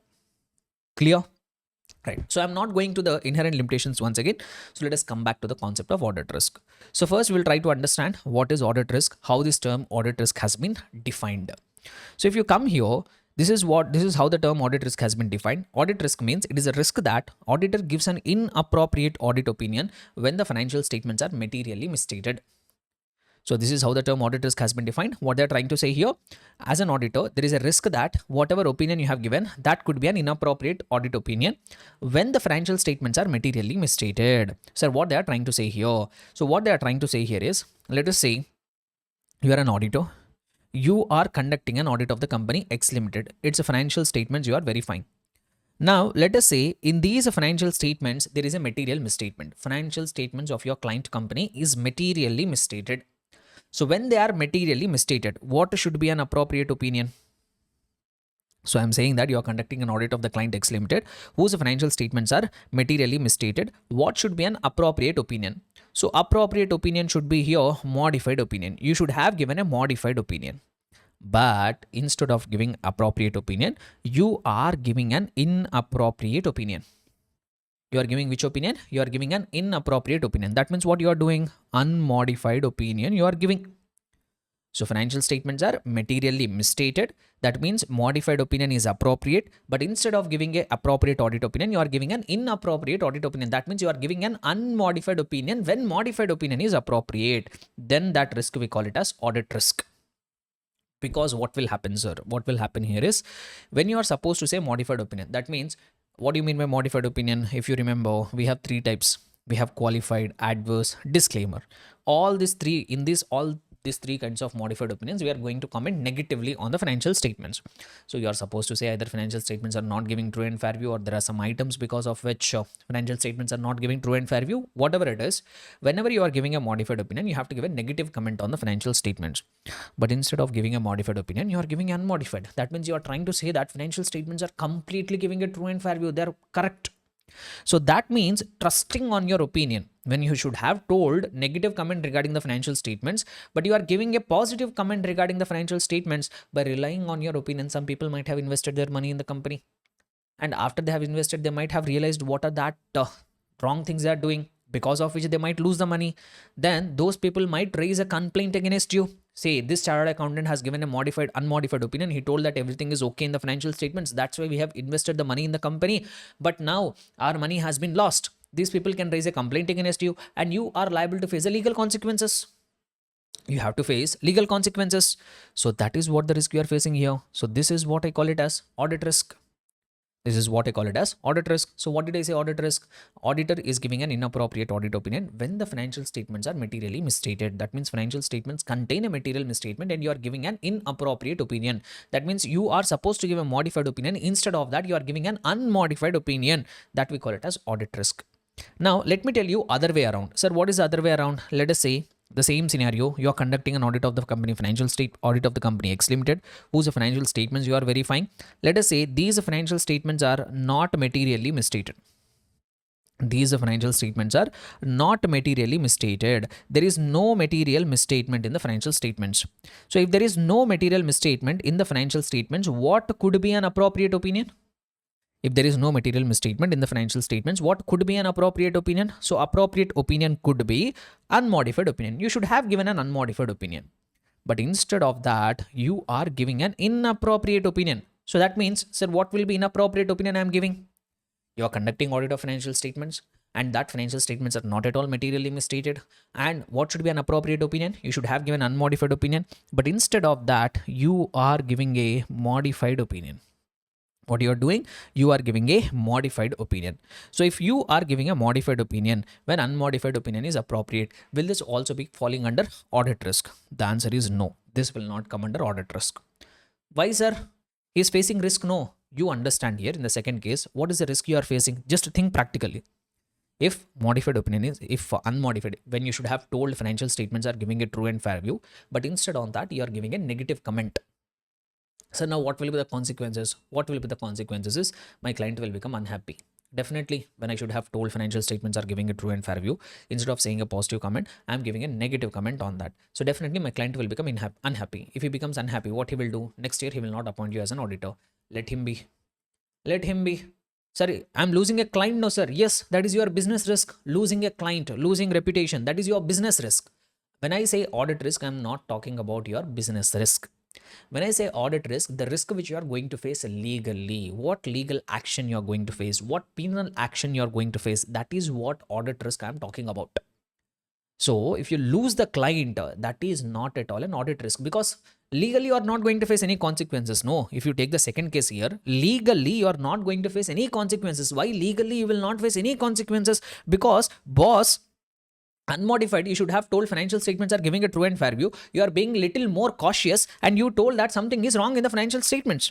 Because of that, legally no one will come and question you. But you might lose a client. Yes, lose a client. That is a business risk for you. When I say business risk, that is not the audit risk. So when I say audit risk, I am only referring to that risk which auditor will face from the legal perspective. Legally, what consequences you are going to face. If you look at this scenario, in the first case, you will face the legal consequences, but in the second case, you will not face any kind of legal consequences, but you might lose a client. That is a business risk here. Okay.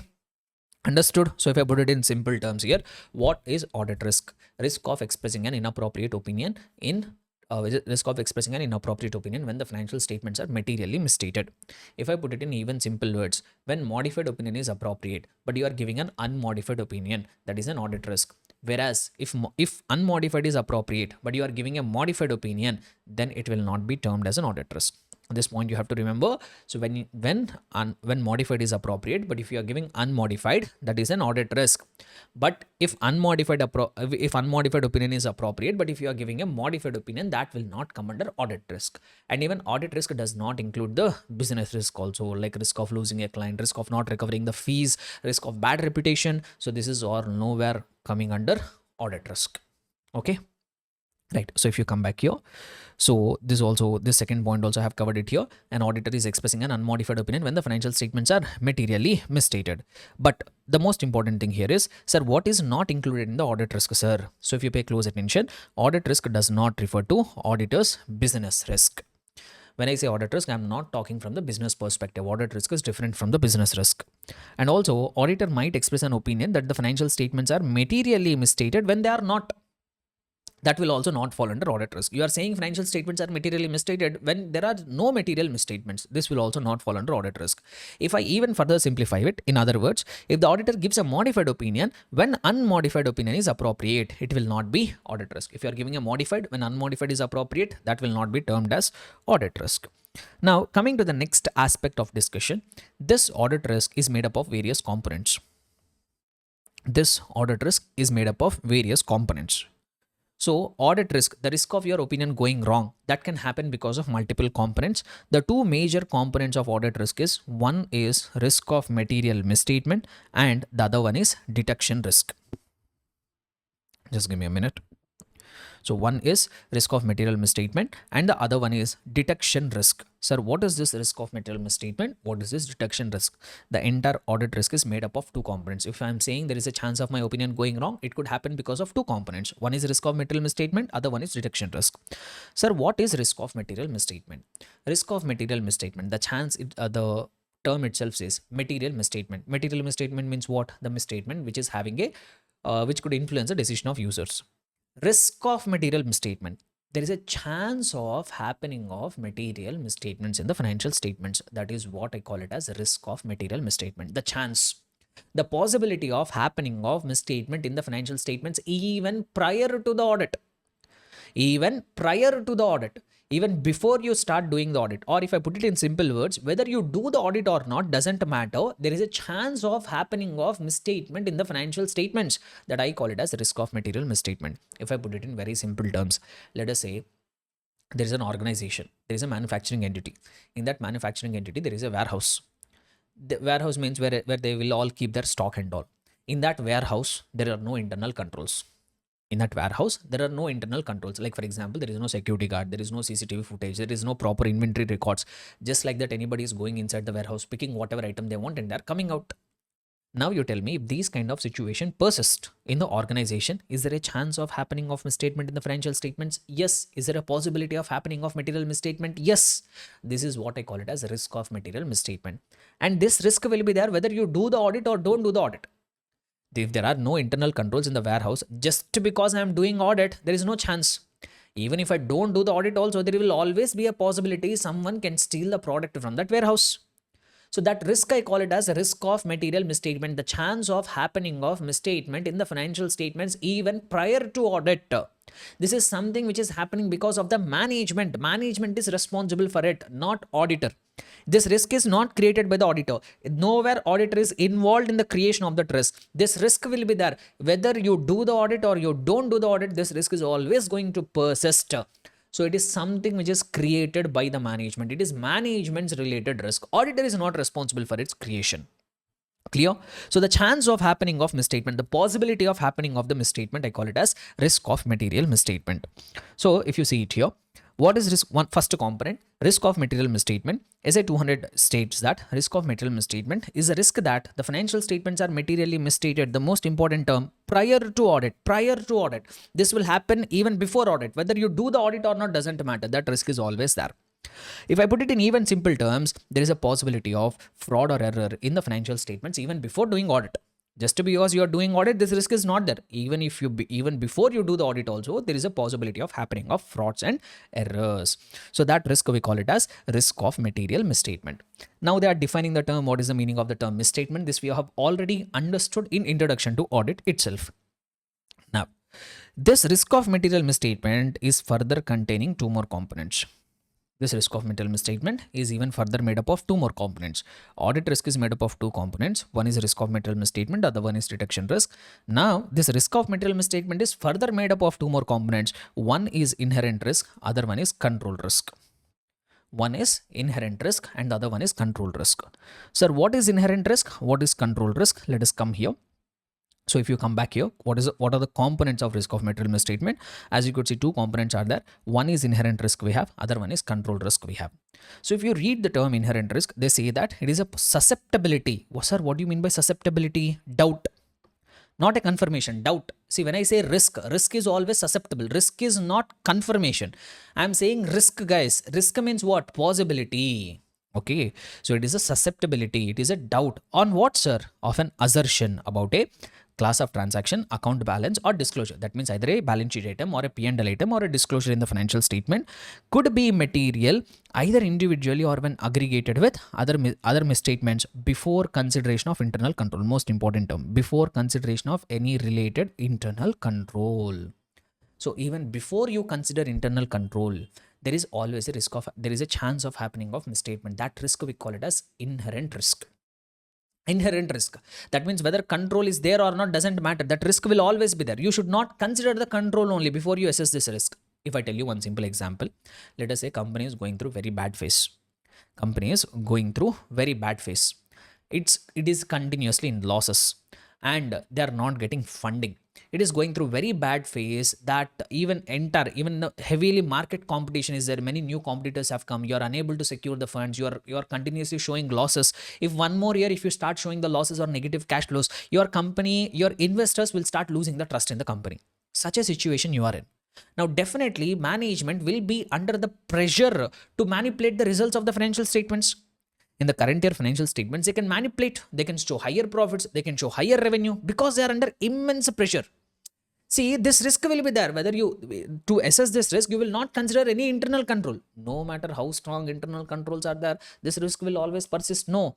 Susceptibility, I'm having a doubt that company is going through such a bad phase. There is a risk of making a material misstatement in the financial statements. They can inflate their results, they can inflate their profits, they can inflate their revenue.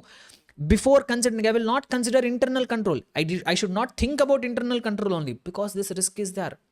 These kind of risk we call them as inherent risk. So if you see here, it is a susceptibility, unavoidable risk it is. It is a susceptibility of an assertion. It is a doubt that an item of financial statements contains a misstatement that could be material either individually or when aggregated with other misstatements before consideration of any internal control. I need not consider any internal control. Before considering the internal control only, there is a susceptibility, there is a doubt that there could be a misstatement in the items of the financial statements which could be material. And there is always a risk that, so if I elaborate this once again, there is always a risk that before considering any existence of internal control in an entity, a particular transaction, account balance, or disclosure to be made in a financial statements may have a chance of being misstated. And also they say here, inherent risk is higher for some assertions. Not all items will have same inherent risk. There are some items which are more, which will be subjected to more inherent risk. There will be some items which will be subjected to less inherent risk. Guys, this concept is very deep here. Just on this concept of inherent risk, control risk, I have spent almost close to 1 hour in our regular classes or in our EOB lectures and all. So this is just a revision. I will restrict my explanation to this here. Next, examples also, if you see, yeah, this is what the second example I have used. These examples are very important because from these examples in the exam, they create an MCQ, case scenario based MCQs they might create it. So better refer to these examples before you go for the exam. So as you could see here, an accounting standard providing guidance on some complex issue which might not be understood by the management. Management themselves are not able to understand internal control. If they are themselves unable to understand internal control, they might not apply it properly while preparing financial statements. Next, this is a second example which I have taken the help of to make you understand the concept. There are large number of business failures in an industry. Therefore, assertions in financial statements of an entity operating in such an industry can carry an unavoidable risk of being misstated. So this is what I call it as inherent risk. Next, control risk. Sir, a misstatement, there is a possibility of risk of material misstatement even because of control risk also. Sir, what is internal control? Sir, what is control risk? Sorry. What is control risk? See, as we all are aware, that management will study about their organization and they will try to implement various internal controls. I already told you what is the meaning of the term internal control. Any policy or procedure which is followed by the management to prevent misstatements in the financial statements, that I call it as internal control. So let us say, for example, management, to prevent mistakes, to prevent errors, to prevent frauds, they will identify the areas in the organization and they try to implement that internal controls. Sir, what is the objective of implementing internal controls? The objective of implementing internal controls is either to prevent the misstatements or to detect the misstatements or to correct the misstatements. So internal controls mainly will try to fulfill three things here. Either they will prevent the misstatements, or they will try to detect the misstatements, or they will try to correct the misstatements. So with these objectives, the organization will implement internal controls. But these internal controls might have some weaknesses and they might fail. I will tell you in the same chapter, I will tell you what are the different circumstances, what are the different reasons because of which inherent controls can fail. We'll talk about it in the same chapter. But I'm telling you that organization, to prevent misstatements from happening, to detect the misstatements or to correct the misstatements, they implement internal controls, but those internal controls can fail miserably, because of which they are unable to prevent or detect or correct a misstatement which has already happened in the financial statements. Management will implement some policies, procedures to prevent misstatements from to prevent, detect or correct the misstatements from happening. But these policies and procedures, these internal controls which are implemented by the management, they might fail to fulfill their objective. So because of failure of the internal control also, there is a chance of happening of misstatement in the financial statements. This risk I call it as control risk. If I have to put it in very simple terms, failure of internal control. Failure of internal control, that is what I call it as control risk. Okay, so here also you will be able to find some examples. My humble request, please have a look at these examples before you go for the examination. From these examples, they have a chance of asking a question. They might ask a MCQ. They will give you one example and they will ask you to identify what kind of risk is this, or even they can ask a case scenario based descriptive question also from here. So better just you refer these examples before you go for the exam. Okay, right. So this is what these are the two components actually. Guys, once again, if I give you context, what we're actually discussing, we are discussing what is an audit risk. So this audit risk contains two components. One is risk of material misstatement, other one is detection risk. What is risk of material misstatement? The susceptibility or possibility of happening of misstatement in the financial statements even prior to audit. And this risk of material misstatement can happen because of two reasons. One is inherent risk, susceptibility of an item of financial statements even before considering the internal control. Then control risk, there is an internal control designed by the management to prevent, detect or correct a misstatement, but failure of that internal control to prevent, detect or correct the misstatement, that I call it as control risk. Both inherent risk and control risk collectively give rise to risk of material misstatement. Till here, comfortable? Yes. Now comes the next concept, detection risk. Sir, what is detection risk? One aspect we have covered. So, as we all are aware, as an auditor, you will perform audit procedures. By performing audit procedures, you want to detect the material misstatements. There are some material. So, whenever you are doing audit, there might be some material misstatements which would have already happened in the financial statements. Now, as an auditor, you are doing audit, you will perform audit procedures, and by performing that audit procedures, you want to detect the material misstatements. But sometimes what will happen is, whatever audit procedures that you have performed, those audit procedures are unable to detect the material misstatements in the financial statements. You perform audit procedures to detect the material misstatements only. But because of some reasons, either because of your mistakes or because of inherent limitations, whatever may be the reason, you are performing audit procedures and your audit procedures have been unable to detect, correct, or your audit procedures have been unable to identify a misstatement. That risk we call it as detection risk. So if you look at the meaning here, detection risk, it defines that the procedures performed by the auditor to reduce risk to an acceptably low level will not detect a material misstatement. So whatever audit procedures you are performing to reduce your audit risk, and how you will try to reduce audit risk by detecting more misstatements. But because of some reasons, your audit procedures are unable to detect a misstatement which is already there in the financial statements. That risk I call it as detection risk. So this is something for which auditor is responsible. This is something for which auditor is responsible. So if you remember, I told that when it comes to risk of material misstatement, their auditor will not be held responsible. Who is responsible? It is created by the management. Whereas detection risk is the auditor's failure. Okay, so if you perform more effective audit procedures, if you perform more better audit procedures, if you are not careless, if you have been very careful, if you are very strong in your audit procedures, you will be able to detect more misstatements. You can keep the detection risk at a low level. If you are not performing audit procedures properly, if you are not careful, if you are very careless, reckless audit procedures you are doing, your ineffective team you are using, then you will not be able to detect material misstatements. Your detection risk will be very high. So whatever it is, the thing between the two components of the audit risk, between risk of material misstatement and the detection risk, which one auditor can control, which one auditor can influence is detection risk. You can influence the detection risk. If you perform more audit procedures, more you can reduce your detection risk. If you are performing not effective audit procedures, you are increasing your detection risk. But when it comes to risk of material misstatement, as an auditor, you can't control the risk of material misstatement. You can't influence risk of material misstatement. What is the only thing which you can do is you can identify. You can only identify. That too, how you can identify, sir? By performing risk assessment procedures. Once again, go back to the audit procedures. So, what is the flow of actual auditors? First, you perform audit procedures. By performing audit procedures, you identify the risk of material misstatement. Depending on the risk of material misstatement you have identified, you plan your further audit procedures, that is compliance procedures and substantive audit procedures. You will try to plan properly, and by planning that compliance procedures and substantive audit procedures, you try to control your detection risk so that you can reduce your overall audit risk. So that you can control your overall audit risk. See, I'm telling you objective from the risk perspective. What will happen in the entire audit from the audit risk perspective?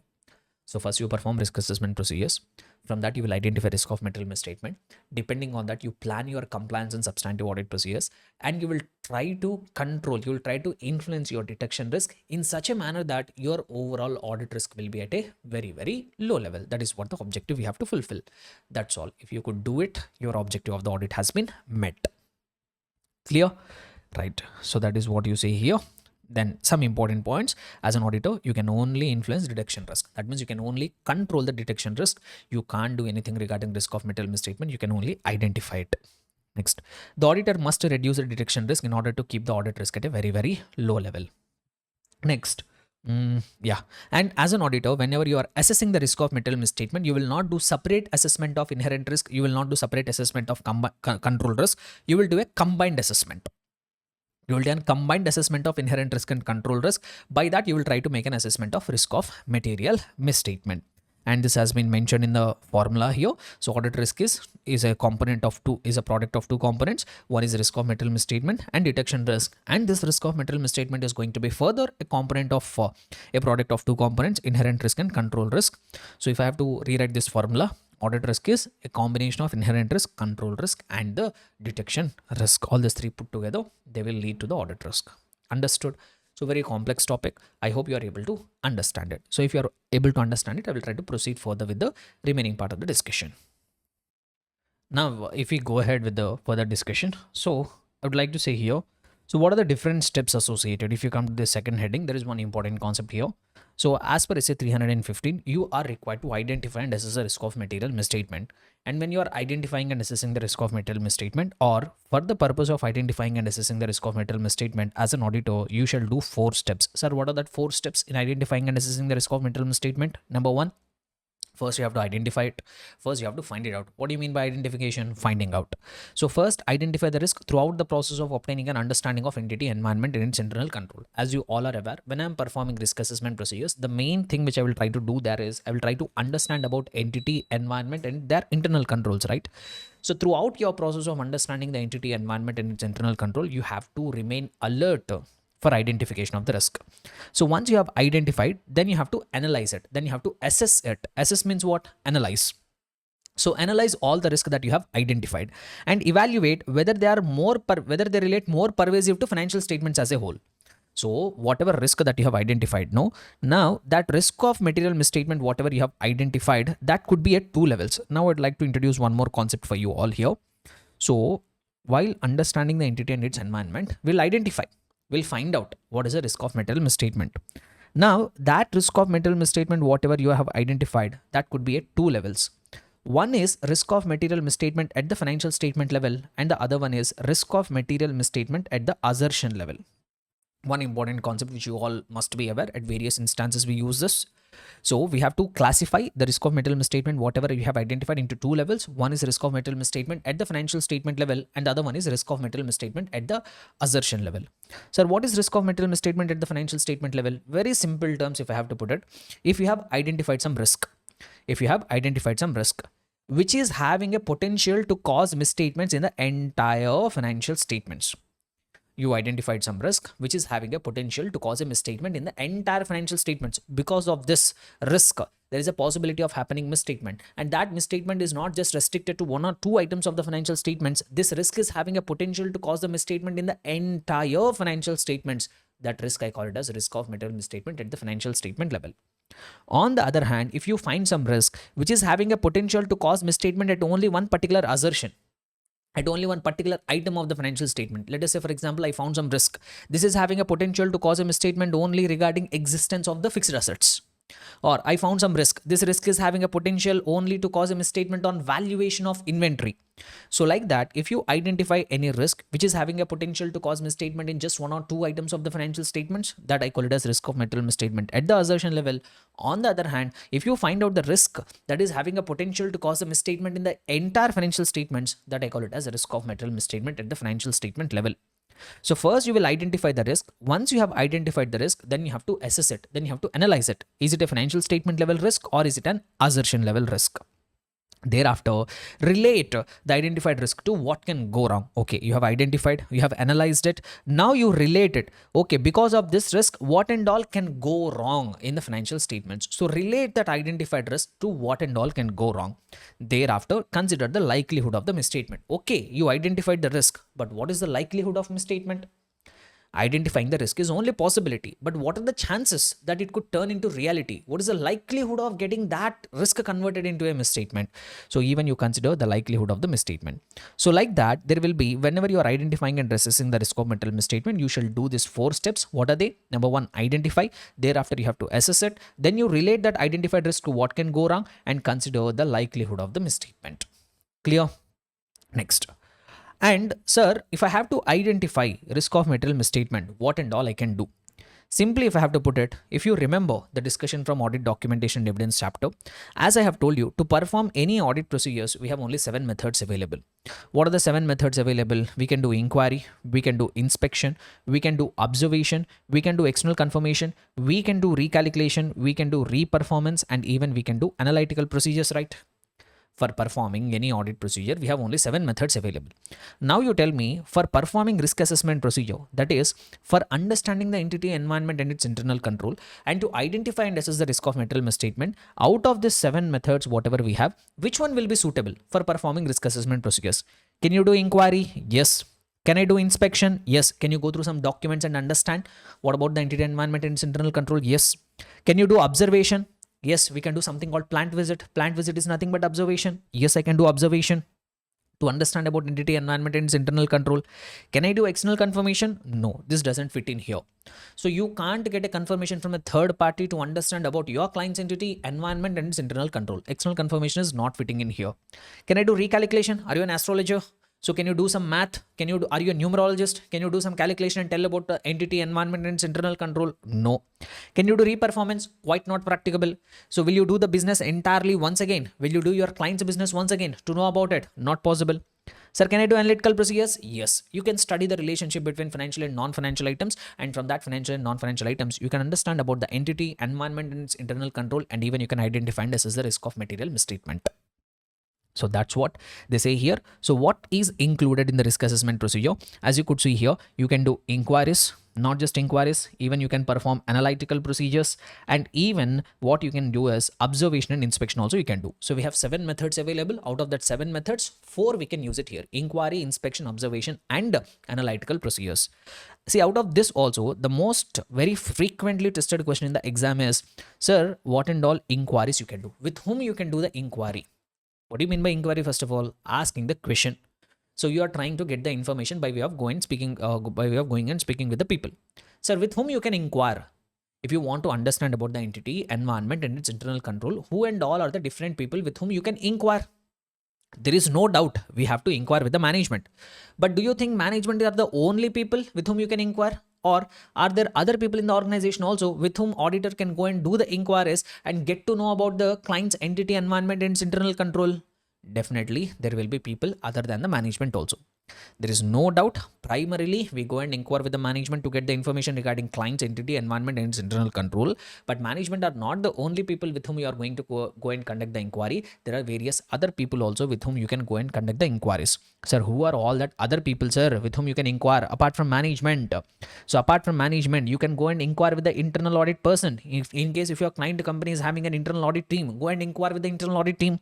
So if you inquire with the internal audit team, you can get to know whether the client is having proper design and effectiveness of internal control, whether management has satisfactorily responded to the findings of the internal audit team or not. So go and inquire with the internal audit team.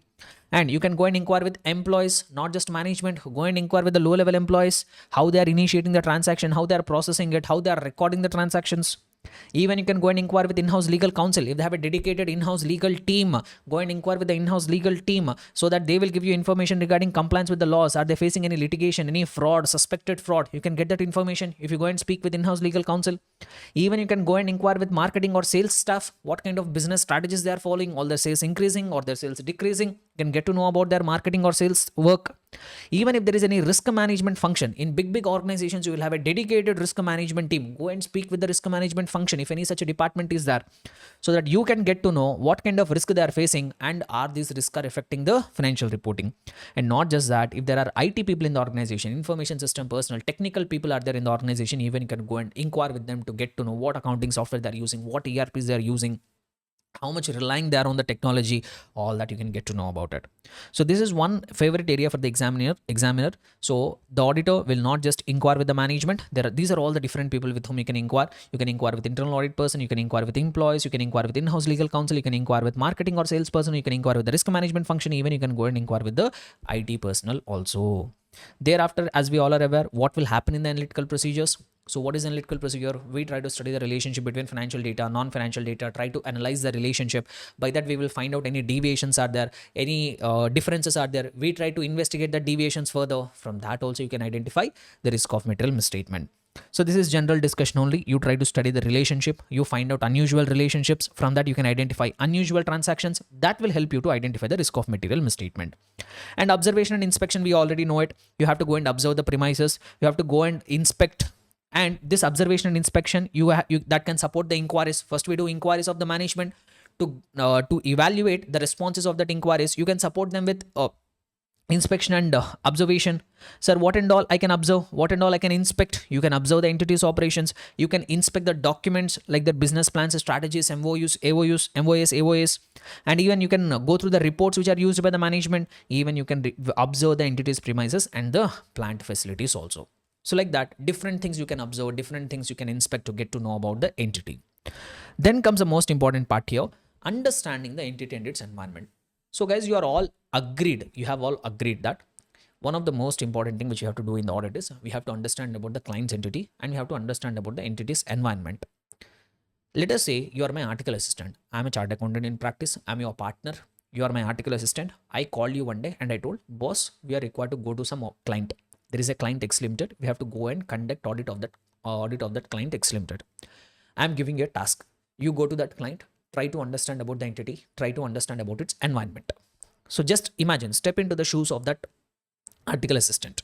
You are an article assistant. Under me, I told you tomorrow you have to go to that client's premises and you have to come back to me after getting an understanding of entity and its environment. What things you will understand? When someone is asking you, you have to understand about the entity and its environment. What exactly you will try to include in that understanding? Like this also, they might ask a question in the exam. Sir, what will be included? Definitely, sir, understanding the entity and its environment is very important. But what is that things which I will try to actually understand? So that is like this here. First thing, when I ask you to go and understand about the client's entity and its environment, first thing what you should focus is to which industry it belongs. To which industry your client belongs. Is it a manufacturing? Is it service sector? If it is manufacturing, it is automobile sector. Is it metal sector? Is it automobile sector? Is it electronic sector? First, you have to understand the industry to which your client belongs. Regulatory, what kind of laws and regulations are applicable for your client? Or any other external factors like what kind of applicable financial reporting framework will become applicable for your client? Is your client required to follow Banking Regulation Act? Is your client required to follow IRDA? Is your client required to follow Schedule 3? So you have to understand.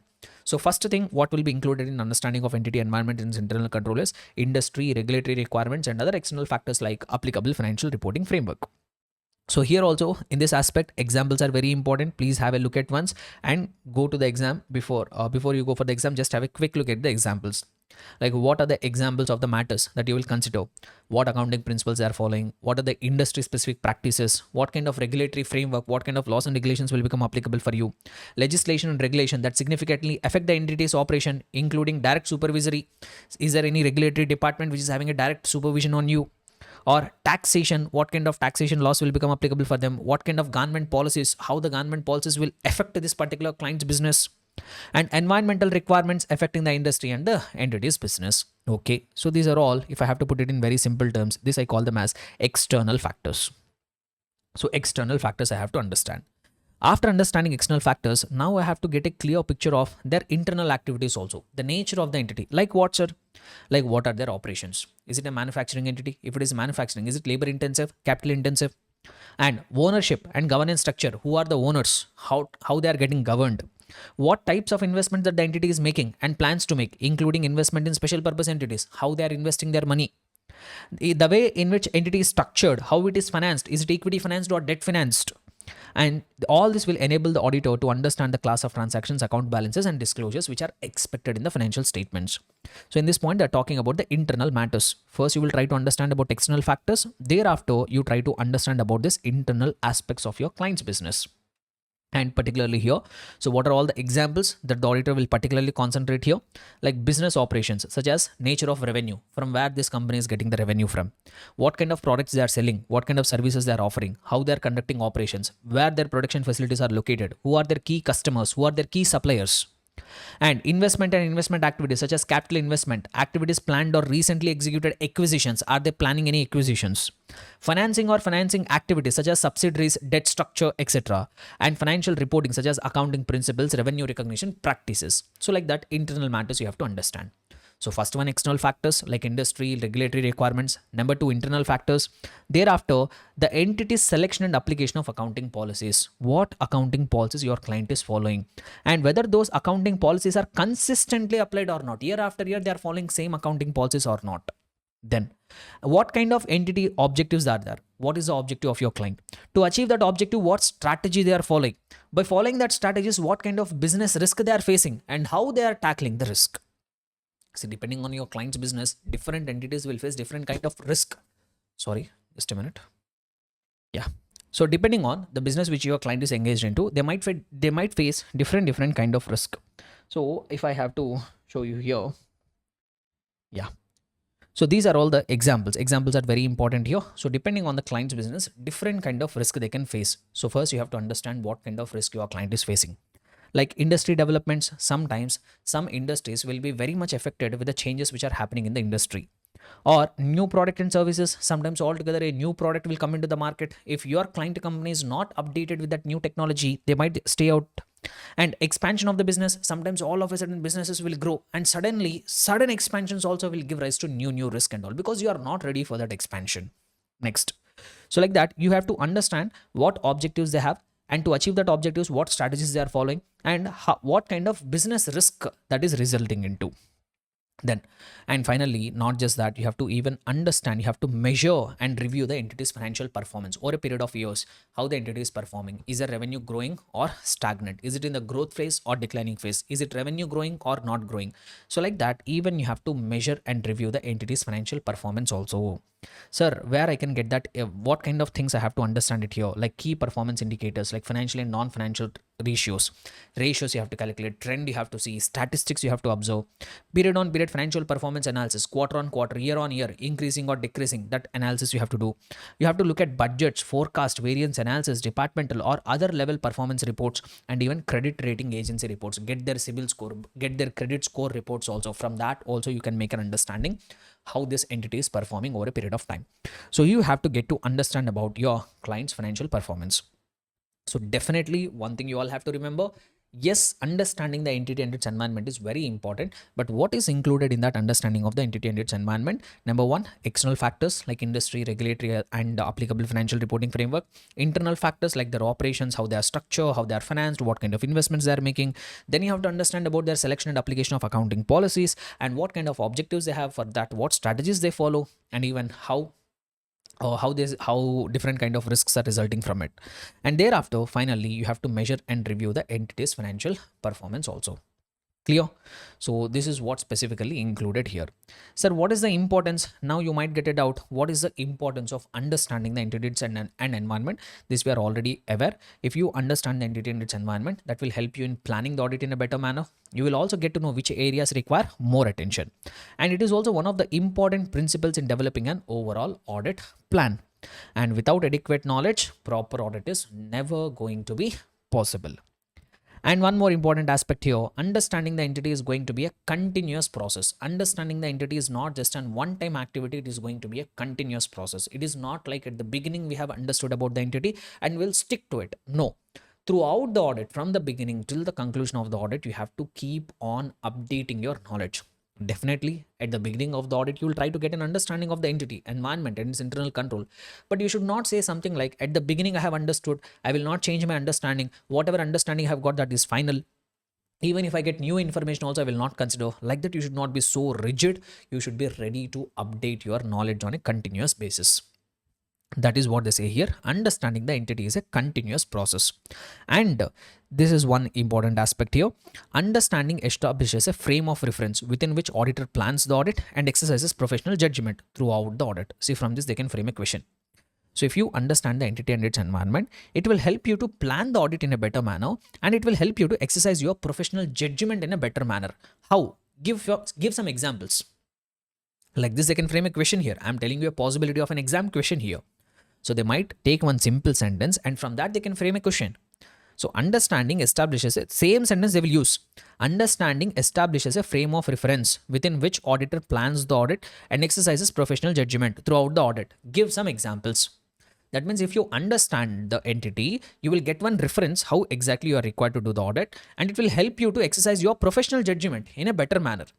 So how? Examples. So number one, if you understand the entity and its environment, that will help you to assess the risk of material misstatement. That means you will get to know which area is more risky, which area is less risky. And you can also determine materiality. Depending on the understanding of the entity only, we'll fix our materiality as per SA 500 and SA 320. And thereafter, whether the client is following up accounting policies, whether a client is selecting the appropriate accounting policy, and whether they are applying that accounting policies correctly or not. If you have to judge it, for that you need to obtain an understanding first. So if you have to comment whether your client is using an appropriate accounting policy, you can judge on the appropriateness of accounting policy only when you know the client's business. Then you can also identify areas where special audit considerations required. This is nothing but other way of stating the first point only. In the first point, they say you will find out where there is a risk of material misstatement. That is nothing but wherever risk is higher, those areas require more audit consideration. Then you can also develop expectations for use when you are performing analytical procedures. This we will try to cover it in SA 520. When we are performing analytical procedures, we will also develop expectation. This is how the figures should be. How you will build that expectation, sir? Once again, on the basis of understanding of the entity and its environment. And also, you have to judge whether the evidence whatever you have obtained is sufficient and appropriate. Even for judging whatever evidence that you have obtained is sufficient and appropriate or not, there also understanding the entity plays a very crucial role. So simply, if I have to put it, understanding the entity is a continuous process. It will give you a reference how you should perform audit procedures, and even it will help you to implement your professional judgment in a better manner. How, sir? These are all the different ways. You can get to know the areas where there is a risk of material misstatement. You can determine materiality. You can determine the application of accounting policies. Even you can identify areas where special audit considerations required. You can also develop expectations for performing analytical procedures. Even you can make a better judgment regarding sufficiency and appropriateness of audit evidence. Clear? So one aspect of this chapter we are done with the revision, which is regarding risk assessment we have completed. Now the next part which we have to revise is regarding internal control. So let us try to go ahead and try to revise the internal control related discussion also. So now coming to the internal control, see, regarding internal control, as a part of our earlier chapters also, we had so much of discussion, but we are now going to put all that internal control related discussion into the technical terms. So let us try to have a quick look at the concepts related to internal control. First of all, we'll start with what is the meaning of the term internal control and what is going to be the purpose of internal control.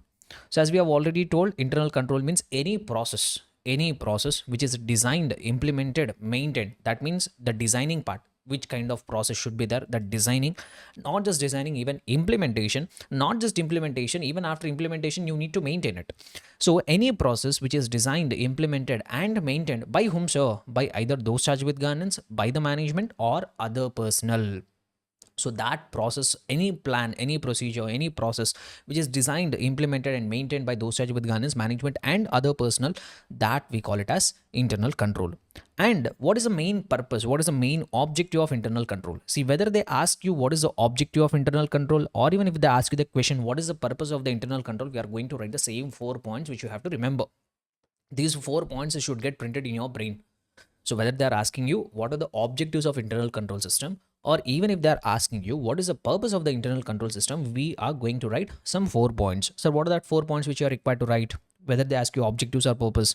Number one, the first and foremost objective is to increase the reliability of financial reporting, to make the to make the financial statements, to make the books of accounts even more and more reliable, and also to increase the efficiency and effectiveness of operations. As an organization, you might be doing various kinds of operations. There are some internal controls which are working with the objective of increasing that efficiency and effectiveness of that operations, or even safeguarding of assets. One of the main objective, protect the assets of the company, and even to make sure that you are complying with the laws and regulations. So if you pick any internal control, either it will be fulfilling at least one of these objectives, or it will be fulfilling all the four objectives. You pick any internal control in the organization, it will be trying to fulfill at least one of these objectives. I'm saying at least one of the objective. That means there might be some internal controls which can be fulfilling all these four objectives also. But whatever it is, once again, if I repeat, what and all are the objectives or purpose of internal controls? Number one, increasing the reliability of financial reporting. Number two, increasing the efficiency and effectiveness of operations. Number three, safeguarding of the assets. And number four, compliance with the laws and regulations. As simple as that. So whether they're asking you objective or even if they're asking you purpose, please write the same thing. Then, so do I need to understand internal control? Definitely, 100%. As a part of risk assessment procedure, you have to obtain understanding of entity, environment, and internal control. Sir, what benefits I'm going to derive by understanding internal control? Number one, it will help you to identify potential misstatements. What kind of misstatements can happen? Because if you understand internal control, you will get to know whether they're working effectively or not. From that, you can make an assessment what kind of misstatements could happen. And also you can identify the factors that affect risk of material misstatement. Depending on that, you can even betterly identify the risk of material misstatement. And depending on that, even you can betterly plan your nature, timing, and extent of the further audit procedures. You can betterly plan your compliance procedures and substantive audit procedures. So these are the benefits of understanding internal control. Then, sir, what will be the limitations of internal control? Guys, if you remember the nature, objective, and scope of audit, as I have told that no matter how effectively you do the audit, no matter how effectively you do the audit, there will always be some limitations because of which your opinion can go wrong, right? Similarly, no matter how effectively you implement internal controls, you might be designing in an excellent manner, you might be implementing it in an excellent manner, you might be maintaining it in an excellent manner, you're using the best resources, you're using the best technology. No matter how effectively you implement internal controls, there is always a chance that internal controls might not work effectively, because like the way audit is suffering from some limitations which are unavoidable, even internal controls also will suffer from some limitations which are unavoidable in nature. That's why we call them as inherent limitations. So like the way the process of audit is suffering from some inherent limitations, even this internal controls are also suffering from some inherent limitations. Sir, what are all that inherent limitations? When I say inherent, something which is unavoidable in nature. So that's why the first point they say internal control can only provide reasonable assurance. Like the way audit cannot provide absolute assurance, even internal controls also can't provide absolute assurance. They can only give you reasonable assurance. Sir, why? Because there are some limitations. What are they? Number one, human judgment in decision making. By the end of the day, these internal controls are all decided by the human judgment. As humans, we decide in which areas there is a chance of happening misstatement and we will implement it. So since there is a human judgment involved, and as humans we always tend to make some mistakes, even while deciding on the policies and procedures of internal controls also we might commit some mistakes. There might be error in the human judgment, because of which internal control can fail. So that's what they say here, human judgment and decision making. So reality is that human judgment and decision making can be faulty. Whatever human judgments you have made in designing and implementing internal control systems, that can be faulty, that can go wrong, because of which your internal control will not achieve its stated objective. Then lack of understanding the purpose. Those people who are a part of the internal control system, those people who are required to implement and monitor the internal control system, sometimes they don't understand the basic purpose.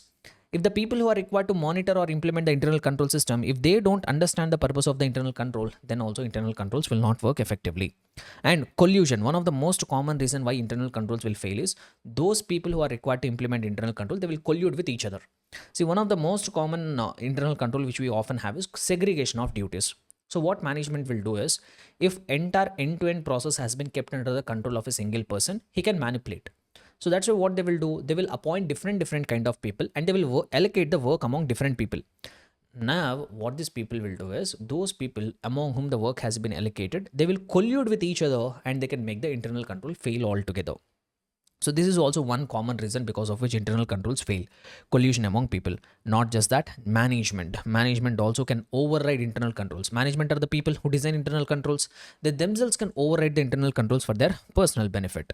And also, especially in small organizations, especially when you look at some small entities, they don't have structured internal control system. They don't have any structured internal control system. You will also be not able to find huge amount of staff there. In small entities we have limited number of people. Since there is limited number of people, no effective segregation of duties. And also in small entities, the owner himself, if he is managing the business, he will have better control and oversight of the entire business. Since the owner manager himself will have a better control or oversight of the entire business, he will not show that much interest in the segregation of duties. So because of this lack of number of people, and also since manager is having oversight of the entire business, there is always a chance that there is more chances that in case of small entities, internal controls might not work effectively. So these are all inherent limitations of internal control. First point is not exactly an inherent limitation. First point is just to say that they can only give reasonable assurance.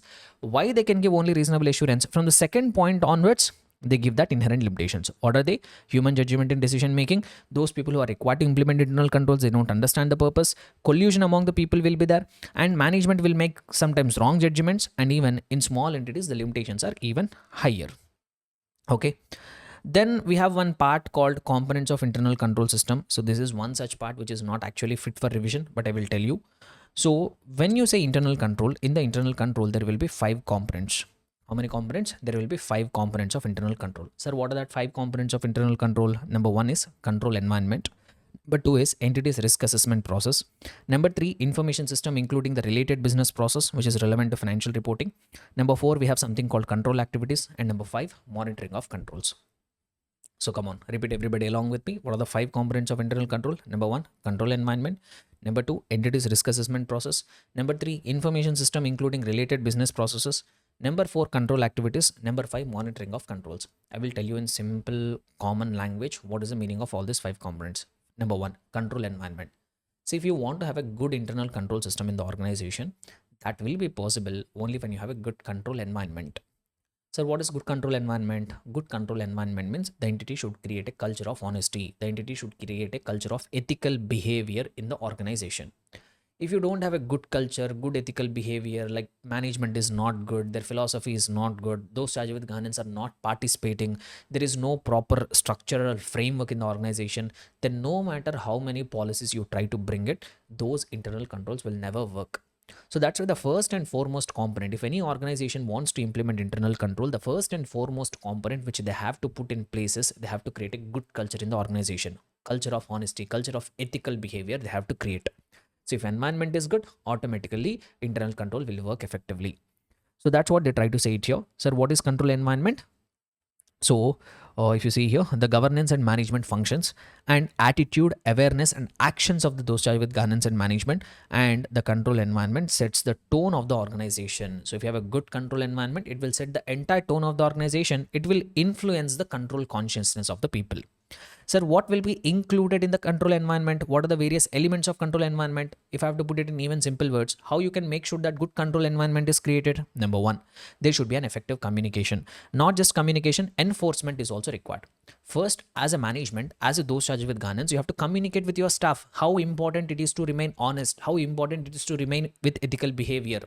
Just a communication alone will not be enough. You have to enforce it. If you find someone who is not sticking to that, if you find someone who is not ethical, who is not honest, you should enforce. That means you have to take immediate action. You have to remove him from the company or you have to penalize him. So like that, communication is required, but just communication alone will not be enough. Even enforcement, you have to put that into action.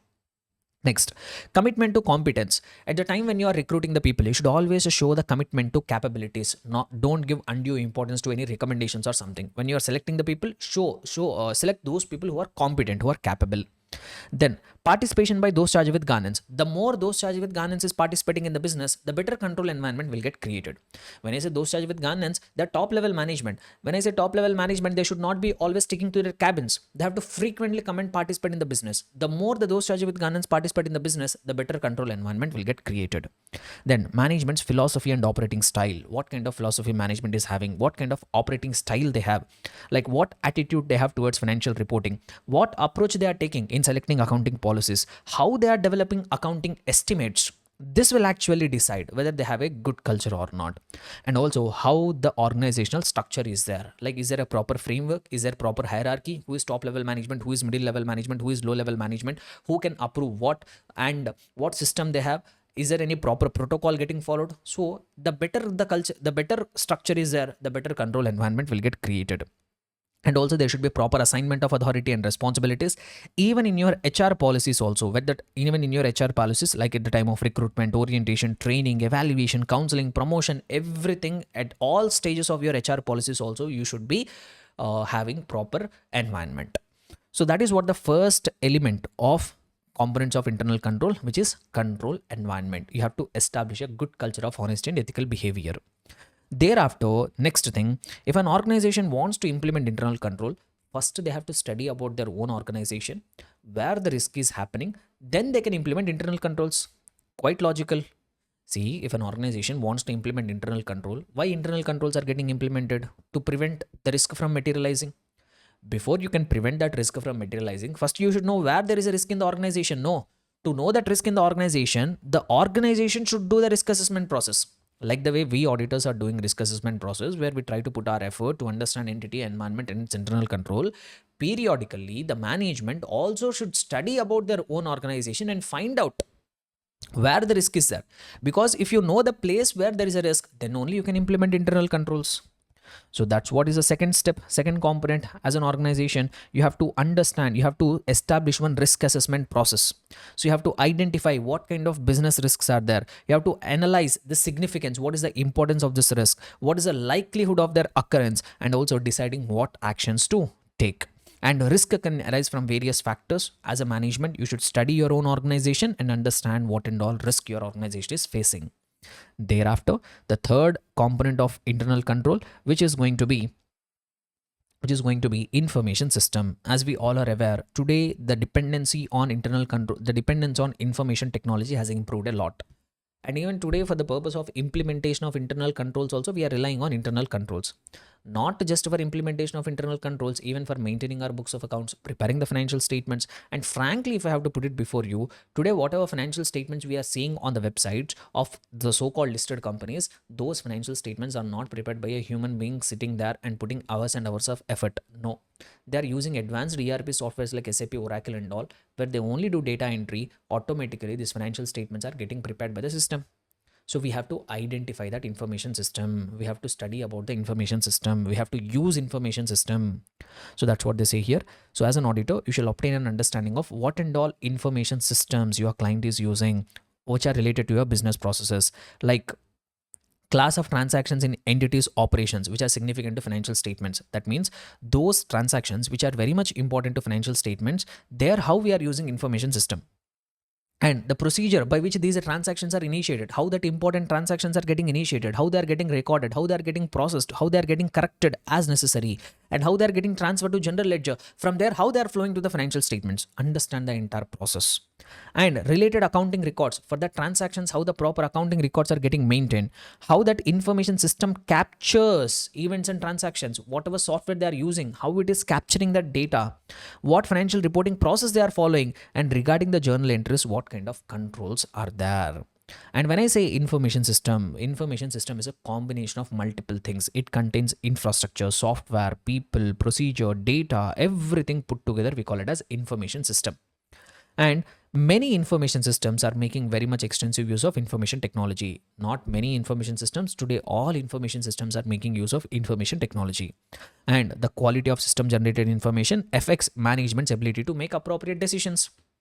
Since today all the data which is getting generated is from the information system, and depending on the data, management is taking decisions. Management decisions will be appropriate only when they're using the quality data.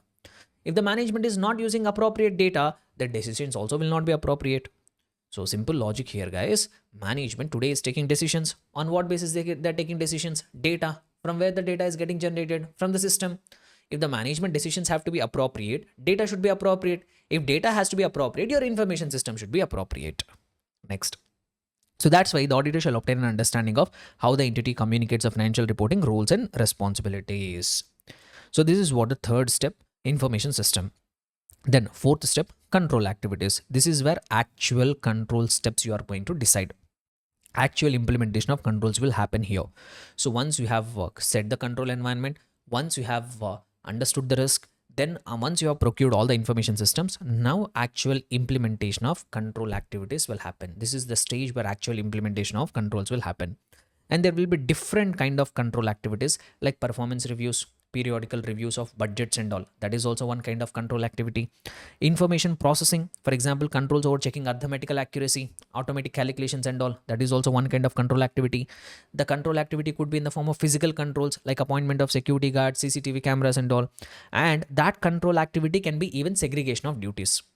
So depending on the risk, whatever you have identified, there could be various kind of control activities which could be implemented. They could be performance reviews, they could be information processing, they could be physical controls, or even they could be segregation of duties. So whatever it is, actual implementation of control activities should happen. So just implementing the controls alone will not be enough. One more last step is there. You have to even monitor the controls also. Whatever controls that you have implemented, whether those controls are working effectively. Are you required to make any changes to the existing controls? Are you required to delete any existing policy? Are you required to add any extra internal control? This continuous monitoring also should happen, and this monitoring should be done on a timely basis. It is not like today you have implemented internal control, after 3 years 4 years you are coming and reviewing. No, do it on a timely basis so that you can reduce the losses. So like that, periodical monitoring is also required. So this is once again a very broader concept, guys. Here I gave you one overview. There are 5 components of internal control. So if you have attended our sessions, this components of internal controls, we take somewhere around some 2.5 hours, 3 hours to complete this components of internal control. That much vast and huge a discussion it is. But in the marathon, I can't afford that much amount of time, but I have touched on all the important concepts. So 5 internal control components. Number 1, creating a control environment. Number 2, doing an entity's risk assessment process. Number 3, information system including related business process. Number 4, control activities. Number 5, monitoring of the controls. I told you what will happen in each of this component.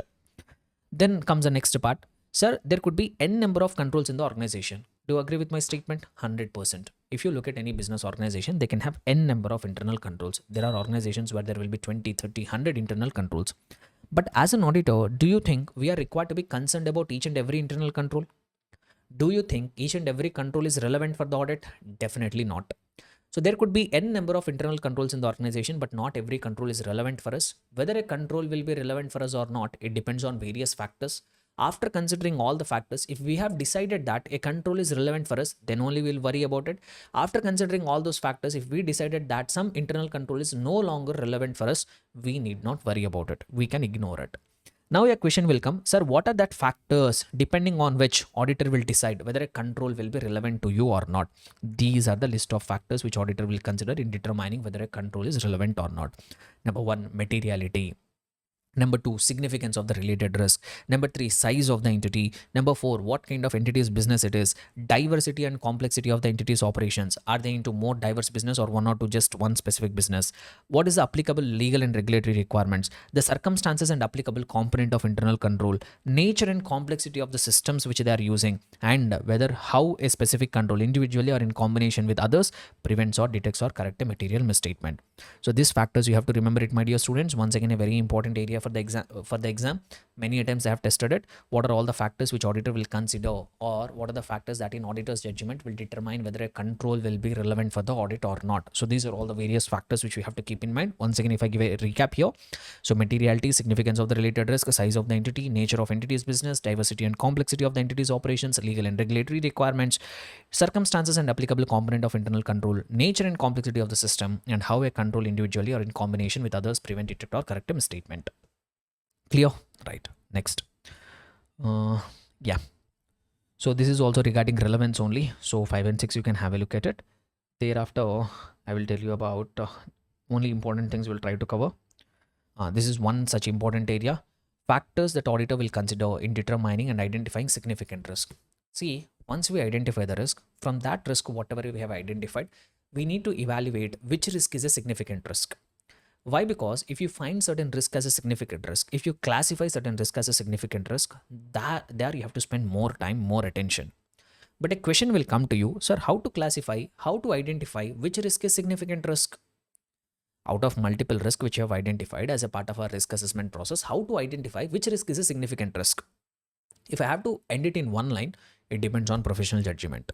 You have to end it in one single line. It depends on professional judgment. As an auditor, you have to apply your professional judgment and determine which risk is a significant risk. But here they will give you few examples, few factors which you will consider. So if you read this first line, as a part of risk assessment, the auditor shall determine whether any of the risk identified are in the auditor's judgment is a significant risk. So it depends on your judgment. Depending on your judgment, depending on your professional judgment, you have to determine whether a risk is a significant risk. But while taking that judgment, what factors you will consider in deciding whether a risk is a significant risk or not? What factors you will consider? Like, is it a risk of fraud? If it is a risk of fraud, it will always be a significant risk. Whether the risk is related to significant economic, accounting, or other developments like changes in regulatory requirement, is the risk is related to changes in the accounting or regulatory framework. Complexity, it depends on the complexity of the transaction. Whether the risk involves significant transactions with related parties, if the risk is resulting from a transaction with a related party, that risk will be a significant risk. Degree of subjectivity involved, so if it is more subjective, more the chances of it becoming a significant risk. And also whether this risk is related to transactions outside the normal course of business. Is the risk related to unusual transactions? Then also the risk will be considered as a significant risk. So these are all the various factors that the auditor should consider in identifying whether a risk is a significant risk. Next, similarly, if there are non-routine transactions, these three are some complex areas. Just I will try to quickly summarize this. If the risk is a significant non-routine transaction, see, if routine transaction is there, the risk is low. If it is a non-routine transaction, the risk is very high. So they are asking you some examples. Risk of material misstatement is greater for non-routine transactions. Can you give some examples? Yes. Number one, if there is greater management intervention for accounting treatment. If you have to decide on accounting treatment, leave it to your CFO, leave it to your finance team. If board of directors are involving more in an accounting treatment, that is a non-routine matter. That indicates a significant risk. Greater manual intervention, when you are already invested huge amount of money in technology, still you are using manual systems. Might be they want to override something in their technology. That's why they are using manual system. Risk of material misstatement is high. Complex calculations or accounting practices, very complex calculations they are using, there the risk could be higher. And nature of non-routine transactions, which may be difficult for the entity to implement effective controls, or that non-routine transaction is of such a nature that for which you can't implement internal controls. Next, risk of material misstatement is greater for significant judgment matters. Similarly, wherever more judgmental matters are there, there the risk will be higher. Sir, are there any examples? Yes. Accounting principles for accounting estimates or revenue recognition may be subject to different interpretation. So if you are following some accounting principles or if you are using some accounting estimates, that different people can interpret it in a different manner. There the risk will be higher because it is a significant judgment matter. Or required judgment may be subjective or complex or require assumption about the effects of future events. Especially when accounting estimate, when you are deciding on a matter which is depending on future, like provisions for warranties and all, these are depending on the future events. These are very much subjective. Since they are very much subjective, risk will be very higher. Okay, so three things I have told here. The risk, whatever risk is there, from that you have to identify significant risk, how to identify the significant risk. And risk is higher for significant non-routine transactions. What are the examples for that? Risk of material misstatement is higher for significant judgmental matters. What are the examples for that? Next, we have one very small general question. What are the benefits of evaluation of internal control? If you evaluate internal controls, how you will get benefited? Very simple, straight away, common sense oriented points.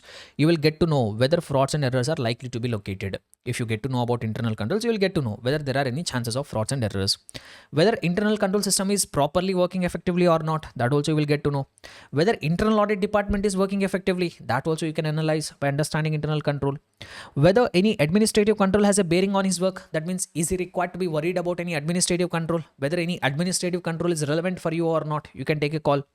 And whether entities' assets are protected, whether management is properly discharging their functions, and whether reports given to you are reliable, and also how much amount of examination you are required to do, nature, timing, and extent of your compliance and substantive audit procedures, and which will be an appropriate audit technique. And you can also find out the areas where the controls are weak, and also you can give valuable suggestions for your client. So these are all the benefits of understanding internal control. One more last aspect I will try to cover. After this, I will wind up this chapter, risk assessment, internal control, and thereafter I will continue directly with essay 330, one of the most misunderstood concept and one of the most complicated concept for many students. So once I explain this methods for evaluation of internal control, directly I will go to essay 330. So methods for evaluation of internal control. For the purpose of evaluation of internal control, there are four methods actually. Number one is narrative record. Number two, internal control questionnaire. Number three, checklist. And number four, we have finally flowchart. There are 4 methods for evaluation of internal control. How many methods? 4 methods are there for evaluation of internal controls. What are they? List them once. Narrative record, internal control questionnaire, checklist, and flowchart. I will try to explain one by one. Sir, first I will try to explain you narrative record and flowchart. See, in the narrative record, what will happen is, first I will try to understand the entire internal control, and whatever understanding that I have obtained, that I will try to do a exhaustive description. What I will try to do, I will try to do a exhaustive description. First I will try to understand internal control, and whatever understanding of internal control that I have obtained, I will try to write it in a paragraphical, detailed, exhaustive description. I am going to do it. That is what I call it as narrative record. Whereas when it comes to flowchart, here also I will try to understand internal control, and whatever understanding that I have obtained, that I will try to do a pictorial representation, graphical representation I will try to do. That is what flowchart is. Now, if you do a comparison between narrative record and flowchart, which one is more time consuming? Narrative record is very much more time consuming. Flowchart is most summarized and most briefest way of presenting internal control. You can present the entire internal control in the form of one single chart, but for narrative record, you have to write pages and pages. So that's why if I do the comparison between narrative record and flowchart, which one is most concise, which one is most briefest? Flowchart. Which one is more time consuming? Narrative record. See, you tell me, for small organizations will narrative record be suitable, or for large organizations narrative record will be suitable?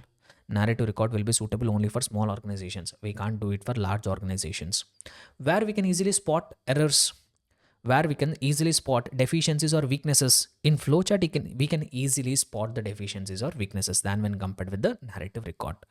So this is what 2 methods, narrative record and flowchart. Then we have the 2 most widely used methods of evaluation of internal control. One is internal control questionnaire and the other one is checklist. So what is this internal control questionnaire and what is this checklist is? In both these, we will have a series of questions. In both this internal control questionnaire and checklist, we have a series of questions or series of instructions. In both the cases, these questions are related to elements of internal controls. In both these cases, the questions are related to elements of internal control. And the questions will be drafted in such a manner that answers will be yes, no, or not applicable. Yes, no, or not applicable. In both the cases, we'll draft the questions. Auditor only will draft the questions, and the questions will be drafted in such a manner that they're not descriptive questions. The questions will be drafted in such a manner that answers will be yes, no, or not applicable. Sir, if in both the cases we are going to have the questions, and if in both the cases the questions are drafted in such a manner that answer will be yes, no, or not applicable, then what is the difference between the two, sir? Now, how we are going to differentiate that is on the basis of who is going to answer. Who is going to answer? So in the case of checklist, as an auditor, I will prepare the questions and I will hand over these questions to my audit staff only. I will hand over these questions to my audit staff only, and my audit staff itself will go to the concerned area and they will get back to me with the answers. My audit team itself will fill the answers, or even I can call them as instructions which my audit team will follow. So if it is a checklist, I will prepare the questions. Questions will be drafted in such a manner, yes, no, or not applicable. And these questions I will hand it over to my audit staff. My audit team only will answer it, or even they can treat as instructions which they will be required to follow.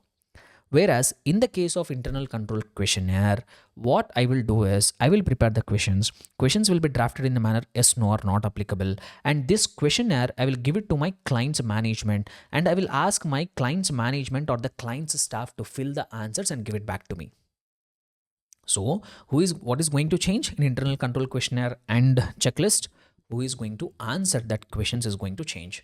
If it is a checklist, my audit team itself will answer it. If it is a internal control questionnaire, I will give it to the management, client's management. Either client's management will answer it or the client's staff will answer it. That is the main point of difference. And in internal control questionnaire, they will tell you some additional points.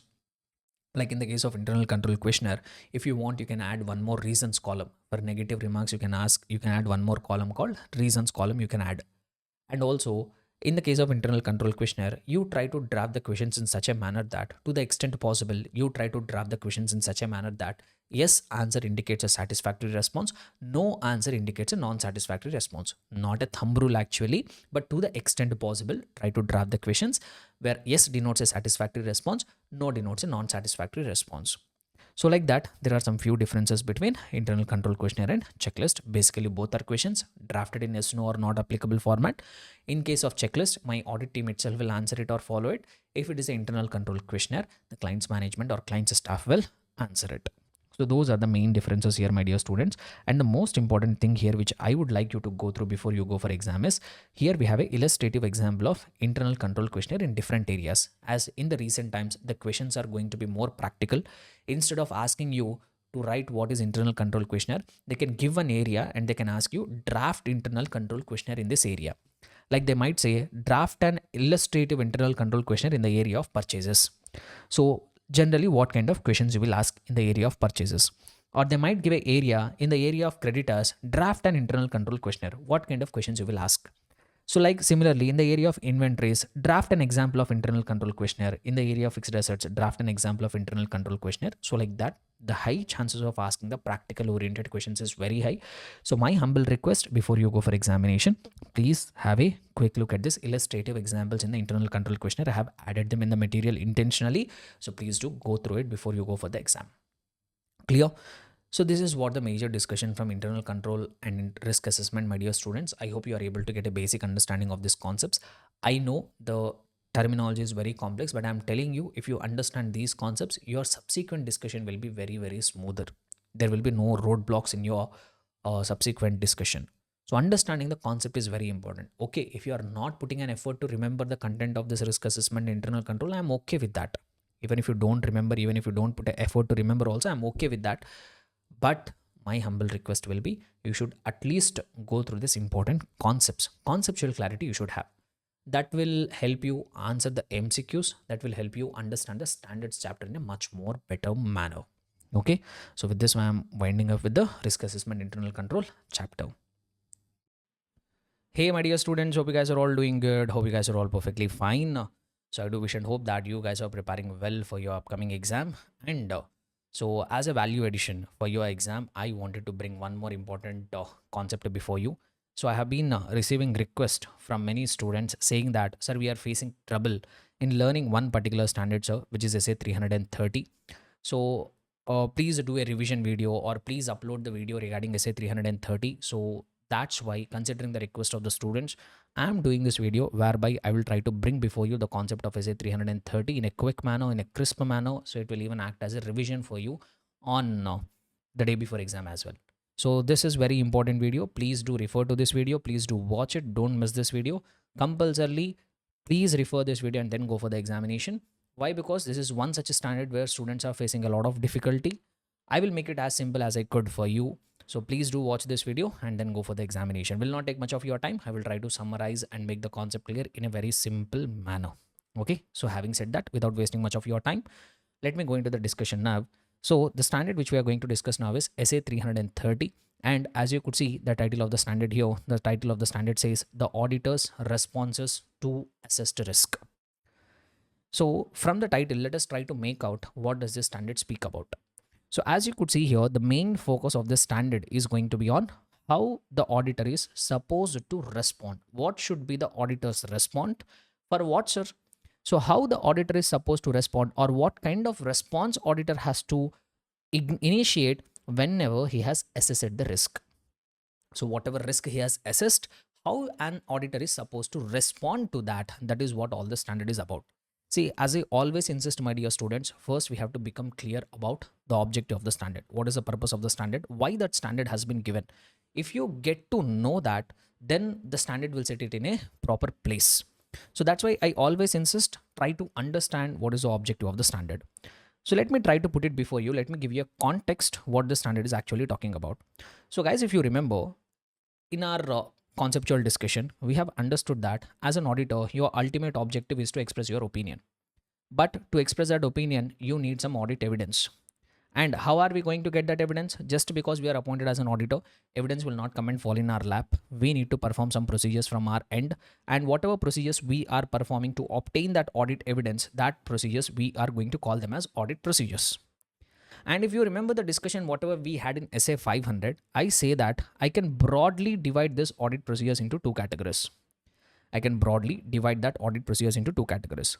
Number one is risk assessment procedures. And number two is further audit procedures. I'm giving you context, my dear students. This concept, whatever I'm teaching you, you all know it. But to understand this essay 330 in a correct perspective, revisiting the fundamental things is very, very important. That's why I'm taking you back to the concept which you're all well aware of. So whatever audit procedures which auditor will perform to obtain audit evidence, that can be broadly divided into two categories. One is risk assessment procedures and the other one is further audit procedures.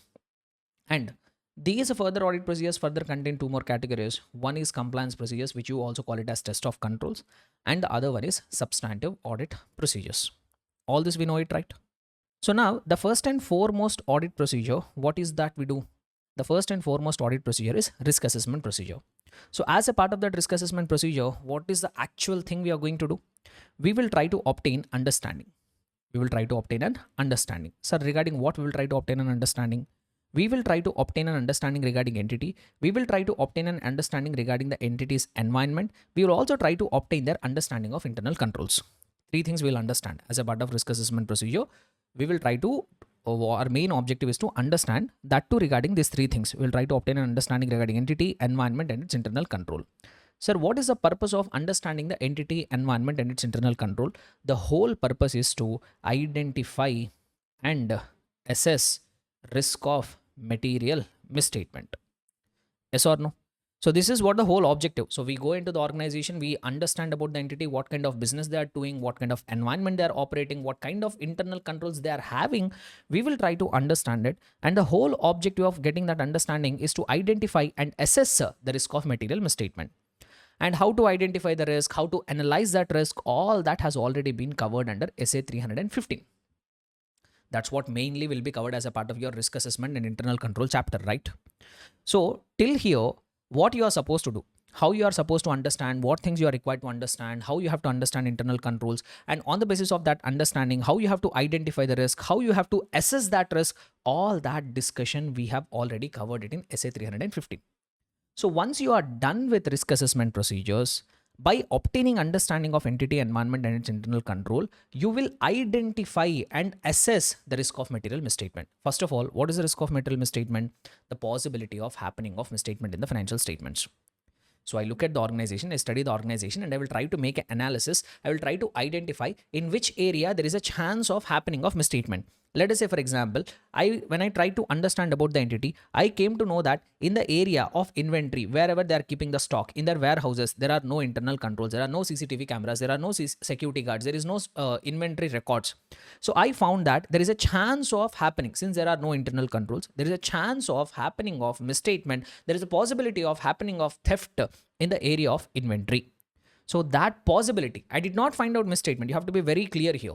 I did not find out misstatement by understanding entity, environment, and its internal control. What I have found out, I just found out the possibility. There is a chance of happening of misstatement. That possibility, I call it as risk of material misstatement. So by following all the guidance which has been given under SA 315, you will identify, you will assess that risk of material misstatement. Now, once you have identified that risk of material misstatement, now you have to respond to that risk. Now you have to respond to that risk. So once you have identified, okay, in the area of inventory, there is a chance of happening misstatement. In the area of cash, there is a possibility of misappropriation, and or there might be a risk. And even if you remember the discussion, we will identify that risk of material misstatement into two levels. We can bifurcate whatever risk we have identified into two levels.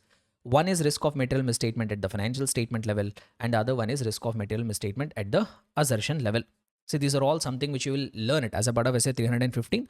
To give you the context, I am revising all this discussion once again. So financial statement level risk refers to that risk which is having a potential to cause a misstatement in the entire financial statements. On the other hand, if you find a possibility of happening of misstatement at specific assertion or a specific item of financial statement, that I call it as risk of material misstatement at the assertion level. I will give you a few examples. Let us say, for example, you understood the entity, you understood the environment, you understood the internal controls, and you got to know that the management of this organization are not having integrity. The management are dishonest. So when you came to know that the management of this organization is dishonest, don't you think there is a possibility of happening of misstatement because of this? Yes. So when management is dishonest, there is definitely a risk of material misstatement. But you tell me, is this risk having the potential to cause a misstatement in only one or two items or one or two assertions, or will it have a potential to cause a misstatement in the entire financial statements?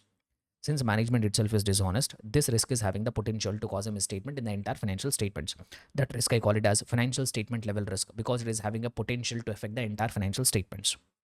On the other hand, let us say, for example, the company is having weak policy regarding recovery from collection from debtors. They have debtors, but whenever they are making the collections from the debtors, they are following some system of internal control. That internal controls in the debtors collection is not working effectively. So because of that, there is a chance of happening misstatement. This also I will say there is a risk of happening of misstatement in the debtors. But this risk is having a potential to cause a misstatement only in the existence assertion.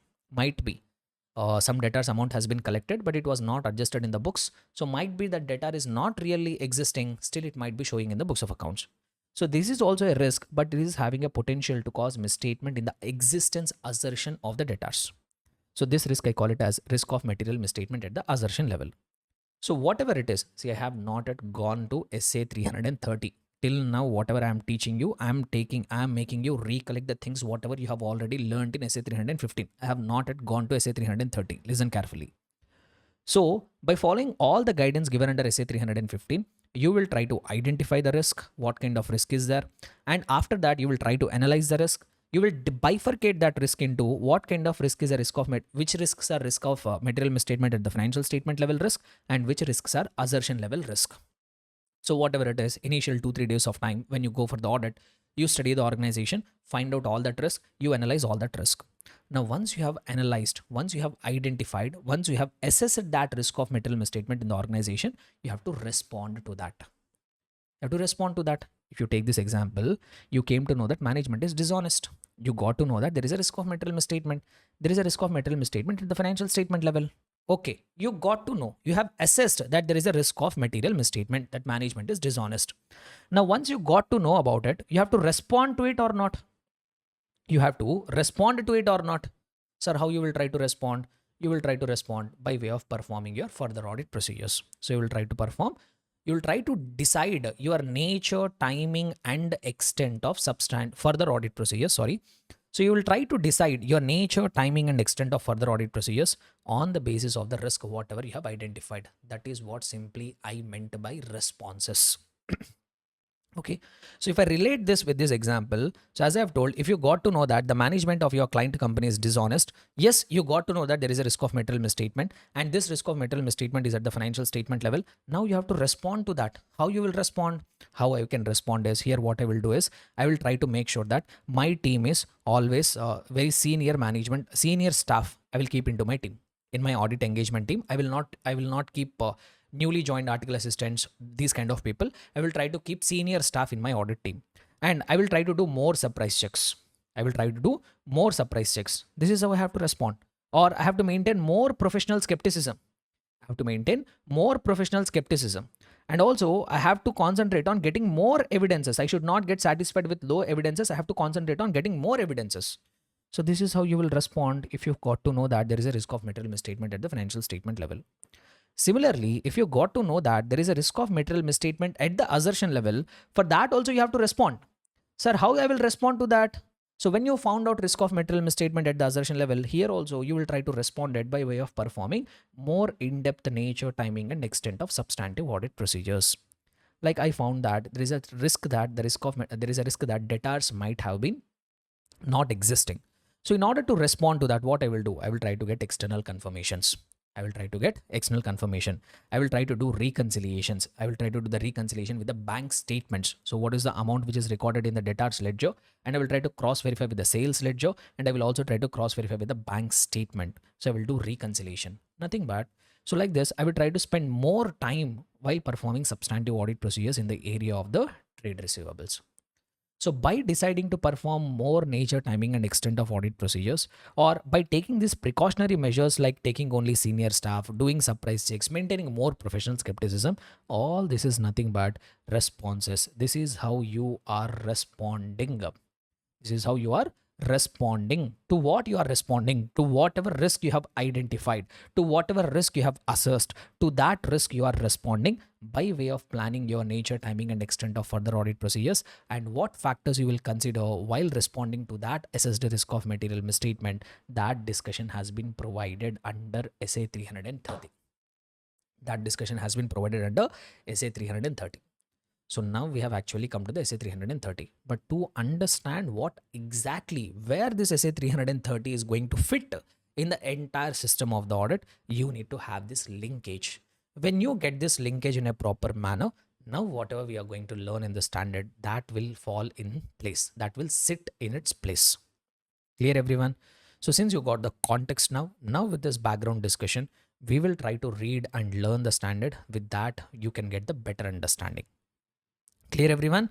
So when this standard will actually become applicable, once you have followed SA 315, once you have performed risk assessment procedures, once you have identified the risk, then how you are supposed to respond. So we will basically respond through by way of further audit procedures. So how you are supposed to respond, what and all factors you have to consider, what kind of compliance procedures you have to perform, what kind of substantive audit procedures you have to perform, that all guidance has been given in the standard. So having said this background discussion, now I will go and take you through the contents of the standard. Okay, shall we do it, everyone? Let us do it without any delay further. So now going into the standard now. So if you see here, first one, what is the objective of the auditor? As we all know, every standard will impose some objectives. Every standard will have some objectives. Every standard will give some objectives to the auditor, which auditor is supposed to fulfill. So what are the objectives of auditor as per this SA 330? Let us see what they are trying to say.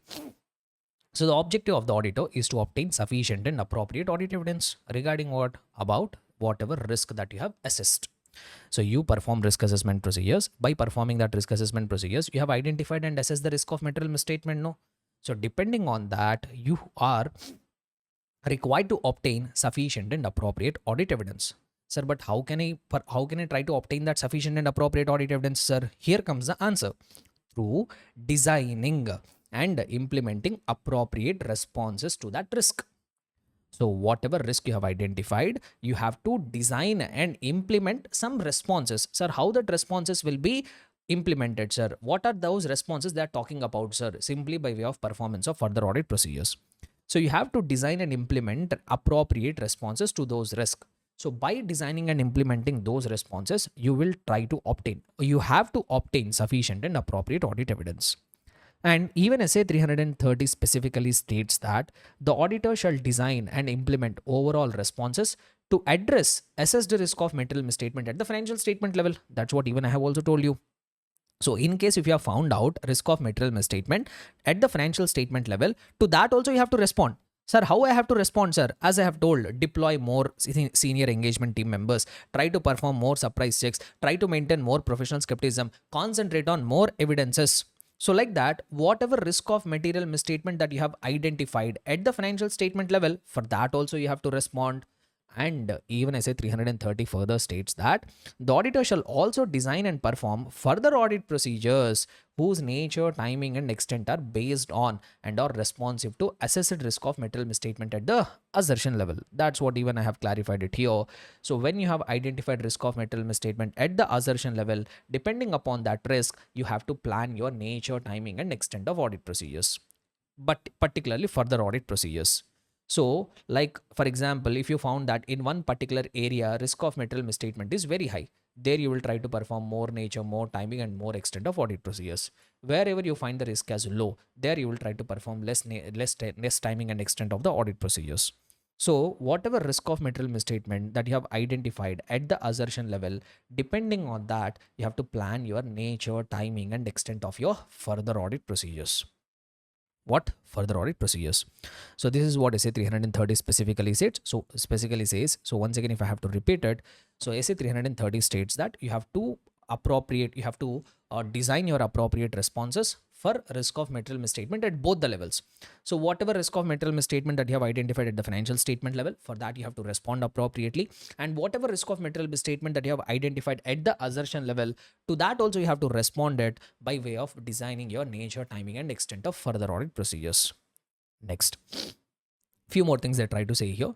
So when you are designing that further audit procedures to be performed, like as I've told, what compliance procedures you will perform. So one more important thing which you have to remember here, when I say further audit procedures, as I've already told you, further audit procedures will contain compliance procedures also, further audit procedures will contain substantive audit procedures also. So if I have to give a quick recap once again, in the compliance procedures, we will try to verify whether internal controls are working effectively or not. We'll try to verify whether internal controls are working effectively or not. Whereas in the case of substantive audit procedures, what we will try to do is we will try to actually verify account balances, class of transactions, and disclosures. Nothing but we actually do the verification of financial information like OCHing verification. So all that actual verification of the books of accounts and financial information will happen in the substantive audit procedures. So these are some basic things. See, the problem with this SA 330 is SA 330 is very comprehensive. It will take into its perspective so many aspects of the audit. Like it will take into its perspective, it will talk about risk of material misstatement, it will talk about compliance procedures, it will talk about substantive audit procedures, it will talk about audit evidence. So it is a very broader standard. So in order to understand this SA 330, you need to have good understanding of rest of the concepts. That's why the students will face a difficulty in this particular standard. Okay. So once again, since I have given you a few basics, once again, if you come back to the standard, so whenever you are designing your further audit procedures, like if you have to take your decision, what kind of compliance procedures you have to perform, what kind of substantive audit procedures you have to perform, you will take that decision. So when you are designing those further audit procedures to be performed, you shall consider certain factors. You should keep certain things in mind. Sir, what are they? So you have to consider reasons for the assessment given to risk of material misstatement at the assertion level for each class of transaction, account balance, and disclosure. Nothing but whenever you are planning your further audit procedures, you have to consider because of what reason you have identified, you have found out that there is a risk of material misstatement. Or if I put it in very simple terms, because of what reasons or what reasons made you think that there is a risk of material misstatement in this area. Like let us say, for example, on the basis of my risk assessment procedures, if I'm concluding that in the area of inventory, there is a risk of material misstatement. Now, because of what reasons I arrived at that conclusion? Might be in the area of inventory, there are no proper internal controls.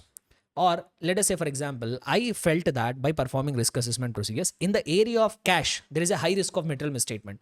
On what basis you have decided it? What reasons made you conclude it? Because cash is very liquid asset, so it is highly susceptible to misappropriation. So there is an inherent risk involved in it.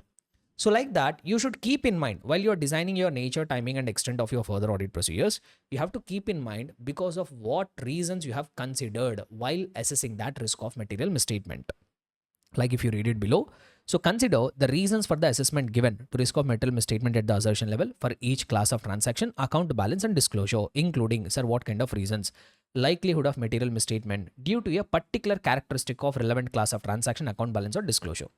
See, like inherent risk. Sometimes you might feel certain areas risky because of its characteristics. Like as I've told, cash. Cash is a highly liquid asset. It is highly prone to misappropriation. So inherent nature, it is an inherent nature of the cash that the risk of material misstatement is very high in the area of cash. So that could be one of the reason. Or whether the risk assessment takes into account relevant controls, that is the control risk. So nothing but what they are trying to say here is simply, if I have to put it in layman terms, on what basis you have decided that there is a risk of material misstatement? Is it because of inherent risk or is it because of control risk?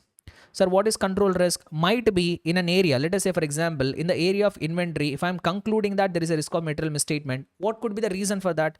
Might be internal controls in the area of this inventory are not working effectively. That's why I might have considered that risk as very high. So this I call it as control risk. This discussion, once again, which is something which you will have it as a part of your SA 315. Like if I take you back to the discussion, risk of material misstatement is made up of two components. One is inherent risk and the other one is control risk. That itself they are trying to put it here.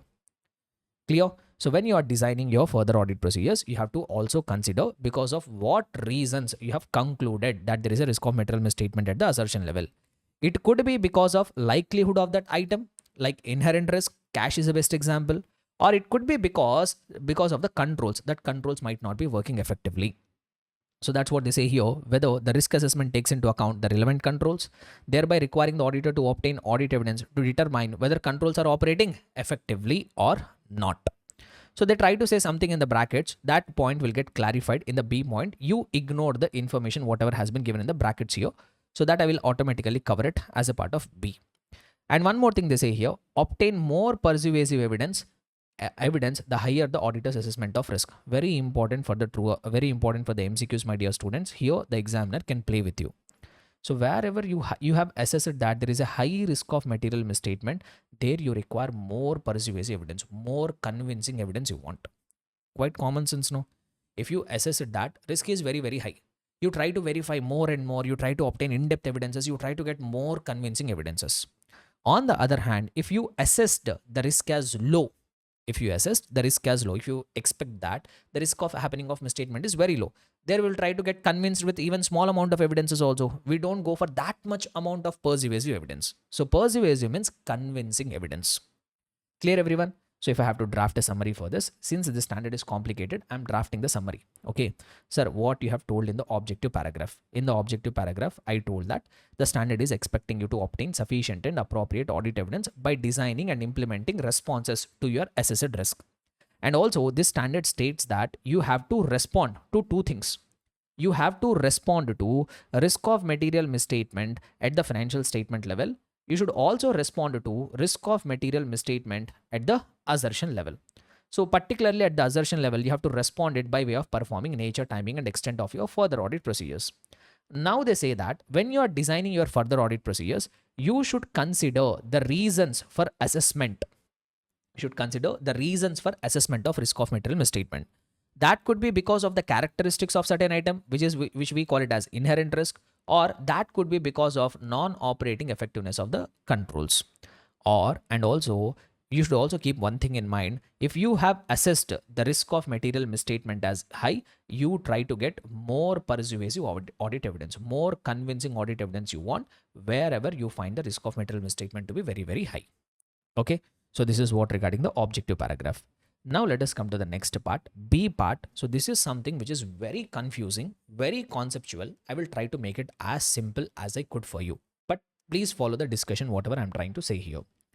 The auditor shall design and perform test of controls to obtain sufficient and appropriate audit evidence as to the operating effectiveness of relevant controls when. So understanding the context of this discussion is very, very important. Listen carefully. See, as a part of risk, very important, my dear students, quite confusing also. I will try to make it very simple with the help of example. Listen carefully. See, as a part of risk assessment procedures, what we will do, we'll try to understand. What we will try to understand? We'll try to understand entity. We will try to understand environment. We will try to understand internal controls. Now, once you understood it, then we need to perform further audit procedures. We all know it. And we all know that further audit procedures will include compliance procedures, will also include substantive audit procedures. See, by performing compliance procedures, we will not get all the evidence required for expression of opinion. By performing compliance procedures, we will only get to know whether internal controls are effective or not. That's the only information we can get. So on the basis of whatever information we have got by performing compliance procedures, then we will ultimately do verification of books of accounts, verification of financial statements, supporting documents and all, and finally conclude whether financial statement contain a misstatement or not. So actual verification of the books of accounts, actual finding of the misstatements is going to happen when it is going to happen only by performing substantive audit procedures. Yes or no? Whereas when we perform compliance procedures, we are only obtaining audit evidence regarding whether internal controls are effective or not. So even though we are performing internal controls, but ultimate evidence, whatever we require for the purpose of expression of opinion, that evidence we are going to get it only by performing substantive audit procedures. Did you understand my statement? So statement what I'm saying is, even though you perform compliance procedures, by performing compliance procedures, you will get to know only whether internal controls are working effectively or not. But ultimate evidence which is required for expression of opinion, that you will get it only by performing substantive audit procedures. Sir, when actually I will spend my time to verify whether controls are working effectively or not? Since I'm getting all the evidence required for expression of opinion only by performing substantive audit procedures, I can skip the compliance procedures also. But still, if I am trying to do compliance procedures, there should be some purpose, no? When you are getting all the evidence required for expression of opinion only by performing substantive audit procedures, but still, if you are still trying to spend some time on verifying the operating effectiveness of internal controls, when you will take that extra effort, sir? when you will take that extra effort. See, first I will try to explain you the opposite scenario. I will tell you when we can skip altogether compliance procedures and directly perform only substantive audit procedures. So, if we could understand what are those circumstances where we can skip the compliance procedures and perform directly substantive audit procedures, if we know that circumstances, opposite of that circumstances will be those circumstances where we will try to spend our time on performing compliance procedures. Able to understand what I'm trying to say? So, if I tell you what are those circumstances where altogether we can skip the compliance procedures and perform only substantive audit procedures, if we could know that circumstances, if I exactly write the opposite of that circumstances, then we will get to know when we have to perform compliance procedures, then only we have to perform substantive audit procedures. Okay. So, when I explain the provisions, then you will get the better clarity. So, first, let me tell you what are those circumstances where I can skip altogether my compliance procedures and perform only substantive audit procedures. Point number one, let me tell you. See, as a part of risk assessment procedure, what you are doing, you are understanding, no? As a part of risk assessment procedures, you will not test the operating effectiveness. But what you will do as a part of risk assessment procedures is you will try to understand the internal control. What kind of controls they have? What is the structure of the internal controls? See, when you are understanding the internal controls, at that point of time only, you decided that these internal controls are completely waste. And you have decided that no, I don't want to rely on controls. At the understanding phase only, as a part of your risk assessment procedures, at the understanding phase only, you have decided that these controls are completely bullshit. I don't want to rely on internal controls. When you don't have an intention to rely on controls only, then will you still spend the time on performing compliance procedures? No. Then what I can do? I can skip altogether compliance procedures and directly perform substantive audit procedures. Okay. So I told you one circumstance where you can skip, where you will not spend the time on performing compliance procedures. What is that? So as I've told, when you are understanding the entity, you have an expectation. That means as a part of your risk assessment procedures itself, you have an expectation that these controls will not work effectively. And you have decided that you will not rely on the controls. When you don't want to rely on the controls only, why unnecessarily perform compliance procedures? There you can skip the compliance procedures and directly perform substantive audit procedures. Second case where we can skip the compliance procedures is if you are so confident that you can obtain all the evidence only from substantive audit procedures, then also you can skip altogether compliance procedures. If you are coming across some circumstances where you are very confident that I can obtain all the evidence only from verifying books of accounts and financial statements, then once again, you can skip the compliance procedures and you can perform only substantive audit procedures. I will tell you when this will happen. Let us say, for example, you are conducting an audit of one small company. Throughout the year, they have done only some 10 sales, some 5 purchases. Some throughout the year, in their books of accounts, I'm able to find only some 25 entries. Dormant company, almost inactive company. See, if you are doing audit of that company, which is containing hardly 25 entries for the entire financial year, there also you can't say, I will verify internal controls and all. So in those cases, what will happen? There you can verify all the 25 entries, 100% verification you can do. You can get all the evidence, you can express the opinion. So in that particular example, it is such an engagement where I'm so confident that I can get all the evidence required only from substantive audit procedures. Then also you can skip compliance procedures. As simple as that. So two circumstances I have told where when you will not perform the compliance procedures, when you will not perform, when you have an expectation that controls will not work, and when you don't want to rely on internal controls, then you can skip the compliance procedures. On the other hand, if you are so confident that substantive audit procedures alone will give you all the evidence required, this will especially happen in the case of small entities, very limited number of transactions, then also you need not waste your time and energy on internal control verification and all. Directly you can perform substantive audit procedures. Clear? See, but that is not what we are learning. What is our intention? Our intention is to learn when we will perform compliance procedures. I told you two circumstances when we will not perform compliance procedures. But the concept here is when you will perform the compliance procedures to verify the effectiveness of internal controls. Now, if you write the exact opposite of the two circumstances, whatever I have told, we have answered it. So what is the first circumstance when we will spend our time to perform internal control verification? Number one, when we performed risk assessment procedures, when we understood internal controls, we have an expectation that these controls will work effectively and we wanted to rely on internal controls. Opposite scenario is when we will not perform compliance procedures. No. So if I put it in other way around, so when you performed risk assessment procedures and you are under a belief that on the basis of your understanding of the internal controls only, you have an expectation that yes, this client is having good internal controls, and you have an expectation that these controls will work effectively, and you have decided to rely on that internal controls. So if you want to rely on the internal controls, if you have expectation that those controls will work effectively, then we will perform compliance procedures. Point number 2. If you are conducting some audit where you believe that substantive audit procedures alone will not give you all the audit evidence required. When you are conducting audit of such an engagement where you believe that doing substantive audit procedures alone will not give me all the audit evidence, then also you perform compliance procedures. I have to give you one example. Let us say you are conducting audit of big entity. So it is a very decent company. Throughout the year, so many transactions they have done. When I verified their financial information, when I verified their books of accounts, total 10,000 entries are there. You tell me, will it be possible for me to do 100% verification, verify each and every entry and rely only on substantive procedures? No. So why? Because I have a time constraint there. On the other hand, what I can do is on these 10,000 transactions, whatever internal controls are verifying, I can get some confidence on the basis of that effectiveness of controls. I can do sampling, then I can get the complete evidence.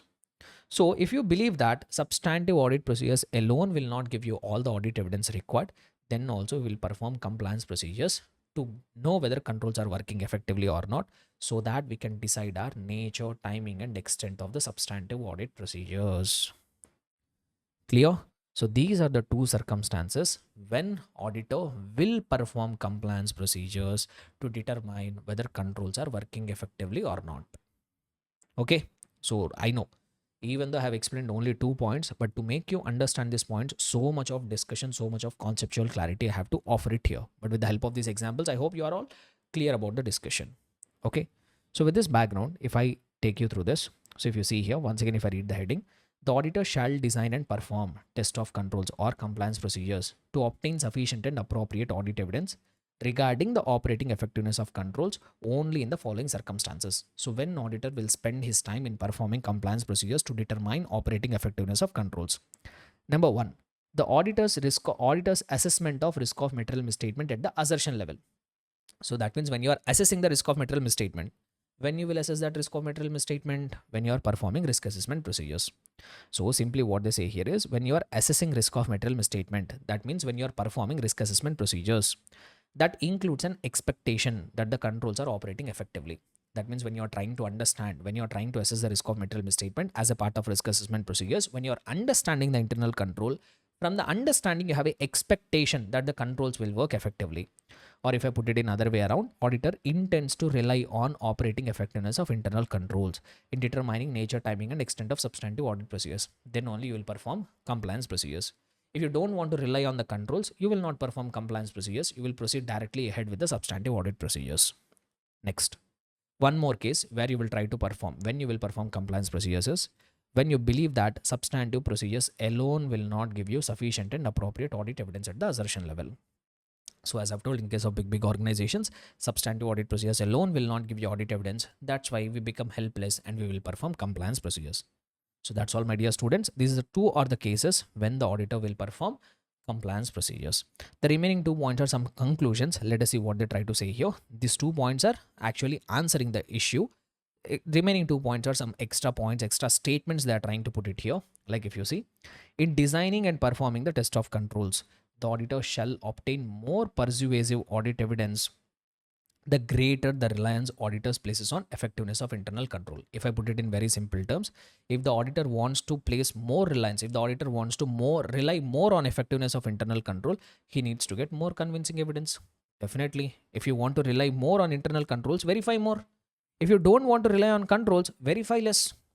Get less convincing evidence. Or if I put it in other way around, if you want to rely more on controls, try to get more convincing audit evidence. If you want to rely less on internal controls, try to get less convincing evidence. No one is bothering about it. So that's what they say. In designing and performing test of controls, the auditor shall obtain more persuasive audit evidence the greater the reliance auditor places on the effectiveness of a control. Now the examiner can play with you this also in the form of MCQs. Okay, these statements are very important. D point is nothing but other way of stating the C point only. A higher level of assurance may be sought. That means you will try to get higher level of assurance about operating effectiveness of internal controls when the approach adopted consists primarily of test of controls, in particular where it is not possible or practicable to obtain sufficient and appropriate audit evidence only from substantive audit procedures. So nothing but this is other way of stating point number B. What did I say in point number B? When you believe that substantive audit procedures alone cannot provide audit evidence, then you perform compliance procedures. No, the same thing they are trying to put it in a complex sentence. What they're trying to say, you will try to get higher level of assurance regarding effectiveness of internal controls when it is either not possible or it is not practicable to obtain all the evidence only from substantive audit procedures. That's what even point B also says. So when it is not possible for you, when it is not practicable for you to obtain all the evidence only from substantive audit procedures, then you will try to get even higher level of assurance from compliance procedures also. Understood? So this is what regarding when auditor will perform compliance procedures to obtain evidence regarding operating effectiveness of controls. Clear? So the paragraph, as you could see here, very small paragraph, hardly 4 simple lines they have given. But understanding this 4 simple lines is not that easy unless you have a good conceptual clarity. See how much effort I have taken to make you understand 4 simple lines. Many people will just read out and ignore it. I told you even the background behind it. What is the logic behind these points? This is where the conceptual clarity helps you, my dear students. This is what will save you while answering the MCQs. Okay, I hope you have realized that benefit. Now coming to the next part. Now going forward, the discussion is going to run very smoothly. Rest of the standard we'll try to complete it. So nature and extent of test of controls. See, in the first point, we have told what auditor is supposed to do. So standard told you have to respond it. Now point number B, we have told when auditor will perform test of controls. Point number B is saying when you will try to spend your time on performing test of controls. So now depending on this, you will decide whether you will perform test of controls or not. In case if you have decided to perform test of controls, what nature of internal controls you will perform, what extent of internal control verification you will do, that depends on what factors. Second point will tell you to decide on what basis you will decide whether to perform test of controls or not. In case if you have decided, yes, I will try to obtain evidence regarding operating effectiveness of internal controls. You have decided, okay, I will verify internal controls. Now, what nature of test of controls you have to do, how much test of controls you have to do, that depends on what factors. So let us see what they are saying. So in designing and performing test of controls, what auditor shall do? So if you want to perform test of controls, when you are verifying internal controls or when you want to know whether controls are working effectively or not, what you should do? In the first point, they say that inquiry alone will not be sufficient. You can't rely only on inquiry for performing test of controls. I told you even this point in SA 500 also, we have 7 different methods. If you remember, inquiry, inspection, observation, external confirmation, recalculation, reperformance, and analytical procedures. Out of all that 7 methods, inquiry will give you least persuasive evidence, least convincing evidence. The same point they will remind you here. When you have decided to perform test of controls, when you want to know operating effectiveness of internal controls, any of the 7 methods you can use. But always be careful that you don't rely only on inquiry. Inquiry should be used in combination with other procedures like inquiry and inspection, inquiry and observation, inquiry and reperformance. So whatever it is, don't use inquiry alone. Always use inquiry in combination with other audit procedures. So that's what they say. Perform other audit procedures in combination with inquiry to obtain audit evidence about operating effectiveness of the controls. Sir, what matters I have to obtain evidence regarding internal controls, sir? Number 1, how the controls were applied at relevant times during the period under audit. So for whatever period you are doing the audit, how the controls are getting applied. Let us take one simple example. Management has put an internal control that they will prepare a BRS. Monthly BRS they have to prepare. Now you have to perform audit procedures to understand who is preparing that BRS, who is approving that BRS, what is the process they are following for that BRS, and whether it is getting prepared monthly or not. So like that, how the controls were getting applied, that you have to obtain evidence. Not just that, consistency with which they are applied. If the management has set a policy that bank reconciliation statement has to be prepared every month, now we need to check for all the 12 months of the year has BRS been prepared, or for any month is it missing. Consistency, you have to obtain evidence. Then by whom or by what means they were applied, who is applying that internal control. Let us say for example, this BRS responsibility has been given on the main cashier. So is the main cashier is only doing it, or he assigned that work to someone else? So like that, by using inquiry in combination with other audit procedures, I need to obtain evidence regarding operating effectiveness of internal controls.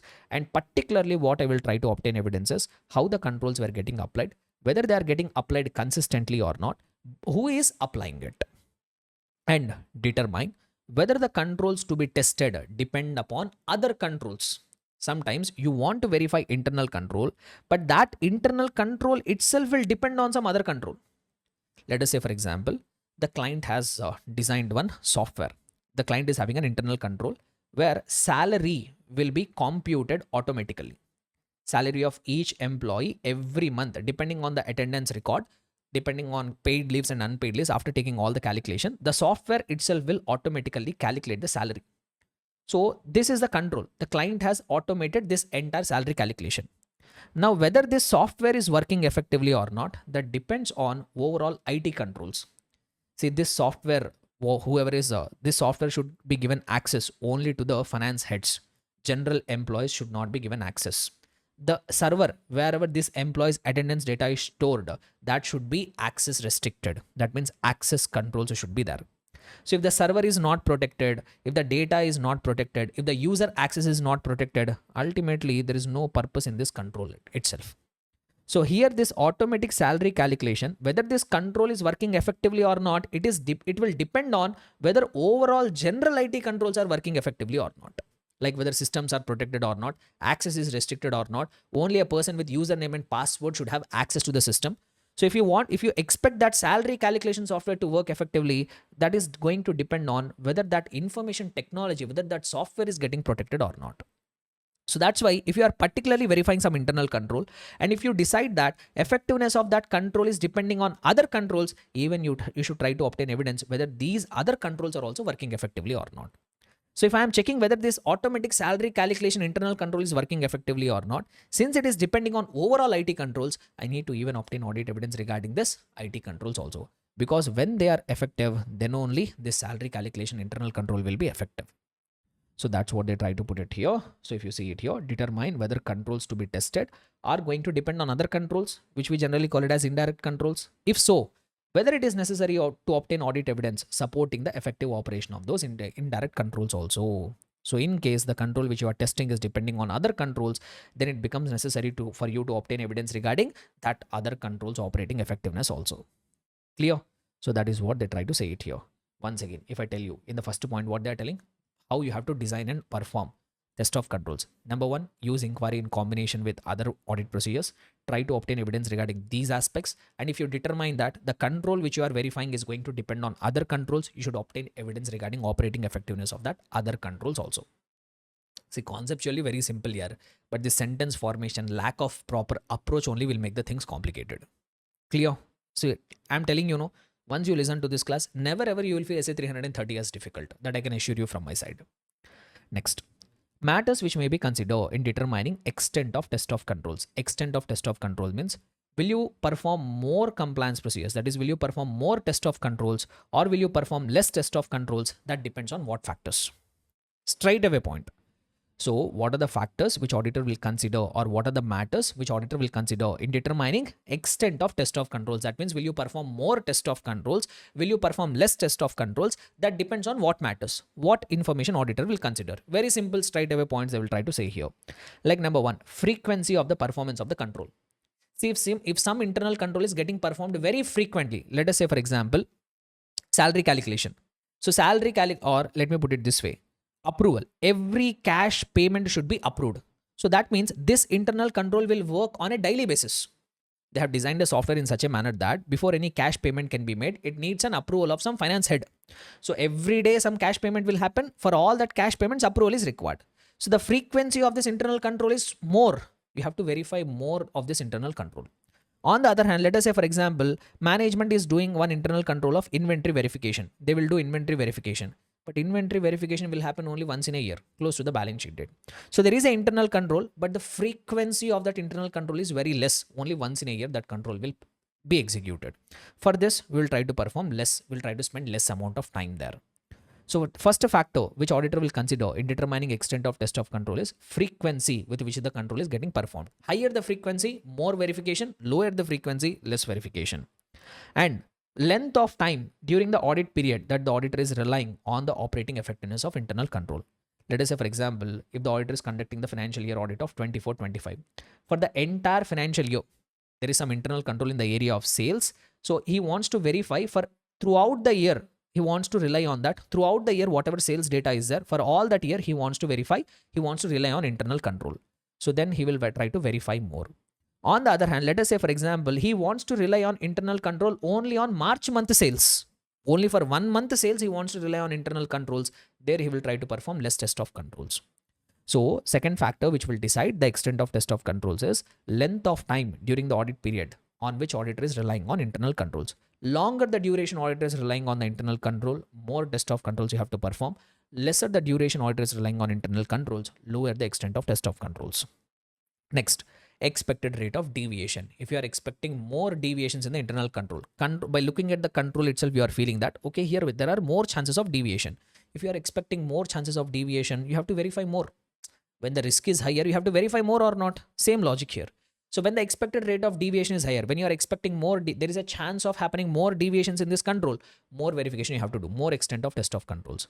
On the other hand, if you expect the deviation to be low, the controls is all looking perfectly fine, the chances of deviation are very, very less, then you need not unnecessarily spend most of your time there. You can reduce your timing of test of controls.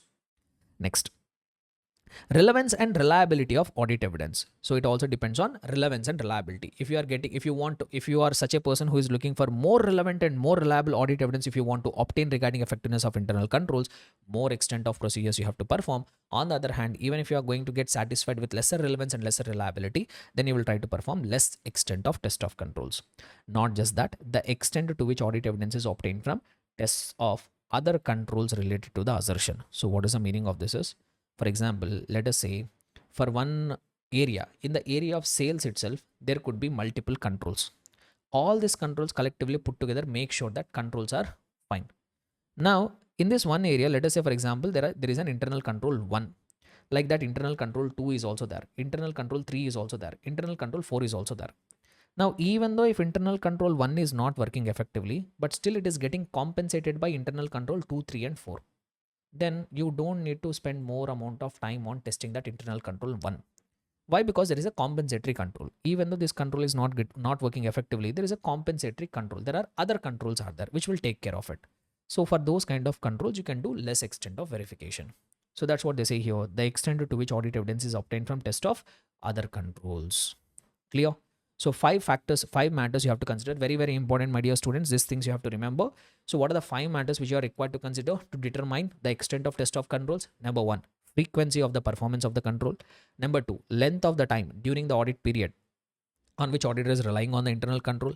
What is the expected rate of deviation? Relevance and reliability which auditor is trying to obtain, and extent of reliance on, extent to which audit evidence can be obtained from other controls. Next, timing of test of controls. Sir, at what time we have to perform the test of controls?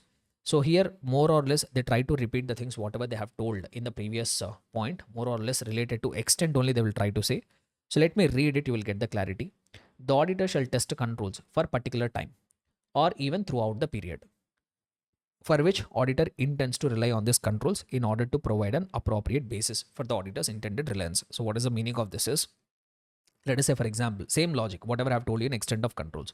You want to rely on internal controls throughout the period. For entire 12 months of sales data, you want to rely on internal controls. Now you have to test the controls throughout the year. On the other hand, let us say, for example, you wanted to obtain evidence regarding inventory verification related control. You need not perform the test of controls for throughout the year. You can perform test of controls only at that particular point of time. Whenever inventory verification has taken place, only at that point of time test of controls, if you do, it will be enough. As simple as that. Nothing complicated, my dear students. Only sentences and paragraphs are complicated. So if you want to rely on the internal controls throughout the period, you have to perform test of controls throughout the period of audit. On the other hand, if you want to rely on internal controls for only one particular point of time, like for inventory verification, it will happen only once in a year. At that point of time, if you verify internal controls, it will be enough. That's what even they try to clarify it in the second point. Audit evidence pertaining only to a point in time may be sufficient for the auditor's purpose. For example, if you are testing internal controls over entities inventory verification, you need not verify that controls throughout the period. Only at one point of time, if you verify that effectiveness, it will be fine. Next, if on the other hand, The auditor intends to rely on a control over a period of time. Tests that are capable of providing audit evidence that the control has operated effectively at all relevant times during that period are appropriate. That means if you want to rely on internal controls over a period of time, now you have to obtain audit evidence that whether that controls are operating effectively throughout the period. So if I want to rely on internal controls for throughout the 12 months of sales data, now I have to take samples in every month to make sure that control is operating effectively in each and every month.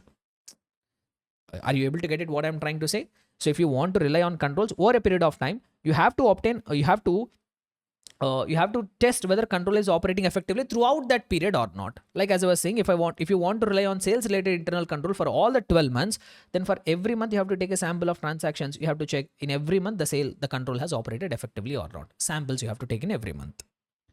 Understood? So very simple, guys. One simple point they say, the auditor can rely on internal controls. The auditor can perform test of controls either at one point of time or throughout the period of the audit.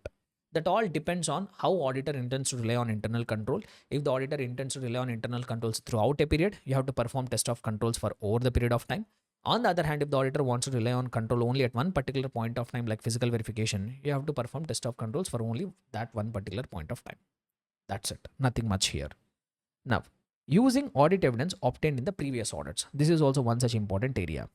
See, sometimes what will happen is, let us say, for example, for the financial year 24-25, there is a client X Limited.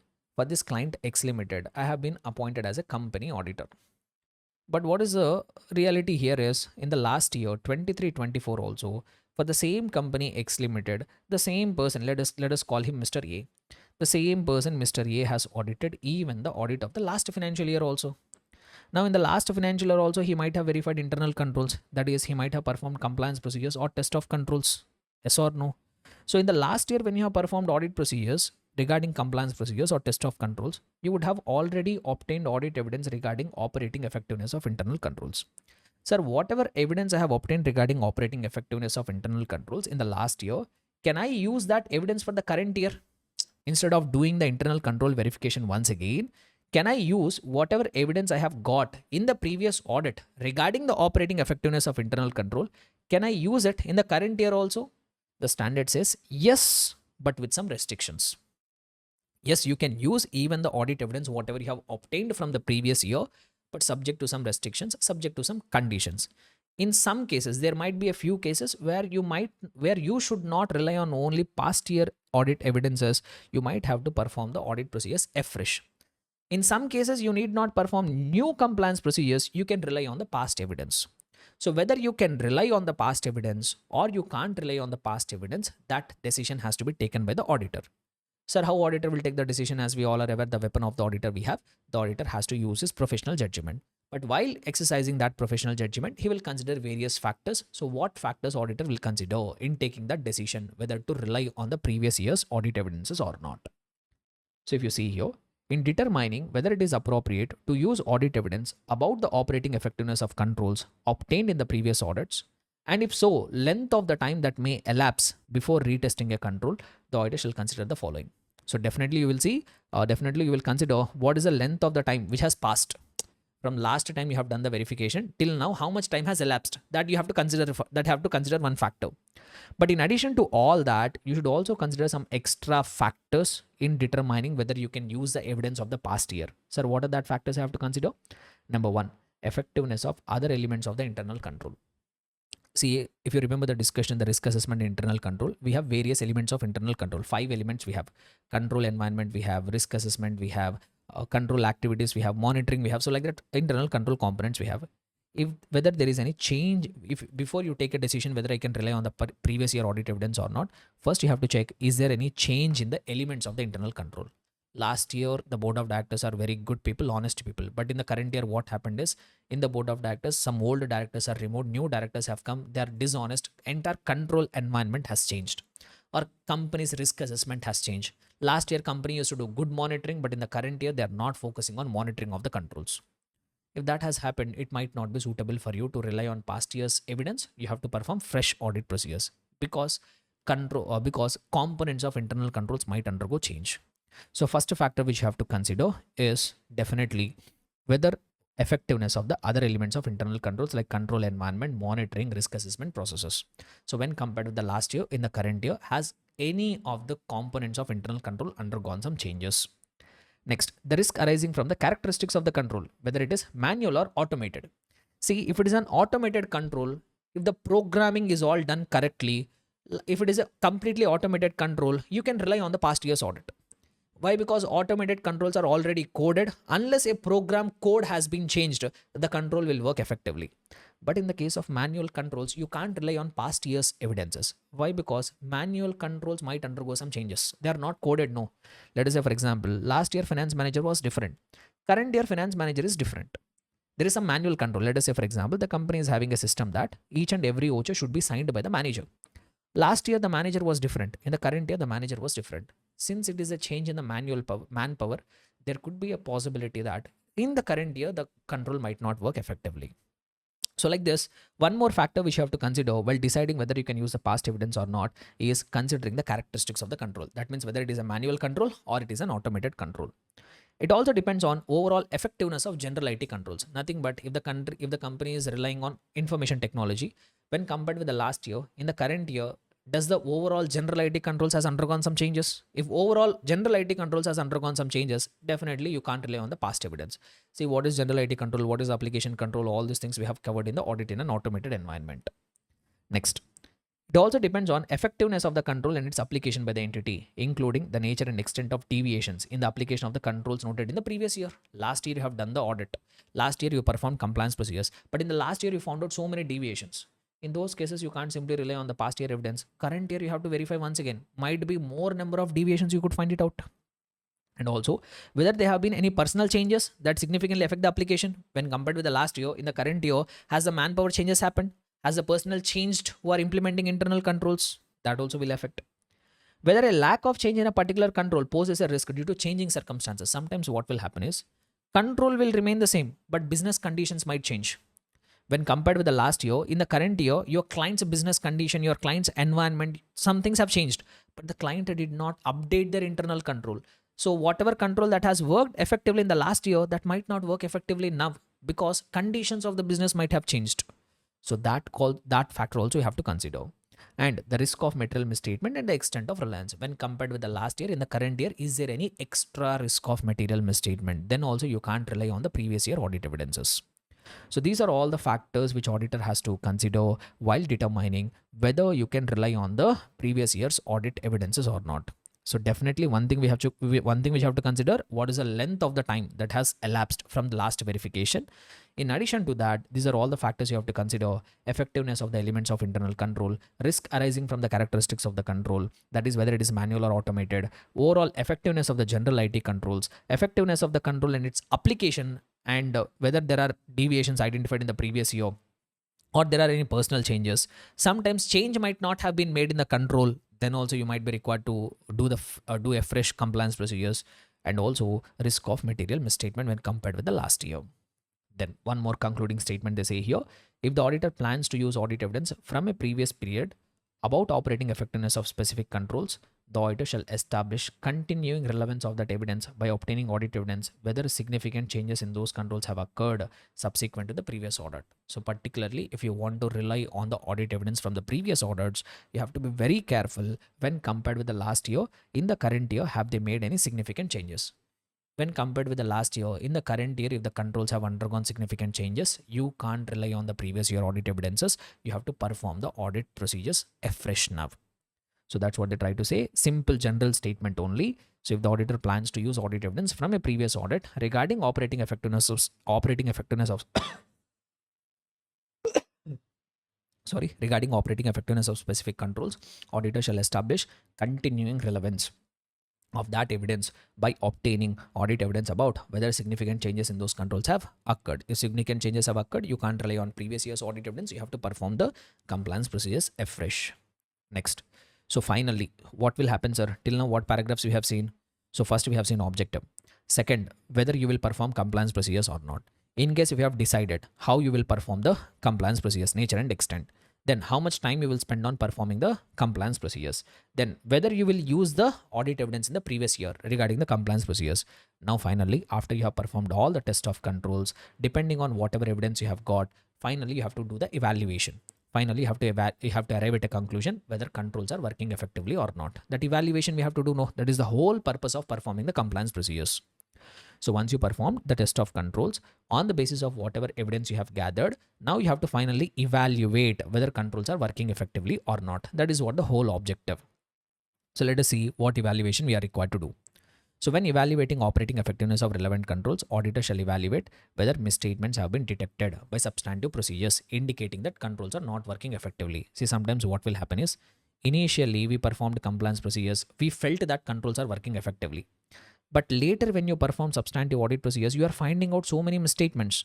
Now these misstatements will give a hint that maybe you are unable to identify some weaknesses in internal controls.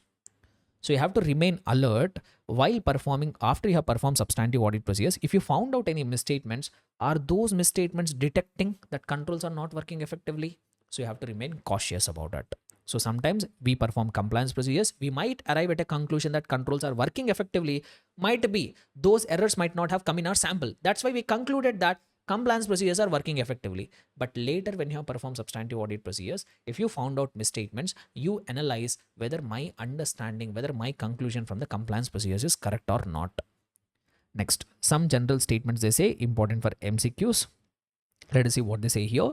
The absence of misstatements detected by substantive procedures, however, does not provide audit evidence that controls tested are effective. Very important statement. See, you performed compliance procedures.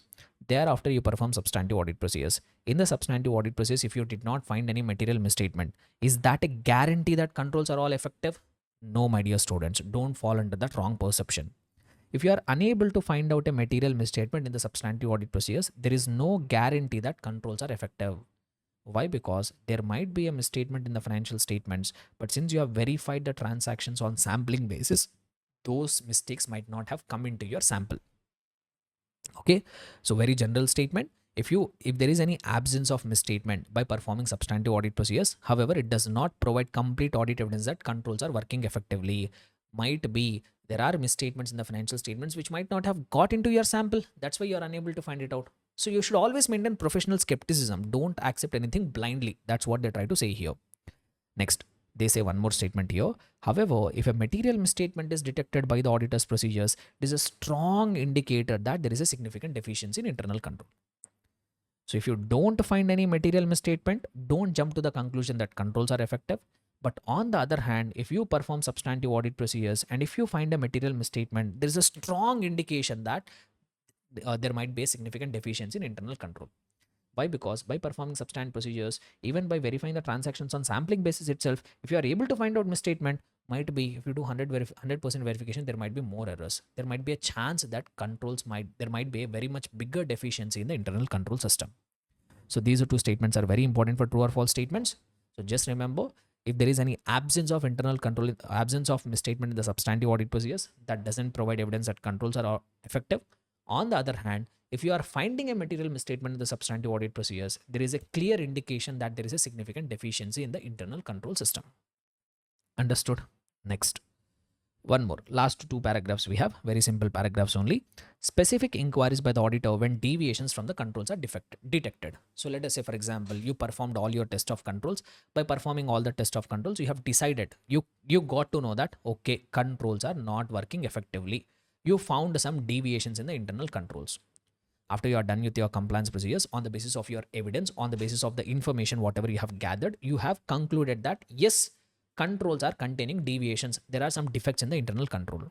So when you got to know that there are deviations in the internal control system, or when you have detected some deviations in the internal control system, there are some matters which are required to specifically inquire.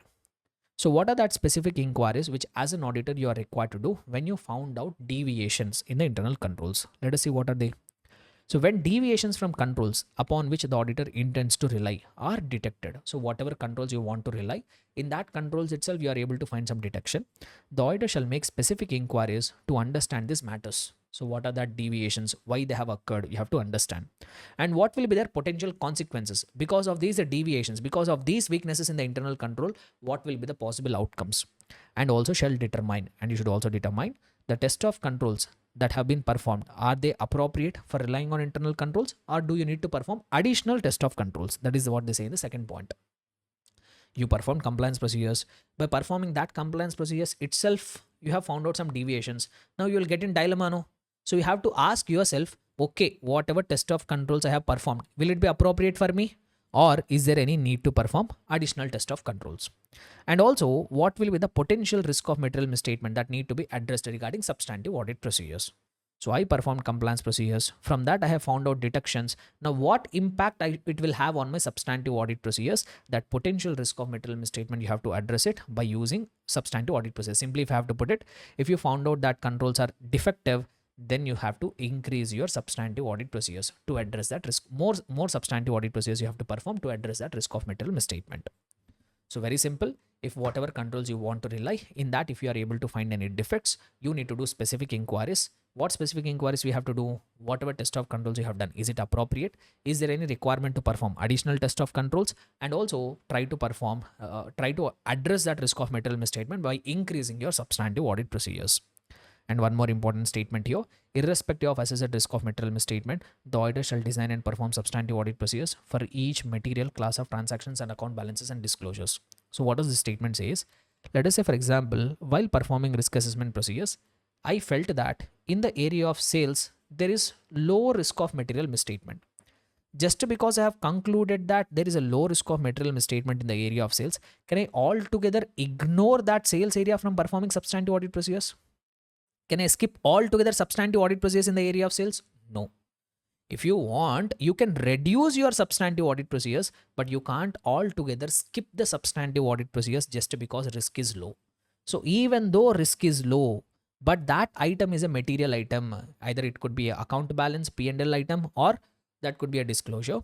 Even though you find the risk as very, very low, irrespective of the risk, for every material class of transaction, account balance and disclosure, you have to perform substantive audit procedures. Maybe what you can do is, if you found the risk as low, you can reduce your substantive audit procedures, but you can't completely eliminate the substantive audit procedures. So that's what they try to say it here. Once again, important for MCQs.